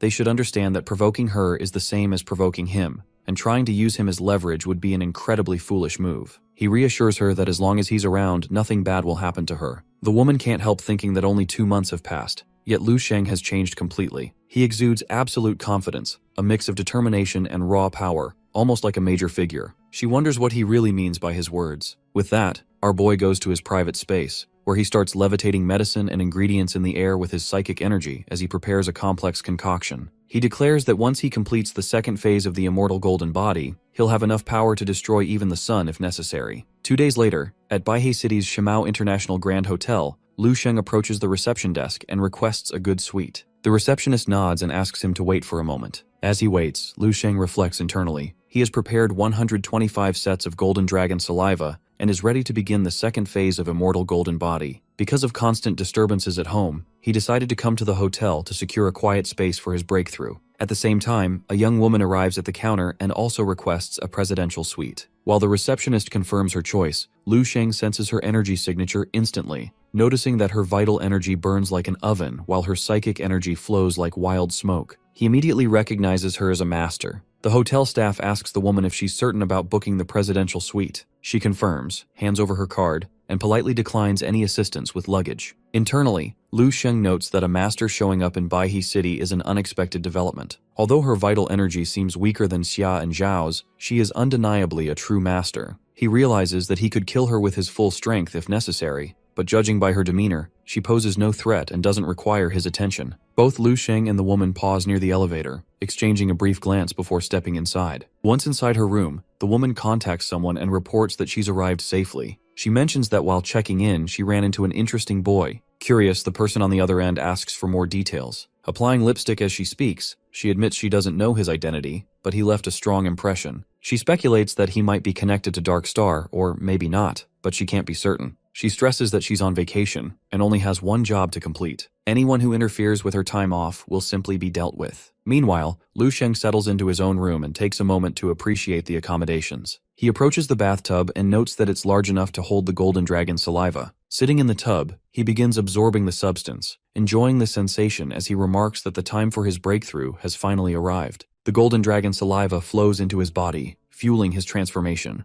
Back in her room, the woman comments that the little mouse from Goldmine seems to have tracked her down and is trying to slip away. She frowns, declaring that this is unacceptable as no one can escape her. As a clock tattoo on her back catches the light, she announces that her vacation is officially starting and that she fully intends to have some fun with him. At the same time, Lu Sheng completes the second phase of the immortal golden body. He stands, retrieves a spear, and strikes it on his arm. However, even the sharp edge fails to leave a scratch. Satisfied, he notes that neither cold weapons nor even a master will easily penetrate his defenses now. His next focus is mastering vital energy transformation. Lu Sheng reflects that the path he's chosen is completely different from that of the martial artists of this era, and it even diverges from the future he saw in his dream space. This path belongs entirely to him, and normal rank classifications no longer apply. He realizes that he's standing right on the threshold of becoming a rank 7 master. He only needs to take a single step to achieve it instantly. Yet, he chooses not to rush. Reaching master rank now would create a massive stir and attract the attention of every other master. Instead, he decides to play things his way, starting by scaring a few mice first. He searches for a deserted location where he can test his power without anyone watching,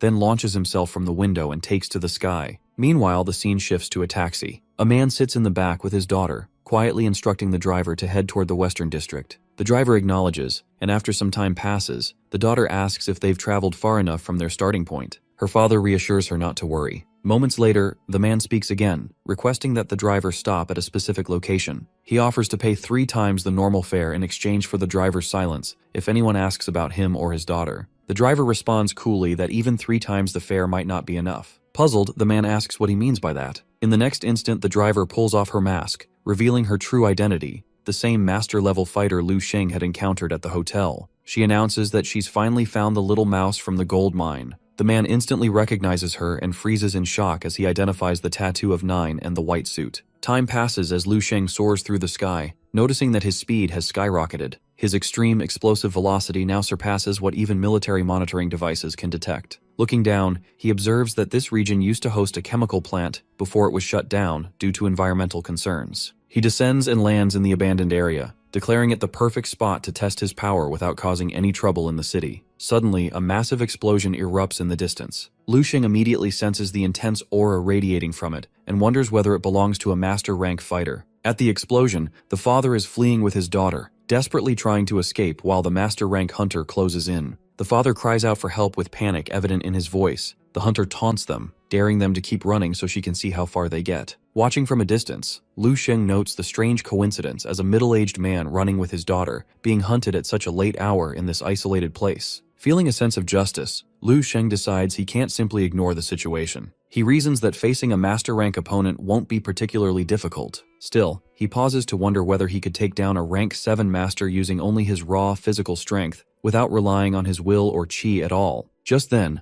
another explosion erupts, sending the father and daughter crashing to the ground. As they struggle to get back up, the assassin is already on them. She slams her heel down hard on the man's leg, leaving him helpless on the ground. Seeing this, the little girl breaks down with tears rolling down her face as she pleads for her father. Desperate, she even rushes at the woman, trying to make her stop. The assassin only smiles coldly, while with one hand, she grabs the girl by the head and lifts her up, then casually warns the father that he still has his hands and can use them to crawl away if he wants. She gives him 10 minutes. The man refuses. He shouts that he won't leave without his daughter. As a last-ditch effort, he claims that the information in his head is known only to him. He says he has poison hidden in his mouth and can kill himself, and the information with him, if she pushes any further. As he doesn't even finish speaking, the woman grabs his face and brutally rips out the poisoned teeth before he can react. Blood splatters from his mouth as she holds up the teeth, mocking him and telling him that he doesn't even get to choose how he dies. Then she turns her attention to the girl. Grabbing her by the mouth, she warns the father that if he doesn't reveal everything, she'll feed the poison to his daughter instead. Hearing this, the man completely breaks down and begs her to spare the child. Suddenly, a blur flashes through the air. In the blink of an eye, Lu Sheng appears and snatches the girl out of the woman's grasp.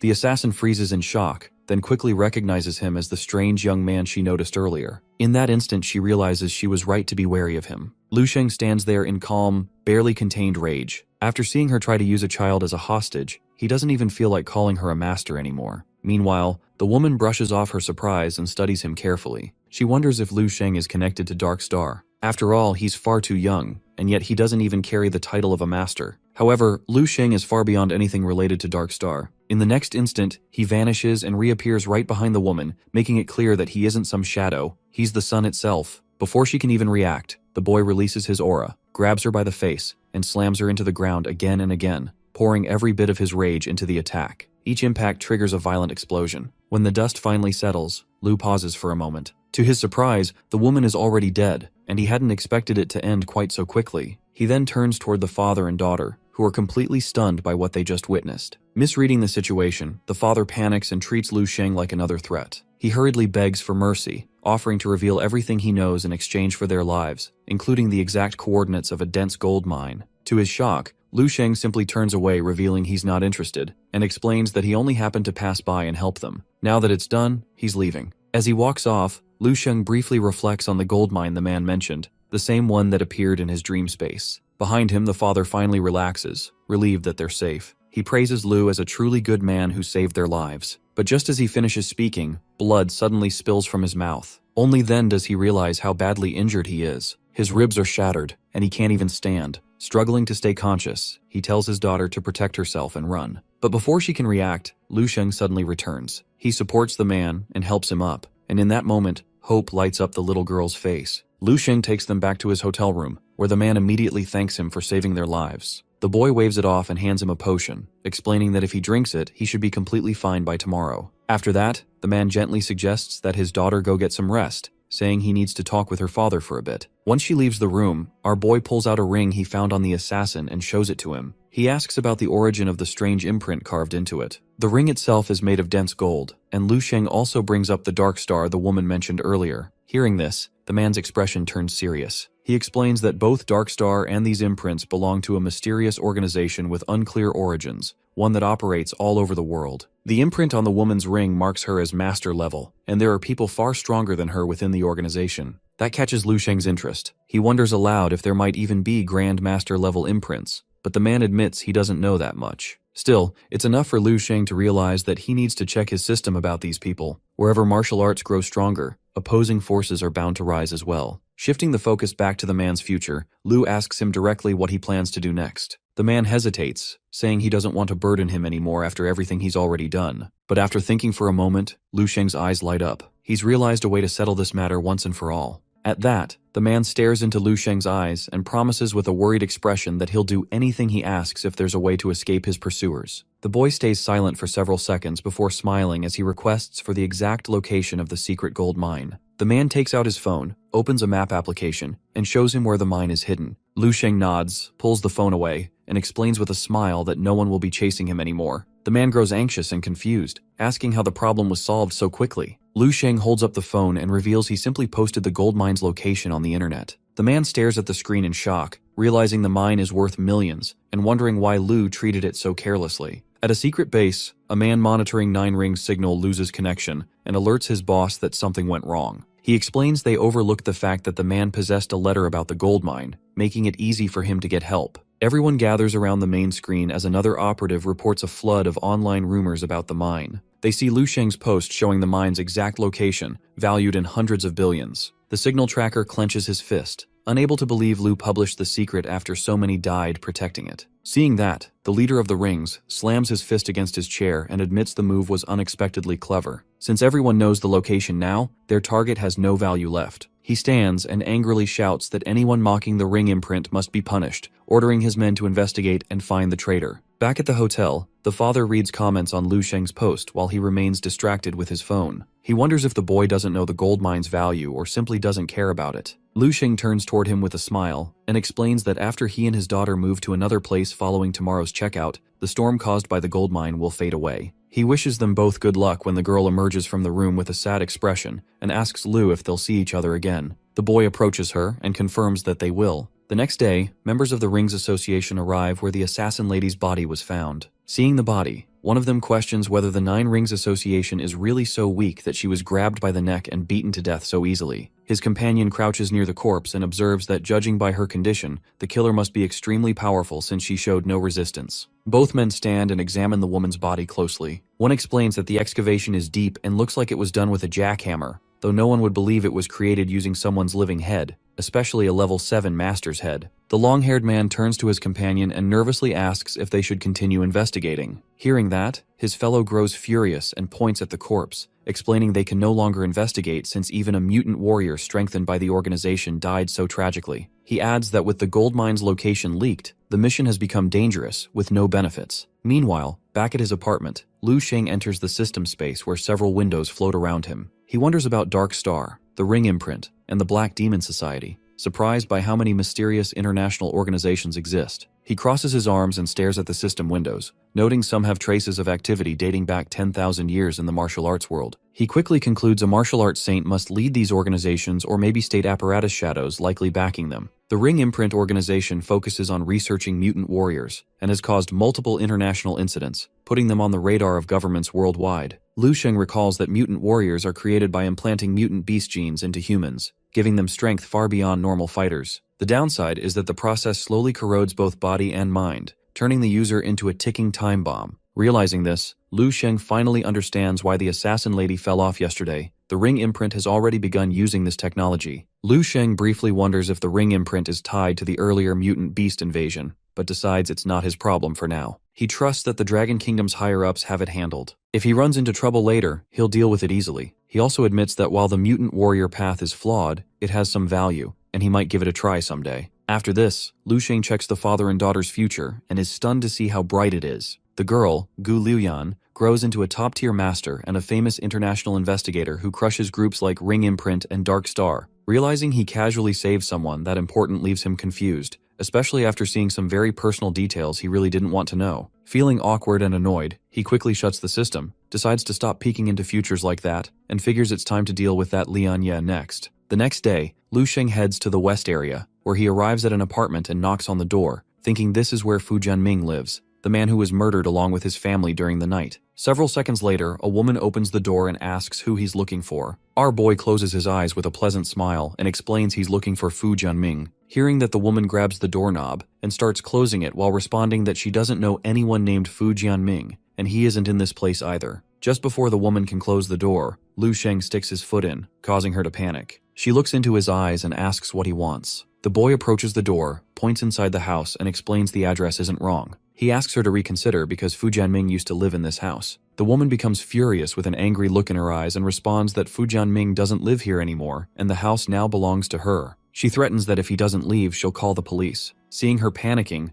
Lu Sheng places his hand on the door and stares seriously into the woman's eyes, making it clear he has no interest in her house and only wants to know where Fu Jianming is. The woman clenches her teeth nervously, trembling as she points outside and explains that Fu is at the community dumpster. She adds that he's an old lunatic who went crazy after his entire family died, then quickly insists she didn't steal his house. Lu Sheng thanks her and walks away, leaving the woman surprised that anyone would search for such a strange person. He heads to the dumpster and finds an older man in a cap and worn-out clothes looking through trash. Lu Sheng observes him, then checks a photo and confirms this is Fu Jianming. He calls out the name, and the man turns around demanding to know who Lu Sheng is and what he wants. The photo shows Fu Jianming used to be clean and wore elegant suits, the complete opposite of his current state. A native of Fengzi City, Fu Jianming had 2 daughters. His youngest, Fu Shui, caught the attention of Lian Jibei's son and was kidnapped. When his eldest daughter, Fu Ying, went to Dao's martial arts branch seeking information, she never returned. A week later, both sisters' bodies were found in a river outside the city with extremely tragic causes of death. That same year, Fu Jianming's wife couldn't bear losing their daughters and committed suicide with pills. Now at 46, the white-haired elder is all that remains of his family. Fu Jianming grabs his bag of belongings tightly and demands to know if Lu Sheng is trying to steal from him. The boy smiles pleasantly and claims to be a colleague of Fu Ying who came to see her father. Fu Jianming rushes forward and grabs Lu by the collar, insisting he's lying. He explains he searched for all of Ying's companions from childhood to adulthood and remembers every face,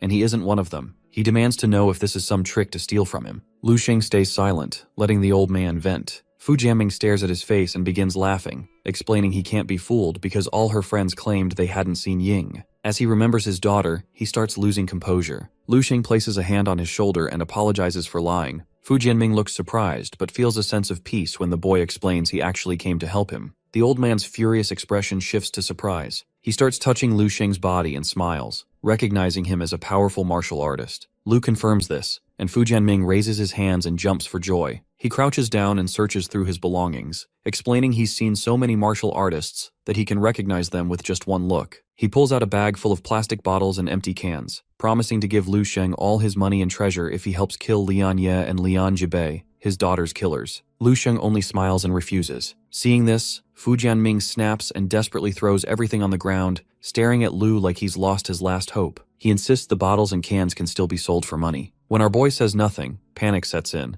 and Fu Jianming even offers his own life in exchange for help. Our boy can't help but feel a bit heavy-hearted, realizing the man truly is ready to give up everything to avenge his daughters. In the end, Fu Jianming collapses to his knees and lowers his head, telling Lu Sheng to forget it since he clearly won't help. He bitterly wonders if he came just to ridicule him, or if Dao Martial Academy sent someone to check whether he's already dead. With tears in his eyes and his teeth clenched tight, he swears he won't die before the Lian family does, determined to live long enough to see every one of his daughter's killers pay for their crimes. While walking through the scattered trash, Lu Sheng spots a family photo of Fu Jianming and quietly picks it up. Without looking back, he turns and leaves, calmly promising that the killers will burn in hell soon enough. Behind him, Fu Jianming breaks down, crying and thanking him from the bottom of his heart, even though he isn't sure whether to believe it. Lu slips the photo into his pocket and walks away from the dumpster area. Not far away, a chubby, orange-haired man leans on a corner and smokes, casually remarking that it's been a long time since anyone bothered with that old lunatic. Lu Sheng slows down and glances over, asking if many people came to see him before. The man explains that plenty did, but only to steal what little money he had. Fu Jianming had once gone around desperately offering cash to martial artists who might help him get revenge, but no one dared challenge Dao Academy. In the end, he lost everything, was robbed, went half mad, and ended up living in the dumpster. The man admits he first thought Lu Sheng was just another thief like the rest. However, after realizing the guy is actually a good person, he decides to speak honestly. Curious, he asks why he is looking for the old man and whether he truly plans to involve himself in someone else's troubles. Lu simply smiles and confirms. He then casually adds that he's heading to Dao Martial Academy to wipe them out completely. With that, he turns and walks away, leaving the man frozen in place, sweating and wondering who Lu Sheng really is. Meanwhile, at the 7th Saint University building, the suspicious man from before lifts his teacup and remarks that Lu Sheng never went to Ming City. Across from him, Vice Principal explains that our boy accepted 2 missions this time, one AA and one AAA, both near the capital. The robed man raises his cup again and adds that Lu actually arrived in Ming City the night before. He could have stayed, but instead chose to head to Nanping, making his intentions obvious. By deliberately avoiding Lian Ye and rejecting the second option given by the master, Lu Sheng made his choice clear. The man then smiles faintly, noting that seeking good fortune and avoiding danger is simply human nature. The vice principal sets his teacup down and turns to stare at the robed man, noting that this detail wasn't easy to catch. After a brief pause, he adds that there's still some time before the National Martial Arts Tournament. The Seuss man quietly reminds him that only a few days have passed, and that their master isn't someone who offers second chances. Hearing that the vice principal stays silent, he simply turns to look out the window and mutters that he hopes Lu Sheng doesn't let either him or their master down. At the 7th Saint University, a crowd gathers at the entrance, all of them staring in stunned silence at the huge television on display. On the screen, a martial artist with a sword strapped to his back appears with his murderous aura so intense that everyone can tell his strength has risen again. It's Xiaolan, the man who completed a AA level mission in less than half a week, and every time his image shows up, everyone gets shocked. Just then, Xuan walks into the guild hall with his hands in his pockets, smiling as he glances at the screen. Shai's ponytail friend comes over and explains that Xiaolan has returned specifically for the National University Martial Arts Tournament, an event held once every 2 years. However, in his view, Xiaolan's return doesn't really matter, because with a monster like Lu Sheng around, the 7th Saint University won't be stuck in last place this time. However, she slowly spreads her hands, explaining that Lu won't be taking part at all. Xuan is stunned and immediately asks why, pointing out that the academy has finally produced a once-in-a-century genius.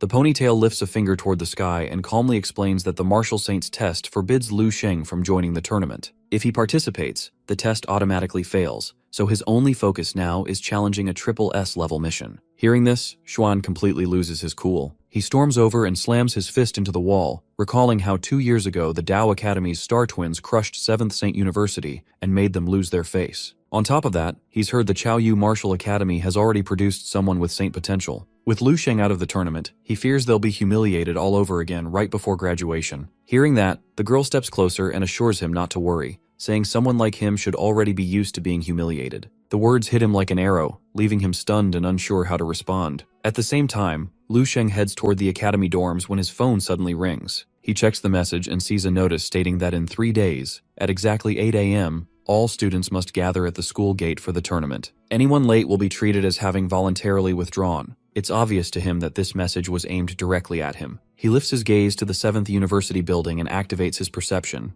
Inside the building, he spots 5 people wearing black glasses. They aren't just watching him from afar, they're clearly waiting for him to make a move. Lu Sheng lets out a small smile, realizing that the road he's chosen can't be dictated by anyone, not the 7 Saints, and not even the Martial Saint himself. 3 days later, students gather at the school gate and begin boarding the buses. Vice Principal arrives and scans the crowd, clearly looking for Lu Sheng. Around him, students excitedly talk about how the Demon King will dominate the tournament and make everyone pay for past humiliations. Nearby, Xuan stays quiet, knowing these people don't even realize our boy isn't supposed to show up. To him, the Martial Saint's inheritance is obviously far more important than any tournament. When the clock hits 8, the Vice Principal sighs and assumes Lu Sheng really isn't coming. Just as he looks up, he freezes as Lu Sheng appears in the sky, flying in and slowly descending. A heavy aura rolls off him as he lands, forcing the students to instinctively step back. Then it clicks, and the crowd erupts in cheers. Our boy walks over to the vice principal and casually apologizes for being late. The vice principal warns him to think it through while there's still time,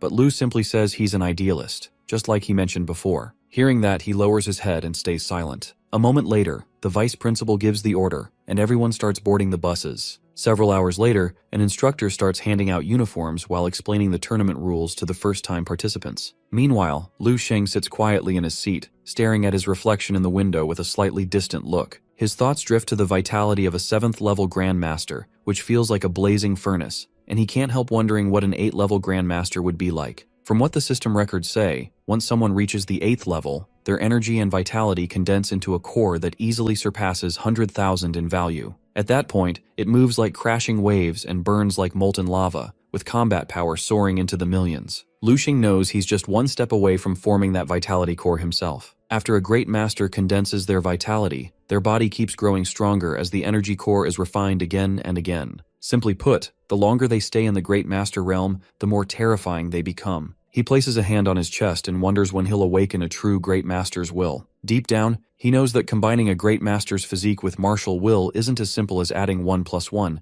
it's something far beyond that. They soon arrive at Jiyun Mountain, and the students step off the bus one after another. Before long, the people nearby figure out that they're from the 7th Saint and have come for the national tournament. The students quickly change into their black uniforms, and after that, the vice principal gathers everyone together and explains what comes next. They'll be climbing the mountain. He reminds them to stay alert and follow his lead, which instantly gets everyone excited as they answer him in unison. Just as things settle, Lu Sheng suddenly surges forward and starts racing up the mountain, shocking everyone. A powerful blue aura ripples around his body as he charges toward the summit. As he runs, he calmly thinks that if a clash with a martial saint is unavoidable, it's better to prepare early. Even if he hasn't reached the Grand Master level yet, as long as the martial saint doesn't step in personally, the rest are nothing more than fodder. With that thought, Lu Sheng smiles. He figures he can use them to sharpen himself even further and kick the martial saints in the balls. Several minutes later, while everyone climbs the mountain stairs, the vice principal gains momentum and moves forward first, leaving behind all the students who can't keep up.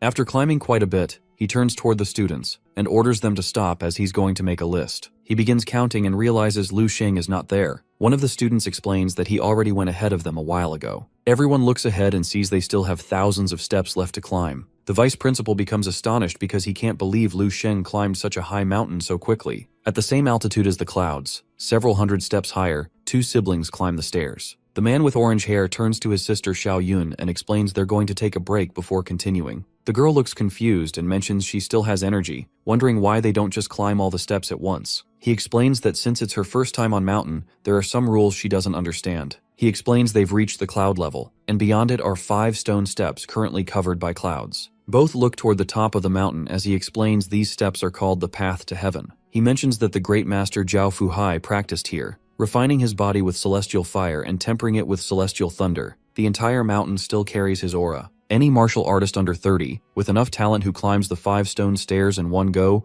will activate the opportunity Jiao Fuhai left behind. As the clouds slowly disappear and the steps start to shine, he explains that a rare celestial and earthly phenomenon will occur, where whoever triggers it will ascend to become a master in the future. Before he can finish speaking, a giant whale appears in the sky, emerging from the clouds and singing. He explains with a trembling voice that the long song of the white whale is the highest category phenomenon, and they could be witnessing history. Several small whales appear next to the giant one. He responds that on top of this mountain, there are at least 3 young people who have the potential to become future martial masters. Xiao Yun starts running and mentions she also wants to give it a try. At that moment, Lu Sheng passes by Xiao Yun at a flashy speed, making neither of them able to feel his presence. He climbs the stairs at incredible speed, and every time he steps, his body emits blue energy, leaving behind a trail. Xiao Yun turns speechless, wondering who that person is and if they're even human. Just then, a giant golden dragon emerges from the mountain and moves toward the top. The man trembles while staring at the golden dragon and white whales, explaining this is the sacred dragon capable of devouring everything. The sacred dragon catches up to Lu Sheng and flies by his side, staring into his eyes. Lu Sheng turns his head toward the dragon and wonders what's happening.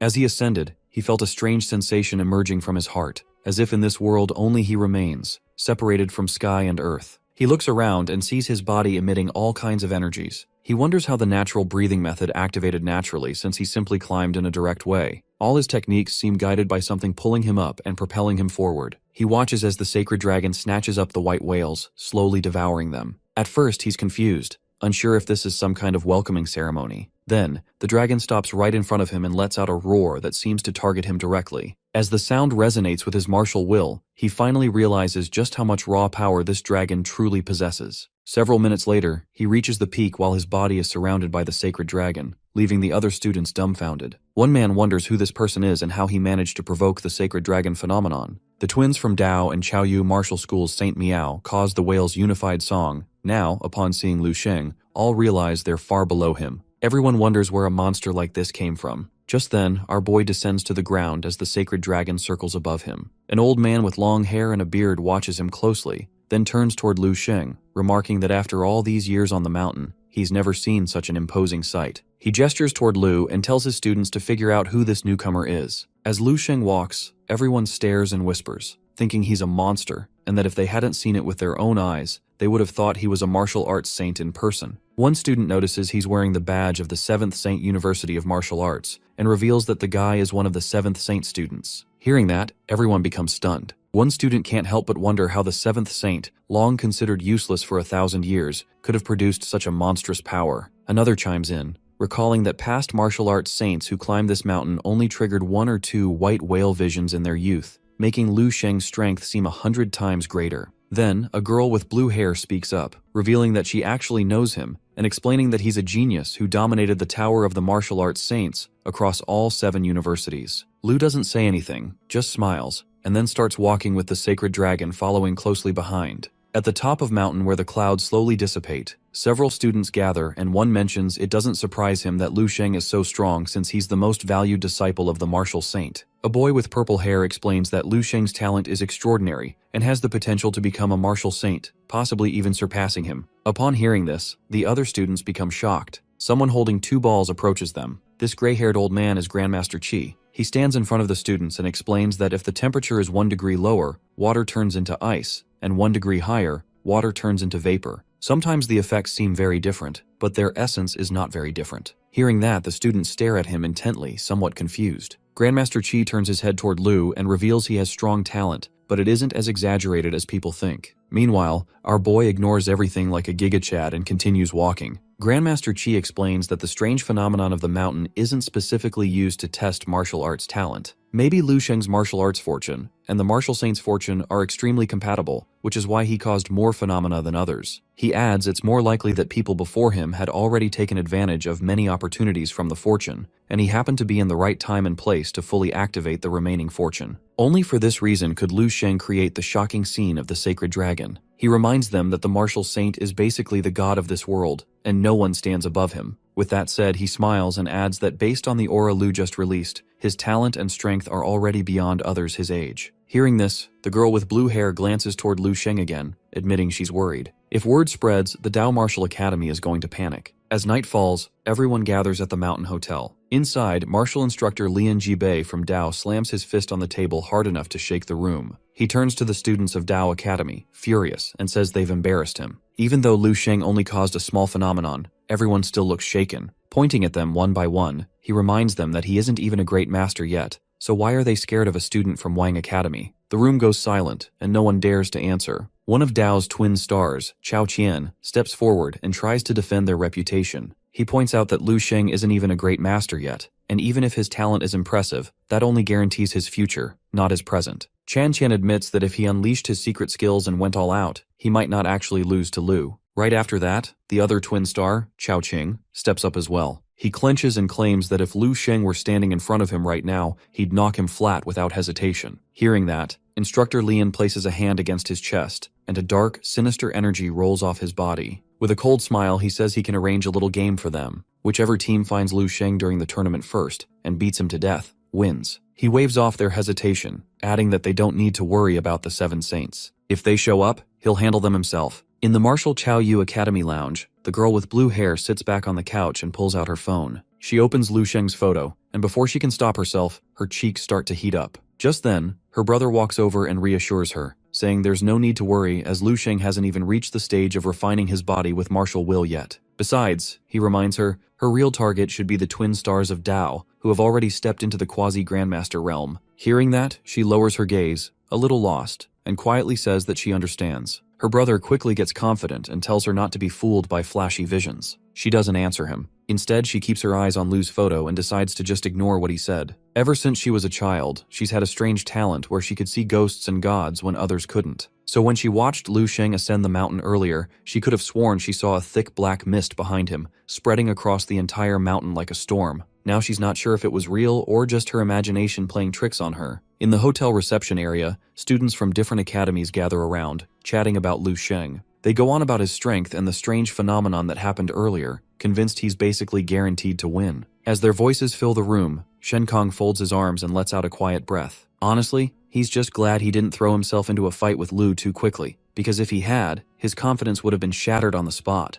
Before the conversation dies down, another student steps forward and joins in. He agrees with Shen Kong and explains that Lu Sheng's martial arts will has already fully condensed. In other words, anyone who challenges him now is heading toward the same outcome as last time, which is a one-sided loss. A beat passes, and the old director of the 4th Academy steps forward, placing a hand on the guy's shoulder. He suggests that instead of chasing comparisons, it's better for everyone to focus on their own path. According to him, the 7 saints are like one body, so they don't need to treat Lu Sheng as an enemy. Hearing that, Shen Kong nods, admitting that with him involved, this tournament is about to get a lot more interesting. After that, the old director takes a step back and looking at Lu, explains that this moment might be the opportunity the 7 saints need to finally take first place. And as the old director watches him, a single thought settles in his mind that he isn't just strong, he's someone who's about to turn into a dragon. Just then, the 7th Saint Vice Principal arrives, and while staring at Lu Sheng, he wonders why he doesn't understand that as long as he ends Lian's life, the martial saint will protect him. He approaches Lu from behind and thinks that in the end he has taken the wrong path. Our boy's body suddenly begins to glow with a powerful golden energy. The light rolls off him like a wave and he lowers his head, staring at his own hand in confusion.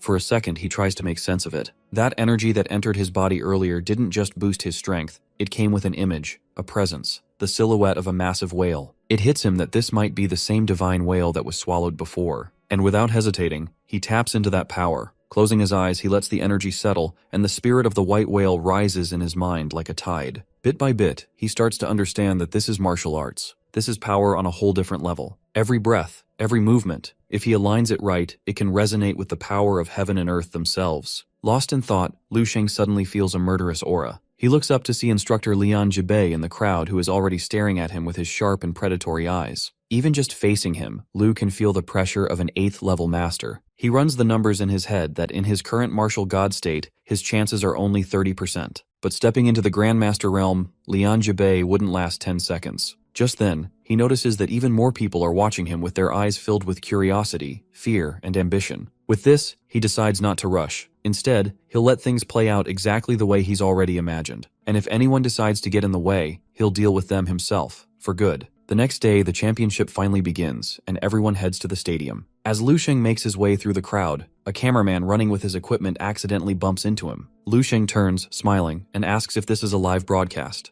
The cameraman nods, adding that it's a shame they arrived late as there had already been an impressive show down by the mountain. He quickly reassures him that it's fine as tournaments usually last 2 or 3 days anyway. Just then, the tournament presenter steps forward, instantly catching everyone's attention. The elderly man, short in stature, introduces himself as Elder Jianhei, the main organizer. Despite his size, a strong and commanding energy radiates from him. Raising his voice, he announces the official start of the National University Martial Arts Championship. The crowd erupts in excitement, cheering and clapping at the news. With this, he takes out 4 tickets and explains the participants for group matches have been decided by drawing lots. He requests all participants to form a line and draw their tickets. The first to draw are the Dao twins. The girl with blue hair draws next and stares at her ticket, feeling sad. Lian Jibei also draws his ticket, smiling as his body emits powerful evil energy. After that, it's Lu Sheng's turn. Before him, 2 other students take out their tickets, but one of them instantly becomes worried upon seeing Wang Xin's name. Now fellow disciples have to face each other in the competition. His companion quickly reassures him, pointing out that since Xin is now enrolled in a different academy, they are no longer classmates, only opponents. Returning to Lu Sheng, he draws ticket number 135 and wonders who he will face. Just then, another student named Lu Ming approaches and introduces himself as a student from Dongning Martial Arts University. He explains that he has heard of Lu's great reputation, and now, seeing him in person, he truly thinks he is impressive. At the same time, two younger students who recognize Lu Sheng approach to greet him. The girl with blue hair smiles and greets him warmly with both hands, while the boy trembles with excitement, unable to believe that the guy has reached this level. Observing him, the girl places her hand on her chest and admits that he is so formidable that she feels nervous and finds it hard to breathe. Meanwhile, the boy looks up at the sky and reflects that this is the first time someone his age has surpassed him so completely. He feels he can only admire Lu Sheng from afar, never quite able to reach him. Two students nearby overhear the conversation and comment on how lucky they are to know Lu Sheng, suggesting they should maintain this connection, as it could be greatly beneficial in the future. The boy, however, wonders how anyone could sustain a relationship with Lu when the gap between them feels like an insurmountable abyss. 10 minutes later, the president announces that 3 competitors didn't show up, meaning their draw numbers will be cancelled. This includes competitors 384, 483, and 135, Lu Sheng among them, so they automatically advance. The crowd reacts with amazement. Lu Sheng, thinking it incredible, realizes he has progressed without even stepping onto the stage, saving himself the effort of a fight. He decides it's the perfect opportunity to assess the level of the remaining competitors. With this, he approaches the stage where the students are already fighting. Observing the scene, he notices that only photographers and referees can move freely within the area. The rules are simple. Being pushed out or surrendering counts as defeat. Nearby, a girl cheers enthusiastically for her older brother. Lu Sheng watches closely and thinks that he clearly has impressive skill. On the stage, 2 students face off, one wielding 2 swords, the other relying solely on his fists. The long-haired student lunges with his swords, but his opponent reacts quickly. Using his fists, he strikes one of the blades, breaking it in 2 and securing victory. Overjoyed, the sister jumps for joy and steps onto the stage to celebrate with her brother, greeting the audience together. Meanwhile, the defeated long-haired student lies on the ground, covered in wounds. Suddenly, rain begins to fall. A referee approaches and places a hand on his shoulder, explaining that gym disciples are exceptionally skilled and, after graduating, dedicate themselves even more to their training. Their talent and time spent honing their abilities are superior, so losing is a natural outcome. The long-haired student spits to the side and retorts that if his opponent had been his age, he wouldn't have even been a rival. The referee nods in agreement, careful not to discourage him further. From the sides, Lu Sheng watches thoughtfully as he reflects that after losing,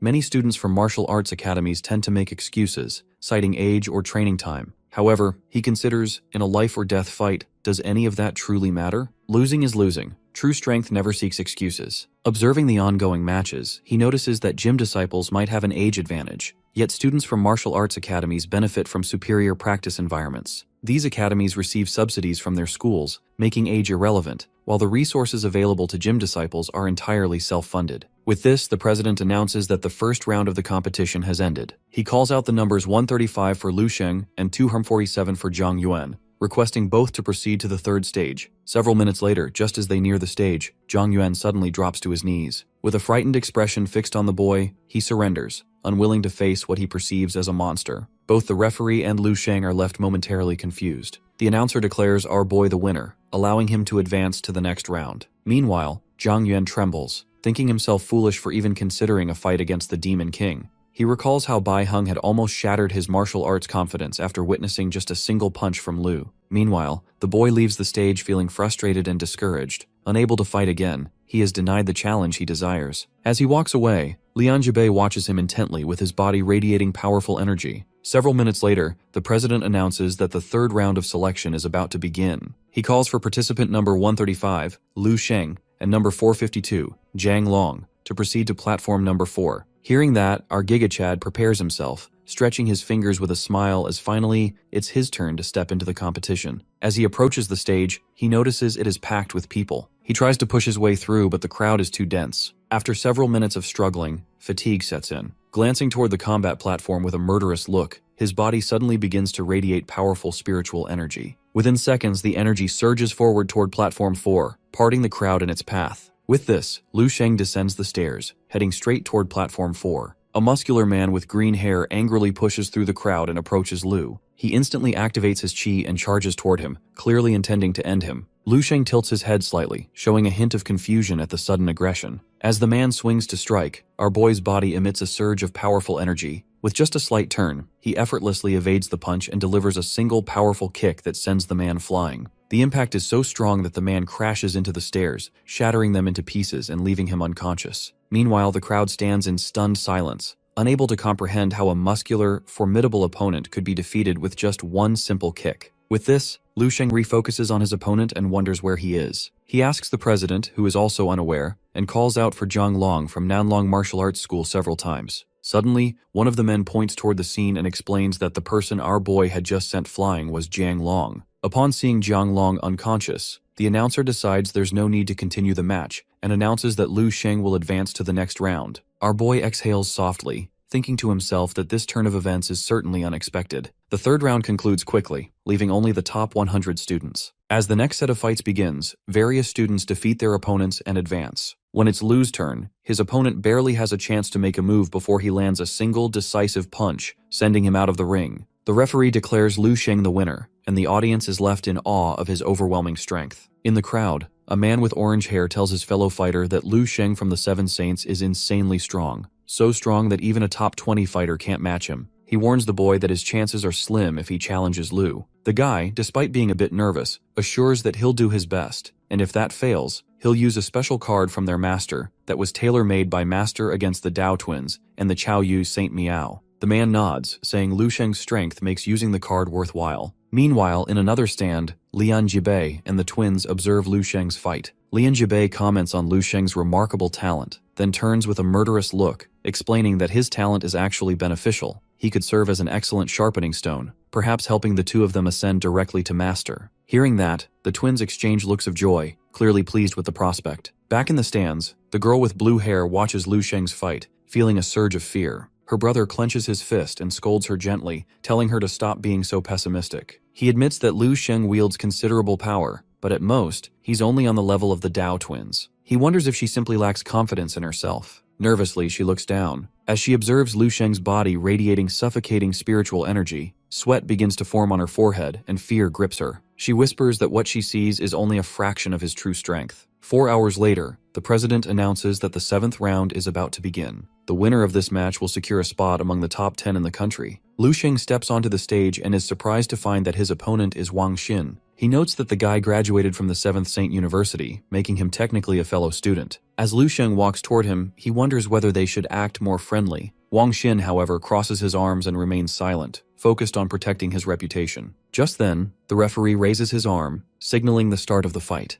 Lu Sheng smiles and, as a courtesy, offers Wang Xin to attack first. The guy glares at him and explains that he has held the top spot on the Seven Saints leaderboard for 2 years. Surprised, Lu Sheng gives Wang Xin a thumbs up and remarks that he's really impressive, encouraging him to use his full strength. Annoyed by his casual attitude, the guy gets enraged and unsheathes his sword. As Wang Xin shouts, his body becomes enveloped in powerful spiritual energy. When he draws his sword, it transforms into a blade of golden energy, radiating light and gusts of wind. The crowd falls silent, unable to believe what they are seeing. Spectators whisper that Wang Xin's sword power far surpasses that of an average level 6 peak warrior and approaches the realm of complete mastery. From a nearby stand, Lian Jibei watches in astonishment as he wonders if Wang Xin has used a secret technique to temporarily boost his strength. One of the twins smiles, noting that the explosion of power rivals even their maximum effort, and wonders how Lu Sheng will respond to such an overwhelming attack. Back on the stage, Lu Sheng stands calmly, simply observing. Wang Xin grips his sword with both hands, and the blade transforms into a massive weapon of blazing energy. As he charges toward Lu Sheng at incredible speed, he explains that his secret technique, Burning Blood, allows him to increase his strength by over 50%.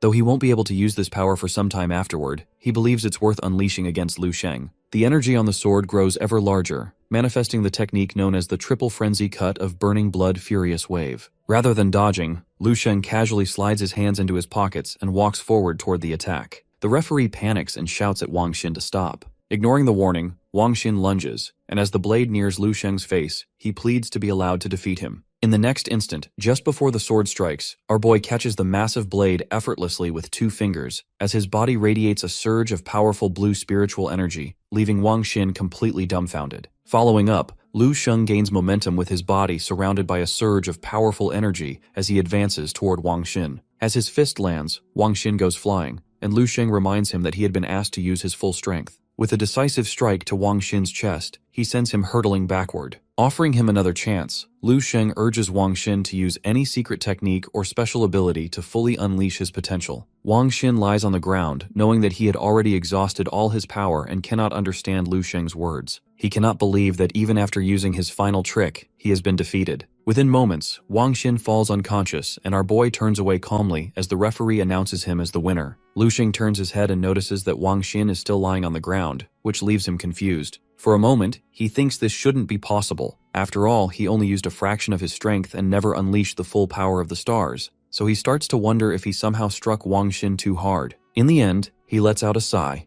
and decides to put the matter out of his mind. Meanwhile, the man accompanying Wang Xin and the other students are stunned. The man grows nervous, unable to comprehend how Wang Xin, who was expected to surpass Miao and the Dao twins, could be defeated. Clenching his fists in anger, he is shocked that Wang Xin hadn't even blocked a single blow. Meanwhile, Lu Sheng approaches the referee and calmly requests that the result be announced. Startled out of his daze, the referee quickly nods and confirms the outcome. With that settled, Lu Sheng heads toward the exit while the referee walks over to the unconscious Wang Xin and checks on him. As Lu Sheng walks toward the corner, he immediately draws the attention of everyone in the audience. Soon after, whispers ripple through the crowd, with many calling him the Demon King of the 7th Institute. While students cheer from all sides, Lu Sheng calmly takes a seat on a nearby bench. At the same time, other students stare at him with a mix of shock and intimidation, and some of the girls can't help but feel captivated by his presence. A couple of them even remark that, despite merely sitting there, the so-called Demon King remains awe-inspiring. Hearing this, Lu Sheng feels slightly puzzled, privately thinking that the nickname Demon King sounds rather childish. Nearby, an orange-haired man turns to his companion and points out that Wang Xin possessed an incredibly powerful physique, yet Lu defeated him without even using his full strength. Given that Wang Xin was ranked among the top 3 talents, this only further highlights how monstrous Lu Sheng truly is. Shortly after, the president arrives and remarks that there's no point in arguing and urges everyone to keep watching. Inwardly, he knows Lu Sheng is an anomaly found by Tan Zhongyu's that defies all logics. On the stadium stairs, Chao Qing wonders aloud whether Wang Xin might have held back. In response, his twin brother simply smiles and slaps his knee, explaining that the more impressive Lu Sheng becomes, the better it is for them.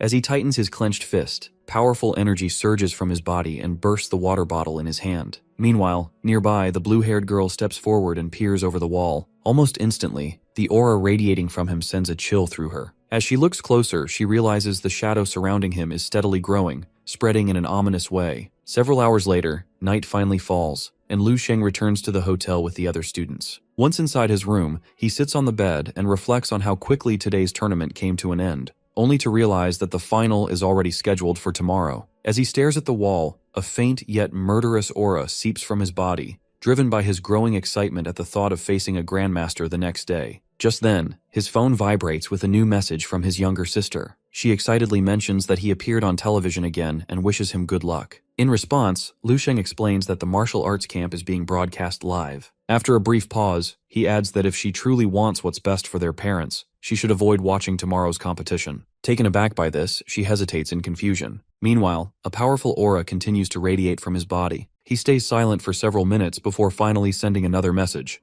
explaining that he doesn't want their parents to witness him killing someone. Afterward, he lets out a sigh, feeling a faint sense of relief. Shortly after, his sister replies with a smiling emoji, saying she was only joking and doesn't want to scare their parents since the competition will be bloody anyway. Lu Sheng smiles, reassures her with a playful emoji, and notes that their parents will likely watch the replay regardless. As he smiles, his phone vibrates with 5 new messages. The first comes from Ming, praising him for his performance. Soon after, a message from Dandan appears, finding comfort in the fact that they are beneath the same starry sky. The third arrives from Qin, who expresses unwavering confidence in Lu Sheng's success. As he finishes reading those, another message pops up from Dong Qingxu, wishing him good luck. Seeing her name, Lu Sheng's thoughts drift to her, and a faint pang stirs in his heart. After a moment, he turns to the window to admire the moonlit night, then decides to take a walk and steps outside. At the same time, the blue-haired girl leaves the hotel, warms her hands against the freezing air, and pauses at a corner to look up at the star-filled sky. All of a sudden, someone approaches. As footsteps reach her ears, she turns her head, and the moment she recognizes who it is, her body freezes. Almost instinctively, she bolts, realizing the one approaching is Lu Sheng. Watching her flee, Lu Sheng can't help but wonder whether he truly appears that terrifying.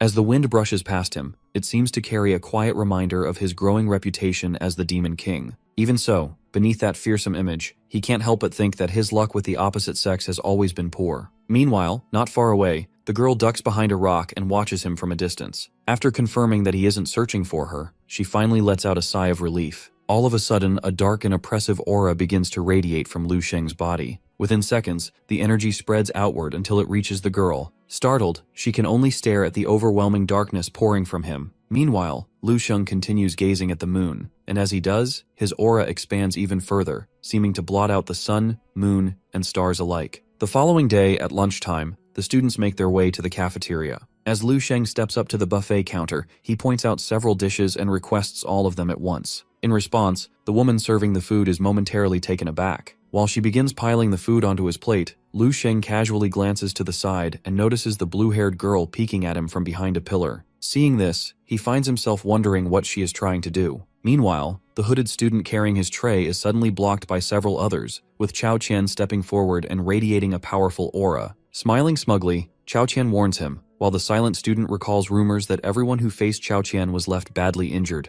A moment later, Chao Qian steps closer and warns that when he attacks, he never holds back. In response, the black-haired student narrows his eyes, carefully trying to read Chao Qian's intentions. Then, just as suddenly, Chao Qian moves aside and flashes another smile, leaving the student behind. Someone carrying a tray moves through the crowded cafeteria, and it turns out to be Lu Sheng. While casually munching on a chicken leg, he accidentally bumps into Chao Qian, instantly startling him. In the next moment, Chen's anger flares, and he spins around, shouting as he demands to know who is responsible. Soon enough, his gaze locks onto Lu Sheng. In response, he merely tilts his head and calmly meets Chao Qian's deadly stare. Infuriated by the lack of reaction, Chen steps closer and makes a throat-cutting gesture, warning that Lu Sheng will not be able to escape. Meanwhile, our boy quietly moves with startling speed and grips Chen by the neck and lifts him clean off the ground. In the blink of an eye, Lu Sheng begins to strangle him, and a wave of panic sweeps through the cafeteria. Under the crushing force of Lu Sheng's grip, blood slowly seeps from Qian's mouth. Clinging to what little energy he has left, he desperately tries to understand Lu Sheng's intentions. All of a sudden, a commanding voice stops Lu Sheng as Lian Jibei steps forward with his green aura flaring while he closes the distance and orders him to release Chao Qian. Calmly warning that the tournament hasn't begun and that further attacks would mean disqualification, he makes his point clear. After a brief silence, Lu Sheng releases Chao Qian with a faint smile, claiming it was a joke, while the guy collapses to his knees, clutching his neck and struggling to recover. Lu Sheng steps closer, radiating a threatening aura, and tells Qian to run home to his mommy before calmly walking away. Watching this, Lian Jibei tells Qian to stop embarrassing himself and get back on his feet. Qian tries to explain what happened, but he ignores him and keeps walking.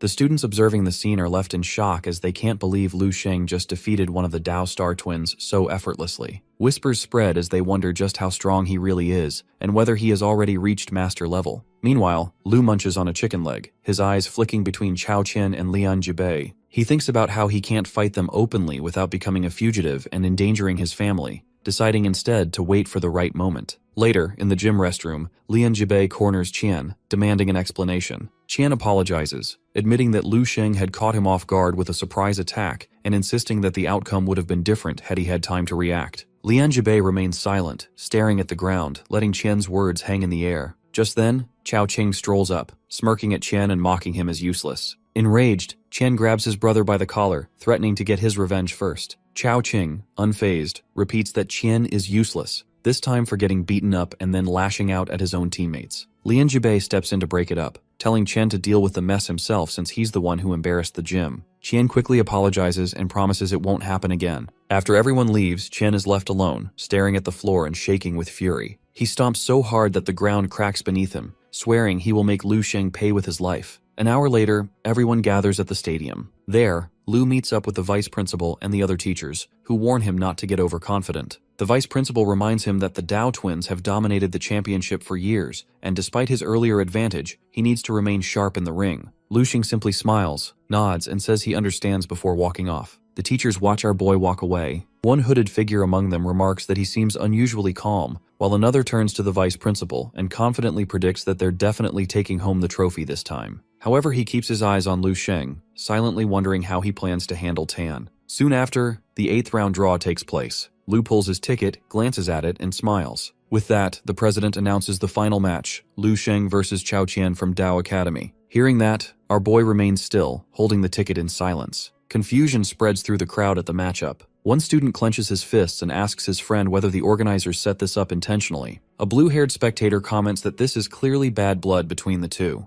Another points out that Lu Sheng already defeated Chen with a single hit that morning, making the outcome seem obvious. Back on the stage, Lu Sheng stands casually with his hands in his pockets as Chen approaches. When he turns, he meets Qian's glare, swearing that Lu Sheng is a dead man. Unfazed, our boy mocks him and makes a throat-slitting gesture, which only fuels Qian's rage further. He swears again, promising that he will kill him. Just then, the president announces the first match, which is Bai Heng from 4th Martial Saints versus Chai Qing from Celestial Star. Both fighters make their way toward the ring. Nearby, the director tells the hooded boy to give his best, no matter what. The boy's mind, however, is occupied with thoughts of how dangerous Qing is and how intense their upcoming fight will be. As he passes by, Lu Sheng smiles and offers a few words of encouragement. The boy is taken aback, wondering why he seems concerned about him. Then, Lu Sheng's aura flares subtly as he casually promises to avenge the boy if anything happens to him. The boy just nervously waves with a small smile and thanks Lu Sheng for caring. Our boy waves back, grinning, and assures him there's no need for formalities since they're from the same school. The boy climbs into the ring, where his opponent waits with his arms crossed, looking eager. The crowd erupts in excitement as the boy locks eyes with Chao Qing, returning a deadly stare that sends a clear message to his opponent.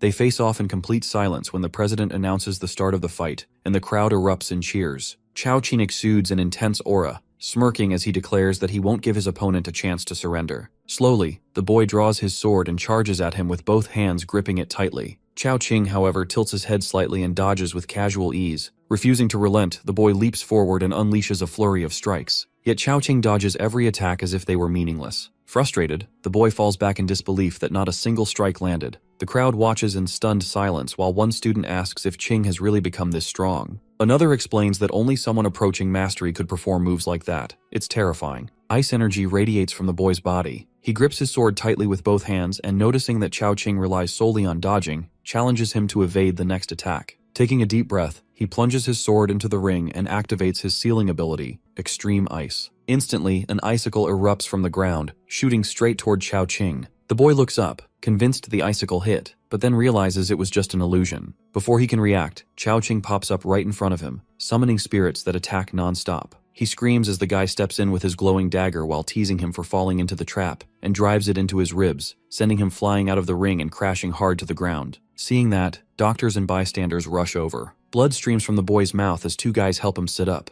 One of them checks him over and tells his friend that the kid has 4 broken ribs and fractured limbs and he's in really bad shape. Chao Qing also walks up smirking and calls him a waste. The guys glance at him confused. Just then, Lu Sheng appears, and seeing him, Chao Qing's smirk widens as he warns that it's his turn now. Lu kneels beside the injured boy and rests a hand on his shoulder. He thanks him for giving his all. He fixes his gaze on Chao Qing and remarks that it is a shame the guy did not get hurt more. Otherwise, he might have had a reason to kill him. In an instant, a golden lion manifests beside him, roaring with fierce intensity. Seeing that, Chen stumbles backward, completely overwhelmed by the raw force radiating from his body. The tension lingers for only a moment before the announcer interrupts, announcing the next match of Zhang Yu from Chao Martial School versus Peng Hong from Fire Dragon Martial School. As the fight starts, Zhang Yu channels her power into her palms, and with a flashy speed charges at Peng. The guy, realizing she is a psychic mentalist, freezes for a moment but then decides to counter to show his own power. With this, he punches the spiritual hand with everything he's got. As they collide, a loud explosion erupts and his attack completely fails as the hand keeps coming. He's shocked, wondering why it didn't work. Within seconds, the spiritual hands grab him and start squeezing and stretching his body. He screams in agony, feeling like he's about to be torn apart. With his last bit of energy, he looks at her and surrenders. With this, she releases him while the referee raises his hand in surprise and announces her as the winner. Students watching nearby are blown away. One says her skills are seriously strong and figures she's at least a level 4 psychic mentalist based on that energy. Meanwhile, Lu Sheng watches her in the ring and smiles,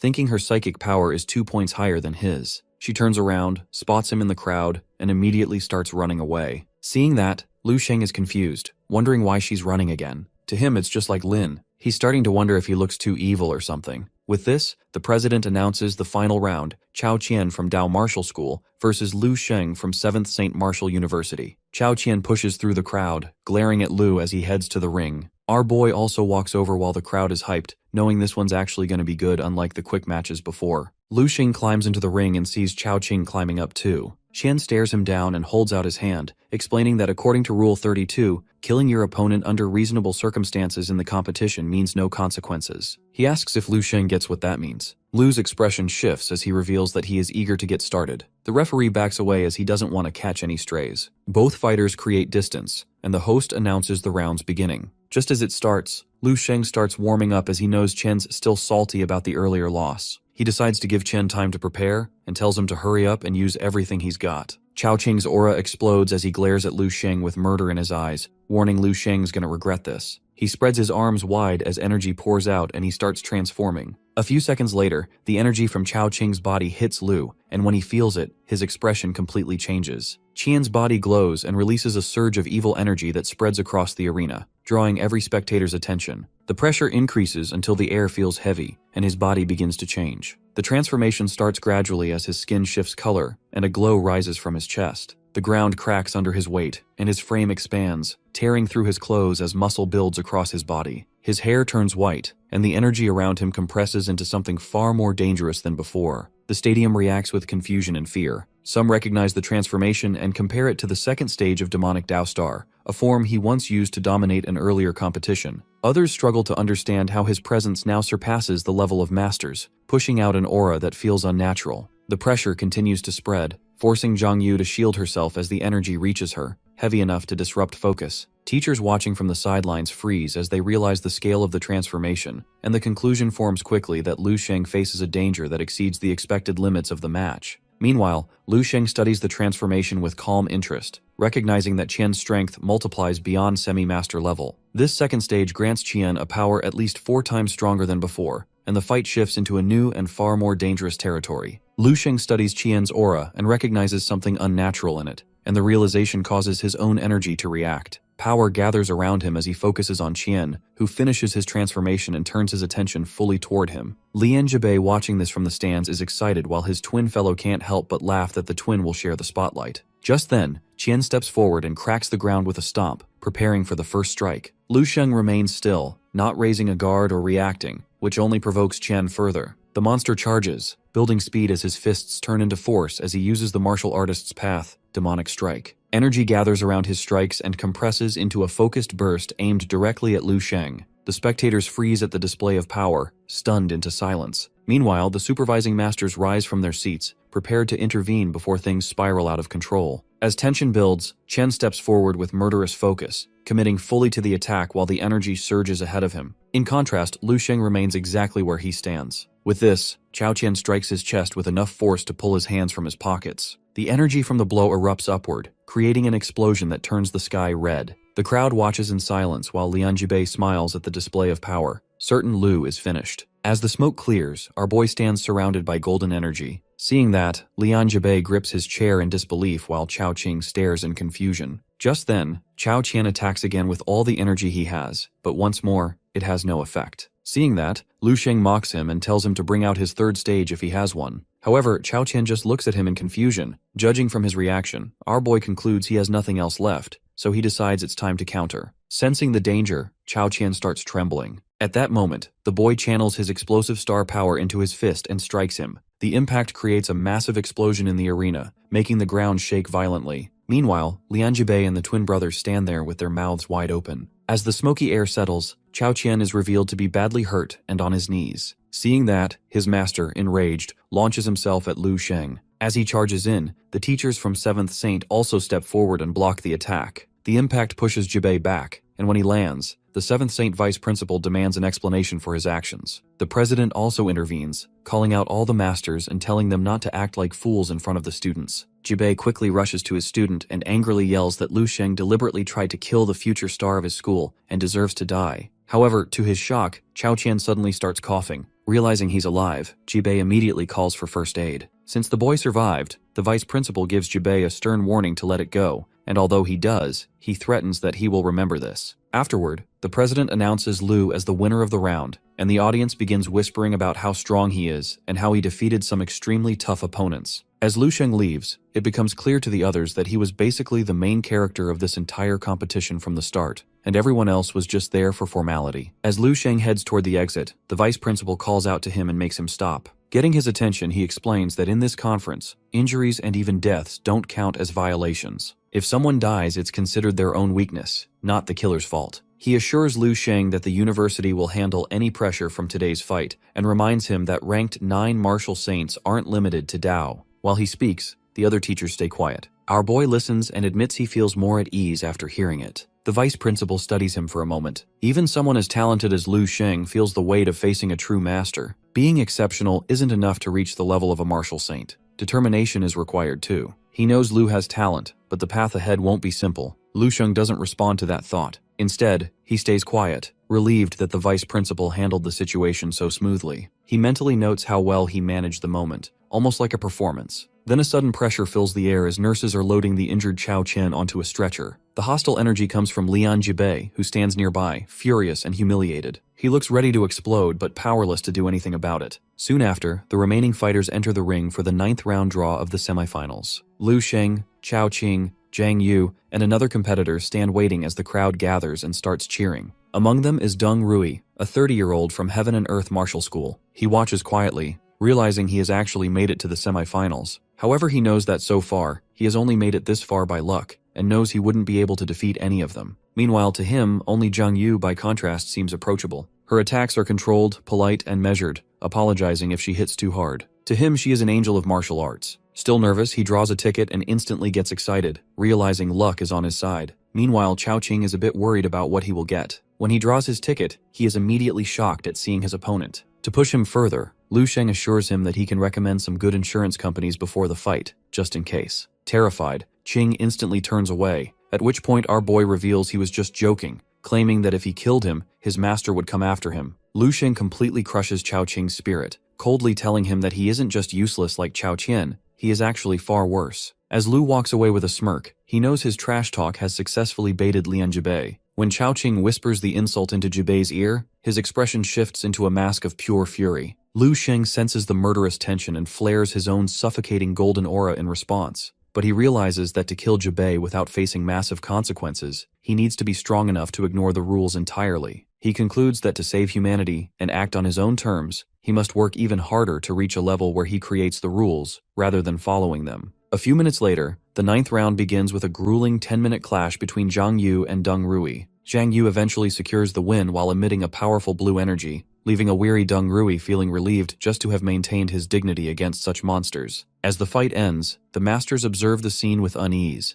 Though this match was calm and balanced, they fear that things are about to take a dark, chaotic turn once Lu Sheng finally takes his turn to fight. In the stands, 2 boys chat about the upcoming match. One complains that the previous fight was boring, but predicts the next one will be legendary. Lu Sheng versus Chao Qing. They agree that the Dao twin stars deserve whatever beating they get, noting that the duo usually ruins their opponents' lives and careers just because they have a big school backing them. One boy jokes that if Lu wins, Chao Qing won't even be able to go to the bathroom alone. The other laughs, saying he'll have to change his name to Crippled Star. Meanwhile, Chao Qing is having a crisis of confidence. He's never been afraid of anyone his own age before, and he's spiraling, wondering how he let our boy get under his skin. Lu Sheng snaps him out of it with a smirk, telling him to get in the ring for his beating. Trying to save face, Chao Qing acts tough and mocks Lu Sheng, suggesting he grab a weapon so he doesn't complain about being mistreated later. Our boy doesn't say a word. He just stands there, as a suffocating golden energy flares around him. He stares at Chao Qing with a look that screams, "Do you really want to die?"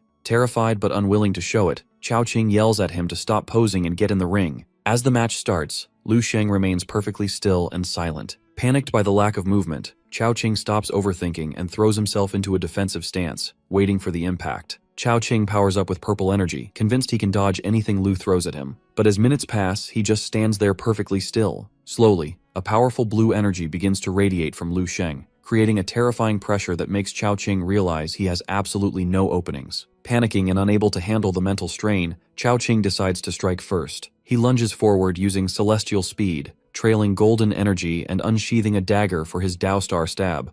The blade bursts into flames, emitting a light so blinding that the audience has to look away while the masters watch in fascination. When the smoke clears, the crowd sees Chao Qing's dagger pressed against a solid golden energy barrier surrounding Lu Sheng. To Chao Qing's horror, his legendary star dagger shatters into pieces against the shield. Before he can even process the loss, Lu vanishes and reappears right next to him. He mockingly apologizes for breaking the weapon and calls Chao Qing too slow. Our boy then transforms into a blur of blue flames, circling Chao Qing at impossible speeds. Every time Chao Qing tries to track him, Lu Sheng taunts him from a new direction. The psychological pressure is too much as Chao Qing loses his mind, drops to his knees, and covers his ears in a total panic, completely broken by the realization that he can't even see his opponent. Chao Qing hits the ground, completely spiraling in desperation. Lu Sheng casually strolls up behind him, grabs him by the collar, and hoists him into the air like a rag doll. With a mocking smile, he asks if this is all some big joke, then gets serious and questions if he's really giving up this early. Infuriated, Chao Qing bets everything on his Dao Wind technique, unleashing a massive green aura that blasts out in every direction. Despite the intense energy surge, Lu doesn't even flinch. He keeps holding Chao Qing's collar, totally unmoved by the storm. Sweating from the effort, Chao Qing pushes the wind to its absolute limit,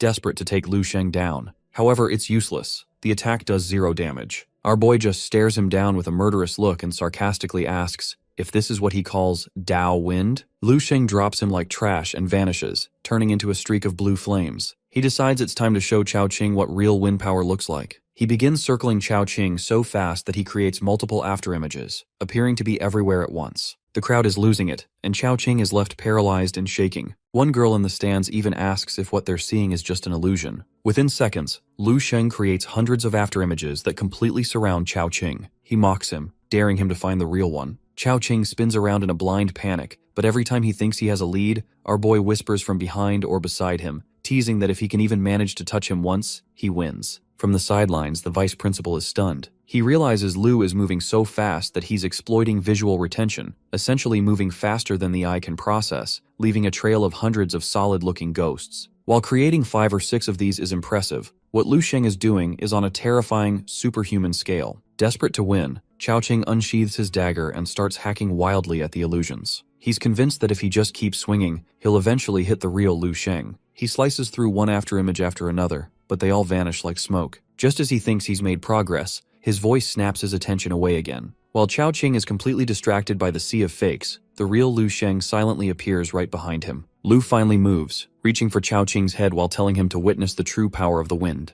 Using a technique called Moon Divine Wind, he strikes with such blinding speed that Chao Qing is dismantled in an instant. By the time his body hits the floor, our boy has broken his neck, jaw, arms, legs, and 8 ribs. Standing over the wreckage, he mocks him one last time, noting that now that he's a cripple, he's finally on the same level as his partner, Chao Qian. As the referee declares Lu the winner, the stadium is in a state of pure shock. 2 boys in the crowd discuss how Lu Sheng is a total monster, wondering if anyone in their generation can actually stand a chance against him. All eyes turn to Zhang Yu, the next opponent, who is visibly trembling with fear. When the announcer calls for the match between Lu Sheng and Yu to begin, she doesn't even hesitate, and throws her hand up and forfeits on the spot. The crowd is stunned, but as our boy turns to look at her, she panics and sprints away as fast as she can. While Lu is left confused by her reaction, it's revealed that Zhang Yu has a special ability to see a person's aura. To her, he isn't just a student. He's a demon draped in a murderous, suffocating energy that rivals even Lian Jibei's. Meanwhile, the officials, including Bai Heng,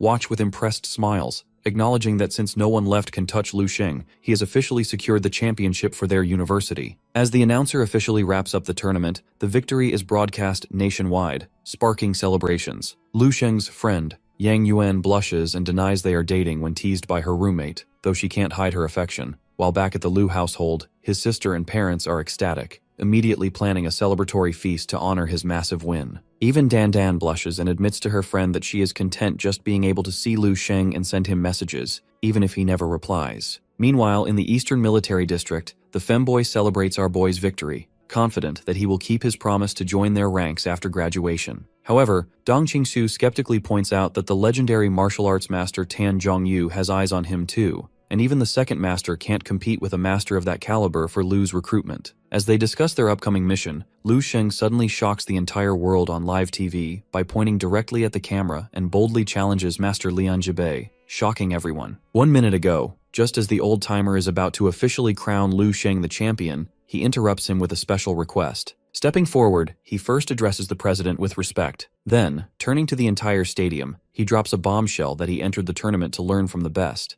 Yet he is profoundly disappointed. The crowd falls silent in shock as he calls the competition boring and monotonous, claiming that no one there even came close to putting him under pressure. While his mentors worry that such an arrogant display might make him a target for every martial arts school in the country, Lu Sheng pushes his provocation even further. First, he points directly at Lian Jibei and openly criticizes the Dao martial arts school. Then, he mocks the Twin Stars, labeling them as fame-seeking soy boys who haven't even mastered their own school's legacy. The crowd reacts instantly. Jida students erupt in fury, while Lian Jibei, consumed by rage, smashes the armrest of his chair and glares at Lu Sheng with pure, murderous intent. Lu Sheng squares off against Lian Jibei, bluntly stating that he had originally hoped the Dao Twin Stars would help him grow, but they proved far too weak. Then, to everyone's shock, he escalates further by challenging the Supreme Master himself to an immediate duel. While the audience reels, convinced he has lost his mind, his allies in the military quickly understand his true intention, that he plans to use a life-or-death battle against a level 7 master as a whetstone to shatter his final limits and make history in the Dragon Kingdom. Lian Jibei leaps into the ring, radiating murderous intent, and warns Lu Sheng not to die too easily. Unfazed, Lu Sheng keeps his hands in his pockets and calmly observes that even in a deathmatch, a true master remains composed. As some onlookers question why he would choose such a dangerous opponent, the vice principal steps in to explain that Jibei is the perfect target because he won't hold back, forcing Lu Sheng to either evolve or fall. Even the president himself can't help but admire the young man's remarkable courage and temperament as the arena braces for an unprecedented showdown. With this, the president accepts the challenge, though he secretly orders the other grandmasters to stay vigilant and prevent Lu Sheng from being killed. The masters assure him they will protect the young fighter, but their presence only fuels Lian Jibei's fury. Insulted that a level 6 fighter dares to challenge a master with 20 years of experience, Jibei resolves to end the fight instantly with a single, lethal blow. As the round is officially called, Lu Sheng finally releases the massive blue energy he's been holding back, thrilled to finally face the life-or-death pressure he needs to evolve. Jibei begins a monstrous transformation, his skin turning green and sprouting scales as he taunts Lu Sheng to experience the true pressure of a master. But he doesn't wait for the process to finish. With incredible speed, he lunges forward, intercepting Jibei mid-transformation. Locking eyes with the enraged master, Lu Sheng speaks coldly,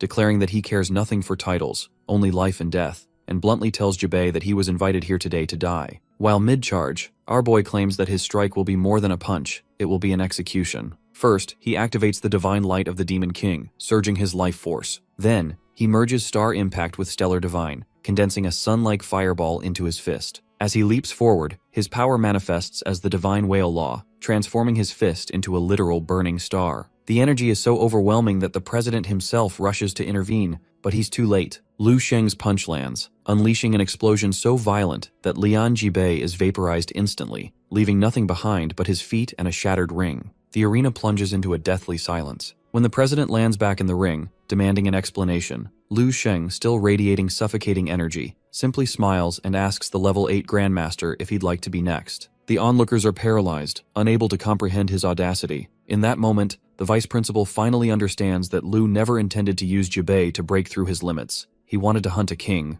As Lu Sheng locks eyes with him, he makes it clear that his path isn't about following the rules of martial arts. It's about pure, unstoppable idealism. The president stands in the ring, frozen in shock as he stares at the only remains of Lian Jibei's body. He looks at the 19-year-old Lu Sheng with a mix of terror and awe, realizing the boy just one-shotted a level 7 master. As our boy stands silently, savoring his victory, the president warns him that he has to report this slaughter to the Dao School and the legendary Grandmaster Tan Zhongyu. However, instead of arresting him, the president simply turns his back and walks away, telling Lu he can do as he pleases. Lu Sheng watches him go with a slight smile, feeling a bit disappointed. He had actually hoped he might try to fight him so he could test the gap between himself and a level 8 Grandmaster. Just as he's reflecting on the missed opportunity, the vice principal rushes into the ring and grabs his arm, breaking him out of his thoughts. He rushes him out of the stadium, gripping his arm and insisting they flee to the 7th Saints for protection. He's in a total panic, telling Lu Sheng he has messed up big time and needs to beg Tan for help, because Lian Jibei wasn't just any master, he was the brother of the martial saint's wife. Lu Sheng calmly cuts him off, revealing he knew exactly who Jibei was all along. Once they are outside, the vice principal loses it, asking how he could be so reckless and reminding him that Sait Tan is the only person on Earth powerful enough to shield him from the fallout. Lu Sheng just casually pulls his arm away and thanks him for the concern, but then adds that he doesn't actually need Tan's protection. Horrified, the vice principal asks if he's gone crazy, shouting that he's too young to realize the danger he's putting himself, his friends, and his family in. He warns Lu Sheng not to let his impulsiveness ruin his future, urging him to hurry before the powerful Lian family realizes what happened and retaliates. Lu Sheng just smiles and agrees, but then shocks him by refusing to run away. He explains that since the Lian family will find out anyway, he isn't going to hide. Instead, he has a different plan in mind. After hearing Lu Sheng's strategy, the vice principal finally calms down,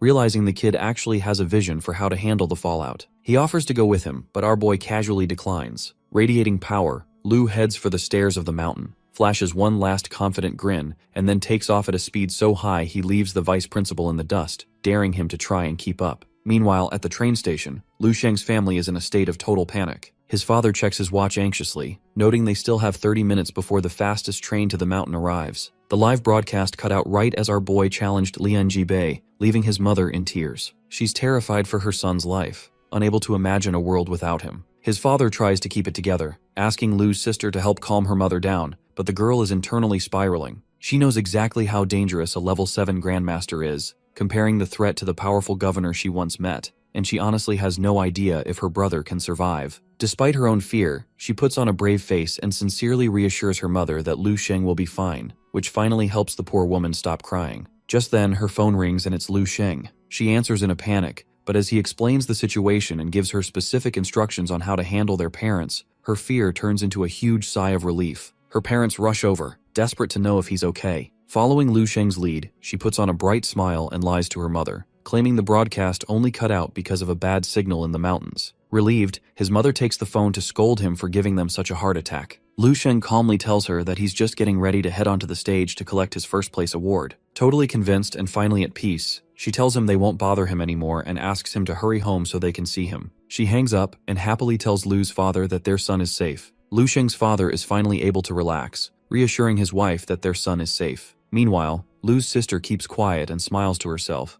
though she finds Lu Sheng's excuse a bit fishy, as she's followed tournaments before, and has never heard of an awards ceremony happening that quickly. Deciding to just trust her brother, she refocuses on the family's finances, playfully reminding her father to refund those expensive train tickets so they can use the money for a massive feast instead. As the family walks away happily, a mysterious man in a cap and earpiece is lurking around a corner, tailing them. He reports to his superiors that the family is back and still under his surveillance. It turns out he's a mercenary working under Master Yu. Just then, the man looks at his phone and suddenly freezes in fear, sweating as he reads the news that Lu Sheng, the very person's family he is watching, is only 19 years old and has just slaughtered a level 7 master. Meanwhile, Lu Sheng feels a sense of relief, knowing that with the secret backing of the vice principal and his professors, his family is finally under professional protection. As he walks toward a high-end training club, he reflects on the vice principal's earlier warning about the Lian family's inevitable revenge. He admits to himself that he is afraid of losing his life and everything he's built,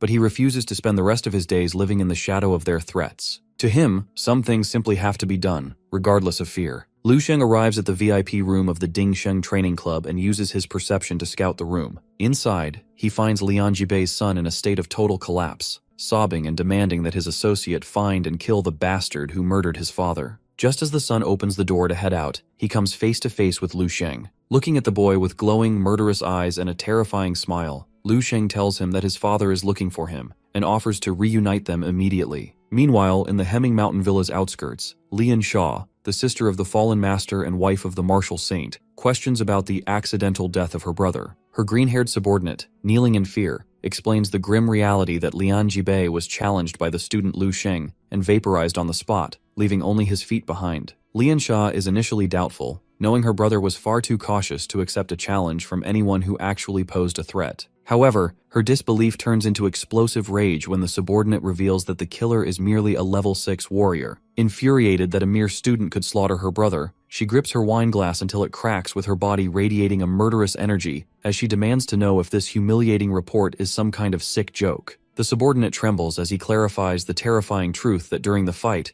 Lu Sheng experienced a sudden, explosive breakthrough, ascending from level 6 to the state of a grandmaster to completely annihilate Lian Jibei. Hearing this, Lian Sha snaps. She hurls her wine glass aside and breaks into a fit of hysterical laughter, unable to process the absurdity of her brother being slain by someone so young. Her laughter quickly turns into bitter grief. Sobbing into her hands, she mourns the loss of her genius brother, but her sorrow rapidly hardens into cold, calculated resolve. Wiping away her tears, she stares out at the landscape and decides that since her family's blood has been spilled, she must act. She turns to her subordinate and ominously asks him if he is ready to take a trip, signaling that the time for her personal revenge has begun. The man hesitates, prostrating himself and reminding her that because Lian Jibei died in an official sanctioned duel, any retaliation would violate the laws of the martial arts world. Infuriated by this helplessness, she grabs him by the throat, demanding to know if her brother's death will go unavenged. Just then, she collapses to her knees in a fit of hysterical laughter and despair, realizing she has lost everything.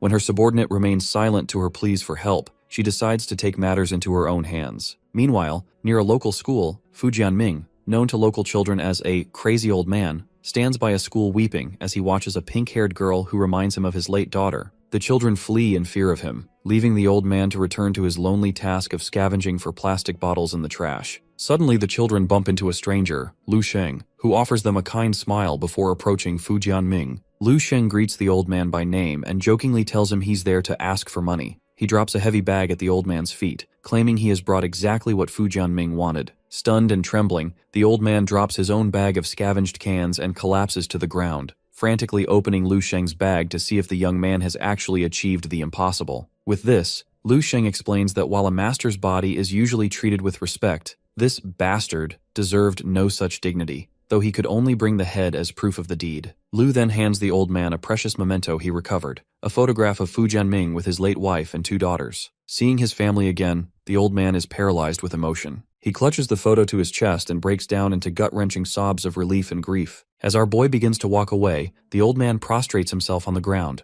weeping as he offers his deepest gratitude. Lu Sheng simply waves a hand in farewell, disappearing into the distance. As night falls over the city, he stands atop a building, watching the sunset before calling the vice principal. On phone, the vice principal urges him to return immediately, revealing that the legendary Master Zhong Yu has agreed to take him as a disciple and protect him from the Dao Martial Arts Academy's wrath. To his shock, Lu Sheng flatly refuses the offer. Knowing exactly where he is, Lu tells him to look out his floor-to-ceiling office window at the massive distant tower. He asks the vice principal if he knows what it truly takes to become a martial saint. Lu Sheng then declares his ultimate ambition that he doesn't want protection. He intends to become the supreme warrior and personally destroy that tower so the entire world will acknowledge his strength. After hanging up, a stunned vice principal tries to explain this to Master Tan Zhongyu, but he coldly interrupts, stating that if Lu Sheng is unwilling to be his disciple, they should simply forget about him. Master acknowledges that while Lu Sheng's goal of destroying the tower seems childish and ridiculous, it makes him the most interesting disciple he has seen in years. He tells him that the guy has chosen his own path and must be ready to face the consequences alone.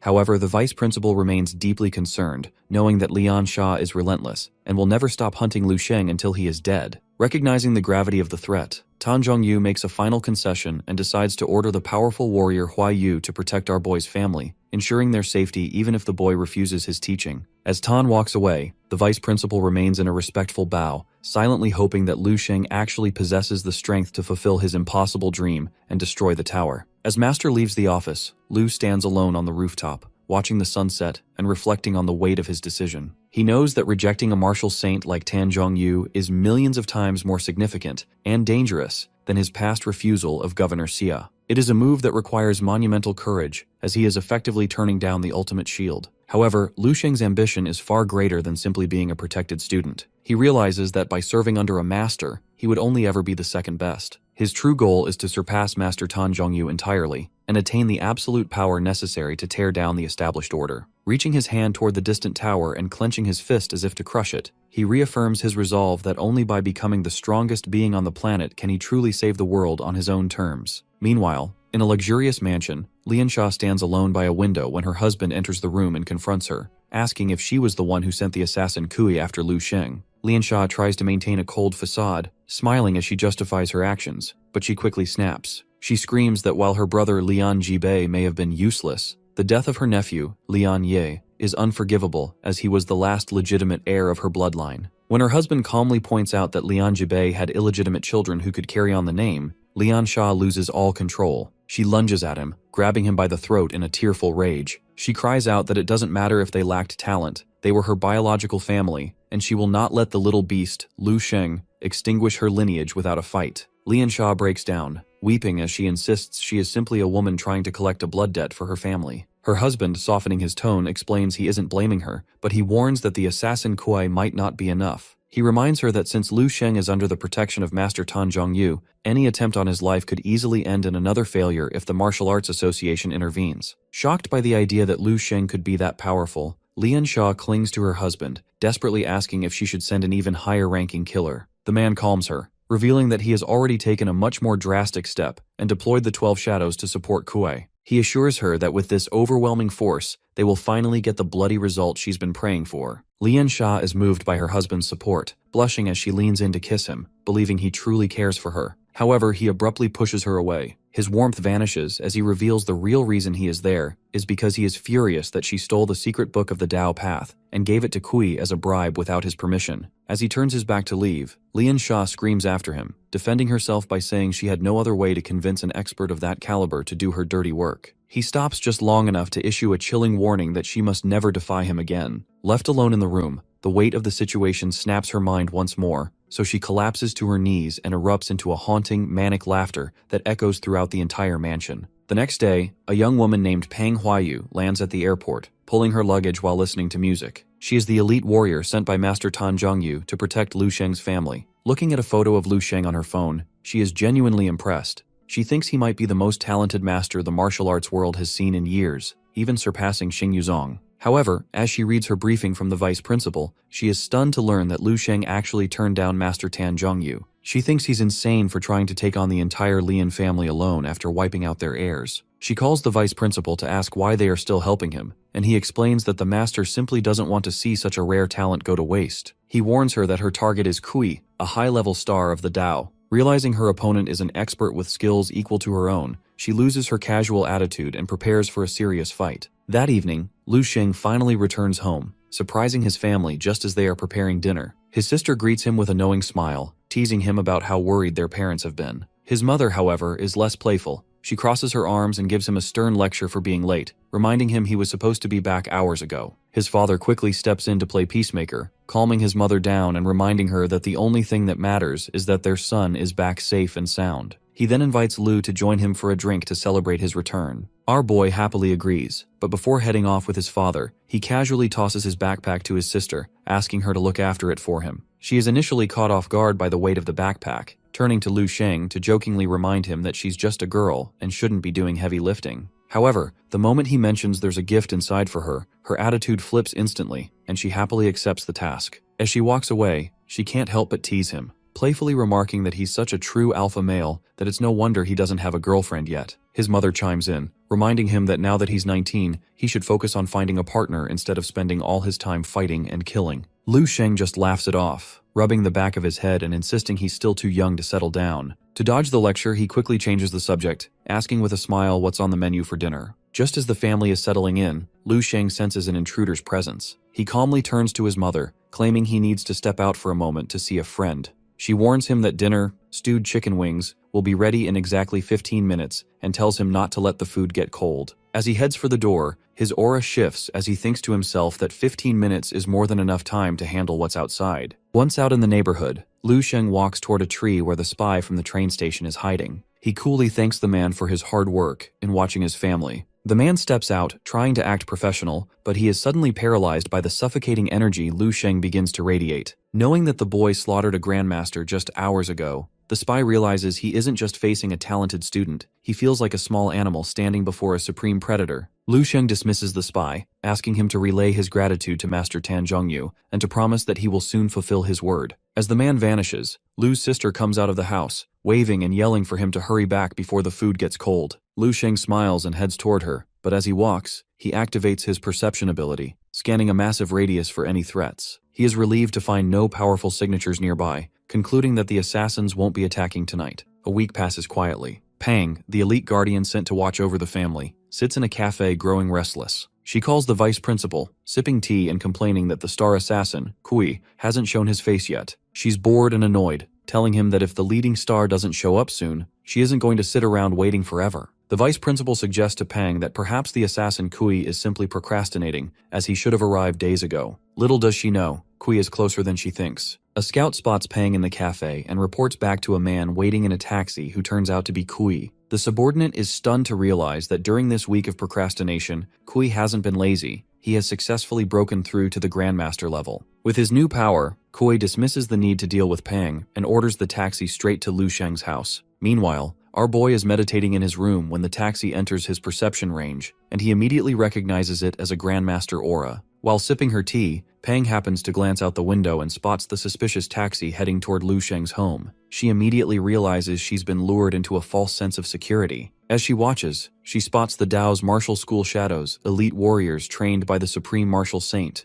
moving in sync toward the house. Realizing the situation is critical, she calls the vice principal to report that the Dao Martial Arts School has made its move. She knows these shadows aren't true masters, but they possess level 7 strength, thanks to a secret holy method and lethal combat tactics designed to kill high-level targets like Lu Sheng. Without a second thought, she draws her sword and lunges through the cafe window. In a blur of speed, she decapitates one of the shadows before they even realize she's there, leaving the rest of the squad in a state of total shock. Pang attempts to coordinate with the vice principal, but the signal cuts out just as he reveals the full scale of the threat that the Lian family has sent 12 shadows specifically to eliminate Lu Sheng. Before she can regain the signal, she is surrounded. Despite her elite skills, the sheer number of level 7 shadows proves overwhelming. One shadow lands a powerful blow that sends her flying backward. She barely manages to stabilize herself by driving her sword into the pavement. As she recovers, she looks toward Lu Sheng's house and sees that Kui has stepped out of his taxi, his body radiating a suffocating Grandmaster energy. He stares at the house, fueled by a sadistic excitement to finally test his new power against Lu Sheng.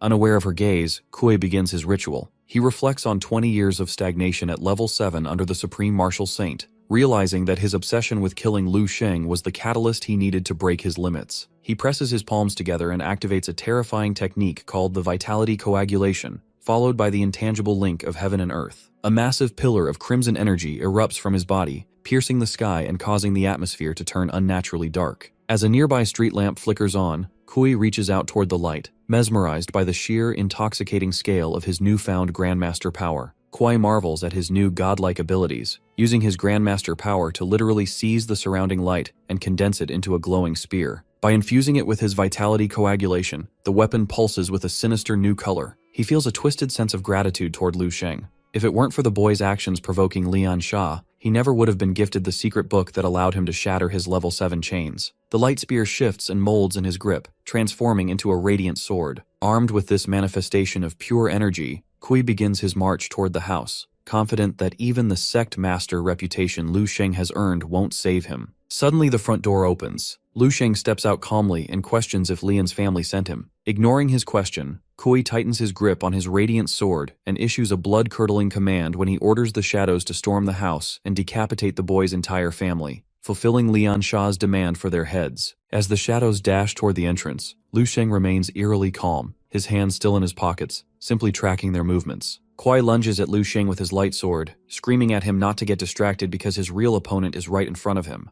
However, our boy doesn't just block or dodge, he completely vanishes. Before Kui can even process what happened, Lu reappears instantly in front of one of the shadows charging toward the house. Without breaking a sweat, he strikes the shadow with a movement so soft and precise, it belies its lethal power. In a flash of casual violence, the shadow's head is severed from his body, leaving his companion frozen in terror. Lu Sheng looks at the remaining shadows with cold indifference, telling them that despite their secret methods, their strength is as fragile as paper. He openly mocks their status as elite warriors, questioning if they truly believe they are masters of anything. Kui snaps his fingers and praises Lu Sheng's skill and suggests that in another life, they might have even been friends. Our boy meets this offer with chilling silence before his own power erupts with a massive, surging blue energy that instantly dwarfs Kui's red Grandmaster aura. Kui's smile turns bitter as he dismisses his words as the talk of an arrogant child. To prove his superiority, he unleashes the full might of an 8th level Grandmaster. He drives his light sword into the earth, manifesting glowing magical circles that cause the ground to shatter. The resulting shockwave is so violent that trees are uprooted and utility poles are ripped from the concrete, swirling in the air around him. Lu Sheng, however, remains unimpressed. He slowly takes his hands out of his pockets and stands in silence for a moment, looking at the ground. When he finally raises his head, his eyes have shifted to a killer look. He decides to stop holding back and shows Kui what a real 8th level master looks like. Activating his martial god form, a massive ancient magic circle erupts around him, radiating a pressure that makes Kui's display look like a mere toy. The pressure from Lu's magic circle is so immense that the remaining shadows are paralyzed, unable to even flinch. Moving with godlike speed, Lu Sheng systematically dismantles them, leaving a rain of severed limbs falling from the sky. Kuai watches in horror, his mind racing as he realizes his elite squad was wiped out in a single heartbeat. The atmosphere shifts from holy to horrific as a massive demonic king phantom manifests behind Lu Sheng, radiating a terrifying dark energy. Panicked and trembling, Kui clings to his light sword as his last line of defense. He screams that he isn't like the fragile shadows and that he is a true 8th level master who won't be fooled by tricks. But before he can even swing his glowing blade, Lu Sheng vanishes again. In the blink of an eye, he is standing chest to chest with the Grandmaster with Lu's palm resting calmly against Kui's heart. Before he can react, Lu Sheng activates his 4th technique, and his body erupts with a blinding golden energy. With a single devastating strike, our boy unleashes an explosion that rips through the night. As the light fades, the newly ascended Grandmaster has a massive gaping hole where his chest used to be.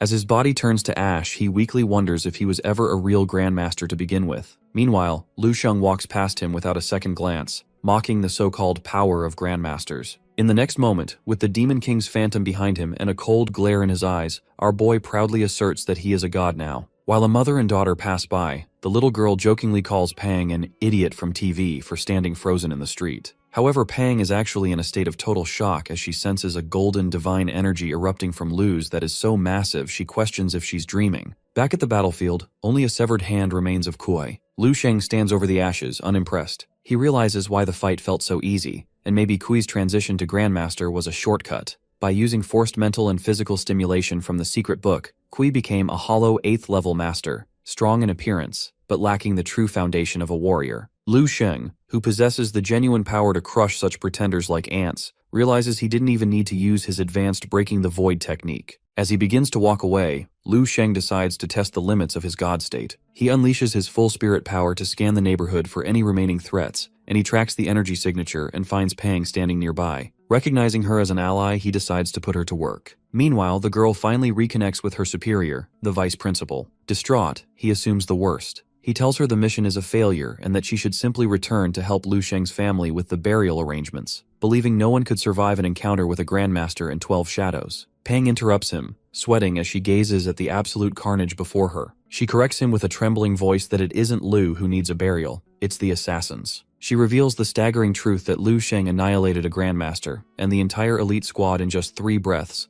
leaving nothing but scraps behind. As she speaks, Lu Sheng approaches her casually and points a thumb over his shoulder at the bloody mess, and with a calm smile, asks her if she could do him a favor and mop the floor. The vice principal immediately relays this incredible report to Master Tan Zhongyu. Instead of being shocked, the old master smiles, finding the situation and Lu Sheng's sheer audacity increasingly fascinating. 3 days after the incident, life has returned to a peaceful routine. Lu Sheng finds himself puzzled that the Dao martial arts school hasn't sent a second wave of assassins. His thoughts are interrupted by a call from the vice principal, who brings surprising news that Master Tan Zhongyu has intervened, and the conflict with the martial arts school has officially cooled down. They've agreed to stop targeting Lu Sheng, at least for now. Our boy realized that this ceasefire is likely a result of the martial saint's political pressure. The principal then extends a prestigious invitation that he wants Lu Sheng to travel to the Masters Association at the capital to be officially certified as a Grandmaster. Being a Grandmaster at 19 is an almost unheard of honor, but Lu remains characteristically cool. He smiles and tells the vice principal that he'll do it later when he's free,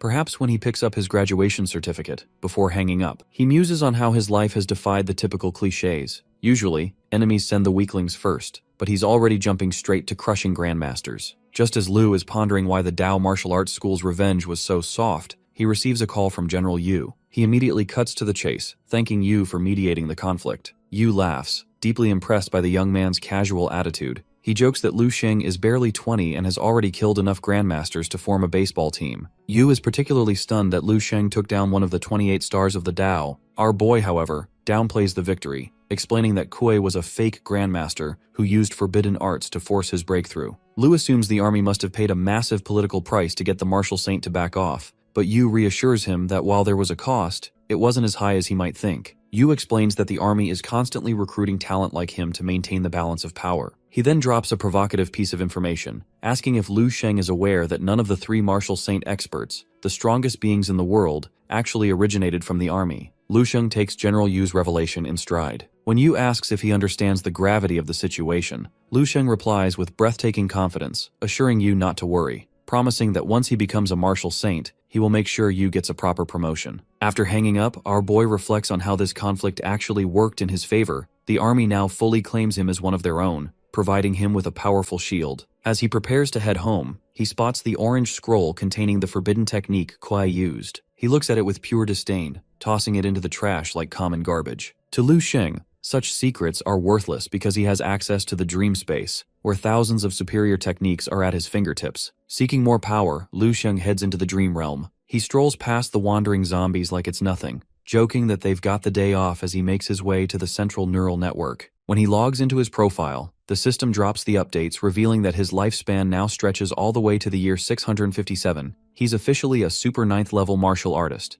and his record proudly lists his national university tournament win, along with the effortless execution of Grandmaster Kuei. Lu Sheng watches in awe as the system updates his projected future, revealing a legendary life path that spans over 300 years. In this timeline, he becomes an 8th level Grandmaster in his late 20s and ascends to a 9th level martial saint by age 40. His future self goes on to slay the martial saint of the Dao Martial Arts School and defeats the world's greatest masters, cementing his place as one of the top 10 martial saints in 3,000 years of history. While he is thrilled to be the longest living human in the records, Lu Sheng's ambition goes further. He realizes that while he surpassed level 9, he hadn't yet pioneered the path to level 10. He vows that in this life, he will be the one to inaugurate that long-lost realm, sparking a new era of martial arts. He even relishes the thought of eventually facing the current martial saint of the Dao to settle old scores. Checking his system permissions, Lu Sheng finds he has reached a 7-star evaluation, granting him access to the level 7 Sacred Fire Resource Bank. This allows him to unlock the high-level secrets needed to reach level 8. With a confident smile, he commands the system to pull up the advanced stages of his core techniques. After absorbing a massive amount of data, Lu Sheng begins to piece together the true path to godhood. He realizes that while the jump from level 6 to 7 requires merging essence, energy, and spirit into martial will, the transition from level 7 to 8, the realm of a true grandmaster, is far more profound. It requires breaking the coagulation of vitality to transform mortal blood into an immortal essence, connecting the body directly to the cosmos. He reflects on Kui's failure. The assassin had forced his body to change, leaving him with a hollow foundation. A real level 8 master infuses every cell with martial will, allowing them to command the forces of nature with a single gesture. However, the real breakthrough comes when Lu Sheng discovers the core secret of the advanced stellar refinement technique, the art of immortality. He shouts with excitement as he uncovers the concept of immortal cells. This is the ultimate physical state, a body so resilient that even if the stars themselves go dark, he will remain. He realizes that these immortal cells are the missing piece of the puzzle, providing the infinite physical strength he has been searching for to truly dominate level 8 and beyond. Lu Sheng realizes that his immortal golden body is the reason he could already overpower a level 8 Grandmaster while only at level 7. However, the true art of stellar immortality takes this to a terrifying new level. The process requires a practitioner to break their Dan, using their entire reservoir of energy, blood, and martial will to forge a single immortal cell. Initially, Lu Sheng thought metaphors about striking with the force of a star or shining like the sun were just poetic exaggerations. But as he reads the data, he realizes this is literal. If he can master this technique alongside the illumination of the King of Hell, he can achieve a physical form that is truly one with the universe. He imagines himself as a supreme being, realizing that even the legendary evil sun likely never reached this peak. The scale of this power is so vast that Lu Sheng calculates it would take more than the energy of an entire star to strengthen his body and transform every cell. Yet he isn't discouraged. He realizes that even a single immortal cell would make his physical body vastly superior to any Grandmaster. With 2 cells, he would be unstoppable. With 3, he would be truly invincible. Safely within the dream realm, Lu Sheng prepares to attempt the most dangerous transition of his life. He manifests his Dan, the core that holds all his essence and blood, and stares at it with a moment of hesitation. He knows that breaking it is the only way to forge an immortal cell, but it is a path of no return. Stealing his resolve, he strikes his own chest with a hand glowing with blue aura, commanding his core to shatter. As the result Dan breaks, his energy erupts uncontrollably, subjecting him to a level of agony that forces him to double over and scream in raw pain. Blood pours from his mouth, and the sheer force of the energy leakage threatens to tear his form apart. Just as the process spirals out of control, his consciousness, manifested as a figure of blue flame, intervenes. It places a hand on his head, acting as an anchor to stabilize the chaotic energy. With his spiritual self guiding the storm, Lu Sheng is able to refocus, pulling the scattered power back inward to begin condensing it into a single point in his forehead. In a blinding flash of energy, Lu Sheng successfully cultivates his first immortal cell, which manifests as a concentrated point of power on his forehead.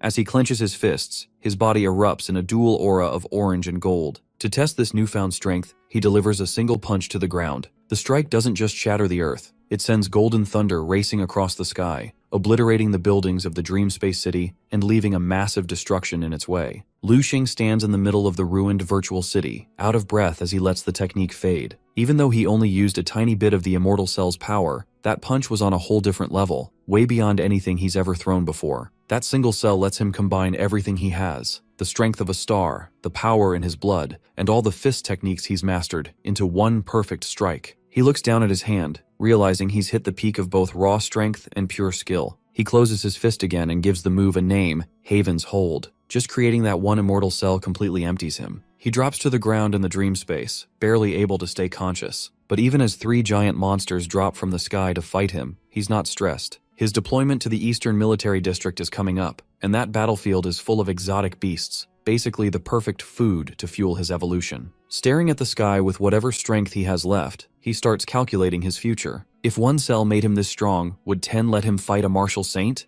And if it doesn't, then fine, he'll make 100, 1,000. However many it takes until he can crush an extreme martial saint with just a finger. Satisfied with his progress, Lu Xing exits the dream space and wakes up in his room. Because he pushed himself so hard during training, he's shocked to find out he's been asleep for 12 hours straight. But the exhaustion also explains why he now feels completely transformed. He activates his enhanced senses, and a soft blue aura spreads through the house. Because of this, he can instantly sense everything around him. As he gets ready for the day, he thinks things through. Since the Saint of the Tao Martial Arts School has too much status to personally go after a 19-year-old, Lu Xing knows he won't jump into a messy revenge match. However, exactly because the Saint won't act, that means Lian Sha definitely will, and she'll be reckless about it. So, if he wants his family safe, the only solution is to handle her first and cut the danger off at the root. He slips on his flip-flops and heads downstairs. On the way out, he grabs a bun from the kitchen. His mom sighs at his terrible eating habits, but he just keeps moving, because right now, breakfast isn't the priority. Survival is. Then something on the TV catches his eye, a news interview with Susu. Seeing her reminds him they haven't talked in a while, and because she has the connections he needs for his next move, she's the one he needs to call. Several hours later, Lu Xing arrives at Susu's laboratory. There, the receptionist immediately gets flustered and nervous just looking at him. When Lu Xing calmly asks if Susu is in, the woman blushes, thinking about how handsome he is, and offers to walk him to the lab herself. Lu Xing casually declines and walks off toward the lab on his own. A second receptionist with blue hair, named Li, teases her colleague for being mesmerized. The first girl admits she's fallen for him and asks who he is. Lai explains that rumor has it he is Susu's distant cousin. She adds that he makes all the popular boys at school look like nothing,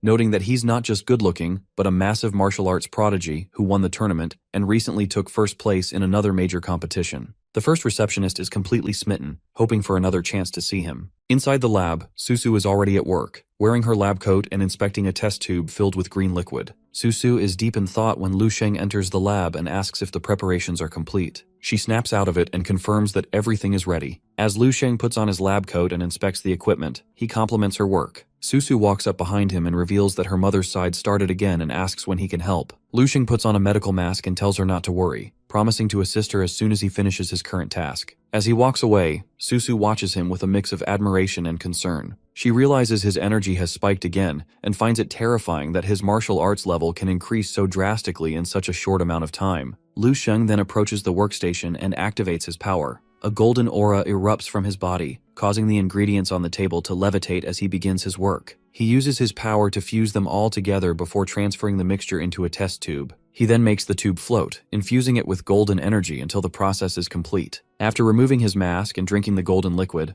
Lu Xing is shocked by the sensation. He realizes he has successfully performed a second condensation of the blood pill. However, looking at the leftover scraps in the corner, he sighs that these materials cost billions of dollars. He realizes that to replace every cell in his body with an immortal cell, he would need an impossible amount of money, far more than Susu's business earns in a year. Remembering that skilled fighters can make a fortune on the front lines, Lu Xing decides his next move. With this, he heads for the laboratory exit, determined to go to the battlefield to fund his evolution. Several hours later, Lu Xing arrives at Baihei Airport. While waiting for his flight, he checks his phone for more information and tries to call General Yu, but the call goes unanswered. He assumes Yu must be extremely busy and realizes the original plan for Qingshu and Qin to pick him up has likely been cancelled due to an emergency on the front lines. Watching the travelers around him enjoying their normal, peaceful lives, Lu Sheng reflects on how this vibe is only possible because of the sacrifices made by soldiers on the battlefield. He feels honored to join the fight. He then recalls data from the future system. The Eastern Military District contains massive, untouched deposits of gold and silver. These areas are currently overrun by exotic beasts and remain unexplored. Lu Sheng smiles as he realizes that if he wants to get rich quickly to fund his immortal cells, he doesn't just need to be a soldier, he needs to go mining in these dangerous, mineral-rich zones.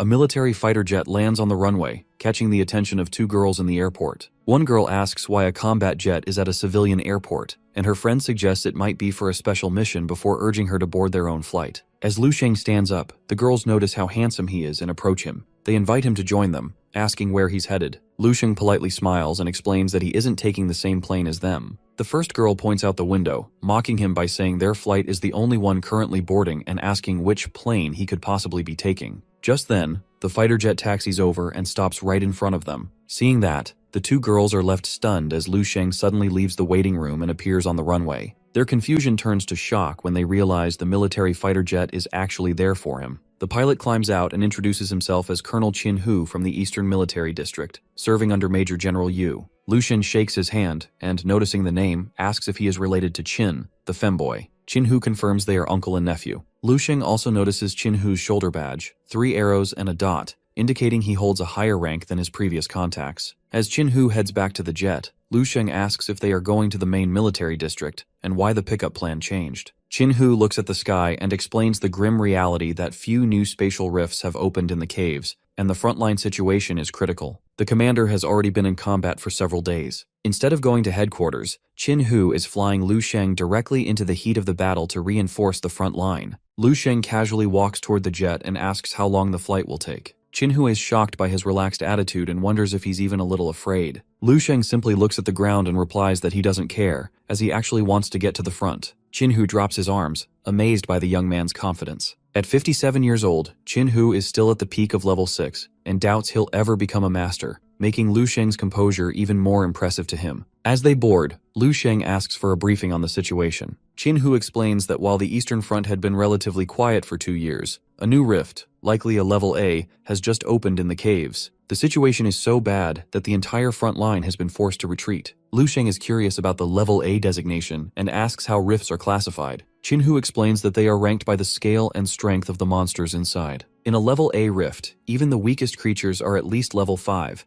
and the depths of the cave systems are effectively bottomless and unexplored. Qin Hu explains that triple S level rifts are the most dangerous, with only 9 known to humanity, none of which are currently in Dragon City. To give Lu Sheng perspective on their current mission, he notes that even a level 8 Grandmaster risks death in a level A rift. Lu Sheng is surprised and realizes that if level A is that deadly, then level 9 Martial Saints would likely struggle to survive in AA, AAA, or S level rifts. Qin Hu clarifies that this is mostly theoretical, as no sensible martial artist ventures into the extreme depths of a rift. He explains that as long as you don't go too deep, even average level 5 or 6 fighters can survive on the outskirts of a level A zone. Lu Sheng smiles, comparing the rifts to video game dungeons. The deeper you go, the higher the difficulty. Qin Hu adds that their actual job isn't to clear the rift, but to maintain a defensive line and kill any beasts that crawl out. Lu Sheng finally understands the strategy, but as he clenches his fist, he secretly wonders if clearing an S-level rift entirely is the key to uncovering the truth behind the exotic beast invasion. During the flight, Qin Hu tells Lu Sheng that his arrival at the Eastern Military District will likely earn him the rank of Major General. He explains that at Lu Sheng's level, he will deal directly with the rifts. He clarifies that level 7 masters in the army are classified as stars. They operate in elite small teams, or, if they have leadership talent, can become corps commanders. Qin Hu also mentions that several double S rank rifts are seeing increased monster activity and might be evolving into triple S rank zones. Lu Sheng is momentarily taken aback, realizing that a triple S rift is far beyond his current capabilities. Their conversation is interrupted by the pilot, who reports an emergency. A level 7 mutant beast is attacking General Yu's defense line, and they are calling for help. Our boy sees this as a perfect chance to test his power. He asks Qin Hu how far away the attack is. Qin Hu, stunned, replies that it's only 3 minutes away. Realizing Lu intends to jump into the fight immediately, Qin Hu wonders in shock if he actually plans to take on the beast alone. Lu Sheng presses the button to open the aircraft door. As the wind rushes into the cabin, he tells Qin Hu that he is going to help at Yu's line. His only request is that Qin Hu bring him a pair of high-quality military shoes later. While Qin Hu watches in shock as Lu Sheng looks down at the ground far below and jumps out. Meanwhile, at the Yu's defense line, Master Yu has just finished slicing through a wave of mutant beasts with his sword. The soldiers are relieved and offer him water, calling him master in gratitude. Yu drinks the water but remains on high alert. Yu asks the soldiers when the reinforcements from the elite star combat team will arrive. A terrified soldier tells him the army wants them to hold out for another 2 days. Yu is furious and slams the water bottle into the ground. He points out that they are currently only fighting level 5 and 6 beasts, and his mid-level defense force is already at its limit. He knows that if a level 7 or 8 beast shows up before reinforcements arrive, the entire line will be slaughtered. While Yu and the soldier are talking, 2 high-level fighters, Qingshu and the femboy, jump into action. The femboy takes out a mutant beast with a powerful kick, while Qingshu uses her spiritual energy to paralyze a flying beast with a blue aura before shredding it with energy daggers. The soldiers cheer as the two finish off the remaining monsters. Landing back, they walk over to Yu, who thanks them, admitting that the defense line would have collapsed without their help. The guy dismisses the praise, saying they are just doing their duty. Nearby, soldiers gossip about the pair, noting that they are only 40 years old and already at the peak of level 6. If they reach level 7, the division's security would be much higher. Qingsu, arms crossed, tells Yu she heard they have to hold out for 2 more days. She remains optimistic, pointing out that since they just finished off the current wave of beasts, they should be able to manage the wait. Yu agrees that they might have until tomorrow, but the ground suddenly begins to shake violently. As they struggle to keep their balance, a massive fissure opens in the earth. 3 level 7 mutant beasts, a giant gorilla, a centipede, and a praying mantis, erupt from underground and charge toward them. The femboy is paralyzed with terror, realizing their chances of survival are slim. Qingshu is more frustrated than afraid, worried that the appearance of 3 high-level monsters will destroy the soldiers' morale just after they had regained it. Yu calculates their odds. He knows he might be able to take on 1 level 7 beast with help, but 3 at once is nearly impossible. He also remembers that level 7 beasts often self-destruct upon death, which would wipe out the nearby soldiers. Despite the overwhelming odds, Yu unsheathes his sword with both hands and prepares for a final stand. With this, Yu raises his sword and orders his team to stop overthinking and just fight. He orders all martial artists at level 6 or higher to move to the front and lead the charge. 3 martial artists join them as they prepare to attack the 3 level 7 beasts. Following Yu's command, the tanks open fire. The gorilla beast shields its head from the shells, while the centipede focuses its aggression on Yu. Meanwhile, the femboy is struggling. He coughs up blood and realizes he shouldn't have exhausted himself in the previous fight. He notices Qingsu is unusually quiet and has bloodshot eyes. When he tries to joke about her looking like a rabbit, she tells him to go to hell, admitting she is mentally exhausted. The guy wipes the blood from his mouth and mentions that Lu Sheng was supposed to arrive soon. He wonders aloud if Lu Sheng will just find their corpses when he gets there. Hearing that, Qingshu tells him to shut up, as his pessimism is making their situation worse. The guy agrees and stays quiet, refocusing on the battle ahead. As Yu and the level 6 martial artists charge, they raise their swords, prepared for a final, desperate stand. Suddenly, a streak of golden energy that looks like a shooting star tears through the sky. The soldiers stop in confusion, watching the object head straight for them. Upon seeing the streak of light, Qingshu realizes the supposed shooting star is actually Lu Sheng, and a faint blush appears on her face. The moment passes quickly as panic sets in. He is descending directly toward 3 level 7 beasts. The femboy beside her, unaware of who the guy is, internally labels him as a reckless idiot and wonders if Qingshu knows him. One of the mutant beasts opens its mouth to swallow Lu Sheng as he falls. Instead of resisting, he just smiles and charges forward, slamming directly into the beast's mouth with massive force. The moment he hits, the impact is so violent it shatters the ground and destroys the creature's teeth. When the dust finally settles, the level 7 beast lies dead with its jaw split clean in 2. From inside the carcass, our boy steps out, glowing with a suffocating golden aura. When the smoke clears, the gorilla-shaped mutant is shocked to find the centipede beast dead and split in half. Meanwhile, Lu Sheng, standing by the carcass with one hand in his pocket, smiles at the gorilla and tells it that it's next. The gorilla beast roars in a rage and strikes him with a blow powerful enough to shatter the ground. However, our boy blocks the attack effortlessly with a single arm. He tells the beast that he's seen this all before, then delivers a kick that sends the massive creature flying into the air. Lu Sheng leaps after it, glowing with golden energy. He reaches the beast in mid-air and delivers a devastating kick to its neck, decapitating it instantly. The soldiers are stunned to see 2 level 7 beasts killed so quickly. Yu also stares at the sky in disbelief, asking if this is some kind of joke. Qingshu watches silently with her arms crossed, while the femboy points at the sky, telling her that Lu Sheng's entrance was so incredible that no one would believe it. It looked like something straight out of a movie. Qingshu smiles, realizing Lu Sheng is even more powerful than when they last met. Lu Sheng lands and turns his attention to the final monster, the praying mantis. Seeing its two companions killed so easily, the mantis realizes it's outmatched and tries to flee back toward the crack in the ground. Lu Sheng stands still and watches it run, smiling. However, just when the beast believes it's safe, it suddenly freezes, paralyzed by a field of golden energy. With a simple motion of his hand, Lu takes control of the energy and lifts the massive insect into the air. In that instant, the mantis panics as the golden light forces its way into its body, causing it to scream in pain before it finally explodes. The resulting blast is colossal, bright enough to be seen from a distance. With that, the third level 7 threat is eliminated. Now that the upper tier monsters are gone, Lu Sheng takes flight again, determined to wipe out the remaining lower level creatures and finish the job for you and the others. As he soars over the battlefield, he spots the crack where more mutant beasts are clawing their way out. Rather than feeling threatened, he's energized by the sheer number of targets. Without hesitation, he dives toward the ground and unleashes a rapid flurry of blows, triggering a massive explosion that instantly incinerates the monsters below. Once the smoke clears, our boy lands near the defense team. With an easy grin, he gives a casual two-finger salute to his forehead and introduces himself to Commander Yu as Lu Sheng, the new recruit. For a moment, Yu, Femboy, and Qingshu just stare at him in confusion. And then, all three burst into laughter at the idea of someone this powerful being a simple recruit. Later that evening, back at the Eastern Deployment Base, the femboy brings Lu a cup of tea. While handing it over, he admits that if he hadn't appeared and killed those 3 level 7 beasts, the entire front line would have collapsed. In response, Lu Sheng thanks him and respectfully calls him instructor, then asks whether grade A caves are always this dangerous, and if level 7 beasts usually wander so close to the entrance. Before he can answer, Qingshu cuts in and explains that this cave isn't just grade A,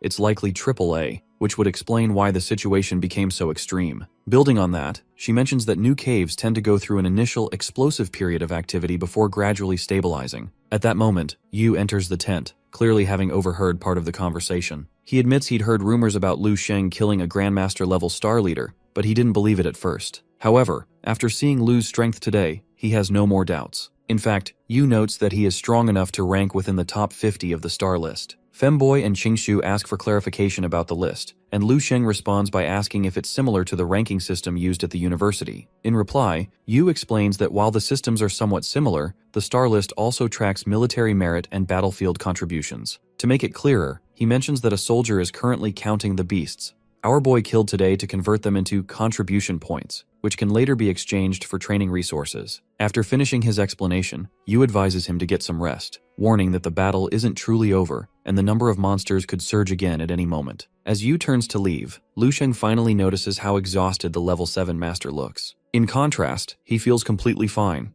Thanks to his immortal cells and natural breathing method, his energy reserve feels practically infinite. However, even with limitless stamina, Lu Sheng's stomach suddenly growls. Only then does he realize that while he isn't tired, he is extremely hungry. Hearing this, the femboy laughs, remembering the rumors about Lu's enormous appetite, and promises to handle it. A short while later, the guy returns with several cans of combat rations stacked in his arms. Lu Sheng eyes the canned food with clear disappointment and asks if this is really what he meant by treating him well. In response, the guy shrugs and explains that rations are the only option while on the battlefield, but promises a proper feast once they all make it back to the military district. As they eat, Qingshu quietly watches Lu Sheng from across the table. After a moment, they both turn at the same time, and their eyes lock. Instantly, Qingshu blushes and looks away with a soft, affectionate expression. Surprisingly, our boy finds himself blushing as well as he remembers Qingshu is destined to become his partner. Without another word, he bolts out of the tent before even finishing his food. Back inside, the femboy is left stunned,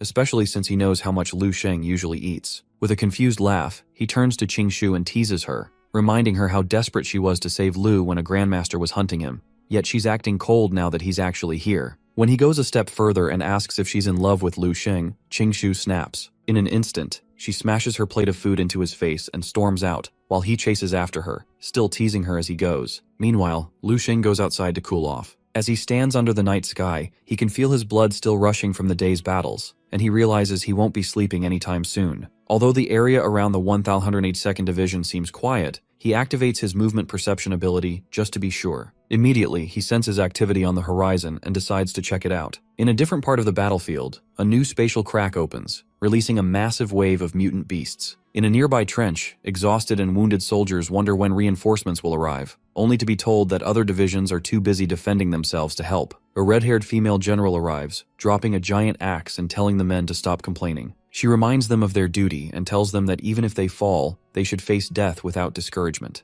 Inspired by the presence of a master-level general, the soldiers prepare to hold their ground. The ground nearby suddenly explodes with purple energy, throwing several soldiers into the air. A two-headed shadow panther emerges from the blast and charges at high speed toward the general and her troops. The two-headed shadow panther targets the red-haired general, who quickly identifies it as a level 7 mutant. Despite the danger, she smiles and welcomes the challenge, even joking that the beast will make for a good barbecue. The panther leaps over the trench, killing several soldiers upon landing. The general counterattacks by leaping toward the beast with her giant axe, her body glowing with energy. Moving at high speed, she finds an opening and swings her axe with enough force to decapitate one of the panther's heads. However, because she had to get so close to land the blow, the general sustains multiple deep cuts across her body. As the severed head hits the ground, she collapses to her knees, coughing and clutching her chest in significant pain. The mutant beast approaches the injured general from behind. Despite losing one head, it remains active. As the general senses its energy, she realizes the creature's nature. It has a male head and a female head. To her horror, the severed head begins to reattach itself to the body. Exhausted and injured, the general realizes she cannot win. She clenches her teeth and closes her eyes, accepting that she is about to be killed. The surrounding soldiers watch in shock as the beast lunges for the final blow. However, the attack never lands. Lu Sheng suddenly appears, glowing with golden energy. He drives a flaming spear into the beast's head, using the heat to incinerate its flesh and kill it instantly. The charred corpse hits the ground, and Lu Sheng lands shortly after, stabilizing himself with his spear. The stunned general looks up, wondering who the young man is. The general is relieved to see the beast down, but the creature is only faking death. As Lu Sheng stands up, the beast attempts a surprise attack with its three-clawed tail. The general shouts a warning, but Lu Sheng moves instantly, pinning the beast's head to the ground with his foot. He releases a surge of golden energy and stares the monster down, commanding it to calm down. Terrified, the beast stops moving. Lu Sheng reflects that level 7 meat is high quality and shouldn't be ruined by overmangling it. He then uses his finger to deliver a stellar strike directly to its forehead. The impact is so precise and powerful that the beast is knocked unconscious without its body even shifting. Lu Sheng ties the captured beast up from head to toe, using its own tail like rope. Because he knows it'll wake up eventually, he makes sure it won't be going anywhere. He then turns to the confused general and tells her the mission's basically wrapped up, which is why he grabs his spear and heads off to take care of the remaining monsters. The moment he steps back into the field, he unleashes his strength. His spear lights up, and because of that power boost, he tears through the remaining beasts at insane speed, cutting them down like nothing. The general and her soldiers can't help but stare. Since no one there has seen someone fight like this, they're left wondering where he even came from. Lu Sheng doesn't slow down. Because the battlefield is still full of threats, he moves from zone to zone, clearing out mutant beasts. At one point, he's literally riding a dragon-shaped monster while fighting, and the entire army just stands there like, what on earth is this kid? After hours of patrolling and wiping out everything near the spatial crack, he finishes the job and heads back. Meanwhile, in the command tent, General Yu nearly chokes when he gets a call about Lu Sheng's performance. He spits the water out in shock, right as Lu Sheng walks in, shirt torn, relaxed like he just came back from a morning jog. When Yu asks for a body count, our boy just grabs a drink and shrugs. Since he stopped keeping track, he guesses maybe a dozen, then maybe 18. But those were only the level 7 beasts. He didn't even bother counting the level 6 ones. Our boy mentions it's a shame he couldn't bring the beast corpses back as gifts, but dragging them across the entire battlefield would have been too much trouble. He tells Yu that while he can't save every fallen soldier, he is doing his best. Yu, half amused and half exasperated, points out that drones have recorded everything. All of Lu Sheng's kills will be officially counted toward his war merits, ensuring he gets all his reward points. Yu also reminds Lu that his primary responsibility is the 1182nd Regiment. Lu Sheng changes his shirt and reassures the general that he'll prioritize their sector, even offering to carry a communication device so he can return instantly if there's an emergency. Yu decides to trust him, privately feeling proud that his investment in Lu Sheng's development has produced such a powerful dragon. Meanwhile, at the Eastern Military Headquarters, a high-ranking meeting is held with the Marshal. The situation at Spatial Crack Tunnel Number 2 is reported as critical, with total casualties among ordinary soldiers reaching 15,200. A man in glasses informs the Marshal that 328 Level 7 general officers have been killed.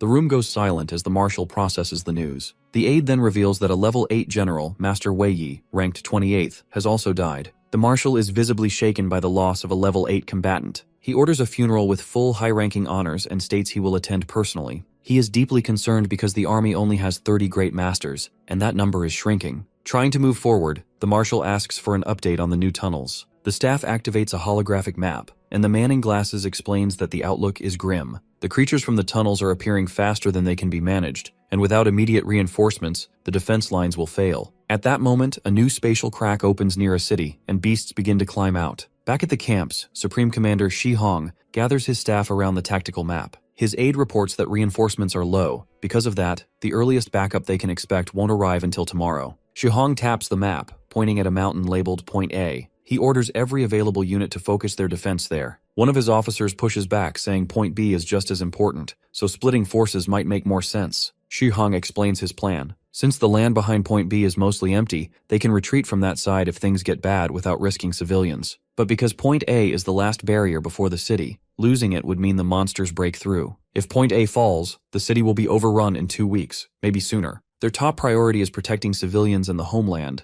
Point A takes priority, no exceptions. With the logic finally clear, the room goes silent and no one argues further. Shi Hong then asks who's assigned to hold Point A. He's told it's the 1058th Division under Major General Sunji. Because failure isn't an option, Shi Hong gives his final order to inform Sunji that the 1158th must hold Point A until the last man. There is no retreat for them. Meanwhile, the other divisions are allowed to pull back and regroup so they can reinforce Point A if things get desperate. At the 1182nd Regiment's base, General Yu paces back and forth in his tent. Because they've been ordered to hold the line for at least 4 more days, the stress is eating at him. Meanwhile, Lu Sheng sits nearby on a weapon crate, calmly cleaning his spear like this is just another regular afternoon. Lu Sheng asks why the military hasn't sent more reinforcements to the Abyss Crack. Because Yu's exhausted and frustrated, he blurts out the truth that they do have soldiers, but they barely have any stellar-ranked fighters. And without high-level powerhouses, killing level 7 beasts is nearly impossible. As Yu talks, he realizes how ridiculous that sounds while Lu Sheng is sitting right there. Because Lu Sheng kicked a level 7 gorilla to death like it weighed nothing, Yu suddenly feels like his own explanation is a joke. He remembers how he has spent 5 days straight bouncing between front lines, coming back every night covered in so much blood that the smell sticks to him even after washing.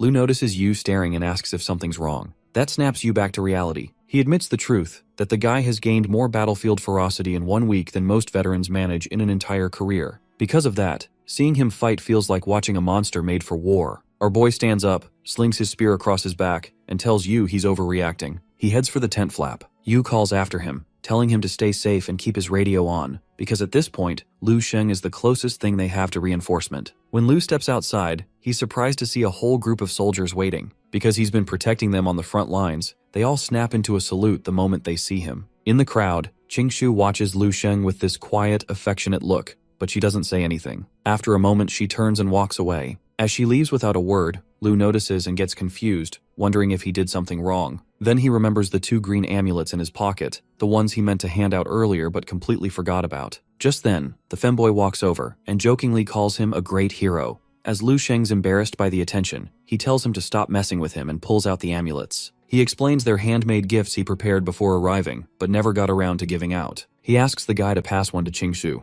Because duty is already pulling him back to the battlefield, Lu Sheng turns and is gone almost instantly. Before the femboy can even react, Qingshu suddenly reaches in and snatches one of the amulets. The guy immediately starts teasing her, saying it's obvious she likes Lu Sheng. Qingshu pretends she doesn't care and walks off, but she's secretly blushing, clutching the amulet like it's something precious. Meanwhile, back on the battlefield, Lu Sheng activates his perception technique. Because of that enhanced awareness, he spots a lone soldier fighting a giant centipede while a gorilla-like monster pushes through a spatial crack behind it. The soldier's been fighting for hours and his gun finally jams. He's out of ammo. Because he refuses to retreat, the soldier drops his machine gun and unzips his vest, revealing 8 grenades strapped to his chest. It's clear he's planning to blow himself up to take the beast down with him. But right as he's about to pull the pins, a purple energy field locks him in place. Lu Sheng walks by, calm as ever, and tells him not to throw his life away so easily. Seeing that, the 2 mutant beasts charge forward, but Lu Sheng just shoots them a cold, murderous look and orders them to shut up. As his purple aura surges out like a pressure wave, the energy slams into the monsters, and their heads explode on the spot. The soldier freezes in shock. Since those were level 6 beasts that normally take 3 masters or multiple strikes from a general to kill, he can't process what he just saw. The fact that Lu Sheng wiped them out with a single glare doesn't even feel real. Trying to pull himself together, the soldier snaps into a salute and introduces himself as Colonel Liu Yiqing of the 835th Division. Our boy nods, recognizing the unit right away. Because the 835th handles long-range defense and artillery support, They're usually better equipped than General Yu's division. Lu asks how Yi King ended up all the way in this sector, and whether the 835th expanded their patrol routes. Just then, he reveals that the 835th Division's entire defensive line has collapsed, which shocks Lu Sheng. Shocked by the news, our boy activates his perception ability. A surge of purple energy radiates from him, so intense that Colonel Yi King feels it penetrating his soul. After scanning the area, Lu Sheng deactivates the power and asks if the military command knows about the collapse and where the reinforcements are. Yi King explains that while high-level command claimed reinforcements were sent, the division was ultimately ordered to retreat. Lu Sheng asks why Yi King stayed behind. He admits that because their commanding master died in battle, the remaining soldiers refused to leave. They chose to stay and kill as many beasts as possible to honor their fallen leader, regardless of the cost. Hearing that, Lu Sheng questions about the consequences of the line failing. Yi King describes that a broken line leads to a domino effect on neighboring defenses. He points to the surrounding ruins, collapsed buildings, and total silence, explaining that if the beasts break through, other cities will suffer the same fate, resulting in a massacre of innocent people. Lu Sheng looks at the destroyed city and processes the stakes. With this, he walks away, telling Yi King that he understands the situation. Yi King panics and tries to stop him, warning him that he is heading straight into a war zone filled with an endless wave of monsters. Lu Sheng ignores the warning, telling Yi King not to worry. His body begins to glow with blue energy as he leaps away. Our boy moves at high speed, jumping between the ruins of buildings. While in midair, he reactivates his perception ability and senses that the remaining soldiers in the sector are being massacred. He lands near the primary defensive line and is immediately shocked by what he sees. A massive dragon-shaped mutant beast has emerged. It is significantly larger than the others, possesses horns, and can fire thunderbolts from its mouth. Lu Sheng observes the dragon and realizes it is an unusual, highly powerful variant. Seeing a few soldiers still alive and fighting nearby, he decides to intervene and help them. Near some overturned tanks, 3 soldiers and a senior officer are making a final stand. One soldier, who has already lost an arm, is visibly shaken by the death of their master-level general and asks what their next move should be. Next to him, a balding oldie picks up a grenade, pulls the pin and tosses it over the tank, blowing several mutant beasts to pieces. He laughs and tells the soldier that their only goal now is to keep killing. Every monster they take down is a win in honor of their fallen master. On top of the tank, another soldier with 2 cigarettes in his mouth fires dual machine guns into the crowd of monsters until he runs out of ammunition. Seeing this, the old man pulls out a remote detonator. He smiles and explains that he has pre-planted enough explosives to turn the entire area into ash, ensuring no beasts survive to scavenge their remains. Suddenly, an explosion hits the tank, blowing the machine gunner, Hiroko, backward and severing his hand. As Hiroko screams in pain, the old man panics, realizing that with their main shooter down, they are defenseless. The old man begins throwing his remaining bombs at the advancing monsters to keep them back, but he soon runs out of explosives. Seeing no other option, he pulls out the remote detonator, intending to blow himself and the remaining soldiers up to take the monsters with them and rejoin their fallen master. As the mutant beasts close in for the kill, a massive tornado of blue energy suddenly sweeps through the area, striking the monsters with lightning and forcing them back. As the wind dies down, Lu Sheng lands in front of the soldiers. Surrounded by blue energy and gripping his spear, he asks the men if they are all right and tells them to retreat if they are still able to move. The old man breaks into tears of relief, believing reinforcements have finally arrived. He and the other soldiers quickly retreat to higher ground, carrying their wounded comrades. As they look back, they realize there is no army, it is just Lu Sheng. Lu Sheng charges the horde, killing every beast in his path. He creates massive explosions upon landing and effortlessly slices through monsters, including one that tries to ambush him from behind. After clearing the immediate area, he sits atop a pile of carcasses to catch his breath, but a fresh wave of endless monsters emerges. Seeing this, Lu Sheng stands up and decides to change his tactics. The female spirit in metal armor appears behind him, granting him control over Frost Sparrow. He activates a cold spear technique and hurls his weapon into the center of the monster swarm. The impact shatters the beasts into fragments instantly. The remaining beasts begin to retreat as Lu Sheng exhales a cloud of frost. He smiles, realizing that he can now masterfully control both ice and fire elements simultaneously. He attributes this new level of power to the natural breathing method, which allows him to combine multiple elemental energies at once. As more beasts approach, Lu Sheng clenches his fist and channels thunder breathing and flame breathing together. He strikes the ground, creating a massive explosion of flaming lightning that vaporizes the nearby monsters. He then leaps into the air and prepares his next move.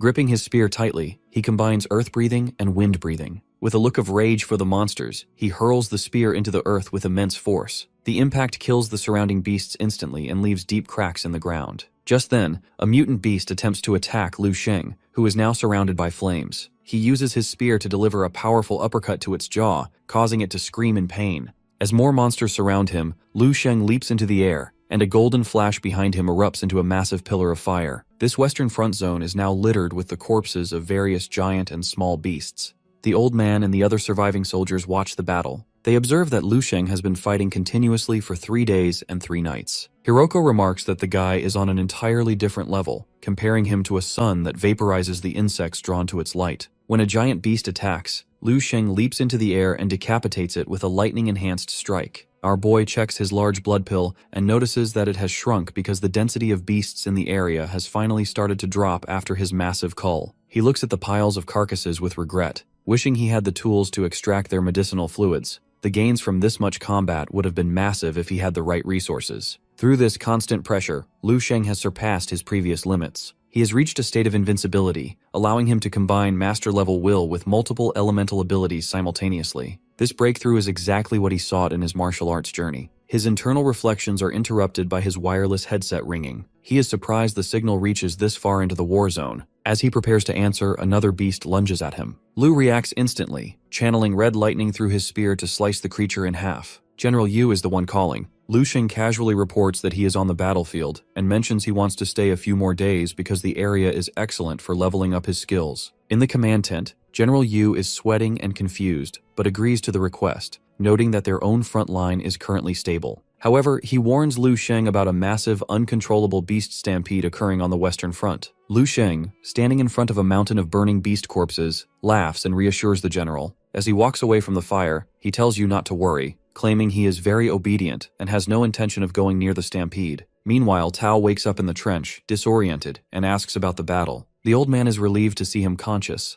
However, their conversation is interrupted when the massive corpse of a mutant beast falls from the sky and slams into the ground near them. Lu Sheng lands shortly after, and seeing him, the soldiers are stunned by his strength and presence. Lu Sheng looks at them seriously and tells them he needs their help with something important. Expecting a tactical mission, the soldiers immediately salute and stand ready. However, Lu Sheng surprises them by asking if either of them knows how to cook. At the same time, at the Eastern 9th Combat Zone headquarters, officials report that the revolt in the double S-level cave has finally been suppressed, though it took 2 days longer than planned. A meeting is underway with high-ranking officers and their general, reviewing the battlefield map on a large screen to assess the aftermath. One of the officers provides casualty statistics to General He Dingjun, one of the 4 great generals. He Dingjun addresses the room sternly as he acknowledges that while the double S-level cave revolt wasn't caused by human error, it exposed major flaws in the Eastern Military District's supervision. He warns that defense must be tightened, and notes that the current military stars performed poorly during the operation, planning to reprimand them later. When a purple-haired aide rushes to carry out the orders, the general stops him, stating they haven't addressed the biggest issue yet. An anxious officer points out that defense line number 8 has collapsed and that Fang Bosi of the 883rd Regiment is requesting reinforcements. General, he reacts with fury, slamming his fist onto the table. He refuses to send help, pointing out that defense line 8 isn't even a high-priority level 2 zone. He considers Fang Bosi's request for reinforcements an act of cowardice or incompetence. He orders his subordinates to tell Fang Bosi to retake and rebuild the line immediately, demanding a report of its full restoration by tomorrow morning. After the subordinates acknowledge the order, the general studies the casualty reports. He notes that 12 of his 20 elite military stars have been killed, a significant loss of high-level human resources. Scanning the holographic map, the general notices a major anomaly. Amidst a sea of red emergency markers, the 1182nd Regiment shows a stable blue dot. An aide reports that General Yu's unit has not only held its ground, but has also been reinforcing neighboring lines, single-handedly stabilizing the sector. He Dingjun recalls that the headquarters recently recruited a candidate named Lu Sheng to be trained as a martial saint. He realizes that Lu Sheng, despite his young age, is a master-level combatant who has already killed other masters and even dared to provoke the Dao family. Amused and impressed, the general orders his staff to have General Yu report to him personally once the current crisis is over. He then returns to studying the map in silence. General He Dingjun points to the largest red marker on the map, the collapsed defense line surrounding the main cave rift. Because this area acts as a funnel for the monster invasion, its collapse is a worst-case scenario. He orders an immediate live site check. As the data loads, the general is stunned. The drone footage shows the defense line is completely quiet, with no mutant beasts in sight. Confused, he demands his technician search the surrounding area to find where the monsters went. The technician moves the camera toward the cave entrance, and the room falls silent.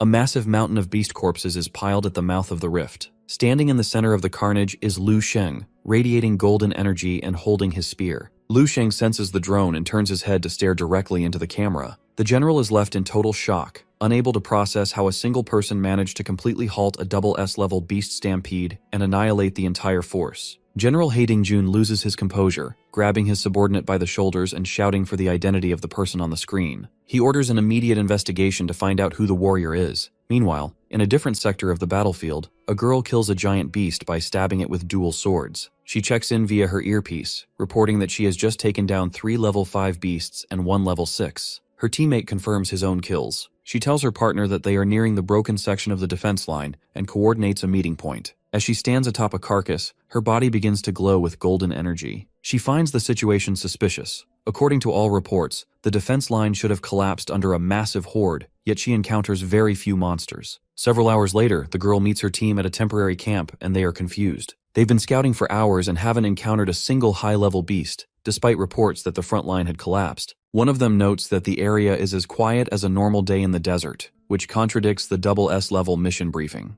The captain suspects that if the monsters aren't in the open wild, they must be hiding inside the nearby ruined city. She warns her team that if the beasts are hiding there, the density of the horde will be extremely high. She signals the squad to move out, and they head toward the city ruins. Upon arriving at the devastated skyscrapers, the team goes on high alert. The bald man uses a handheld detector and reports that there are no threats within 100 meters to the south. The swordsman partially unsheathes his blade and confirms there are no anomalies to the north, and the city remains eerily empty. The captain is frustrated because the city is even more deserted than the plains. She doesn't believe the beasts moved to another sector, as their superiors would have rerouted her team to help elsewhere. Her smartwatch rings with a call from the Blue Star team, who report the exact same thing. They've been scouting for half a day and haven't found a single monster. Hearing that, the swordsman suggests they head directly to the mouth of the cave to find answers. The captain agrees but decides to play it safe by sending a military drone first. They deploy a drone equipped with high-precision cameras and a machine gun. The swordsman pilots the drone over a bridge toward the cave entrance. Per the captain's orders, he lowers the altitude and zooms in on the rift. As the image clarifies, he begins to sweat, staring at the screen in total shock at what he sees. Just as the team is analyzing the situation, their drone is shot out of the sky. Panic-stricken and confused by the sudden attack, the captain orders her squad to sprint toward the cave entrance to investigate the shooter and the battlefield in person. The shooter is actually one of the soldiers Lu Sheng rescued. He now has a mechanical arm and is casually whistling. When the old man angrily demands to know why he keeps shooting down reinforcement drones, the guy jokes that he thought it was an eagle and wanted to cook it for Lu Sheng. Nearby, Tao is already busy stirring a large cooking pot over a fire. He tells the old man to relax, confident that reinforcements will show up eventually anyway. While they prepare dinner, Lu Sheng remains on guard. He effortlessly slices another approaching beast in half with his spear. Surrounded by red energy, he stands atop a fresh corpse with an aggressive gaze. The old man watches him, deeply inspired by his power. Meanwhile, the captain's team finally reaches the cave. The air is thick with the metallic stench of blood, forcing the captain to cover her mouth.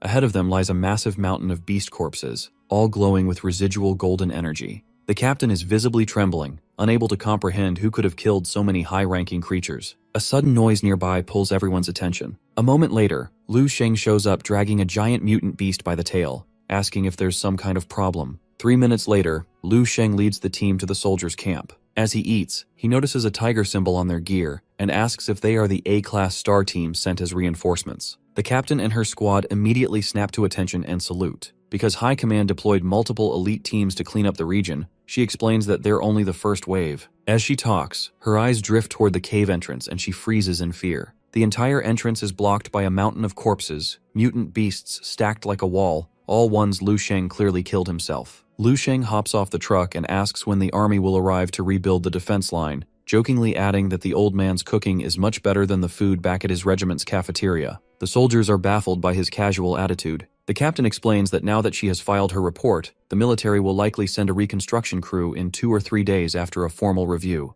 Upon hearing this, Lu Sheng is relieved that his mission here is almost over. Stunned by his power, the captain nervously asks him what his actual military rank is. Lu Sheng looks back at her with a cold, intense gaze. He introduces himself as a new recruit under General Yu in the 1182nd Regiment, adding that he has been in the army for less than 2 weeks. The captain is completely shocked and asks if he is joking. When Lu Sheng stares her down and asks if he looks like he's joking, the entire team recoils in fear. They find it terrifying that a new recruit with less than a month of service could hold an entire double S front line alone. The captain invites Lu Sheng to return to headquarters with her team, promising that his performance will earn him an outstanding evaluation and far better benefits than a standard soldier. Lu Sheng considers his need to replenish his spiritual essence and agrees, though he insists on reporting to his commander first. The captain is secretly thrilled. She realizes that if he truly is a rookie, this is the best time to build a relationship with someone she believes could become the 8th star of the East. By nightfall, they arrive at the military headquarters. Lu Sheng is impressed by the high-end residential area, which features luxury mansions and a lively atmosphere. He realizes this would be a perfect, safe place to house his parents to protect them from the crazy Lian Xia. So, Lu Sheng asks the captain how he can get a room there, mentioning he desperately needs a shower. The captain blushes and explains that since he is new and doesn't have a headquarters ID yet, he can't officially check into a residence. She then offers to let him stay at her house for the night.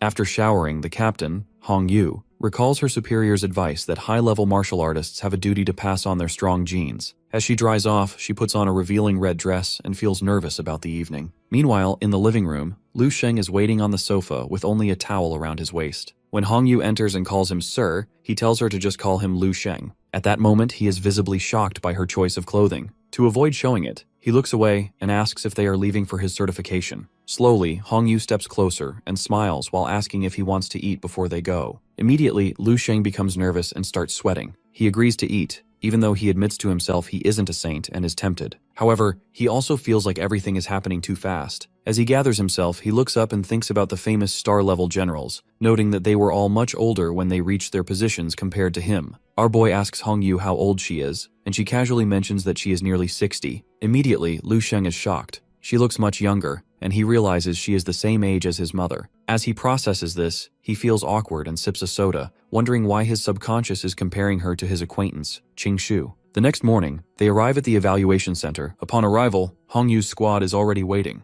The team members whisper among themselves, assuming she and Lu Sheng hit it off the night before. Lu quietly observes that this center looks far more advanced than the simple dojos he is used to. Soon after, a captain approaches them and is amazed that Hong Yu's team returned so quickly from a mission that only started the day before. Then, he notices Lu Sheng and asks if he is a rookie they are trying to recruit. In reply, Hong Yu laughs and denies it, explaining that he isn't a typical new recruit. In fact, she would willingly give up her rank as captain if he wanted to lead her team. With that, the captain takes his leave, clearly impressed by Hong Yu's high praise. After he leaves, finally, she guides him through the crowded building, noting that the first floor is for power certification, while the upper floors handle mission logistics. They approach a receptionist to begin Lu Sheng's star-level certification. When she asks for his official military documents and recommendation letters, our boy admits he doesn't have them. Instead, he explains that his commander told him he only needed to provide his name. At first, the receptionist is skeptical, but she still enters his name into the database. However, as his file loads, her expression shifts to total shock. Without hesitation, she bypasses all standard procedures, bows to him, and asks him to follow her to the testing area. As they continue, Hong Yu glances at the receptionist's tablet to view Lu Sheng's digital file. The moment she sees it, she notices his age, 19 years old. Immediately, she begins to sweat and blush, overwhelmed by the realization that he is a once-in-a-generation genius. In her mind, not even the combined 12 combat districts of the East could produce another talent like him. Before long, they arrive at the testing room just as a captain strikes a massive testing pillar with a golden, energy-enhanced punch. Upon impact, a visual display of fire diamonds bursts out as the machine calculates the force. Instantly, his subordinates react in amazement, announcing that his combat strength has exceeded 16 million, placing him well beyond the second-star rank. Because of this, they speculate that he will soon unlock the barrier of heaven and earth to become a level 8 master. Even so, the captain remains modest and notes that unlocking a barrier is difficult,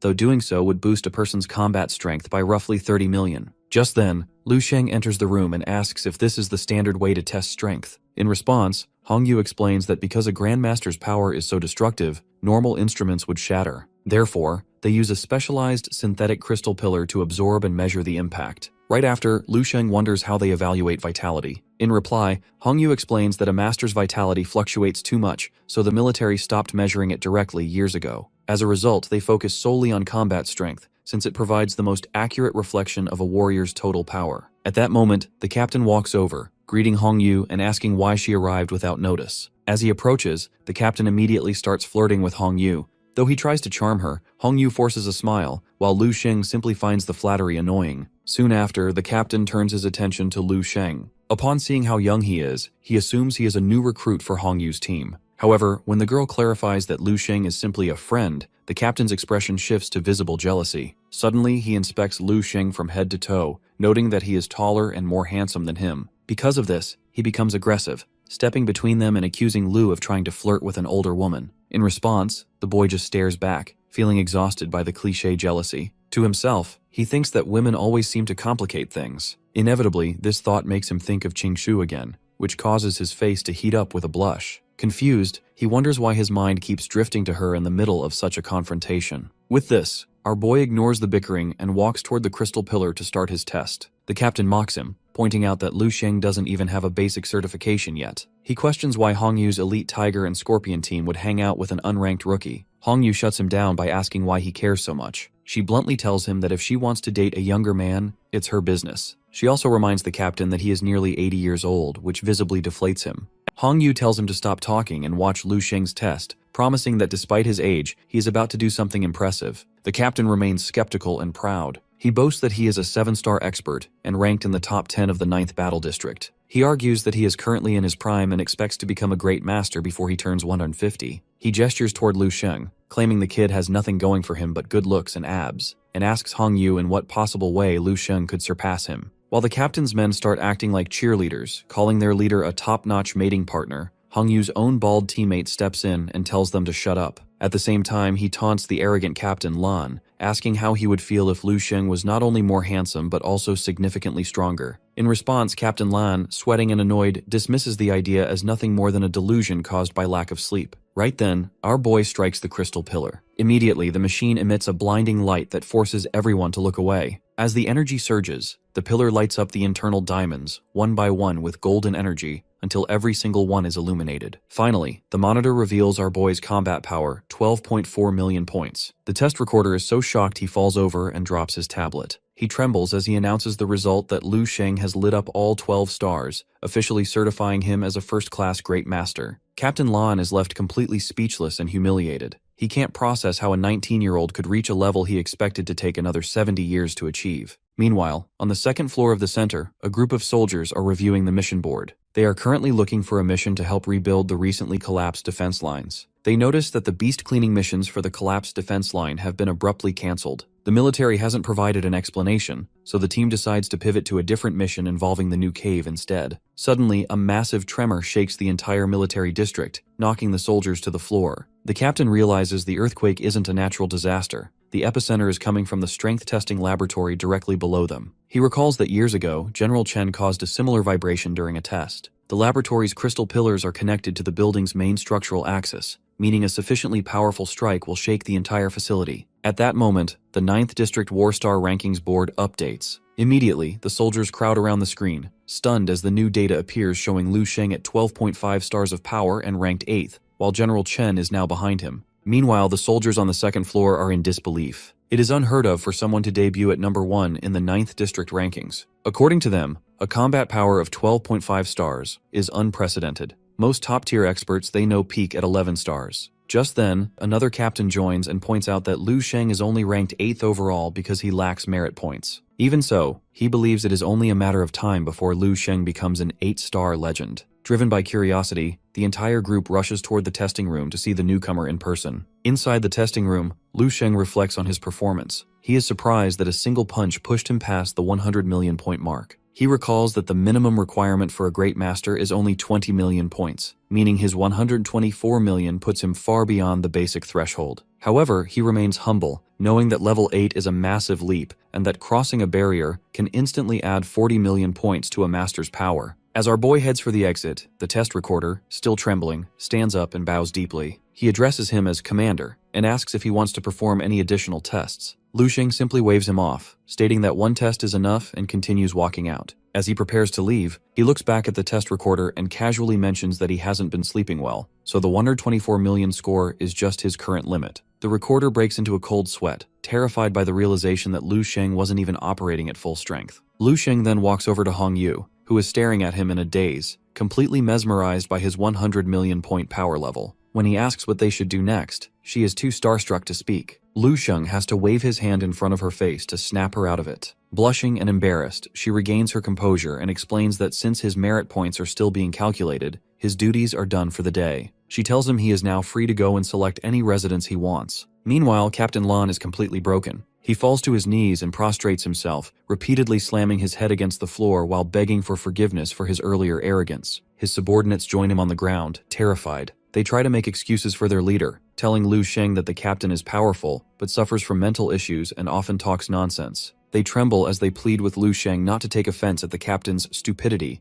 Lu Sheng approaches Captain Lan and calmly accepts his apology, telling him to just be more careful in the future. Relieved and moved to tears, the captain and his subordinates remain on their knees, thanking him for his mercy. Privately, the captain is still terrified. He imagines Lu Sheng as a king on a throne and realizes that if someone that powerful had truly stayed angry, he likely wouldn't have survived. He also feels a surge of resentment toward Hong Yu, viewing her as an opportunist for befriending such a powerhouse first. At that moment, the door to the testing room bursts open. The captain from the second floor rushes in, followed by a large group of curious soldiers. They are all frantic and shouting, demanding to know which one of them is the Lu Sheng, who just shattered the district rankings. While Captain Lan and his men are still kneeling, the second floor captain and his group of soldiers crowd into the room. He demands to know where Lu Sheng is, but when he looks at the group, he assumes everyone present is too old to be the new record holder. He notices Captain Lan on the floor and is confused, then glances at Lu Sheng. One of his soldiers whispers that he looks like a stranger, but the captain dismisses the idea, thinking someone that young couldn't possibly be the great master they are looking for. He concludes that the person must have already left and asks Hong Yu if she saw a supreme grandmaster pass through. Hong Yu silently points to Lu Sheng and confirms he is the one. The blonde captain is shocked and tells her to stop joking, insisting it's impossible for a teenager to be a grandmaster.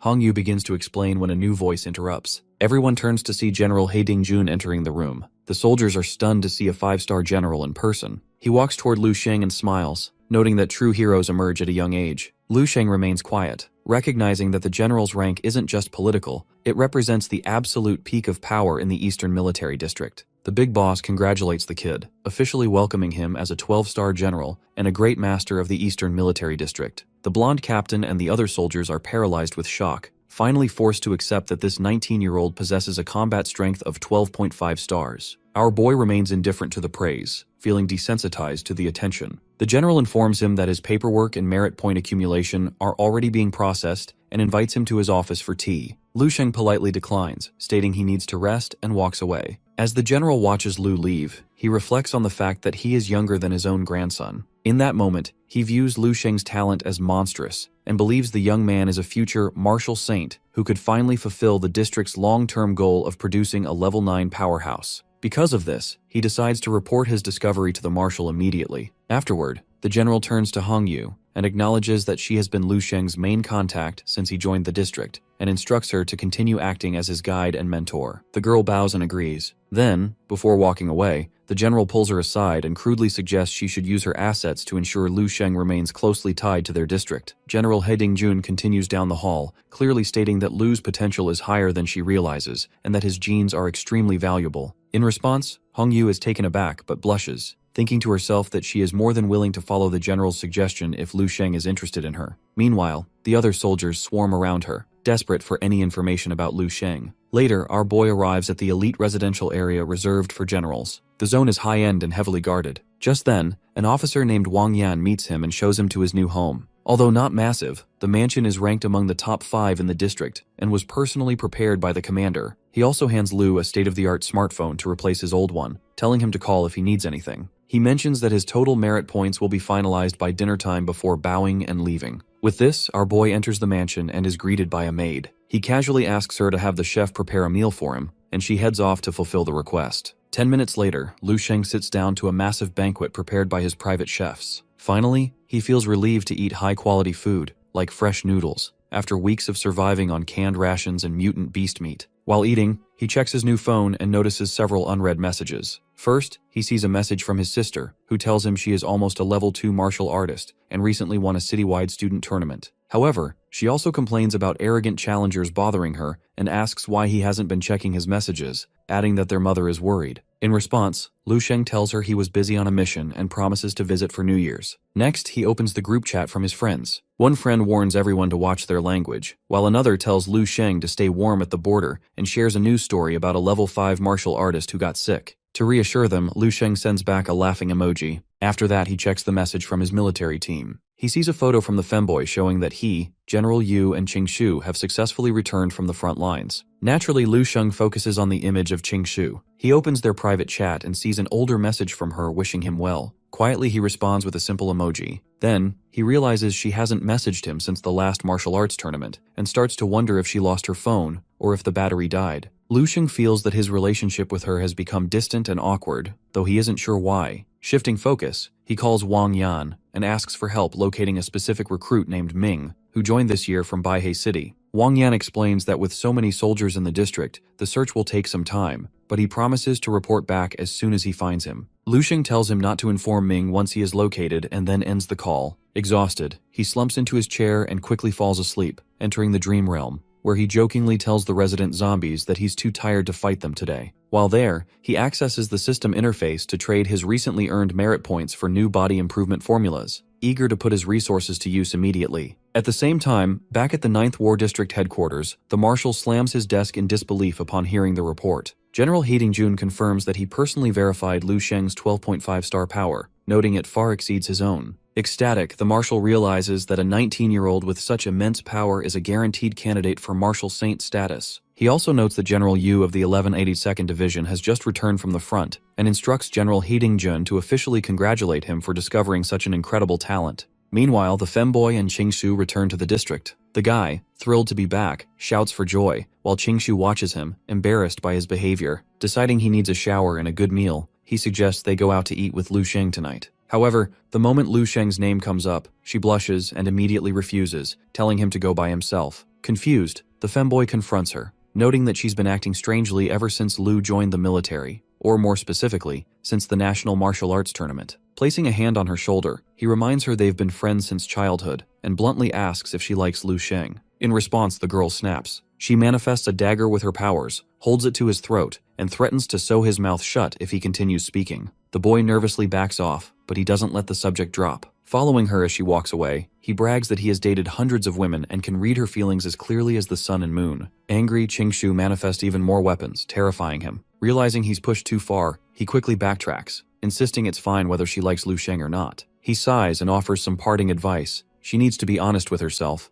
and if she truly has feelings for Lu Sheng, she should just tell him. The boy continues to tease her, suggesting that she feels inferior to Lu Sheng because she is older than him, has a worse temper, and possesses less martial arts talent. Qing Shu initially gets angry, but then sadly asks if there is any truth to his words. Realizing he hit a nerve, he drops the act and tells her he was just joking. He then mocks the taboo of their dynamic, reminding her that Lu Sheng was once her student and joking about how their relationship would be a scandal. Hearing that, Qing Shu loses her patience and begins chasing him, taking out her spiritual energy to attack. The femboy eventually collapses from exhaustion, panting heavily, and begs for a truce. He sincerely tells her that he fully supports the two of them being together. He explains that in their current era, age gaps mean nothing, noting that it's common for masters over 100 years old to marry 18-year-old students. He buys a soda from a vending machine and tells her that they make a great couple, adding that he sensed chemistry between them since the early days of their training camp. Qing Shui watches him in silence, clearly deep in thought. He assures her that he is serious and offers to investigate Lu Sheng's feelings for her. He jokes that every teenager in the world has a crush on an attractive master like her, causing her to blush deeply. However, she grabs her pendant and insists a relationship is impossible because her family would never approve. The guy is terrified when he realizes she is talking about her older brothers. One is a high-level supreme master from the Central Military Region,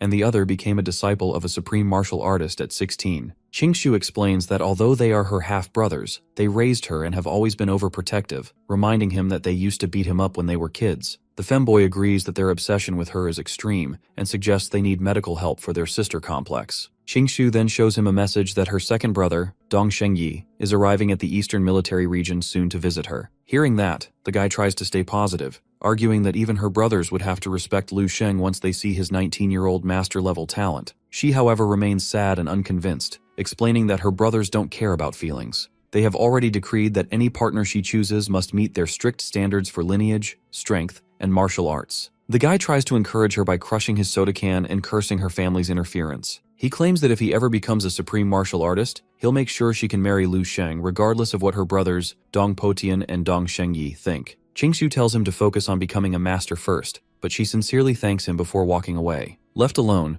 the femboy lights a cigarette and leans against a wall, reflecting on how their situation feels like a cliché romance plot burdened by family status. His thoughts are interrupted when he sees a group of soldiers running past him in a hurry. He stops one of the soldiers to ask what is happening. The soldier, recognizing his rank, salutes and excitedly explains the news that a new 12-star general has just appeared in the 9th battle zone, taking the number 1 spot on the star list and entering the ranks of the top 7 generals. The guy drops his cigarette in shock, then breaks into a wide smile. He is thrilled by the news, comparing the arrival of such a powerhouse to a celebrity coming from one's own hometown. Excited and proud, he decides to join the soldiers and see this new legendary figure for himself. As he enters the building, he is frozen with shock when he sees the updated rankings showing his friend Lu Sheng is now a 12-star general. The list confirms his incredible rise. Lu Sheng is first on the star list and 4th on the general list, with a combat power of 12.5 stars and 3 million merit points. A nearby soldier, shouting with excitement, explains that Lu Sheng earned those 3 million merits in less than a month. He recounts how Lu Sheng single-handedly defended a AA rank frontline for the 835th Division for 2 weeks,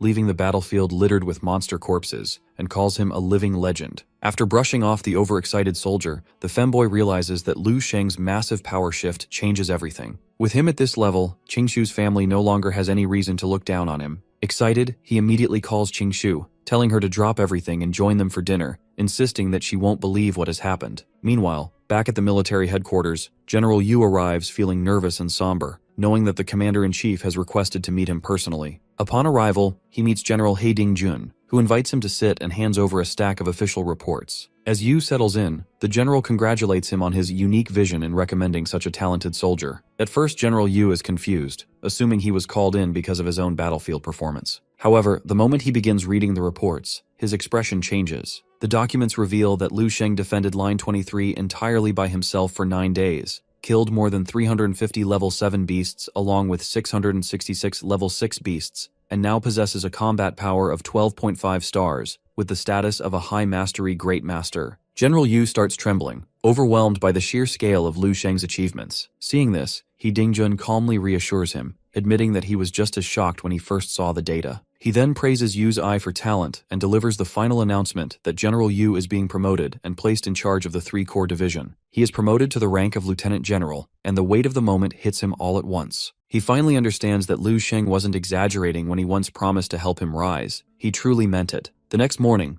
Lu Sheng stands in front of his bathroom mirror, examining his reflection. His teeth have fully grown back and look denser, sharper, and stronger than before. According to the Immortal Stars technique, as his immortal cells multiply, his entire biological structure continues to evolve into something beyond human limits. The power feels incredible, but he can't ignore the worry lingering in the back of his mind. He has no intention of becoming some mutant-like martial arts fanatic who loses his human form. Golden energy slowly ripples off his body as he calculates how much essential liquid he'll need for his next breakthrough. At that moment, Wang Yan arrives and hands him a tablet containing his finalized reward report. The screen shows a huge amount of merit points, along with the current exchange rates, which shows that level 7 essential liquid costs 100,000 merits per liter, while secret gold goes for 1,000 merits per gram. Lu Sheng realizes that although 3.8 million merits is an enormous amount, it still isn't enough to buy everything he needs. In fact, he could only afford about 4 kilograms of secret gold, barely enough material to upgrade even the handle of his red dragon spear. Wang Yan explains that secret gold is a rare and finite resource, unlike mutant beast materials, which are practically everywhere. Because of that scarcity, even high-ranking stellar generals rarely receive any. However, he reveals that the commander has granted Lu Sheng a special credit line worth 10 million merits, free to use however he chooses. The news instantly excites Lu Sheng, and he decides to upgrade his weaponry without hesitation. He places an order for enough secret gold to forge a level 7 spear body, then plans to use the remaining merits to purchase essential liquid.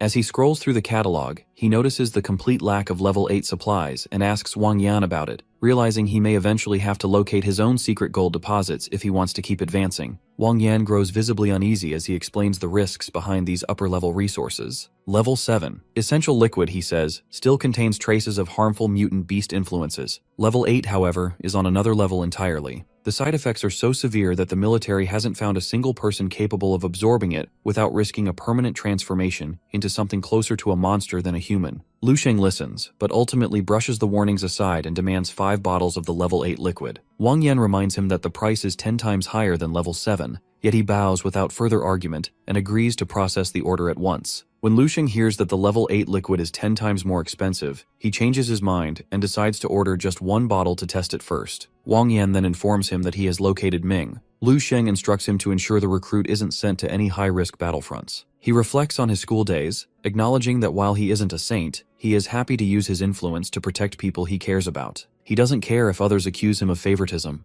His current power makes him untouchable. His phone rings from an unknown number, and it turns out to be Qing Shu. She invites him to dinner with her and the femboy. Our boy happily agrees to meet around 8 p.m. and tells her she can pick the restaurant. After hanging up, Lu Sheng finds himself blushing. Despite having near-perfect control over his physiological functions, even he cannot deceive his own body's emotional reactions and wonders if this connection is a matter of destiny. Meanwhile, Qing Shu returns to her room and glances out the window, spotting Lu Sheng standing outside on the ground floor. She finds herself distracted, unable to look away. Just then, the mighty femboy bursts in, immediately teasing her for being such a pro at flirting with her former student. He mocks the way she stares at Lu Sheng, right up until she sends him flying out the door with a single kick that slams him into the hallway wall. Once the room falls quiet again, Qing Shu rests her fingers on the O-shaped amulet Lu Sheng gave her. Her thoughts drift to the Emperor of the East in the Central Military District, Dong Shengyi. The realization hits her hard that she needs to reach the master level as soon as possible. By the next morning, Lu Sheng is walking through his mansion when a message from Wang Yan comes in, confirming that the delivery has been completed.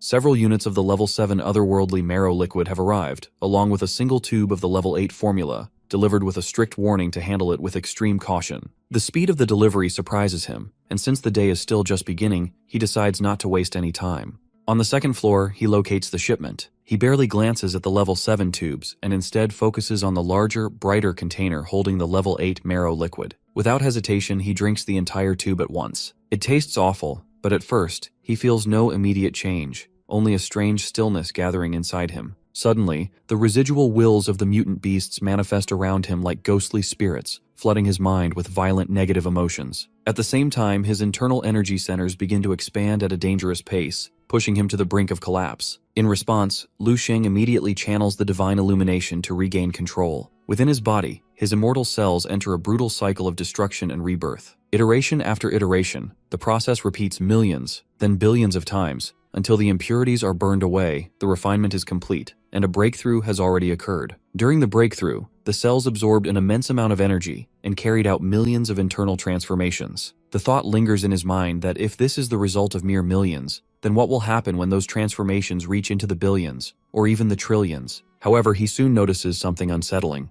Despite the progress he just made, the marrow liquid he consumed wasn't perfectly purified. In the corner of the room, he spots another tube, this one filled with a yellow substance that radiates an ominous, almost evil energy. Since the previous 8 tubes only produced minor effects, he decides to push his limits even further. Without hesitation, he grabs the tube, opens it, and takes a drink. But the moment the liquid hits his tongue, he realizes something is wrong. The contents aren't yellow at all, but blood red. The violent shock that follows is so intense that he stops mid-swallow. Overwhelmed by pain, Lu Sheng collapses to his knees as a wave of dark energy erupts from him. That energy transforms into a demonic doppelganger, an eerie reflection of Lu Sheng made of black mist, whispering that they are one and urging him to surrender. Furious, our boy responds with a single punch that tears the apparition apart. The strike works, but the resulting shockwave rattles the entire mansion. The demonic energy surges out of control, and Lu Sheng's body begins to mutate. His muscles swell, veins coil like living wires beneath his skin, and his clothes rip apart as his frame grows into a massive, inhuman form. For a moment, it feels as though his body might tear itself apart under the pressure. At that critical point, Lu Sheng forces his mind to focus. He takes a deep, strained breath, closes his eyes, and starts the natural breathing method. A layer of blue energy forms around him, calming his body and keeping the mutation from taking over. Once things stabilize, he goes into a meditative state and enters the vacuum state, unlocking the second level of his power. Inside, his body rebuilds itself with muscles, marrow, and spirit,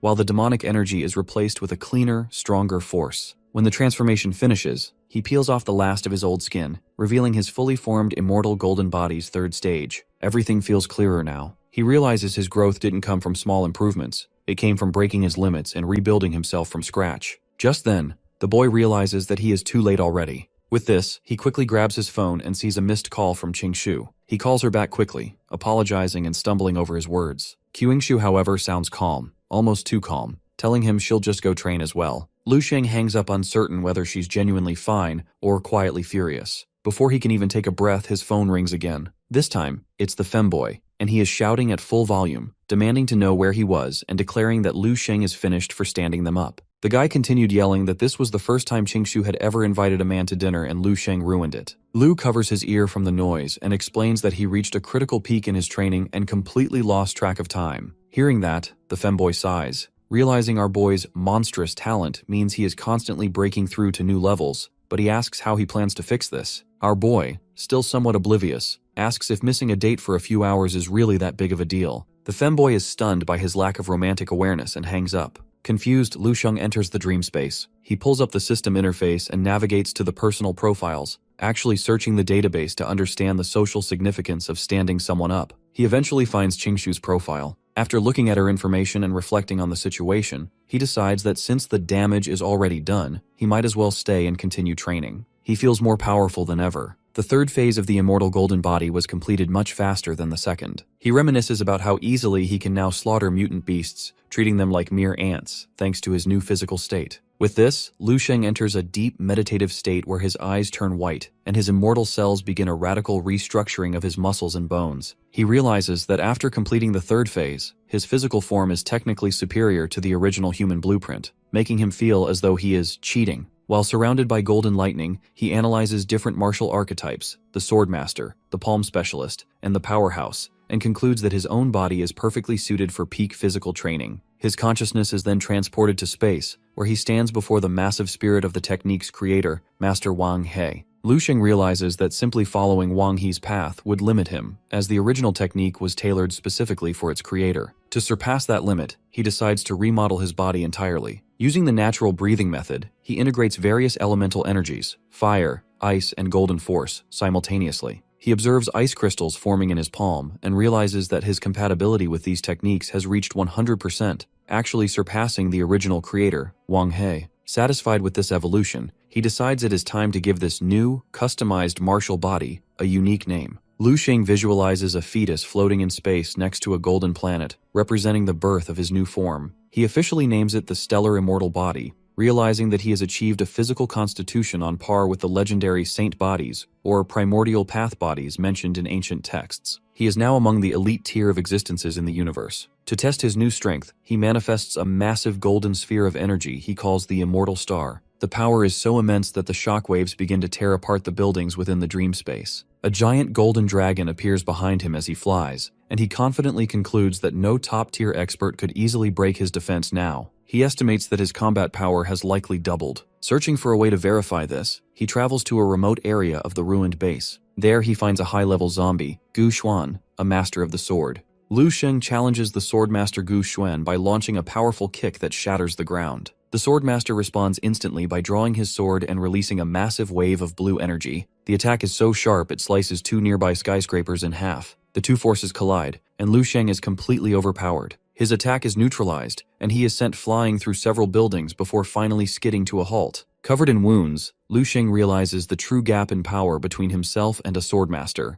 However, he remains undeterred, confident that a single strike isn't enough to kill him. Lu Sheng fully activates his power. Three massive martial spirits materialize behind him. First, the spirit of a praying god, followed by an ice phoenix, and finally, a fire phoenix. Using the natural breathing method, his muscles expand and he ignites with fiery energy. Gu Xuan, sensing the sudden shift in danger, gathers a purple aura around his blade. Dismissing Lu Sheng's power as mere boasting, the swordmaster prepares to end the fight with a single lethal blow. Lu Sheng realizes he can now sense Gu Xuan's thoughts. He activates his god state, creating multiple energy clones of himself, each representing a different discipline he has mastered, some wielding spears, others swords or gloves. He tells Gu Xuan that these clones represent the sum of his martial arts. With this, he leaps forward, and as he advances, his energy clones merge into his clenched fist. He names this unified technique Broken Void. Simultaneously, Gu Xuan charges his blade with massive energy, extending the size of the sword. He swings a final devastating strike that levels every building in the vicinity. The two attacks collide, creating a massive explosion and an expanding energy sphere that consumes the entire area. As the explosion clears, the both fighters remain standing. However, Lu Xing's broken void successfully landed a direct hit on Gu Xuan's ribs, obliterating a portion of the zombie's torso. As Gu Xuan's spirit begins to dissolve into purple energy, Lu Xing bows and pays his respects, calling him an immortal spirit. Lu Xing collapses from exhaustion, realizing his arrogance. He admits that if Gu Xuan hadn't been a mindless zombie moving on instinct, the Swordmaster's final attack would have killed him. Despite the close call, the fight proved his growth. His technique now generates over 200 energy copies of himself. He reflects that this move is too powerful for the real world and should only be reserved for a true martial saint. As he lies on the ground, Gu Xuan's corpse begins to release a strange energy that flows toward Lu Xing,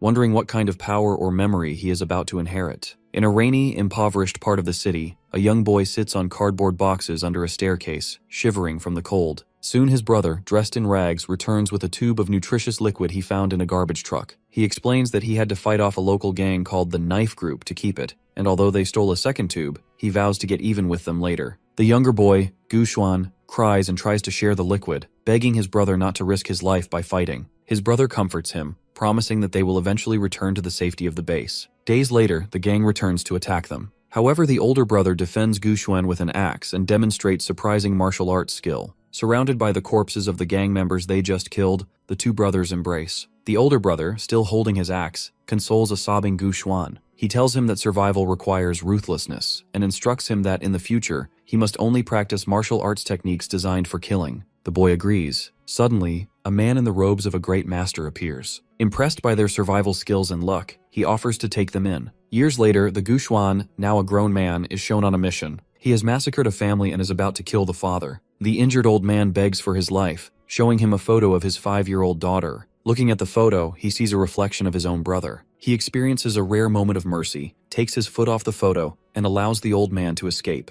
The old man thanks him, calling him a good person. With this, he leaves the apartment and meets his brother outside, who inquires about the mission's progress. Gu Xuan lies to his partner, claiming the mission is complete. His partner warns him that their targets are members of an apocalyptic cult who have lost their humanity. He pressures Gu Xuan to remain ruthless, reminding him that in their world it is kill or be killed. Later, while meditating, Gu Xuan receives devastating news that his big brother has died. The cult killed him as an act of revenge, and he died specifically to protect Gu Xuan. Their master hands him a sword and reiterates that the cult is a tumor on humanity that must be eradicated. Fueled by grief and rage, Gu Xuan descends into a state of near madness. Years pass, and Gu Xuan becomes a powerful warrior clad in red samurai armor. His master gives him a scroll for a wheel sword technique, hoping it will help him control his impulses. He is told he can only meet Lord Duan once his thirst for blood has faded. Instead of calming down, Gu Xuan spends the next decade massacring spirits and enemies. He grows old, but his internal darkness only intensifies. One day, surrounded by the corpses of his victims, he throws his sword down and screams in agony, realizing he is trapped in an endless cycle of killing that he cannot stop. After a while, Gu Xuan's master arrives while he is meditating on a rock to deliver a final message that Lord Duan has officially refused to ever see him again. Gu Xuan is told he is now on his own. He accepts this solitude, rationalizing that since martial arts are fundamentally tools for assassination, as his master originally taught him, his path of slaughter is correct. Back in the real world, Lu Xing opens his eyes, still reeling from the intensity of the memories he has just absorbed. He realizes that Gu Xuan's will to kill was astonishingly pure and focused. While Lu had once believed that surviving 9 days on the front lines was the peak of intensity, he now understands that it pales in comparison to the life Gu Xuan endured. From this, our boy draws several profound realizations. Gu Xuan had followed a rare and radical martial path known as the Master of Slaughter, a path defined by relentless combat. Although Lu Xing had slain billions of beasts, Gu Xuan had taken more human lives than he had ever even encountered. Yet despite the constant killing, Gu Xuan never lost his mind or became a mindless killer. As his spirit finally fades away, only his red samurai armor remains. Lu Xing walks toward the armor, impressed that the warrior managed to stay sane despite such a violent existence. Our boy is deeply impressed by the legacy of the Master of Slaughter. He realizes that Gu Xuan was a genius whose peak power was far beyond what he just experienced. In fact, he concludes that even a level 10 master would likely die against Gu Xuan's sword. Lu Xing feels fortunate that the zombie version of the saint couldn't use his full array of lethal techniques. The intensity of the memories has a physical effect on Lu Xing. He compares his current state to a movie character who spent 10 years killing fish until his heart became as cold as his blade. While searching through the remains of the armor, Lu Xing discovers a fragment of a blade which is Gu Xuan's martial core. The moment he touches the fragment, a vision emerges within the metal. In it, Gu Xuan stands alone in a cornfield in another world, and he begins to speak. He explains that heaven will is like a sword, and human life is nothing more than grass beneath it. Then, without hesitation, he draws his blade and incinerates the entire field with a single strike, revealing both the name of his weapon and the ultimate path he follows, the will to kill. As Lu Sheng's immortal body is finalized, a large magic circle appears in the sky containing 4 smaller circles. Seeing that, Lu Sheng realizes this is his second martial totem. He compares a bloody sword totem to his previous divine whale totem and concludes that the sword is significantly more powerful and refined. He reflects on the 2 level 9 martial saints he has encountered, the swordmaster Gu and the white-haired Zhou. He determines that Gu, having followed the path of slaughter, was the superior warrior. Lu Sheng reaches into the magic circle and pulls out a sword made of pure energy. Until now, his spear had been his strongest asset, but this new weapon instantly feels on a completely different level. As he grips the hilt, the blade bursts into suffocating flames. Testing it with a series of rapid slashes, he watches as the attacks are so powerful they actually tear the fabric of the dream space apart. He quickly realizes that the refined killing intent of Gu has become his most lethal tool, transforming his combat potential entirely. At the same time, a brief wave of frustration hits him as he recalls spending 8 million merits to upgrade his red dragon spear, now made almost obsolete by this sword. Despite that financial regret, Lu Sheng feels a deep satisfaction, knowing he has already completely mastered the martial arts linked to this new blade. However, to continue his evolution, he needs more rare resources like silver and secret gold. The next morning, he exits the dream space and returns to his mansion. As he sips his tea and scrolls through military news on his tablet, he notices several updates. The riot in the Northern Military District's S-level cave has been successfully suppressed, and the 9th Front of the Eastern Military District managed to defend a rift, which has now been upgraded to a AA rank cave. He then spots a major announcement that the General District military exercise and the top military personnel competition are starting. The competition follows a specific hierarchy, comparing level 7 and level 8 general stars. The ultimate winner becomes a candidate for the position of Grand General. In the entire Eastern Military District, there are only 4 Grand Generals, and fewer than 30 in all of Dragon Country. As he takes a sip of tea, he is shocked to see a list of popular candidates for the next general. The article features him with a spear on his shoulder and predicts that, due to his immense potential, he will easily place among the top 20 in the upcoming competition. Lu Sheng studies the rankings on his tablet and quickly realizes that a combat power of 12.5 stars is barely enough to break into the top 20. He notes that the military is packed with elite experts, with the top-ranked candidate standing out, the Emperor of the East, boasting a staggering combat strength of 20 stars. Despite this density of power, the army has failed to produce a single level 9 martial saint, explaining their obsession with finding one. His attention, however, is quickly drawn to a horrifying news report detailing an apocalyptic cult attack in the Eagle Kingdom. An entire village was slaughtered in a gruesome ritual, where men were bled out and their bodies wrapped in women's skins. Infuriated, Lu Sheng accidentally cracks the screen of his tablet. As he recalls Gu Xuan's memories, the truth becomes clear that the cult is essentially enslaved to mutant beasts from another world, creating chaos within humanity to weaken them in exchange for power. With this, our boy decides the cult members are like insects that need to be crushed. However, he recognizes he needs better equipment first. His plan is to venture into the depths of a high-level underground rift to harvest secret mineral resources, earn more merit points, and then wipe out the cult once he is fully geared up. Since he is unfamiliar with the cave systems, he calls Hong Yu, and in return for their navigation services, he offers them 10% of everything he harvests. The team reacts with excitement. The bald man is ecstatic, noting that other A-level teams would be incredibly jealous to have the chance to work under a first-class general like Lu Sheng. Hong Yu, however, reminds her team that the minerals are secondary. The real priority is cultivating a solid relationship with him. The men can't resist teasing, joking that Hong Yu should use this private time to make Lu Sheng fall in love with her. She blushes and tells them to stop, though a hint of hope flickers in her expression. However, the reality of the trip is less romantic than the team imagined. Instead of a private car ride for 2, the entire team piles in. She remains stiff and disappointed, realizing there will be no intimate moment with Lu Sheng during the drive. Hong Yu is left disappointed because she and her team are stuck in a jeep while Lu drives ahead in a modern SUV. Before leaving, Lu Sheng explained that he had just learned to drive and wanted to practice alone, shattering her hopes for a private moment with him. After a 3-hour drive, they arrive at a remote area beneath a strange purple sky and park at the entrance of a deep underground cave. Hongyu takes the lead, briefing the team on the cave's dangers. She explains that the environment is layered. The deeper they venture, the more powerful the mutant beasts become. At the very bottom lies the most dangerous section, known as the Abyss. According to Hongyu, the Abyss is essentially a massive, single-eyed entity from another world, serving as the source of all mutant beasts. She continues that the Abyss constantly leaks essence from its home dimension, manifesting in the human world as a strange black mist. Lu Sheng quickly identifies its properties. The mist suppresses weapons, weakens firearms, and interferes with electronic devices. More alarmingly, it can physically corrode ordinary humans, eventually transforming them into beasts. She confirms that while the black mist is devastating to civilians, warriors are generally resistant to it. However, most squads retreat immediately if they encounter a rift connected to the Abyss, as the supply of mutant beasts emerging from it is infinite. Lu Sheng privately realizes that this black mist is identical to the one that blankets the world in his dream space, confirming that the source of the apocalypse originated in the Abyss. As Hongyu prepares to lead the team into the cave, Lu Sheng stops her with a question that he wants to know what would happen if he bypassed the upper layers entirely and plunged straight into the Abyss. The question hits the squad like a shockwave, leaving their mouth wide open. Hongyu and her team are visibly terrified by Lu Sheng's suggestion of entering the Abyss. She admits she has no idea what happens inside because no one has ever returned to tell the tale. She explains that 200 years ago, a coalition of 4 countries sent 4 powerful martial saints into different rifts to explore the Abyss,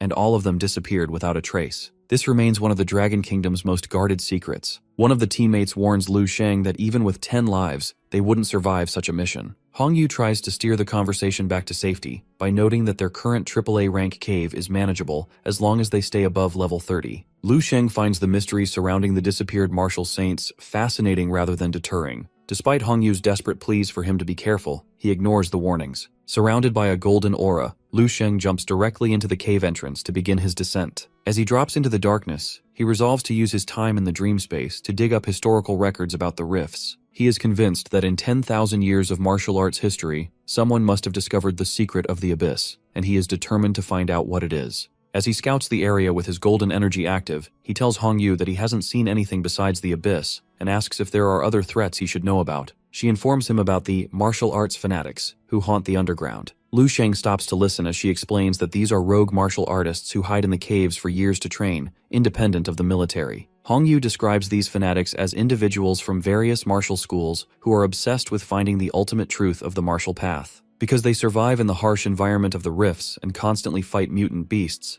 their combat skills and mental will often surpass those of the army's general stars. Since they operate outside of official channels, the military has very little data on them. She warns that these people have become so obsessed with power that they have abandoned their humanity, eating raw monster meat and drinking contaminated water just to survive and grow stronger. The most disturbing detail she shares is that these fanatics have devolved into cannibalism. They believe that by consuming the flesh and blood of other powerful martial artists, they can absorb their strength and break through their own limits. Lu Sheng is visibly shocked by the revelation that these warriors have resorted to preying on their own kind in their pursuit of power. Lu Sheng realizes that while Guxuan's path was one of pure slaughter, these fanatics have strayed into genuine evil. After an hour, the group reaches the 20th level of the cave. Hongyu and her team are exhausted and panting after clearing the floor of mutant beasts. They eventually arrive at a glowing entrance that leads to the deeper sections of the cave. Hongyu warns that once they pass through, the area will be flooded with thick black fog, making visibility extremely poor. As they prepare to enter, a powerful surge of evil energy appears, drawn directly toward Lu Sheng. He stands with his arms extended, intentionally pulling the corrupt energy into himself. This terrifies Hongyu, who reaches out and asks what he is doing. Lu Sheng calmly explains that it is only a test, and that the energy cannot harm him. His immortal body is so powerful that it naturally purifies the black mist upon contact, refusing to let any heresy or corruption take hold. He continues to manipulate the evil energy until it concentrates into a localized portal. As the beast attempts to strike, a golden barrier instantly manifests around his body, blocking the attack and leaving the beast unable to get near him. Hongyu and her teammates are stunned by the effortless power of his defensive energy, watching in shock as he continues to walk forward undisturbed, while her teammate, the bald man, points out that Lu's spiritual power is just as impressive. He reminds the team that the guy has been fighting for half a month with very little rest, yet his energy levels remain overwhelming. The rest of the team feels useless in comparison, with the orange-haired man realizing they won't even need to fight to earn their merits. Hongyu, looking at Lu Sheng with clear admiration, tells her team they should just consider this a privileged walk through the cave. Suddenly, our boy lunges forward and slams into a cave wall, shattering the rock and creating a massive cloud of dust. The team worries that he has been blindsided by a burrowing beast, and Hong Yu rushes to his side to see if he is injured. She finds him standing calmly over the corpse of a blue mutant beast. Lu Xing explains that he was simply testing his ability to kill monsters with his bare hands, instead of relying on weapons. He then instructs the team to harvest the valuable liquids from the corpse, so they can continue their descent. As Hong Yu tries to catch her breath, she is stunned that Lu Xing killed a level 7 giant mutant beast with a single clean strike without even using a sword. As she tries to figure out his technique, Lu Xing notices a group of people approaching from near another monster corpse. This causes Hong Yu and her team to panic, as they didn't expect anyone else to be this deep in the cave. Hong Yu draws both of her swords and orders her squad into a defensive stance, but her terror turns to relief when she recognizes the newcomers as the Red Snail Squad. The arriving team is in bad shape, with members helping each other walk and covering various injuries. Hong Yu greets their leader, a man named Yao Yu, who removes his hood and recognizes her. Once the injured squadron settles down to rest against the rocks, Hong Yu asks them how long they have been in the cave and how they sustained such heavy injuries. Yao Yu looks at the ground in defeat, explaining that they have been stuck there for nearly a month. He admits they have achieved nothing during that time and have narrowly escaped losing more members of their team. Just then, he stands up and stares at Lu Xing, asking him how much deeper he plans to descend. He warns the group with gritted teeth to stay above the 25th floor because the people below have completely lost their minds. He describes witnessing warriors with swords massacring other people without any mercy and notes that these fanatics have been hunting his team. He mentions that 2 other official military squads have already gone missing and were likely killed. To show the severity of the situation, Yao Yu removes his cloak and exposes his arm to the light, revealing 2 large bite marks. He explains that if he hadn't escaped the 26th floor immediately after hearing the news of the revolt, he would have been eaten alive. Seeing that, Hong Yu expresses her worry to him, shocked that enemies were bold enough to attack generals as high as the 25th level. Yao Yu explains that the situation has devolved into a revolt, and that his team is retreating to report the chaos to headquarters. He warns her to be careful before his group departs. Watching them leave, Hong Yu comments to Lu Xing that Yao Yu is known for being extremely cautious, and asks if they should really continue their descent. Just then, a centipede-shaped mutant beast lunges at Lu Xing. He casually grabs it by the head and pumps it full of golden energy, decapitating it instantly. He tells Hong Yu to relax and assures her that they don't even need to go past the 25th level to find what they need.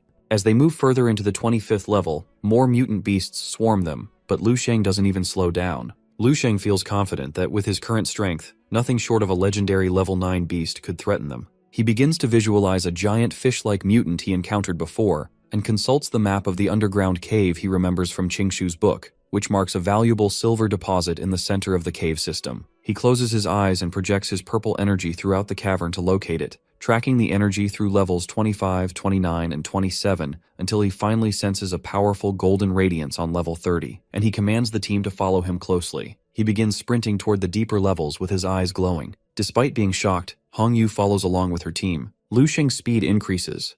During the descent, Hong Yu notices a dark, evil red energy moving toward them. Sensing the danger, she orders her team to stay as close to Lu Xing as possible and warns them not to get separated. Our boy eventually reaches a smoke-filled area and stops abruptly, thrilled to find the silver deposit directly in front of him. A mutant beast guarding the site attempts to attack, but Lu Xing casually extends his hand and blasts it with a concentrated burst of golden energy. The force of the impact slams the beast into the stone wall, killing it instantly. He tosses the massive corpse aside with one hand and smilingly tells the team to begin collecting the high-value biological liquids from it while they secure the area. The team begins moving the surrounding stones, and the bald man quickly discovers a shiny deposit. He holds it up, confirming it is indeed silver. The group drops their backpacks and begins collecting the minerals while Hong Yu examines a piece herself and notes that the silver is of exceptionally high purity, suggesting the vein is quite large. As they continue to handle the silver, the atmosphere changes as greed takes hold of the team. The bald man starts imagining how the riches will upgrade their gear, while his teammates dream of expensive food and a high-level shield. However, Hong Yu realizes that the mineral is negatively affecting their mental states and screams at them to be quiet. Just then, the bald man turns around and is immediately paralyzed with fear when he sees Lu Xing staring at him with an intense, serious expression. Realizing he has overstepped, the bald man breaks into a sweat, screams an apology, and slaps himself across the face. He and his teammate quickly return the silver they had grabbed and bow their heads in shame. Hong Yu approaches them and sternly reminds the team that they have contributed nothing to this discovery.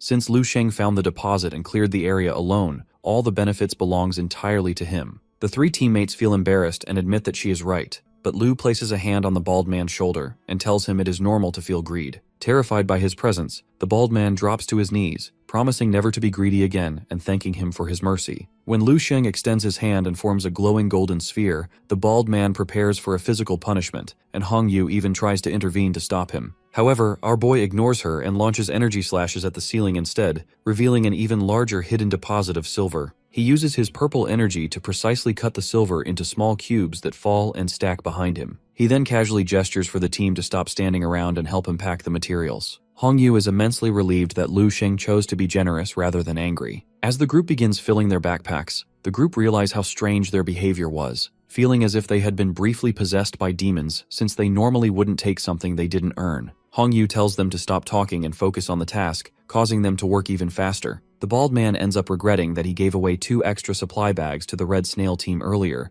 as they now lack the space to carry all the silver Lu Sheng has provided. Watching them, Lu realizes that the atmosphere has changed. He finds it suspicious that the crew has suddenly abandoned their usual camaraderie for selfishness and petty greed. He concludes that the black fog in the 30th level must have a psychological effect on people, distorting their personalities. Lu Sheng notices footprints on the ground and goes on high alert. Several shadowed figures emerge from the various entrances of the 30th level, making sounds like predators that have just discovered food. Lu Sheng realizes these are the insane martial arts fanatics Hong Yu warned him about. He briefly meditates to track their movements and senses their malevolent, obsessed energy. Instead of being worried, he smiles and challenges them to come out all at once. He decides it is more efficient to kill them all now rather than dealing with them one by one on the return trip. While our boy prepares for the upcoming fight, Hong Yu and her team stay focused on relocating the high-purity silver to a safer area. As they work, Hong Yu notes that there is still a substantial amount of the mineral left to extract, meaning the operation is far from over. Hearing this, Lu Sheng walks over and acknowledges how hard the team has pushed themselves to get this far. With that in mind, he announces that 10% of the total haul will be distributed among her team as their reward. Hearing that, the baldy man is thrilled, but Hong Yu hesitates, telling Lu Sheng that they don't deserve such a large share. Lu stares at her and firmly insists that if he chooses to give it to them, they must accept it. He privately reflects on how power changes everything.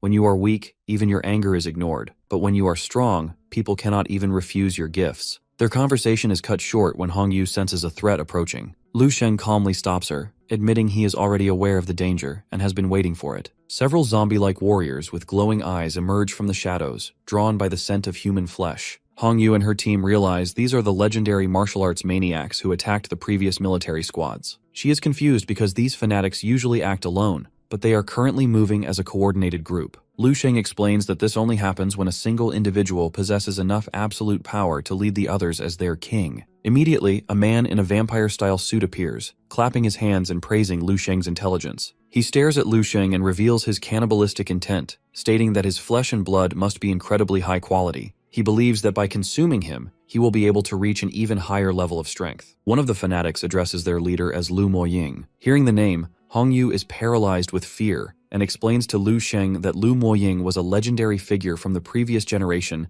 known as the Third Star of the East. A decade ago, Lu Moying was ranked 3rd among the Eastern Military District's top geniuses, with a combat strength of 13 stars. He disappeared during a mission to suppress a cave uprising, and everyone assumed he was dead. Hong Yu is horrified to find that he has survived all this time by degenerating into a cannibal who feeds on other martial arts masters. The bald man panics, remembering that Lu Sheng's publicized strength is only 12.5 stars, making him weaker than Lu Moying was 10 years ago. Hong Yu tries to calm her team by arguing that Lu Moying must be weaker now due to a lack of resources and aging. However, Lu Moying bursts into manic laughter at this suggestion. He surrounds himself with a powerful, evil energy and mocks them, asking if they truly believe a high-level cave lacks the resources necessary to maintain or even increase his power. Saying that, Lu Moying decides to stop talking and prepare for his meal. He unleashes a massive torrent of energy that reaches the cave ceiling, forcing Hong Yu and her team to shield their faces while Lu Sheng remains unmoved. As the energy peaks, Lu Moying undergoes a demonic transformation,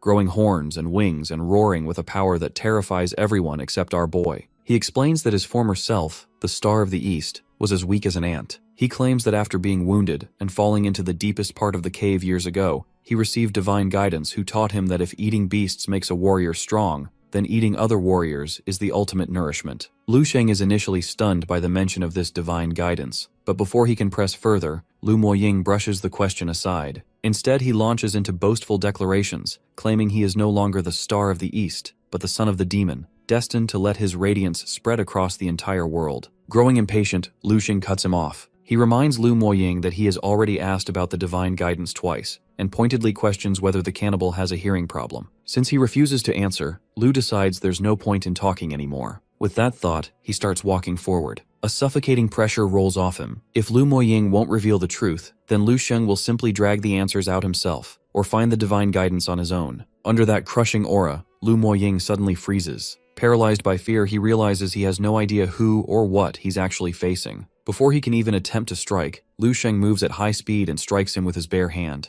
Lu Xing's golden energy bypasses Lu Moying's defenses and enters his body, causing the transformed warrior to explode into pieces in a matter of seconds. As Lu Moying's head falls to the ground, the remaining fanatics are paralyzed with shock. Lu Xing, surrounded by golden energy, expresses his disappointment that someone claiming to be a son of God was too weak to survive even a single hit. Hongyu also is completely bewildered as she knows that Lu Moying had a combat strength of over 13 stars a decade ago, yet the guy killed him as easily as a fly. She realizes she has no idea what the true limit of Lu Xing's power is. With their leader dead, the remaining fanatics panic and try to escape. Lu Xing doesn't chase them. Instead, he lifts his hand and unleashes a massive wave of golden and blue energy. The blast sweeps across the battlefield in a precise arc, cutting down every fleeing warrior and mutant beast until the area falls silent. Watching this, the bald man finally understands that Lu Xing's publicized 12-star power was nothing more than camouflage to conceal his true strength. This is the power he shows here, then his performance at the upcoming military exhibition will bring unprecedented glory to the Eastern Military District. Once the field is secure, Lu Xing turns to the group and announces that the current layer has been cleared. He instructs them to stay put while he proceeds on his own. As he descends deeper, Lu Xing reflects on Lu Moying's final words, trying to unravel the meaning behind the divine guidance he mentioned. His path eventually leads to a quiet, unsettling chamber, an underground lake fed by several rivers, all surrounded by an eerie green glow. Just as Lu lands, he can feel the heavy silence instantly. Moving forward cautiously, he discovers another passage veiled in pitch-black fog, so dense that even high-level mentalists would lose all perception. Despite the danger, Lu Xing steps inside. The moment he crosses the threshold, with this, Lu Xing is suddenly transported into a peaceful, vivid dreamscape filled with trees and butterflies. There, he encounters a beautiful, fairy-like woman who smiles at him and reaches out her hand. Lu Xing is initially amazed, wondering if he has discovered an intelligent alien species, and he feels an unconscious urge to move toward her. However, just before he can take her hand, his forehead begins to glow, breaking the mental hypnosis and returning him to reality. As the illusion shatters, the beautiful fairy distorts into a massive, hideous mutant beast with tentacles and sharp teeth. The creature attempts to maintain the mental manipulation, using its tentacles to stroke his face while telling him not to be afraid and to embrace what he desires. Hands emerge from a hole in the cave as a voice urges him to join them. Despite appearing paralyzed with fear, Lu Xing is actually in complete control. He breaks free from the creature's grasp and unleashes his golden energy, effortlessly severing the beast's head and tentacles with a single strike. Surrounded by his aura, he smiles and reveals that the act was just a joke to see what the monster would do. He mocks the dying creature, giving it the middle finger and calling it an idiot for thinking such a simple trick would work on him. The mutant beast, enraged by Lu Xing's disobedience, vows to kill him and releases a massive surge of evil energy. It commands a swarm of hidden mutant beasts to emerge from the entrance and capture him. While this happens, back at the site of the previous battle, Hongyu and her team are searching the bodies of the fallen fanatics. Hongyu finds and confirms Lu Moying's identification badge, while her teammates discover the IDs of other famous missing masters, such as Hong Feng from the Thunder Gym. They realize that many legendary figures who had vanished over the years had actually ended up as cannibals in this cave. Hongyu instructs the group to carefully collect all the identification documents so they can report the deaths to the military. She notes the gravity of the situation, as nearly 30 high-level martial arts masters were killed in a single instant by Lu Xing.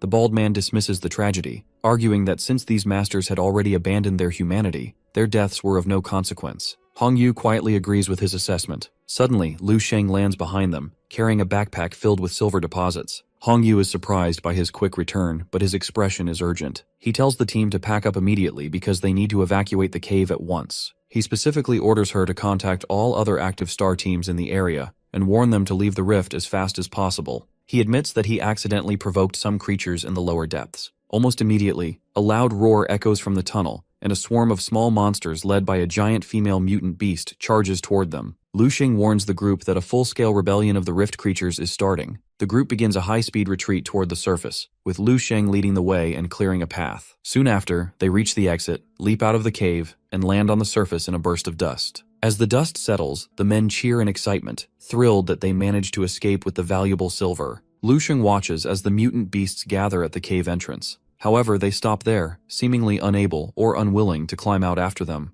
At his side, Hongyu repeats her question, wanting to know what exactly he did to trigger such a massive revolt. Thinking back on their escape, she realizes that the overwhelming number of beasts actually helped them. Instead of overwhelming the team, the creatures clogged the tunnels and slowed each other down, giving Lu Sheng's group a chance to slip away. In response, Lu Sheng simply smiles and tells her not to worry about the specifics, suggesting they focus on getting their haul safely to the military zone first. Encouraged by his confidence, the three men raise the backpacks of silver like trophies, and the team begins moving toward their off-road vehicles. Before following them, Lu Sheng pauses at the cave entrance, casually reflecting on how he essentially tricked the powerful mutant beast. Several hours later, a large crowd gathers at the Eastern Military District headquarters to witness the delivery of the silver. As the trucks unload, observers stare in disbelief at the sheer volume of the haul, while experts lean in with magnifying glasses to confirm its remarkably high purity. Meanwhile, the members of the Hongyu group soak up the attention, laughing, celebrating, and reveling in their sudden status and wealth. Just then, Yao Yu arrives, and his presence immediately quiets the crowd. Rather than praising their luck, he reminds everyone that their success didn't happen by chance. With clear certainty, he explains that he recognized the license plate on the mission leader's vehicle, which is a number assigned only to someone of extremely high rank. At that moment, the crowd finally understands that Lu Sheng isn't an ordinary officer at all. He's likely a supreme admiral. The revelation hits hard. The bald man tells the crowd that Lu Sheng's official 12-star rating is far below his actual capability. He estimates that he possesses at least 20 stars of power, a claim that leaves everyone present trembling in shock. 5 minutes later, Lu Sheng eventually returns to his private villa, where he instructs Hongyu and her team to handle the inventory of the silver. He promises to transfer their 10% share once the accounting is finished, and then dismisses them. After they leave, Lu Sheng goes to bed and enters his dream space to investigate the mystery of the abyss and the monster he encountered. In the dream space, he accesses the Project Fireseed database to research the cave's data. He discovers that the abyss is a spatial rift created by the collision of two different worlds. According to the records, these rifts create distorted gray zones, large enough to allow powerful beings from other dimensions or universes to cross over into the human world. The data explains that the world of mutant beasts is significantly more powerful than the human world, which is why beasts can invade easily, while it remains nearly impossible for humans to travel the other way. Lu Sheng realizes why he has absorbed so many memories from the zombies he encountered. He learns that the legendary level 10 and 11 experts, who are mostly considered myths by the general public, are actually fighting on the second battlefield. This is a hidden front where the strongest martial artists engage in a brutal, deadlocked war against the most powerful monsters coming through the rifts. He understands now that for every beast humans kill, many of their own top-tier warriors are also being lost in a constant cycle of violence on this secondary front. Lu Sheng reads further into the database and learns that the next 10,000 years of human history will be defined by a desperate struggle between two civilizations. The survival of humanity depends entirely on whether its elite powerhouses can defeat the top-tier mutant beasts. The system predicts a chaotic future where unprecedented monsters emerge, leading to an eventual human defeat. This is why the Fireseed Project was created. The greatest warriors of the past combined their efforts to produce a level 12 being. However, even with such a powerful warrior, the system remains uncertain if humanity can actually win or even hold an advantage on the second battlefield. Lu Sheng considers this and realizes that entering the second battlefield requires at least level 10. He reflects on his own history, noting that in his past life he practiced for 300 years without ever gaining access to that front. Initially dismissive, his mindset quickly shifts to a more determined perspective. He begins to wonder if reaching level 11 within 300 years would allow him to cross the abyss directly and eliminate the extra-dimensional threats one by one. He decides that his new goal is to simply crush them all. As he makes this decision, a powerful light descends on him in the dream space, and his golden energy expands, fueled by his martial will. Surrounded by intense flames, he realizes that having a clear, absolute objective has made his path forward feasible. He resolves to reach level 12 as quickly as possible so he can enter the second battlefield, invade the beast's home world, and destroy the source of the calamity once and for all. Lu Sheng contemplates the future and decides he cannot allow a 10,000-year war to persist. He resolves to end the threat of extinction within his own 300-year timeline by personally severing the connection between the human world and the world of mutant beasts. The next morning, Butler Wang and a maid enter the dining room of Lu Sheng's mansion while he is distracted by a report. They greet him respectfully, and the butler presents a gift of special tea. The maid places the green tea on the table, and as our boy takes a sip, he notices it emits a peculiar green energy. He finds it interesting that he has reached a status where people send him such specialized items. Butler Wang then signals for a waiter to bring in a cart containing a level 7 weapon Lu Sheng had previously ordered. Lu uses his power to levitate the briefcase toward him, surprised by how quickly it arrived. Inside is a spear that he examines closely and realizes that it is not a standard level 7 weapon and actually feels closer to level 8 in quality. Lu Sheng is very pleased with the new spear and informs Butler Wang that he has brought back a large amount of silver. He asks Wang to help him forge a new weapon and promises to send over the design soon. He then instructs the maid to escort Wang out and prepare food and wine for the friends he expects to visit later. After Wang and the maid bow and leave, Wang tells the maid she is lucky to work for someone like Lu Sheng. He encourages her to work hard and not betray his trust,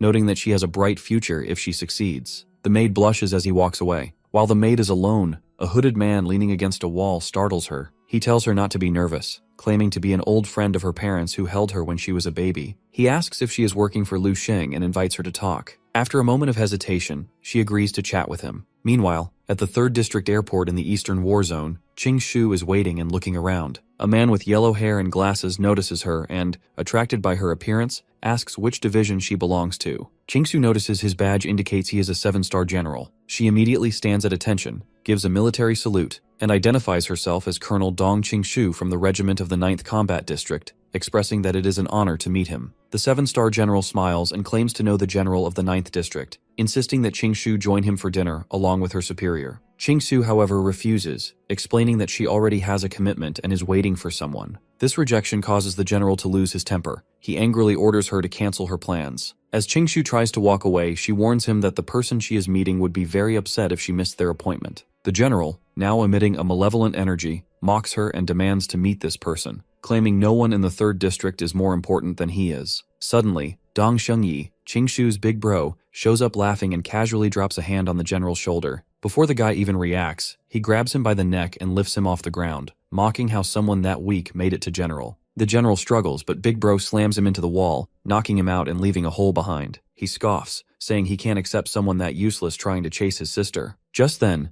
Qing Shu calls his name and his whole attitude flips instantly. The aggression disappears and he turns into a gentle, overprotective big brother. Qing Shu stays calm and decides to head out now that her brother has arrived. As she walks away, her brother smiles and notes that she is still acting distant toward him. Meanwhile, Lu Sheng and the femboy are at a lively bar being served by a waitress in a bunny outfit. While our boy drinks his wine, he asks him if Qing Shu went to the 3rd Combat District to meet someone specific. The guy finishes his drink and confirms that she did, then points at Lu Sheng and orders more wine from the waitress, promising to pay the bill. Lu asks why Qing Shu had to go pick this person up personally and if it was a friend in the military. The femboy explains that the man is actually her half-brother, Dong Shengyi. As he starts to get drunk, he describes Dong Shengyi as a genius prodigy on par with Lu Sheng. He mentions that the guy is the top disciple and heir of a renowned martial arts master. Lu Sheng admits he is impressed, but the guy laughs at him, noticing that his facial expression suggests he doesn't actually find the news that intimidating. The femboy puts his arm around Lu's shoulder and warns him not to get overconfident. He acknowledges that Lu Sheng is a 12-star combatant with great talent,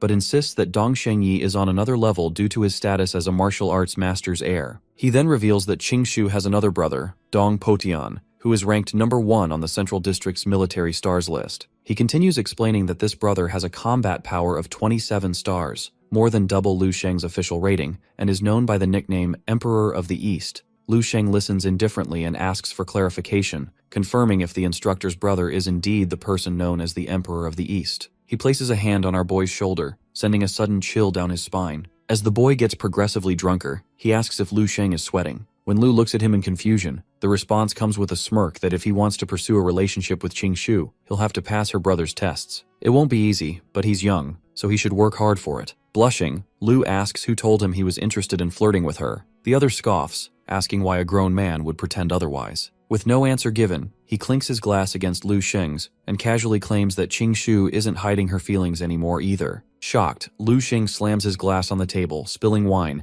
and demands to know if she actually confessed something. Seeing the emotional reaction, the drunk boy laughs and says Lu Sheng just exposed himself. He stands and remarks that while he may be a master of martial arts, he's a complete novice in romance. Lu Sheng admits the point, insisting again on what Qing Shu supposedly confessed. The femboy laughs at it, then he finally stops teasing and confirms that she is interested. He goes further, revealing that during the last dinner invitation, Qing Shu had planned to confess, but Lu Sheng stood her up. The realization makes his heart race and his face burn bright red. More wine is poured, and he reassures him that since Qingshu is decisive, her feelings likely haven't changed. Still, he reminds him that the biggest obstacles remain, which are her two brothers. As they talk, two men enter the bar, casually discussing Qingshu's brother. The blue-haired one claims he already defeated the top two fighters in the Eastern Military District's star rankings, Sun Hengyu and Ji Shun, on his very first day. His bald companion mutters that with those two gone, it's hard to imagine who's left that could even stand a chance. They go on to say he plans to sweep through all 4 military districts to prove his martial path is invincible and eventually rise to the level of a martial saint. The bald man thinks that title is a ridiculous goal, but the femboy silently notes that issuing public challenges right before the Great Eastern competition is unbelievably arrogant. The guy then sips his wine, recognizing how useful the reputation of a martial saint could be. With the military powerless to stop anything, he can practically do whatever he pleases. The guy leans in and warns that if Lu Sheng is moving up the Eastern District rankings this quickly, he will end up on his list sooner rather than later. And because of that connection to Qingshu, the challenge is likely to be even more aggressive than usual. Curious, Lu Sheng asks what their sibling relationship is actually like. The guy snorts and jokes that he must be hoping she'll speak on his behalf so he doesn't get beaten. He immediately denies it, but the guy explains anyway that the whole point of these challenges is to crush every top warrior he can, build an invincible will, and carve a path toward becoming a true martial saint. He reflects on the fact that this man is effectively his future brother-in-law, which leaves the femboy confused. In his mind, he begins visualizing a scenario where he defeats Dong Shengyi and forces him to kneel. He realizes that if he can crush him before an aura of invincibility forms, it will break his spirit and stunt his future martial potential. Yet he also worries about trapping Qingshu in the middle of their conflict. Eventually, Lu Sheng concludes that he'll have to face the other brother too, even if it makes his relationship with the family more tense. Seeing the serious expression, the femboy starts to sweat, realizing just how ambitious and dangerous his plans are. The guy throws an arm over his shoulder, laughing, and admits defeat in their conversation. He notes that when it comes to boldness or showing off, elsewhere in the military district, a massive explosion settles to reveal Shengyi standing among dozens of defeated warriors. He brushes dust off his shoulder, clearly unimpressed by their weakness. The top 10 military stars have all fallen, leaving the remaining fighters in awe. Bored with the one-sided fights, he turns away from the fallen and waves at Qingshu, who watches quietly from the sidelines. A woman appears from behind him, greeting Qingshu and claiming that he's been hiding his true potential for 20 years and is now ready to shock the entire country. Qingshu recognizes her as Miss Lin Wanan and immediately senses that her presence signals a specific mission. She hugs Qingshu's arm and explains that she's researching exotic beast genes. She needs specimens for her experiments and traveled to the military district for that purpose. Leaning close, she whispers that she needs her help. She had originally planned to recruit local soldiers for the research team, but Shengyi has already defeated and incapacitated everyone available. Qingshu is surprised by the request, but Shengyi dismisses the local soldiers as clumsy and unskilled. None were worth remembering except for Sun Hengyu, whom he found only slightly decent. When Qingshu corrects him on the name, he reacts with annoyance, stating that someone who couldn't even survive 3 of his hits doesn't deserve to be remembered. He then reveals their true objective is at the Eastern Military District, to prepare for an expedition into the underground caverns. He grabs Qingshu by the shoulders and tells her they specifically need her because of her expertise as a psychic master. She grows suspicious as she looks at the woman, recalling that her mother is the famous martial saint, Lin Zhengyu. She asks which cave they plan to explore and how deep they intend to go. Shengyi explains they are targeting a SSS level labyrinth and plan to go as deep as possible to collect high-level beast gene specimens. He warns her not to underestimate the research, believing it could revolutionize martial arts and give him the breakthrough needed to become a martial saint himself. However, Qingshu looks down, gripping the necklace Lu Sheng gave her. After a moment of silence, she agrees to join the expedition on one condition, that they must promise her one specific thing in exchange for her help. Dong Shengyi agrees to any condition Qingshu might have, even offering to help her ascend to the level of Grandmaster. Qingshu remains calm and clarifies that her request has nothing to do with her own martial arts training. She asks if he truly intends to defeat every top-ranked general in the East one by one. Dong Shengyi confirms this with confidence, dismissively stating that while they aren't real rivals for him, the fights serve as a good warm-up. Qingshu blushes and asks him to skip the fight against the 4th-ranked general. Dong Shengyi takes a moment to think, eventually realizing that the 4th rank belongs to the 12-star general from the 9th war zone, Lu Sheng. In a sudden move, he snatches the necklace Lu Sheng gave her. He examines the O-shaped pendant and notes that it contains a remarkably pure martial will, which he finds interesting. Qingshu aggressively demands he return it, and he laughs as he tosses it back, remarking that she hasn't changed since they were children. He decides to grant her wish, but only for the duration of the upcoming great military competition. He vows that Lu Sheng must be able to withstand at least one of his attacks before he will officially recognize him or stop interfering in their relationship. Dong Shengye makes it clear that if Lu Sheng cannot pass his test, he will never allow the relationship to continue, regardless of her feelings. He warns her that while his own test is manageable, their other brother, Dong Potian, is much more dangerous. He reminds her of a childhood neighbor from the Qin family who tried to pursue her, only for Potian to nearly kill him on the spot. This memory leaves Qingshu visibly shaken and terrified. Dong Shengye puts a hand on her shoulder, tellingly suggesting that he is the most understanding brother she has. Just then, Lin Wanan tries to comfort Qingshu by holding her hand and promising that she will help keep Lu Sheng's existence a secret from the more dangerous family members for as long as possible. Dong Shengye jokes that Lin Wanan's future boyfriend will have it even worse, given that her mother is a martial saint and all her brothers are champion warriors. Lin Wanan confidently dismisses this, claiming her mother listens to her and her brothers listen to her mother, so she isn't worried. The group then sets a plan that Dong Shengyi will spend the next 3 days defeating every expert on the Eastern Star List before they all enter the Triple S Labyrinth together. Meanwhile, in the dream space, Lu Sheng observes the zombies wandering the city as night falls. He goes to the system room to research Qingshu's family more deeply, realizing he previously underestimated the social and combat standing of the people surrounding her. He begins navigating the system interface to pull up the detailed data files on Qingshu and her powerful brothers to see exactly what he is up against. Dong Shengyi is skilled, but Dong Potian is actually a level 9 martial saint. Lu Sheng notes, Potian reached that level after a century, which is impressive but not rare. Many martial artists stay at level 8 for decades. Still, he's unimpressed. According to his database of 10,000 years of martial arts,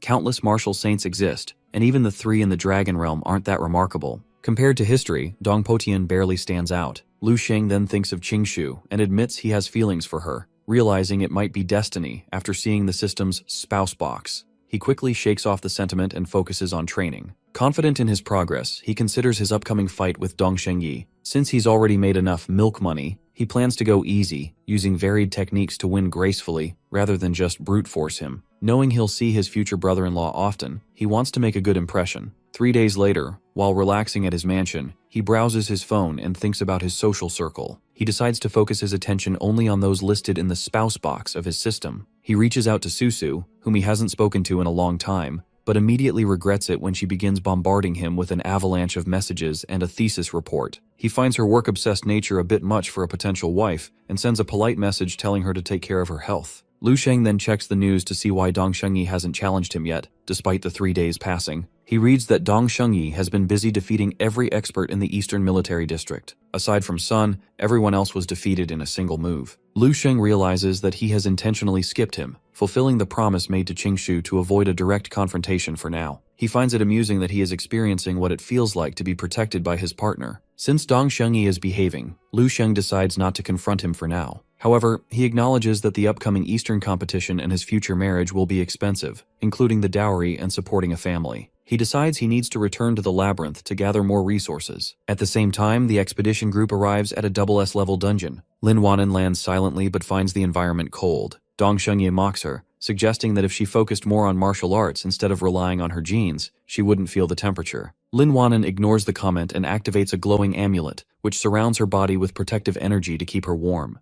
Dong Shengyi compares these amulets to the necklace Lu Sheng gave Qingshu, claiming that the value and the martial saint's will contained in their current amulets are far superior. He tells them it is time to begin the exploration. With this, he instructs them to simply help navigate the cracks in the dungeon, promising to handle all the mutant beasts himself. A few hours later, Lu Sheng arrives at the entrance of an S-level cave littered with mutant beast bones. He notices that entering during the day feels less unsettling than his previous nighttime visit. As he prepares to enter, a voice echoing in his head claims that a single blow can destroy everything. Lu Sheng is confused but decides to leap into the cave regardless. He wonders if the mysterious consciousness he encountered before exists in every cave or just specific ones, but he remains confident. He views the consciousness as a paper tiger that can't actually harm him from the other side of the rift, despite its high level of power. As he descends, he reaches the bottom with enough force to shatter the ground upon landing. After surveying the area, he decides he will simply withdraw if the situation becomes too dangerous. He briefly wonders what Qingshu is doing at that moment. Meanwhile, in the other cave, Dong Shengyi effortlessly slices a mutant beast in half with his sword. Lin Wanan jumps with excitement at the display of power, while Qingshu remains silent and activates her perception technique. Her eyes glow with purple energy as she scans the surrounding area to confirm that no other mutant beasts are nearby. She informs the group that it is now safe to collect samples. Hearing that, Lin Wanan sets down her backpack and puts on a protective mask and gloves. She approaches the beast's corpse and uses a syringe to extract its blood, which is a green, acidic substance. After securing the sample in a test tube, Lin Wanan examines the high-intensity blood, noting that it is exactly what she expected from a level 7 mutant beast. Hearing that, Dong Shengyi approaches Qing Shu and explains his martial philosophy, stating that a warrior's body is their greatest weapon. She ignores him and continues looking forward. Dong Shengyi sheathes his sword behind his back and boasts that, unlike other high-ranking generals, he focuses on melee weapons and physical limits to achieve extreme skill. He smugly tells her that if he weren't trying to speed up his advancement, he wouldn't even use a sword against these beasts, because he finds their blood too filthy to touch. Qingxiu tells her brother to stop boasting and either stay quiet or help collect samples, as no one wants to hear his arrogant speeches. Dong Shengyi, visibly annoyed and sweating, stops talking and helps with the workload. After that, the group advances deeper into the cave, with Dong Shengyi effortlessly killing every mutant beast that crosses their path. As they reach the deepest section, a large group of beasts surrounds them. While Dong Shengyi fights them off at high speeds, Qing Shu watches him with mixed feelings. Although he is her brother, she feels uncomfortable knowing his power might eventually be used against Lu Sheng. Just then, a dangerous spatial crack suddenly appears near Dong Shengyi. He manages to avoid it using his martial instincts, but angrily asks Qing Shu why she didn't warn him. Qing Shu remains completely calm, claiming she didn't see it. She adds with a chilling expression that he shouldn't worry, because even if he hit such a small crack, it would only seriously injure him, rather than kill him. This response shocks Dong Shengyi and makes him break out in a cold sweat. He turns away, calling the situation incomprehensible. As they continue forward, Dong Shengyi remains on high alert, narrowly dodging another rift that opens nearby while he is occupied with more beasts. Furious, he realizes Qing Shu is intentionally leading him into these hazards. He accuses her of trying to kill him, and notes that she specifically insisted they take this dangerous route. Qing Shu offers a calm, insincere apology, promising to be more careful, but Dong Shengyi is now visibly panicked. He remarks that she is already betraying her family before she is even married, putting her own brother's life at risk. Lin Wanan is also shocked by the tension, while Qing Shu ignores her brother's outburst and remains silent. This indifference angers the guy further. When Lin Wanan tries to calm him down, he warns her never to follow Qing Shu's example, calling his sister black-hearted. The group eventually reaches the 34th level of the cave. As usual, Dong Shengyi is forced to cut through a new wave of mutant beasts. Despite his high level of focus, yet another spatial crack appears near him. He manages to react just in time to avoid a collision, though the frequent near misses are clearly beginning to wear on his composure. He warns Qing Shu to stop playing around, pointing out that they are surrounded by level 8 mutant beasts, and if he gets injured, none of them will make it out alive. Qing Shu looks away and offers yet another serious apology, claiming she didn't see the crack. This causes Dong Shengyi to panic, realizing she is indeed trying to sabotage him. Qing Shu then notices a new crack appearing suddenly, and after inspecting it, notes that the space is becoming unstable. Lin Wanan and Dong Shengyi are both shocked by Qing Shu's behavior, especially when she nonchalantly admits that this time she actually didn't see the crack, confirming she had been ignoring the others on purpose. Qing Shu blushes and tries to deflect, telling them not to talk nonsense. She observes more cracks forming and decides they should leave immediately, as the cave is starting to collapse. Despite the danger, Lin Wanan insists on staying to collect the remaining samples. Dong Shengyi, no longer trusting anything his sister says, and tells Lin Wanan they will continue the mission despite the risk. Meanwhile, Lu Sheng reaches level 35 of his S-Class cave. A mutant beast tries to ambush him from behind, but he kills it instantly with a single punch. He stands with one hand on his waist and begins extracting the biological materials from the bodies, a process he learned by watching the Hongyu team do it many times. Lu Sheng closes his eyes and covers his nose as a strange sensation takes over. His immortal cells are picking up unusual signals, and he remains still while he tries to decipher their meaning. After a few seconds, he successfully interprets the messages and is shocked to realize they are a warning. The signals indicate that either he or people close to him are currently in significant danger. He activates his mental power, knowing this sensation only occurs when he or someone close to him is in danger. As golden energy waves spread from his body, his amplified perception allows him to sense an impending crisis, a skill that usually helps warriors avoid fatal confrontations. He pictures his parents, his sister, Qing Shu, and his friends, but he is frustrated because he cannot pinpoint exactly who is at risk. He checks his phone to investigate, but the signal inside the cave is too weak to make calls or send messages. Hoping the person in danger is nearby, Lu Sheng uses his spear and walls to propel himself deeper into the cave to finish his business quickly. He eventually reaches a section filled with gold and feels a brief moment of satisfaction. However, his inability to detect the person in danger with his mental power leads him to suspect that masters from an evil sect might be hiding nearby, or that the cave's separate sections are blocking his senses. To harvest the gold quickly, he ignites his spear with intense flames and strikes the cave wall with a powerful blow. The impact alerts a giant worm-like mutant beast, which emerges from the shadows behind him and roars. With a single, precise movement, he slices the creature in half. Nearby, another team finishes harvesting parts from several dead beasts. Their leader, a bald man, hears the sound of Lu Sheng's impact and notices a strong smell of blood, wondering if it belongs to a human or a monster. One of his teammates decides to head toward the sound to investigate. Elsewhere in the cave, a man stands over a giant mutant beast he just killed. Surrounded by a sinister energy, he feels humiliated and enraged rather than proud. Despite defeating a level 8 beast on his own, he is irritated because he cannot compare to Dong Shengyi's overwhelming power. As he vents his frustration by kicking another beast, a wave of golden energy, Lu Sheng's mental power, reaches him. He bats the energy aside and shouts into the cave, demanding to know who is making so much noise while he is in a foul mood. Meanwhile, Lu Sheng ignores the shouting, focused instead on the large amount of gold he has just extracted. As he controls the floating gold with one hand, 3 mutant beasts attempt to ambush him from behind. Just then, a powerful barrier manifests around Lu Sheng, causing the attacking beasts to harmlessly bounce off. He briefly thinks about Hong Yu and his lack of assistance, realizing he'll have to haul all this gold back himself. Suddenly, he is hit by a sharp, squeezing pain in his chest that causes him to drop his spear. He recognizes this as a critical warning from his immortal cells. Someone important to him is in immediate, life-threatening danger that is so far away he might not arrive in time. He decides to abandon the horde, keeping only a single piece for himself. Just as he turns to leave, a group of men arrives, ecstatic at the sight of the scattered minerals. Without hesitation, one of them rushes past Lu Sheng to claim the mine for the group. Meanwhile, Lu Sheng watches them, quietly comparing their behavior to the stray dogs that once followed him home whenever he carried food. Willing to let them have the gold just so he can leave quickly, Lu Sheng asks them to step aside. The bald leader of the group picks up a piece of gold and laughs, asking if he's joking. The man points to the nearby corpse of a giant centipede beast, explaining that his loud mining likely attracted a massive swarm of mutant creatures to the area. He questions how Lu Sheng expects to leave, or how they will manage to extract the rest of the minerals with a horde of monsters on the way. The bald man suggests that he should hand over a portion of his gold so the group can all leave safely together. Lu Sheng walks toward him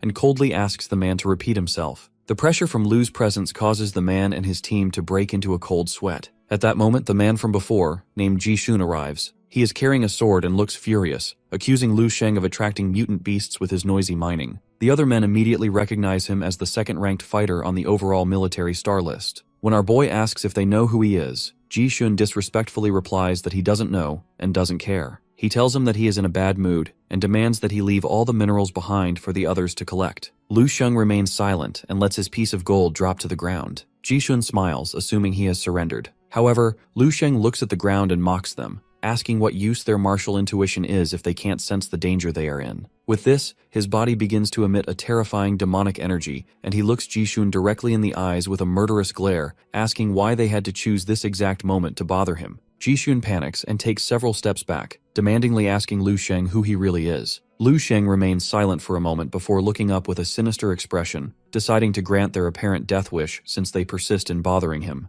Suddenly, he releases a burst of power that causes all the men's wrist communicators to explode, leaving them shocked and isolated. Immediately after, Lu Sheng's body erupts in intense, scorching flames that fill the cave and create a physical pressure so strong it pushes the men backward. Ji Shun stands frozen with his mouth open, realizing too late that he has provoked someone far beyond his level. Meanwhile, in the other double S-rank cave, Qingshu and Lin Wanan reach a section filled with valuable gold minerals. After descending over 30 levels and noticing yet another spatial crack, Qingshu firmly tells her that they cannot go any deeper. Lin Wanan stops to consider this and, after checking her collection of beast blood samples, cheerfully agrees that she has everything she needs. Consequently, she puts her gear away and turns to Dong Shengyi to suggest they head back. However, the guy stands perfectly still and does not answer her. This silence prompts Lin Wanan to gesture toward him and repeat herself. Several minutes pass without a response from Dong Shengyi, forcing the women to call out to him again. Even then, he continues to stare straight ahead with a vacant, serious expression. Qingsu walks up behind him and taps his shoulder. The moment she touches him, he quickly forces a smile and makes up an excuse, saying he was just lost in thought and didn't hear them. Unconvinced, Qingshu explains with a serious tone that they need to leave immediately because new spatial cracks are appearing at an alarming rate. However, Dong Shengye dismisses her concerns, arguing that the cave revolt she predicted hasn't actually happened yet. When she tries to explain that her intuition has sensed something is deeply wrong,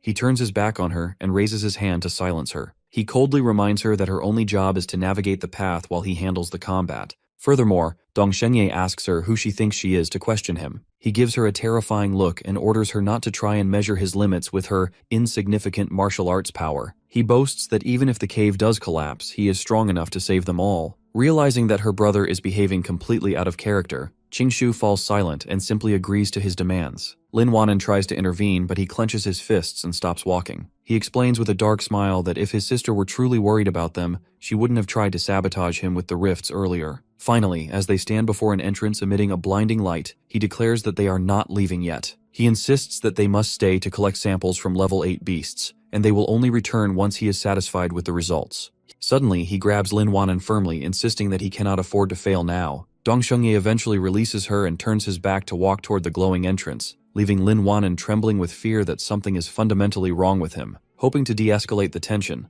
Lin Wanan turns to Qingshu and sincerely asks her not to be angry, suggesting that Dong Shengye didn't mean his harsh words. She remains calm and explains that since they have been siblings since childhood, she doesn't take his attitude too seriously. However, she remains suspicious and asks Lin Wanan if she has noticed the strange shift in his behavior. While Dong Shengye continues toward the entrance smiling like a madman, Qingshu crouches down and touches the floor, causing a purple energy to spread across the ground to track his movements. Qingshu points out that when they first entered the cave, Dong Shengye never strayed more than 5 meters from them for safety. Now that they are on the 34th level, which is 10 times more dangerous, he has moved a considerable distance away without even realizing they aren't following him. As the cave entrance begins to emit a malignant energy, she realizes that his obsession has taken over, and she informs Lin Wanan that he seems to want to be alone as he pushes deeper into the most dangerous parts of the cavern. In the other S-level cave, Lu Sheng is using his psychic power to levitate Ji Shun and begin choking him, but Lu Sheng simply slams his hand downward, shooting his body into the floor with enough force to shatter the ground and create a cloud of steam. When the steam clears, the bald man and his team are horrified to find that Ji Shun,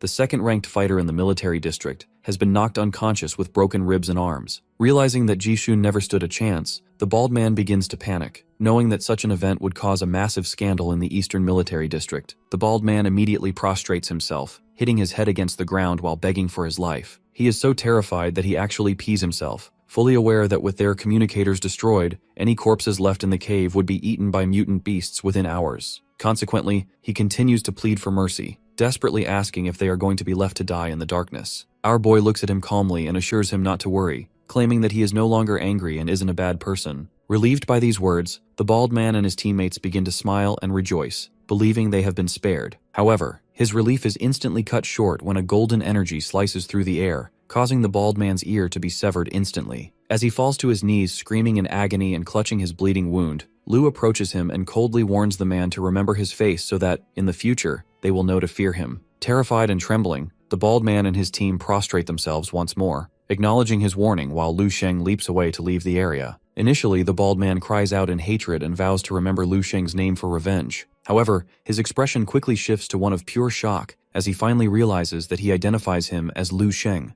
the 4th-ranked stellar general and the dominant powerhouse from the 9th war zone. Upon recognizing that he possesses a staggering combat strength of 12.5 stars, the man begins to weep, realizing that his hopes for vengeance are completely unrealistic. His teammates are equally horrified to confirm Lu Sheng's true power level. After approaching the smoking crater, one of the goons check on their decimated boss and realizes that our boy intentionally held back his strength. Although the internal energy grazed his heart, the blow missed being fatal by only a few centimeters. Consequently, Ji Shun eventually regains consciousness and stares at the ceiling in a daze, vividly imagining Lu Sheng and Dong Shengye standing as equals atop a mountain of corpses. Meanwhile, as Lu Sheng moves further away, he acknowledges that he is still too soft-hearted to kill indiscriminately like the warrior Xuan. However, his calm is short-lived when he suddenly feels a sharp increase in the strange, unsettling energy he sensed earlier. This surge of unease causes him to grip his chest tightly as he realizes that the danger to his loved ones is reaching a breaking point. He becomes desperate to identify exactly who is in trouble. At that same moment,